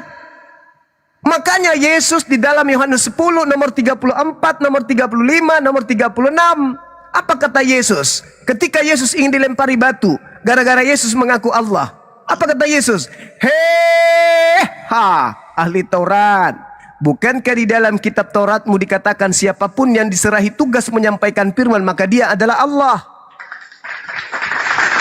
Dan ketetapan daripada firman Tuhan itu tidak bisa dibatalkan. Makanya malaikat di situ mengaku Allah. Maka Allah berfirman, maka Tuhan berfirman. Kenapa? Karena malaikat sedang menyampaikan firman Tuhan. Kata Yesus, siapapun yang diserahi tugas menyampaikan firman, maka dia adalah Allah. Meskipun dia malaikat, meskipun aku manusia, tapi karena aku penyampai firman, maka aku adalah Allah. Innani anallah la ilaha illa ana. Itu ucapan siapa? Ucapan Musa. Apakah Musa kemudian itu Tuhan? Bukan. Yang Tuhan yang mana? Yang memberikan firman itu melalui Roh Kudus. Malaikat datang kepada Nabi Musa. Apa kata malaikatnya? Innani anallah la ilaha illa ana. Apakah malaikat itu Tuhan? Tidak. Mereka hanya penyampai firman. Yesus penyampai firman, Musa penyampai firman, maka mereka boleh menyebut diri mereka Allah sebagai penyampai firman Allah, bukan sebagai Allah. Sama ketika seorang gubernur membacakan pidato presiden, dia bukan presiden, tapi dia mengaku presiden karena dia sedang membacakan khotbah presiden. Nabi Musa, malaikat, Yesus ketika berbicara tentang firman Tuhan, maka mereka menyebut diri mereka sebagai Tuhan. Nah, itulah Yesus katakan, bukankah di dalam kitab Tauratmu dikatakan siapapun yang diserahi tugas menyampaikan firman, maka dia boleh disebut sebagai Allah. Datang kau menganggap Yahudi menyembah malaikat. Pret! Yang disembah oleh orang Yahudi yang mengutus malaikat tersebut. Tuyul. Sopaten. Gak malu nyebut Islam anjing. Ternyata dia yang anjing berdasarkan 2 Petrus 2. Hei, boleh gak aku manggilmu? Hei, boleh gak aku manggil? Anjing, kenapa kamu kabur? Anjing. Babi, kenapa kamu kabur? Loh, kok kamu manggil dia anjing dan babi? Lah kitabnya. Orang yang keluar dari agama Kristen, cocoklah peribahasa ini. Anjing kembali lagi ke muntahnya, babi yang kembali mandi ke kubangannya. Itu kalau murtad. Nah, kalau tinggal tetap di Kristen apa namanya? Berdasarkan dalil itu. Gelap.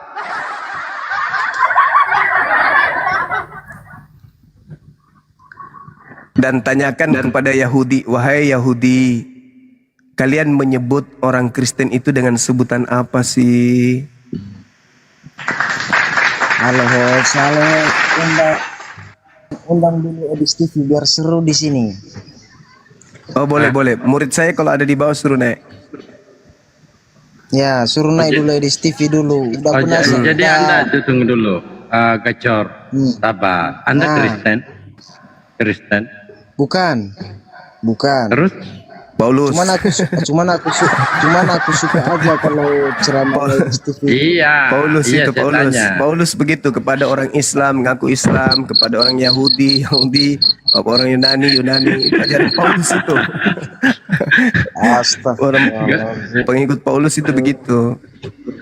Kenapa Bang malu ngaku Kristen?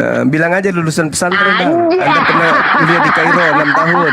Gelar Anda LC. Bilang aja gitu. Aduh, parah ini.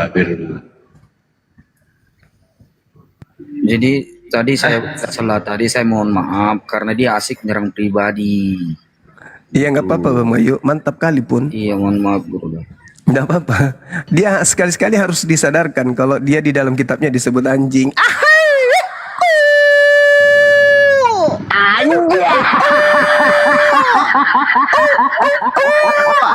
Di kampung saya itu di Palopo sana, waktu saya masih kecil, itu ada yang disebut pangela. Pangela itu kumpulan orang-orang Kristen yang menggunakan puluhan anjing untuk mengepung babi, dan itu selalu dilakukan di pematang empang orang tua saya. Orang tua saya kan pengusaha tambak. Nah, di ujung atas itu ada tanah kosong. Disitulah mereka pangela ini selalu mengejar babi dan menggunakan puluhan anjing.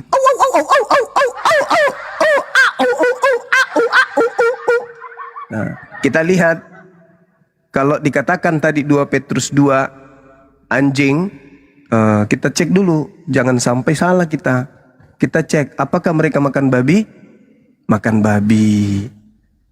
Nah, kalau domba makan babi enggak? Kalau domba makan babi enggak domba? Enggak, Gurunda. Kalau anjing? Makan kotoran.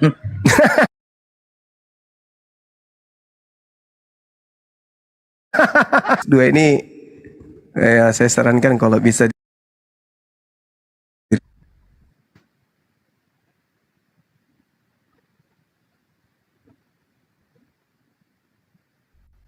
Oke teman-teman, saya kira begitu persiapan asar kita.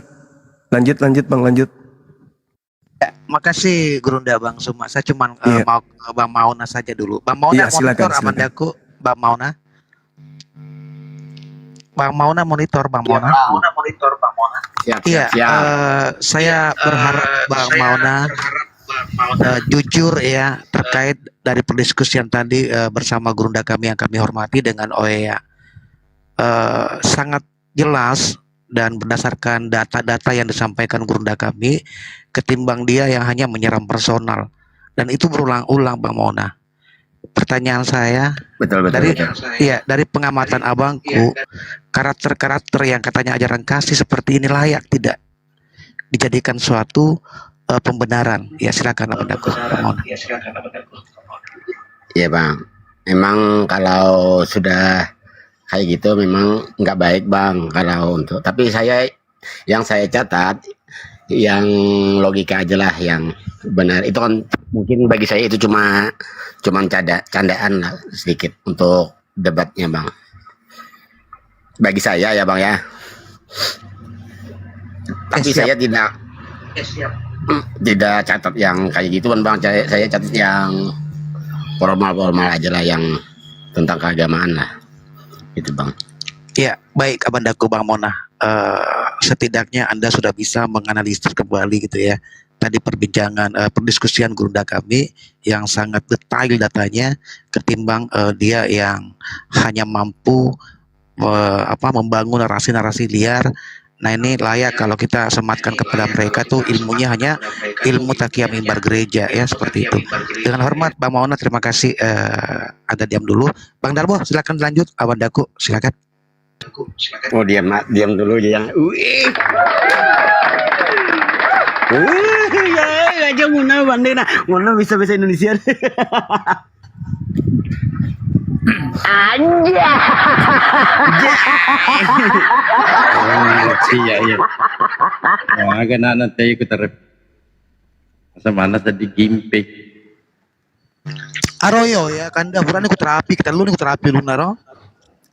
Kan dia hanya ingin memancing ya emosi Bang Suma, makanya kita kalau teman-temannya di mana berada Bang Suma jangan dihadapkan cuplis begitu, carikan Bang Suma embah-embahnya Kristen. Siap Gurunda, siap. Kalau tuyul-tuyul begitu nggak ada guna. Jadi sedikit kepada Ohea ya.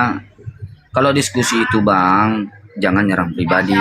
Kalau kamu berbicara pendidikan, pendetamu aja yang sudah sekolah teologi, lari terkencing-kencing di celananya. Kau paham itu gitu loh, diskusi aja. Kau usah nyerang pribadi, 2 menit kita dengarkan kau nyerang pribadi. Apapun yang kita dapat, itu loh. Ya jangan asik nyerang pribadi gitu loh. Yuk lanjut. Maaf bang, boleh nggak saya bicara sedikit bang? Boleh. Silakan. Gini bang, kan saya sering ikutin bang. Padahal bang saya menantikan banget bang dengan Bang Arum. Kan Bang Arum katanya kan teologi S3. Itu bang yang saya tunggu-tunggu sama Bang Zuma bang.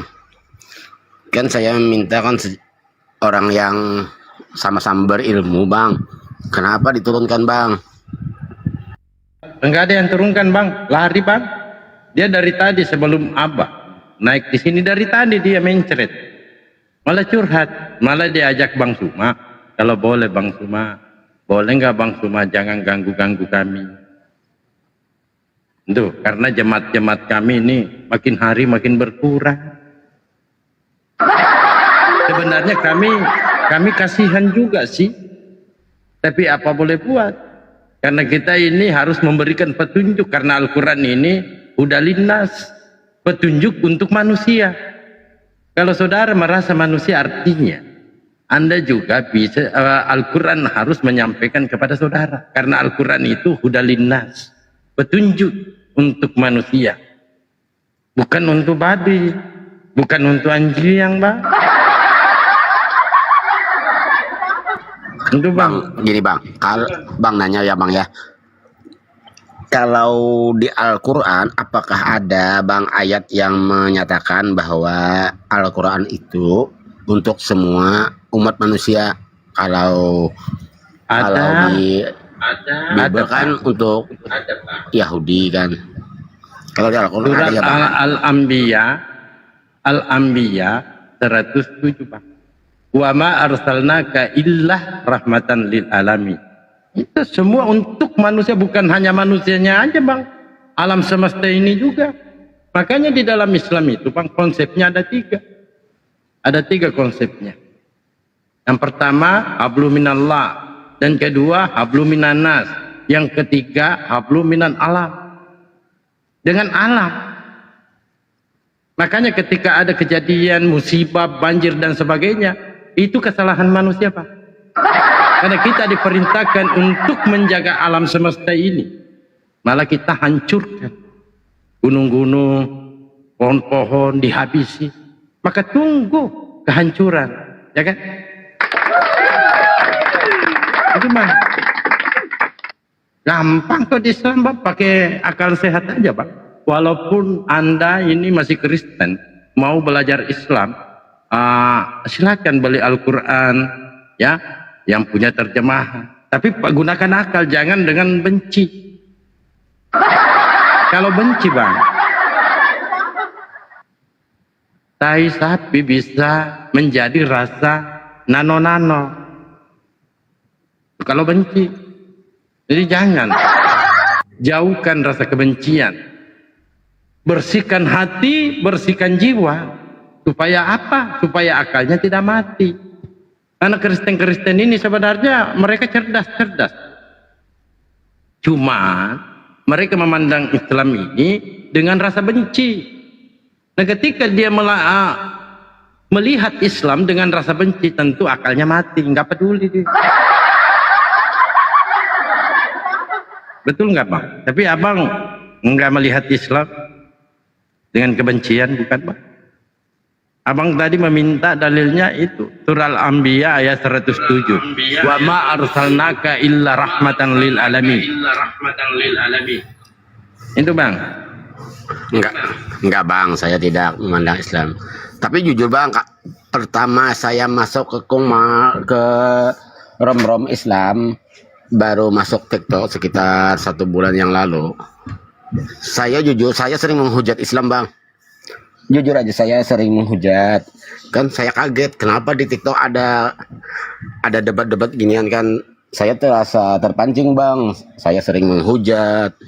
Tapi saya sudah minta maaf. Iya, nggak apa-apa. Karena kami saya tidak paham itu. Kami paham. Karena ya Bang, tidak ketahuan saya Bang masalah tidak ini, Bang. paham, tidak mengerti. Kami gampang kok. Kalau orang yang tidak mengerti wajar. Tapi ketika sudah disampaikan, sudah diberikan pengertian, itu nggak boleh lagi Bang. Jadi kewajiban kami sebagai apologet Islam gugur sudah. Tak kala kita ketemu nanti di pada masa Anda dilemparkan di dalam neraka, padahal Anda sudah mengetahui kebenaran melalui lisannya Bang Suma, melalui lisannya Bang Bayu, Bang Dewa, Terapi, dan teman-teman lain. Itu sudah lepas tanggung jawab kami sebagai umat Islam. Kita diperintahkan menyampaikan walaupun 1 ayat. Gugur kewajiban kami. Nah sekarang giliran saudara untuk menggunakan akal sehat, karena Islam itu Pak selalu memerintahkan berakal. Jangan langsung imani. Apalah takilun, apalah takilun, apalah takilun, apalah tafakkarun. Kenapa kita diperintahkan untuk berakal? Supaya kita bisa mengerti. Jangan diimani dulu baru diakal-akali. Nah di agama lorong 3 kan begitu. Diimani dulu baru diakal-akali. Makanya ketika ditanya konsep ketuhanan, dia mau profesor, S1, S2, S3, S-tontong, lumpuh otaknya Bang, lumpuh. Karena kenapa? Anak orang dipaksa-paksa menjadi Tuhan. Sedangkan Al-Quran sudah menjelaskan Allahus Samad, Tuhan Tuhan itu semua makhluk bergantung kepadanya. Bukan Tuhan yang digantung. Bukan. Nah, kalau ada yang selalu mengatakan Bapa Yesus setara dengan Bapa, coba dudukkan di dalam 1 Timotius 6:16. Dialah satu-satunya yang tidak takluk kepada maut. Dialah satu-satunya yang tidak terhampiri dengan apapun. Dialah satu-satunya yang tidak dapat dilihat oleh manusia. Mampu nggak didudukkan Yesus di situ di antara 3 poin ini? Kalau mampu, artinya Yesus setara dengan Bapa. Itu Pak. Gampang kok. Kalau kita gunakan akal. Bang Dalbo, maaf saya potong. Abang sependapat nggak sama gini Bang? Saya mendengar dari Bang Edis kan, kalau Yesus itu punya Tuhan, itu kan kontroversi Bang dari golongan kami Bang. Pendapat Bang Dalbo gimana tentang pernyataan Bang Edis seperti itu? Siap. Jadi ketika Edis mengatakan Yesus hamba Tuhan, bukan perkara sependapat. Sudah puluhan tahun guru kami, Bang Suma, menyuarakan itu bahwa Yesus punya Tuhan. Tidak ada yang percaya. Karena dalilnya ada. Matius 12, 15 dan seterusnya dengan judul perikop Yesus hamba Tuhan. Matius 11:25, aku bersyukur kepadamu Bapa, Tuhan langit dan bumi. Sudah puluhan tahun Bang Suma menyampaikan itu, kalau Yesus ini punya Tuhan. Tapi kalian kagak percaya. Itu yang saya sampaikan, walaupun satu Bible kami sampaikan mulai dari keluarin Kejadian. Kalau Anda tidak menggunakan akal, maka sia-sia apa yang kita sampaikan. Sia-sia. Percuma memberikan mutiara kepada anjing. Percuma memberikan barang yang kudus kepada babian. Itu percuma. Karena mereka tidak menggunakan akal. Jadi bukan perkara sepakat. Sudah dari dulu. Tetapi tak kala Edis yang menyampaikan karena saya tahu Kristen ini hanya percaya kepada manusia. Siapa manusia? Pendeta. Apakah mereka percaya Bible? Kagak. Kalau ada Kristen percaya Bible dan memahami, membaca dengan baik Bible itu, mustahil dua hal yang bisa terjadi padanya. Pertama, kalau dia tidak Islam, ateis, otomatis dia tinggalkan Kristen kecuali dia mau makan babi. Itu Bang, jadi bukan sependapat Bang, karena berdalil Matius 12:15 sampai 18, Matius 11:25, itu dalilnya Pak. Atau KPR 3:13, itu dalilnya itu Pak. Silakan apa lagi Pak?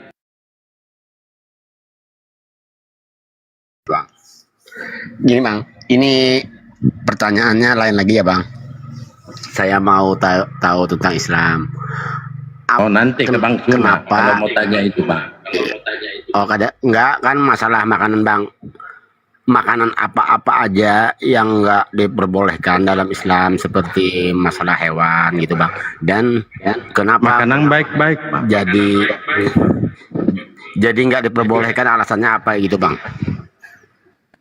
Enggak bisa kita mau alasannya apa ketika kami umat Islam diuji, dikatakan golongan orang-orang bertakwa, tentu kita tunduk patuh. Apa yang diperintahkan oleh Allah, apa yang dilarang oleh Allah, tentu kita mengikuti Bang. Perkara makanan baik-baik, contohnya babi, menurut orang-orang yang mengkonsumsi babi kan enak, tapi menurut kami itu haram. Karena larangan. Kita tidak berbicara enaknya atau apanya Pak, enggak. Tidak berbicara seperti itu. Kadang-kala orang-orang Kristen mengatakan ya, orang Cina makan babi umurnya panjang-panjang kok. Tapi bukan di situ. tingkah lakunya. Coba pemakan babi itu, Bang. Senggol sedikit marah. Kita saya buat jemuran marah. Dia anggap saya menghina mereka. Itu pemakan babi itu emosian, Bang. Silakan, Bang. Ya, mohon maaf Dewa baru kembali ya. Biasalah ada tugas dulu. Gimana Pak Mauna? Sehat kabarnya Pak Mauna ya? Baik Bang Dewa. Alhamdulillah kalau baik. Dan sempat Pak Mauna itu kemarin itu DM ke Dewa ya. Betul-betul pengen belajar. Insya Allah lah kalau misalkan tuh benar mau belajar dengan catatan betul mencari yang namanya kebenaran. Orang yang namanya mencari jalan pasti akan ketemu Pak. Tetapi orang yang sengaja tidak mencari jalan, dia akan berusaha yang namanya flying victim itu. Maka dari itu, gunakan yang namanya akal kita ya Pak ya. Mahkota seseorang itu adalah akalnya, derajat seseorang itu adalah agamanya, dan kehormatan seseorang itu adalah budi pekertinya. Seburuk apapun langkah sebelumnya, langkah kita tetap untuk masa depan. Tugas kita hanya satu, jadilah lebih baik, bukan kembali seperti dulu. Maka dari itu, bersihkan diri, bukan cuma dari debu dunia, tapi dari dosa yang menempel di hati kita. Allah tidak meminta kepada kita untuk sempurna, tetapi Allah hanya meminta supaya kita itu kembali, Pak. Itu, Pak. Silakan, Pak.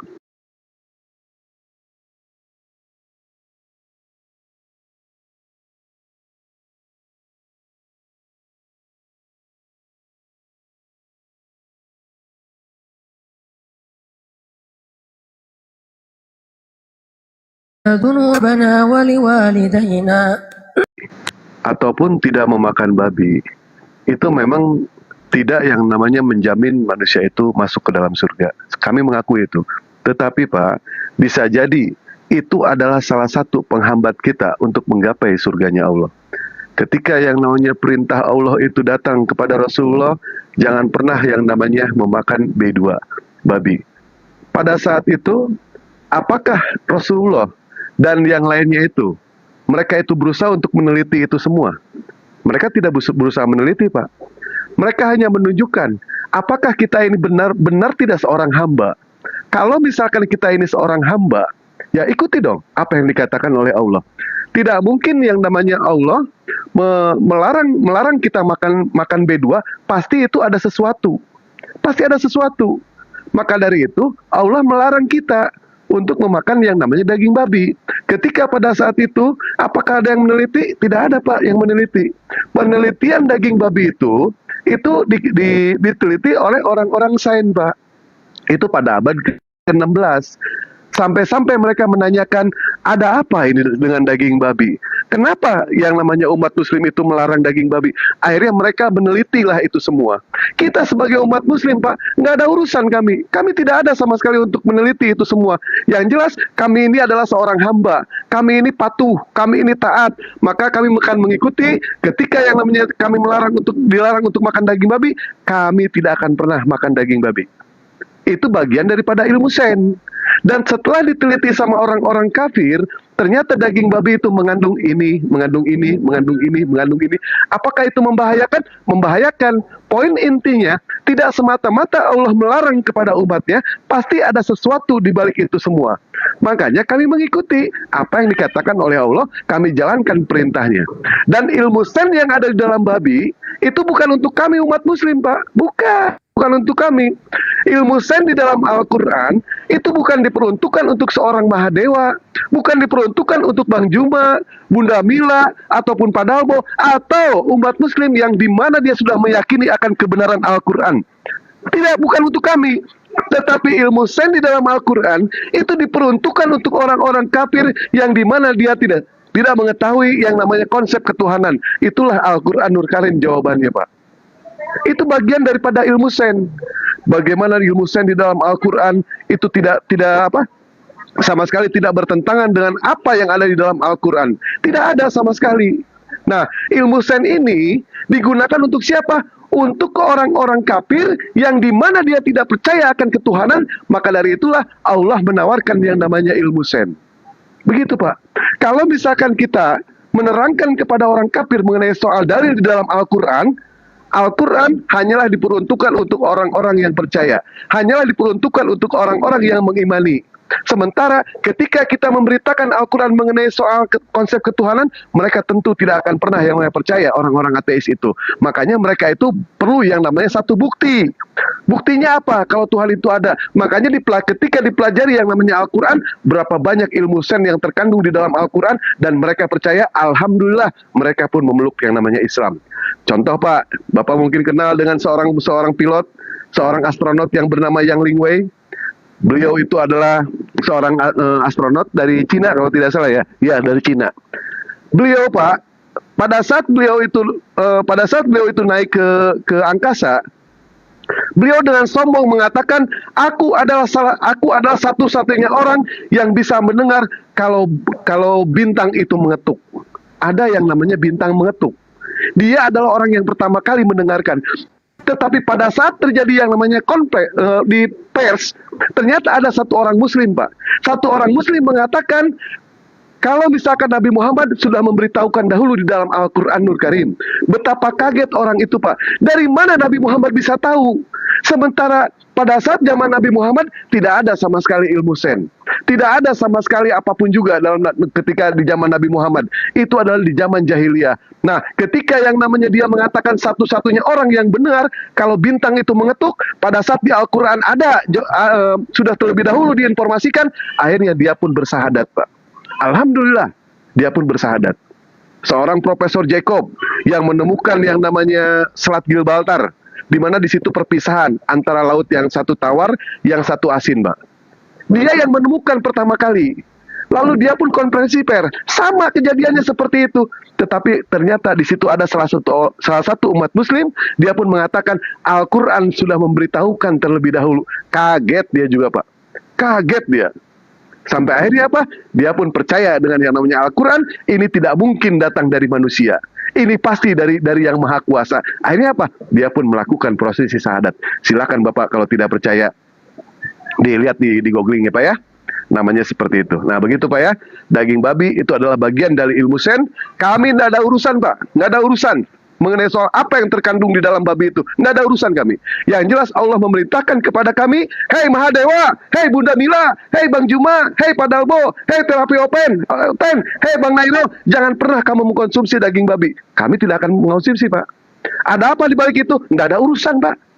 Nggak ada urusan. Yang jelas kami sudah percaya gitu. Sudah percaya. Yang meneliti siapa? Orang-orang kafir. Dan ternyata babi itu, Bapak tahu sendiri, mengandung apa babi itu? Satu, mengandung cacing pita. Yang kedua, kantung kemihnya itu sering mengalami yang namanya kebocoran. Yang ketiga, lemak babi terlalu berlebihan. Yang keempat, sifat-sifat babi yang itu akan mentransfer Pak. Maka dari itu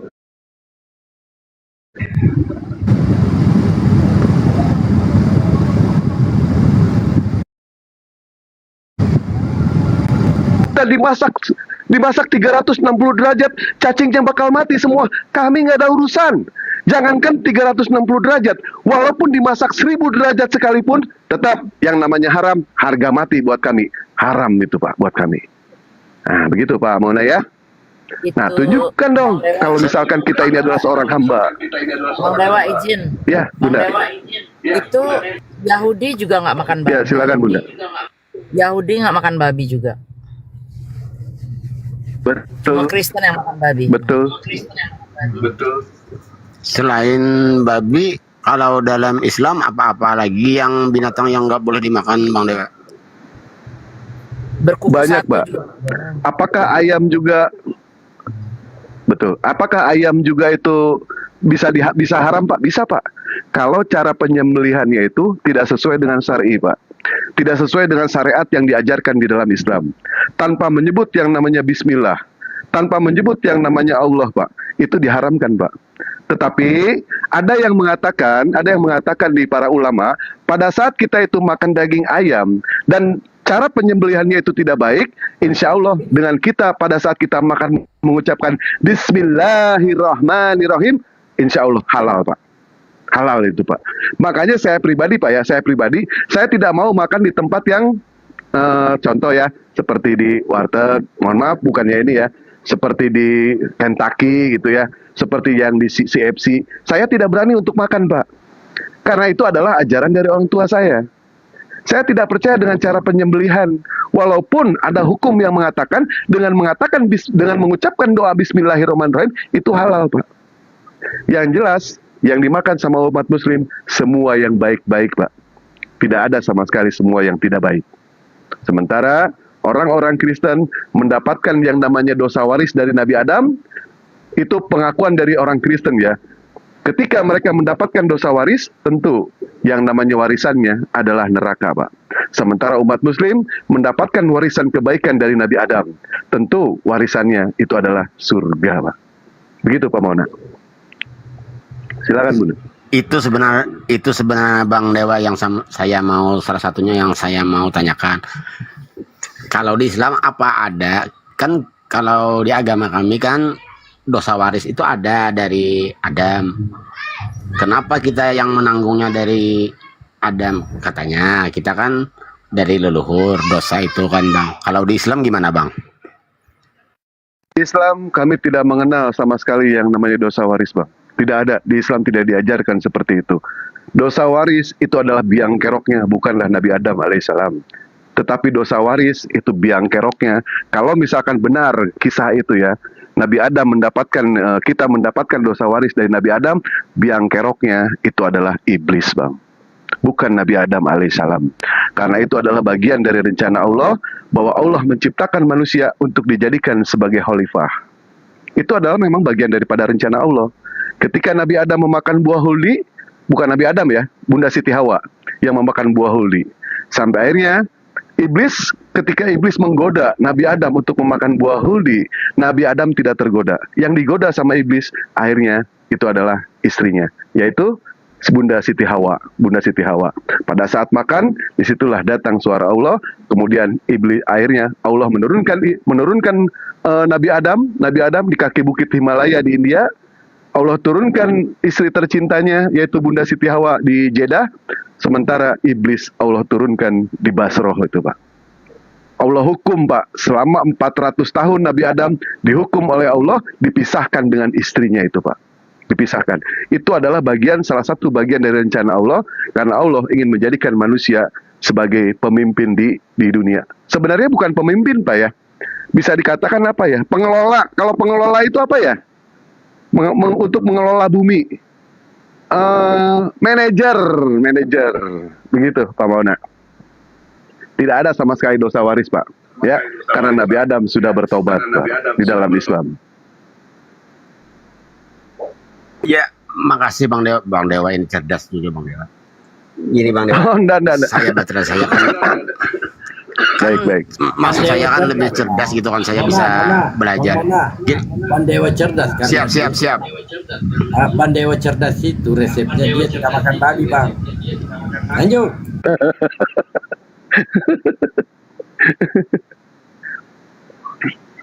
Ya makanya kan kita diperintahkan untuk belajar Pak Mona. Ya gila, lanjut Pak Mona. Ya untuk hari ini cukup dulu Bang Dewa, saya ada kerjaan sedikit, tapi nanti saya naik lagi Bang. Baterai saya juga mau lobet sudah.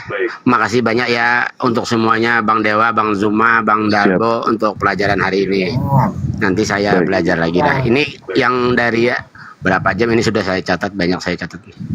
Oh iya Pak. Itu aja Bang Dewa, makasih banyak ya. Izin Bang Dewa, tadi Bang Mauna dicatat juga ya karakternya si Oya tadi itu Abang ya. Kok gini ama Kristen ya, karakternya menghujat. Iya betul.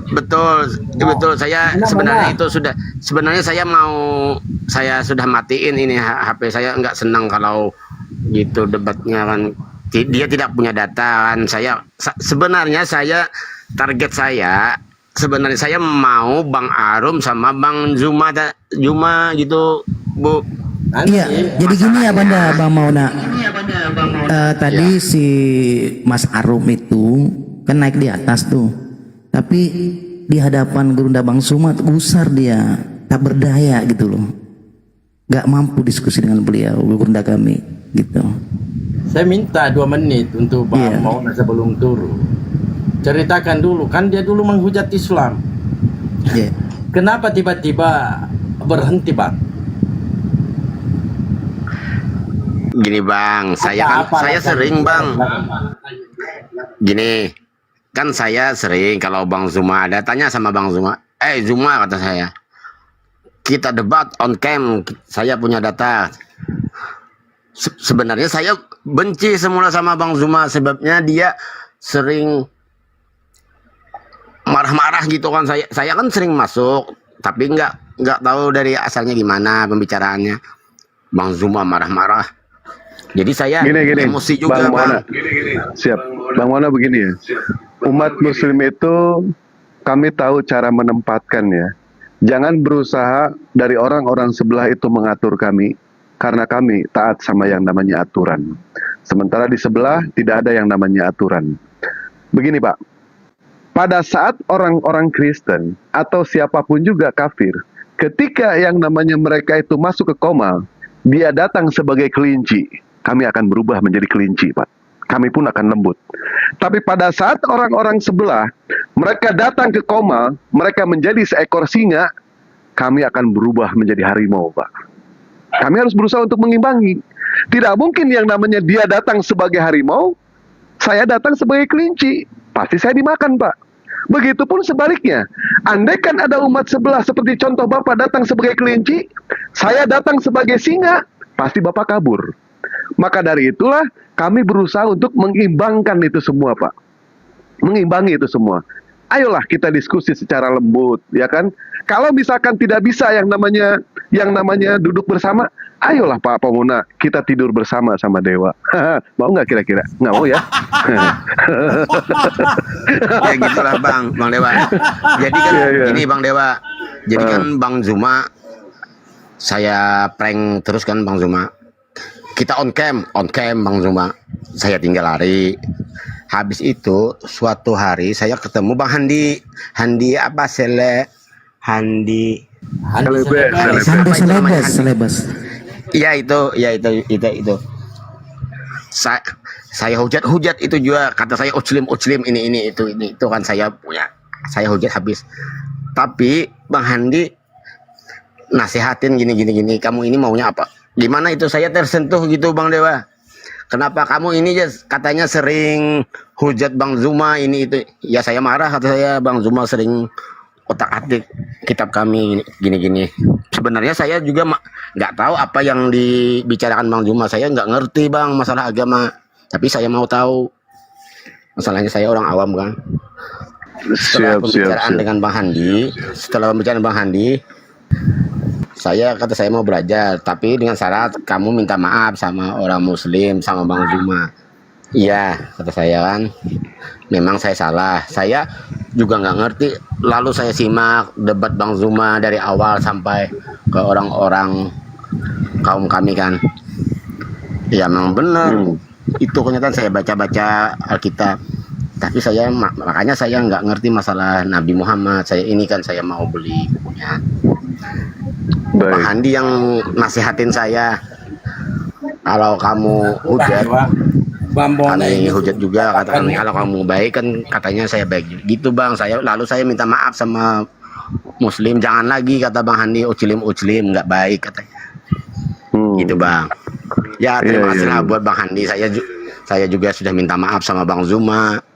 Saya sering menghujat. Jujur hujatan saya ngeri Bang. Saya aja nggak ngerti yang saya hujat. Pokoknya saya marah lah sama muslim. Saya nggak pernah panggil muslim, jujur saya nggak pernah panggil muslim. Uclim terus Bang.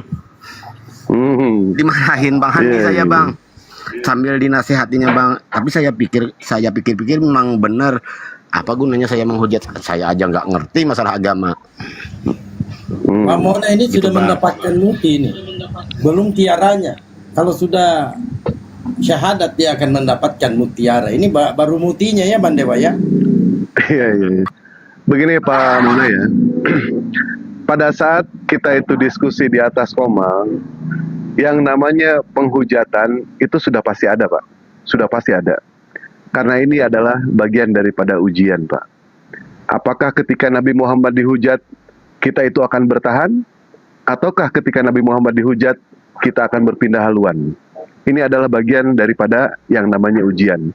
Orang yang kuat, berdasarkan yang namanya akal, dia insya Allah pasti bertahan. Tapi orang yang tidak kuat, sementara dia itu hanya mengandalkan yang dengan perasaan, dia pasti akan berpindah, Bang. Karena yang namanya agama itu tidak bisa berdasarkan perasaan, tidak bisa. Karena yang namanya perasaan itu mudah berubah. Yang namanya keimanan bukan berdasarkan perasaan, tapi yang namanya keimanan itu berdasarkan akal kita pada saat difungsikan. Begitu, Pak. Mudah-mudahan aja, Pak, ya. Dewa doakan, mudah-mudahan Bapak bisa mendapatkan hidayah dari Allah. Jangan cuma Bapak, satu paket semua, Pak. Sama istri, sama anak. Dewa doakan itu, Pak. Orang, Ya bang. baik. Ya, baik Saya Bang Mona. tuh kalau Ya, Bang Mona yang terakhir abangku dari kami ya. Nanti mungkin boleh dibaca kembali gitu ya. Ini bukan berdasarkan kita membahas akal budi itu tidak ada referensinya dalam Bible, ada abangku. Nah, yang pertama saya mungkin mengambil dari Markus 12:30. Apa diksinya di sini? Hukum yang terutama dalam kehidupan ya kan. Kasihlah Tuhan Allahmu dengan segenap hatimu dan dengan segenap jiwamu dan dengan segenap akal budimu. Karena manusia itu punya hati, ya, punya akal, punya jiwa, ya kan. Makanya Bible sudah mengkonfirmasi ini dan ini kata Yesus abangku. Kemudian diterangkan kembali di Amsal 13:15. Akal yang budi yang baik mendatangkan karunia. Itu kurang lebih narasinya yang saya ingat. Kemudian maaf, bang, saya potong bang. Maaf, Ya. yang pertama tadi di Markus berapa bang? Ya, di Markus 12:30 Adinda Kumauna. Ya, karena kita kan manusia ini kan punya jiwa nih, punya hati, punya akal budi harusnya. Tapi Kristen ini kan mengimani aja gitu loh, tanpa ada penguatan yang disertakan dalam Bible itu sendiri. Akal ini sebagai pendekatan karena manusia ini diberikan akal untuk mencerna kebenaran, Bang Mauna. Bukan mempercayai dulu sesuatu kemudian akal kita lalu bergegas, enggak gitu. Nah, di Markus 12 nomor 30, kemudian di Amsal 13:15. Ini luar biasa loh ini. Akal budi yang baik tuh. Saya ulangi, di Amsal 13:15, akal budi yang baik mendatangkan karunia, tetapi jalan pengkhianat mencelakakan mereka. Artinya, pentingnya akal budi abangku, karena karunia ini definisinya luas loh, bisa merujuk kepada hidup yang kekal. Itulah karunia. Seperti itu abangku Mamona. Nanti boleh tutup kamar, kemudian redupkan lampu. Jadikan pendekatan akal sehat kita ini sebagai renungan. Kenapa kau suruh masuk kamar? Ya. Daripada Bang Mauna pergi ke keramaian saja, ngumpul-ngumpul di situ kan, akhirnya lupa belajar. Itu maksud saya, Bang Dalbo. Kan ada ruangan tamu juga, Pak. Ada Iya. kamar. Matikan lampu. Mau ngapain? Supaya benar-benar Bang Mauna teguh ya pendirian untuk membaca kitab sucinya. Masalahnya ya, supaya bahaya. ada perbandingan. Tapi kalau dia masuk kamar, matikan lampu, nanti nampak lagi Yesus di situ. Itu udah dilarang, Bang Dalmo. Jika ada yang berkata di situ ada Yesus, di sana ada Yesus, jangan kau percaya. Bang Mauna jangan percaya itu ketika ada remah-remah begitu kan di kamar, terus ada bentuk-bentuk yang rambut panjang itu, nggak bisa itu, karena Yesus sudah mengatakan itu. Jikalau ada yang berkata di situ ada Yesus, di sana ada Mesias, jangan kamu percaya. Ya. Saya ditanya Bang dulu Mauna. umurnya berapa Bang Mauna ini umurnya, Pak? Ya, umurnya berapa Bang Mauna? Jangan-jangan saya panggil ade ini, saya Kak Ade malah. 38 bang. 38. Oh iya benar, berarti adik. 38. 38 betul. Adik. Kalau abang mati besok, masuk neraka, Pak. Tapi suara Bang Mona kayak bukan 38.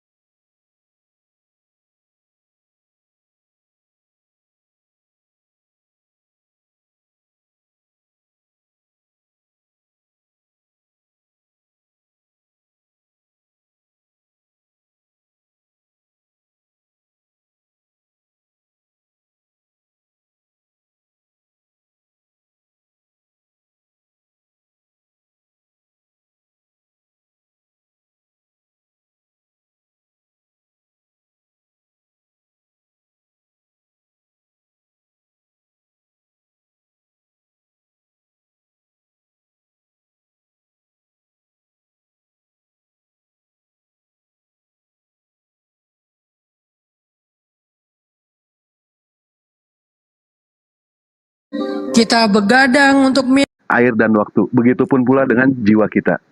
Dia lagi berproses itu. Insya Allah semoga dia mendapat hidayah. Siap, amin ya. Amin Saya Bunda. tunggu Ya. ini kalau dia lagi mendengar Mauna, kalau kamu nanti login, kamu minta berapa yang mau saya TF. Oh ya Allah, ya Rabbi. Saya mau login Bunda. Sudah. Anjir. Kok bimbing aku Bandewa? Bimbing aku. Bunda, izin Bunda. Latar belakang saya duda. Kadang-kadang itu kalau kita memiliki segalanya tapi tanpa pasangan juga buyar ya, seperti itu. Apa pula kau ini? Apa hubungannya Silakan dengan Bunda Mila, itu? silakan Bunda Mila. Assalamualaikum, salam kenal Bun. Bunda siapa ini? Iya. Saya biasa disebut Bunda Cancer di TikTok. Bunda Cancer. Ini yang kemarin sempat mau bikin kaos sama Bunda Mila. Tapi di cancel. Ketemu juga. Karena belum dapat rupanya. izin. Ya. Iya, benar. Saya minta Dia tapi ngefan. karena Belum ada izin dari Bunda Mila pada saat belum ada itu. izin. Ada izin udahlah, bikin aja nggak apa-apa. Kalau Kan sekarang mesti mau ada bikin izin dulu, udah. Bunda. Sekarang sudah dihalalkan, alhamdulillah. Sekarang sudah dihalalkan. Oke, alhamdulillah. Nanti mungkin ya kedepannya nanti saya akan lebih banyak lagi akan nempah kaos sama Dewa karena semua pemilih saya protes. Kenapa nggak dibuatkan? Kenapa nggak dibuatkan gitu. Oh, siap. Saya juga protes. Siap Bunda Cancer. Karena nanti mungkin ya kalau 2 lusin lagi atau 3 lusin lagi mungkin Dewa segitu. Ya Allah, kemarin beli udah banyak Bunda. Kemarin beli udah banyak Iya. itu. Dari Dewa. Pada protes semua karena sebagian belum dapat Dewa. Oh, siap. Saya aja siap belum Bunda, nanti dapat, kabarkan. Kabarkan Dewa aja Bunda ya. Oh, pasti karena Siap. itu apa namanya kainnya itu memang mereka suka, aduh katanya gitu, bagus banget kainnya dia bilang gitu. Siap. Ya, Lidaya, naik Sekarang aja boleh. Bang Al. Naik aja Bang. Sekarang foto dengan Bunda Mila boleh. Bunda Cancer boleh. Sekarang. Boleh nanti boleh. Tapi nanti Enggak habis mau sama lebaran foto aja saya, ya. Bun.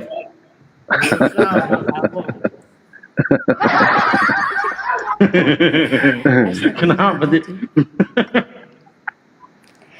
Itu nanti tolong sampaikan nanti sama si Mauna. Mauna, kalau memang dia login nanti bagi tahu sama Dewa.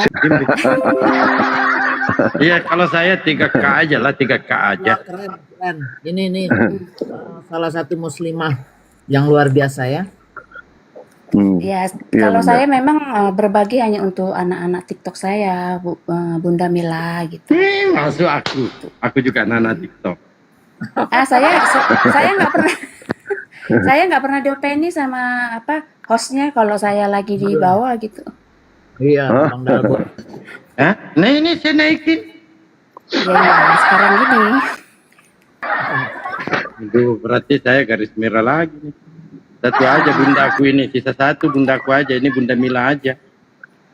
Iya, nanti insya Allah lah kalau ke depannya karena saya pun masih dalam suasana berkabung, jadi masih memikirkan untuk Siapa meninggal? Berkabung apa? suami saya, suami saya. Innalillahi wa inna ilaihi raji'un. Ini nanti yang Innalillahi tanggal 16 nanti 40 harinya dan ya seterusnya lah kita akan buat untuk anak yatim piatu itu aja. Jadi saya fokus masih ke situ. Masuk lagi aku ini. Entah yatim piatu kan? Abandaku semuanya masuk dah, pokoknya masuk aja semuanya. Iya, Bunda izin ya, saya sedikit memperkenalkan dari kami ini dari apa? Kamu sudah dikenal, sudah. Iya sudah, satu organisasi dari family Bunda Mila. Jadi kami ini adalah bagian dari adik-adiknya yang sangat dekat dengan Kamila ya, seperti itu. Ya.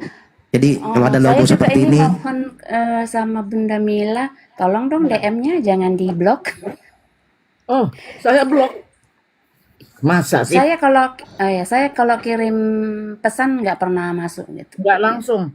Oh, Ya. oke. Ini kok masih ke ini? Tunggu sebentar. Sebentar ya, saya lihat ya. Kalau nggak bisa Kadang-kadang- DM aku dong. Tuh, Bunda Ya, Bunda yang private ini, saya nggak bisa follow balik tuh. Tuh. Oh ya, nanti setelah keluar dari ini nanti saya Nah, ya. follow balik ya. Boleh, siap. Saya follow Saya ya.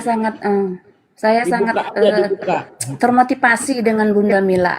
Sangat termotivasi. Aduh, Bang Dalbo ini harus naik terus ini. Kalau sama saya gimana Bunda? Sebagai kreator ya termotivasi juga, tapi yang lebih Alhamdulillah. termotivasi ini sama Bunda Mila dan juga ini Gurunda Juma gitu. Semua apologet Islam itu memang saya termotivasi. Sini Coba saya boleh curhat nggak? lempar singa di Sedikit. Bunda, lempar singa ke Bang Zuma. Saat ini belum bisa karena saya masih menggunakan kartu Indonesia. Saya belum menggunakan kartu sini gitu. Masya Allah. Saya Itu dulu bukan sempat di tempatnya Abuya ya, Bun? Atau di tempatnya Saya nggak- Bunda? Di mana kita dulu nggak sering? nggak pernah. Saya selalu di Bang Dalbo, Blender, si Nandar, sama ini. Gitu. Kalau yang lainnya enggak. Kemarin Tapi dia selalu setiap- minta naik, ini nggak pernah saya naikin. Selalu saya di sini di roomnya ini. Selalu di roomnya Bang Dalbo setiap hari. Karena di Oh, situ ada berarti- siapa itu? Bang Ayi, Bang apa senang itu paling saya senang. Bang Ayi kawanku itu. Mm-mm. Dia dari Malaysia. Oh, dari Malaysia ya. Saya Malaysia. di negara